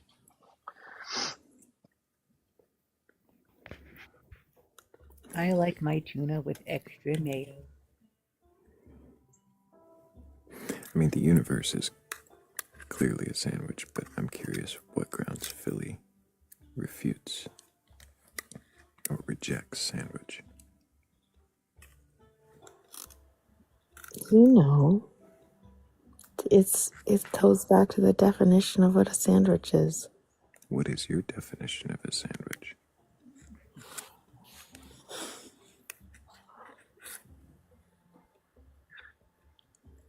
A sandwich is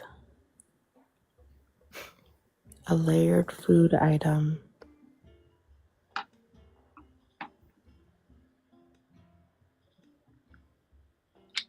good enough. Good enough. How do you define food item?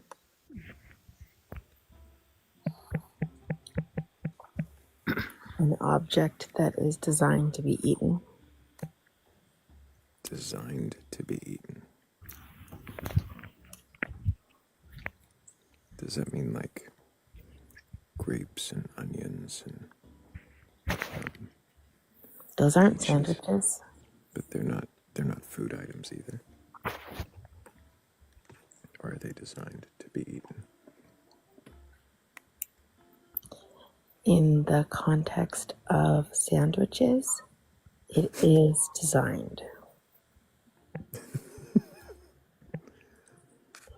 Did you just become an intelligent designer of food?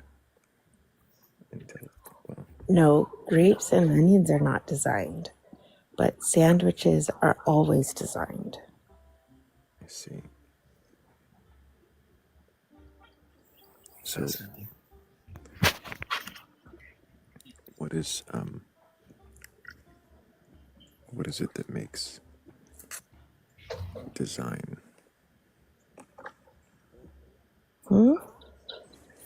What is design?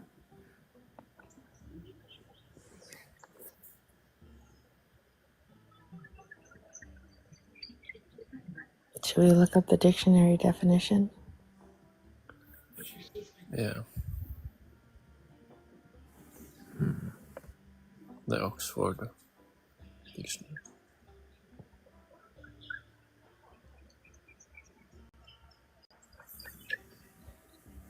We don't have to yet. Why do sandwiches require design? I think we. Go ahead. It's in there.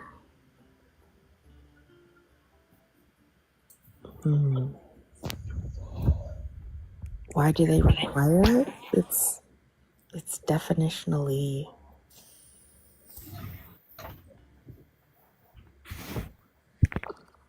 I don't know. What's the words? If it's not designed, it's not a sandwich. It's starting to sound like a presupposition.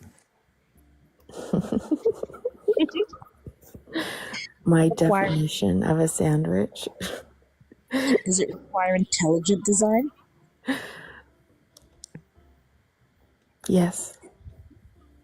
So a Scooby-Doo sandwich is intelligent. I've never said that the sandwich is intelligent. Scooby. So Scooby-Doo's intelligent then for his sandwich making abilities. I think that there's an intentionality in creating a sandwich, and I'm willing to call that intelligence. Presupposition. Jesus fuck.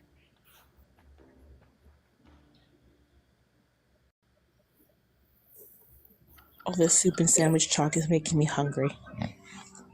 Yeah, and me too. And we need to, Thrayle, maybe you need to change the background to the what the fuck. Without the pita bread. What I heard. It's without the pita bread. If the background changes, then it's a WTF for Thrayle, because Thrayle's the one that pursued this line of questioning. Mm-hmm. What the fuck are we talking about?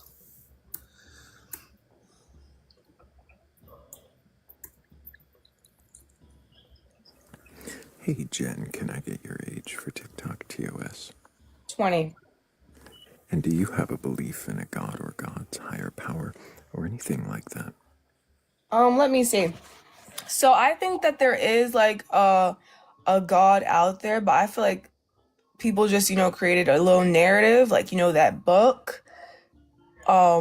They created that narrative of, what they believe that God is like, da da da da, and made all this, sort of stuff and put it in that book. I feel like it's, just not really the truth. But I do believe there is a higher power. What do you mean by higher power? God. In what way like a god? And I don't know, I wouldn't say that it's probably like I wouldn't say that it's like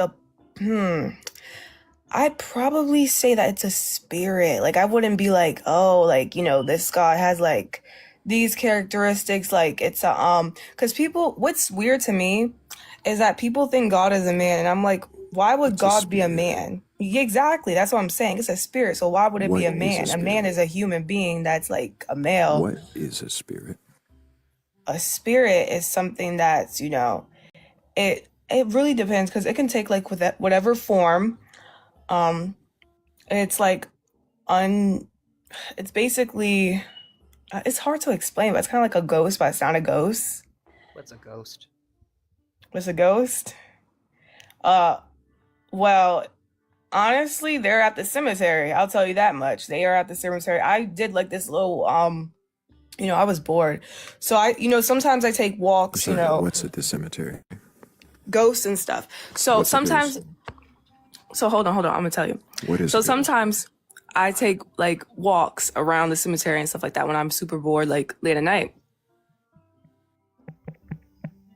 Basically, I heard like something like, and what's really weird about it is that I don't know, I feel like there might be like some sort of stuff like that was trying to communicate to me, and like I take that as being a ghost. Some sort of stuff that tried to communicate it. Yeah, In a a cemetery. ghost. That's what a ghost is. Yeah. I mean, not at the cemetery, but you know what I'm saying? It doesn't have to be at a cemetery. So some sort of stuff that tries to communicate is what you consider ghost. Yeah. I mean, there's poltergeist. Wait, poltergeist. Poltergeese. Right, poultry geese. Are you saying poultry? Poultry. Yeah. Well, geese are poultry, apparently. Are geese I think geese are poultry. Yeah, because look, I'm telling. Okay, do you guys believe in ghosts? Chicken is poultry. What is a ghost, Jen? Oh my God. Jen, would you ever kick a chicken in a voodoo circle? Hell no. Okay. That's a very, very specific question.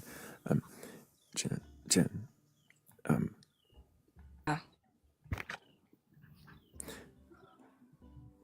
What's up? Wait, hold on one second.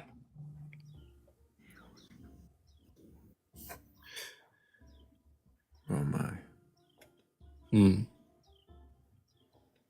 Jen? We still haven't gotten a definition.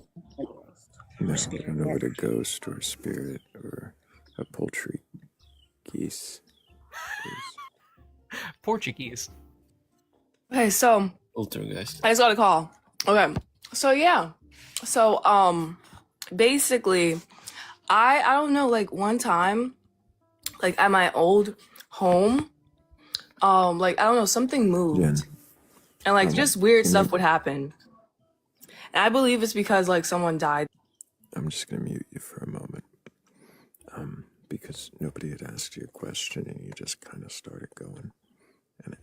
And I have questions, but I'm not sure that you're actually here for a conversation or if you're just here to convey story time.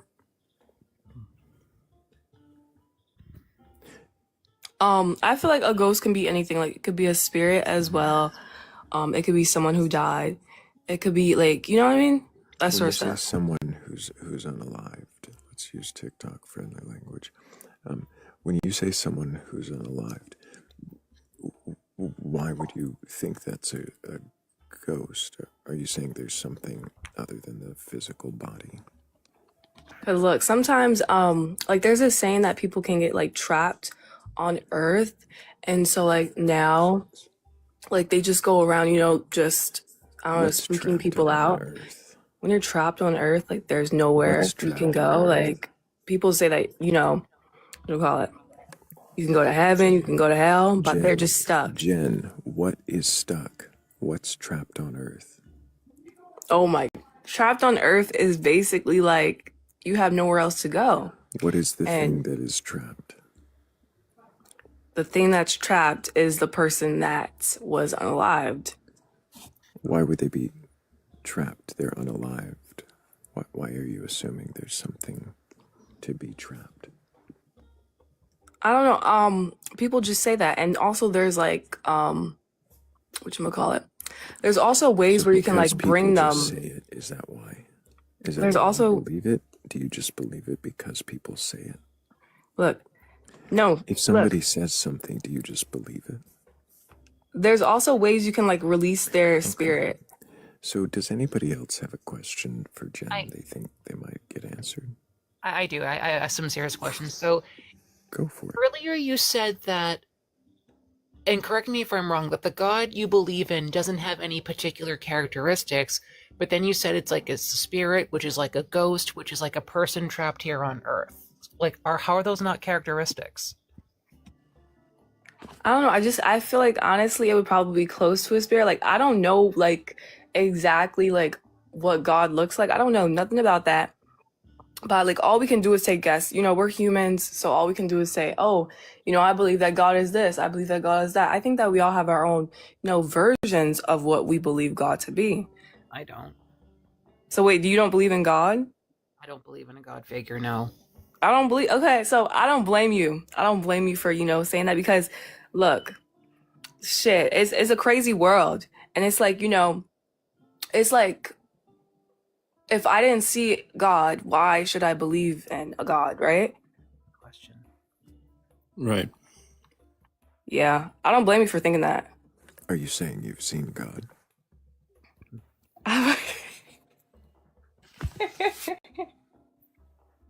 That's a good question. That's a good question. No. Why do you believe in God? I don't know. I just think that like the world is like so complex. Like I feel like someone had to have made this world. Like someone of a higher power. What does the complexity of the world have to do with someone having to make it? Why did someone have to make the world? That's true. I don't know. Maybe they wanted to prove a point, like that they're good at designing things. So ego? Yeah, probably. Why is it that you presuppose a God in this narrative? Were you raised to believe in a God? Yeah, I was actually. Can I ask if it was like Christian, Buddhist, not Buddhist, sorry, Buddhist, something like that. Christian, Muslim, Catholic? What can I ask if it was like connected to any religion? Yes, it was Christian. And when I was younger, like I was forced to go to church. Like I had to go to church when I was younger, like, and I had to have faith in God. So maybe that's why I believe in God still. I know how you feel. It's crazy. Like it's just so crazy. And it's a boring church. Like I literally fell asleep in church. Yeah. Sleep. That's what I want. So I love you. I'll give you that. So because you were raised in a belief in God, you believe it. Do you often question whether or not there is a God or no? Yes, I do question it. I do. Is it scary to think about the world without a God or a faith? Is it scary? Yeah, I think it makes it like, you know, scary in a way because it's like, then where do we go when we, you know, when our time is up? You know what I'm saying? Mm-hmm. Where do we go? And I feel like that's why we created a God. Why do we Fear of death. Because we were scared. Why do we have to go somewhere? Do you have a reason to believe we go somewhere after being alive? I hope so because honestly, if there's just like, you know, blankness and like there's just nothing else, like just it's completely dark, I just feel like that would be like sad, you know, and I would not want to look forward to that. So I'm like, you know, I'm gonna try to create this image of, you know, someone in my head, you know, that being God, you know, that I go to when I'm no longer here. You said something very interesting just now. You said like when it all goes dark. Are you under the impression that if we unalive and there's nothing, that we're just experiencing just perpetual blackness? Mm-hmm. Well, that doesn't make sense to me because it's like if we're non-existent after we unalive, then there's no us to experience that blackness. Like it's like exactly how we were before we were born. We don't remember any blackness before we were born, so why would we conceive any blackness after we're gone? Right, that's true. It would just be nothing. Like, and we wouldn't even be able to, have a perception of it either. There would just be nothing there. Have And I feel you. That's a scary thought to have, without Right. yeah. Ever been under anesthetic or ever been been to surgery? No. I have. It's like the best way I can describe it, like when you go from right before the surgery to right after you wake up after the surgery, your brain completely shuts off. You lose like this moment of time where like you don't even experience any blackness or whatnot. You're just you shut your eyes and then you wake up again like as if nothing ever happened. For me, unalivement, if nothing happens after we're gone, would be something like that. We have that brain shut off that we don't even realize, except we don't just come back from it.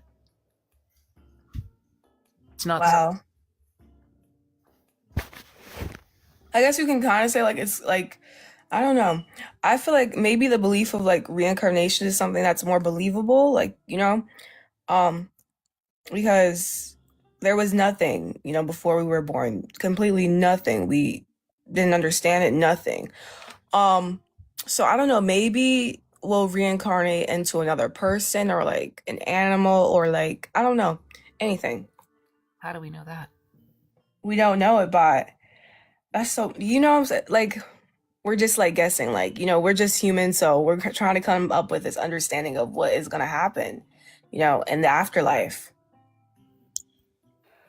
Do your beliefs bring you comfort, like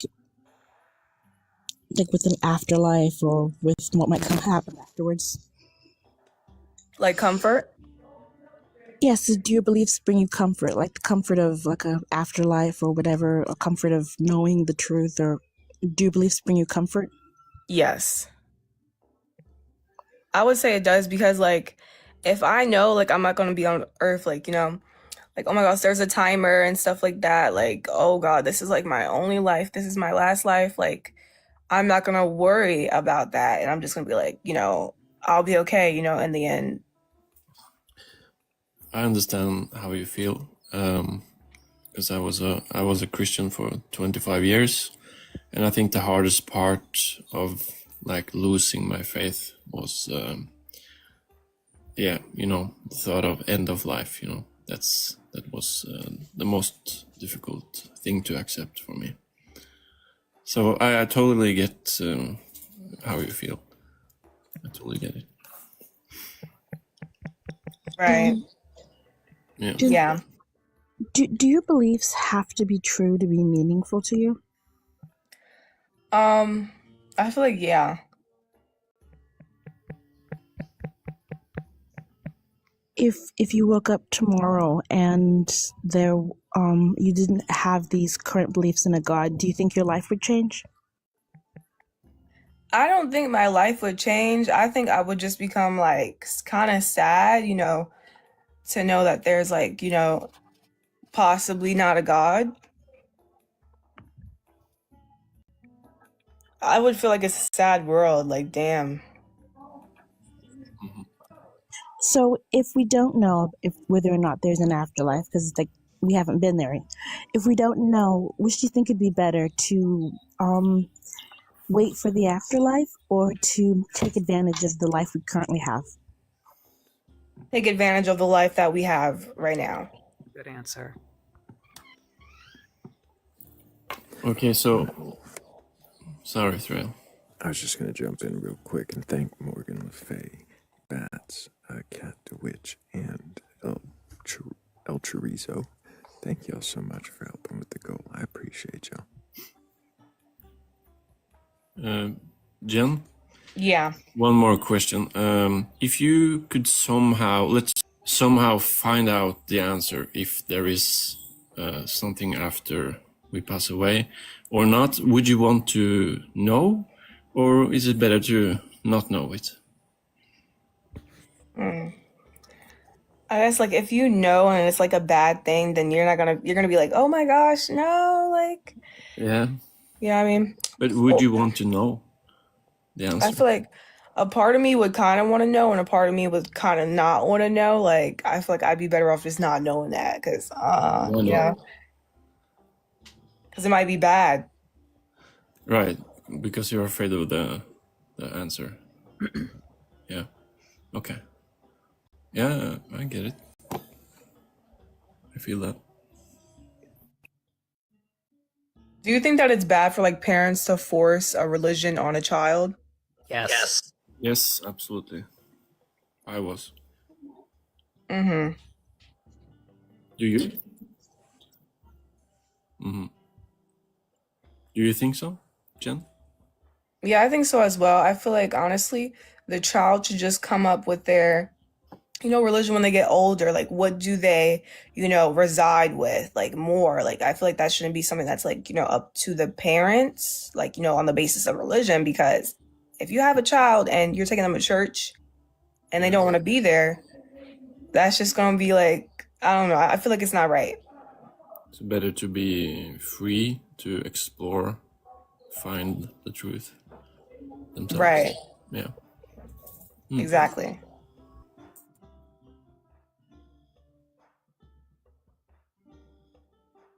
Yeah. And for the record, I'm not against anyone having theological beliefs, because I do believe there is a thing called health. I do believe there's a thing called healthy theism. I just think that forcing a faith on somebody, without their, consensual or conscious or nuanced input is doing them a great disservice. Jen, I have a question. Does it matter to you if your beliefs are true or not? Yeah, so I feel like honestly, I would want them to be true, on the basis of like the afterlife and if there's a God. I would want them to be true, but I feel like we just don't know, so we just gotta accept the fact that we don't know about if God exists or whatever, I can appreciate and I don't know. I just don't know about accepting the fact that we don't know. Is that something that we should stop asking? I mean, I feel like it's good to, question it and, try to look at it in different ways. I feel like that's something good to have because, like maybe you might find out, maybe, but, humans have been here for so long and, we still haven't found that out. You know what I'm saying? If we've been here for so long and we still haven't found that out, is it likely that it's... Let me rephrase this.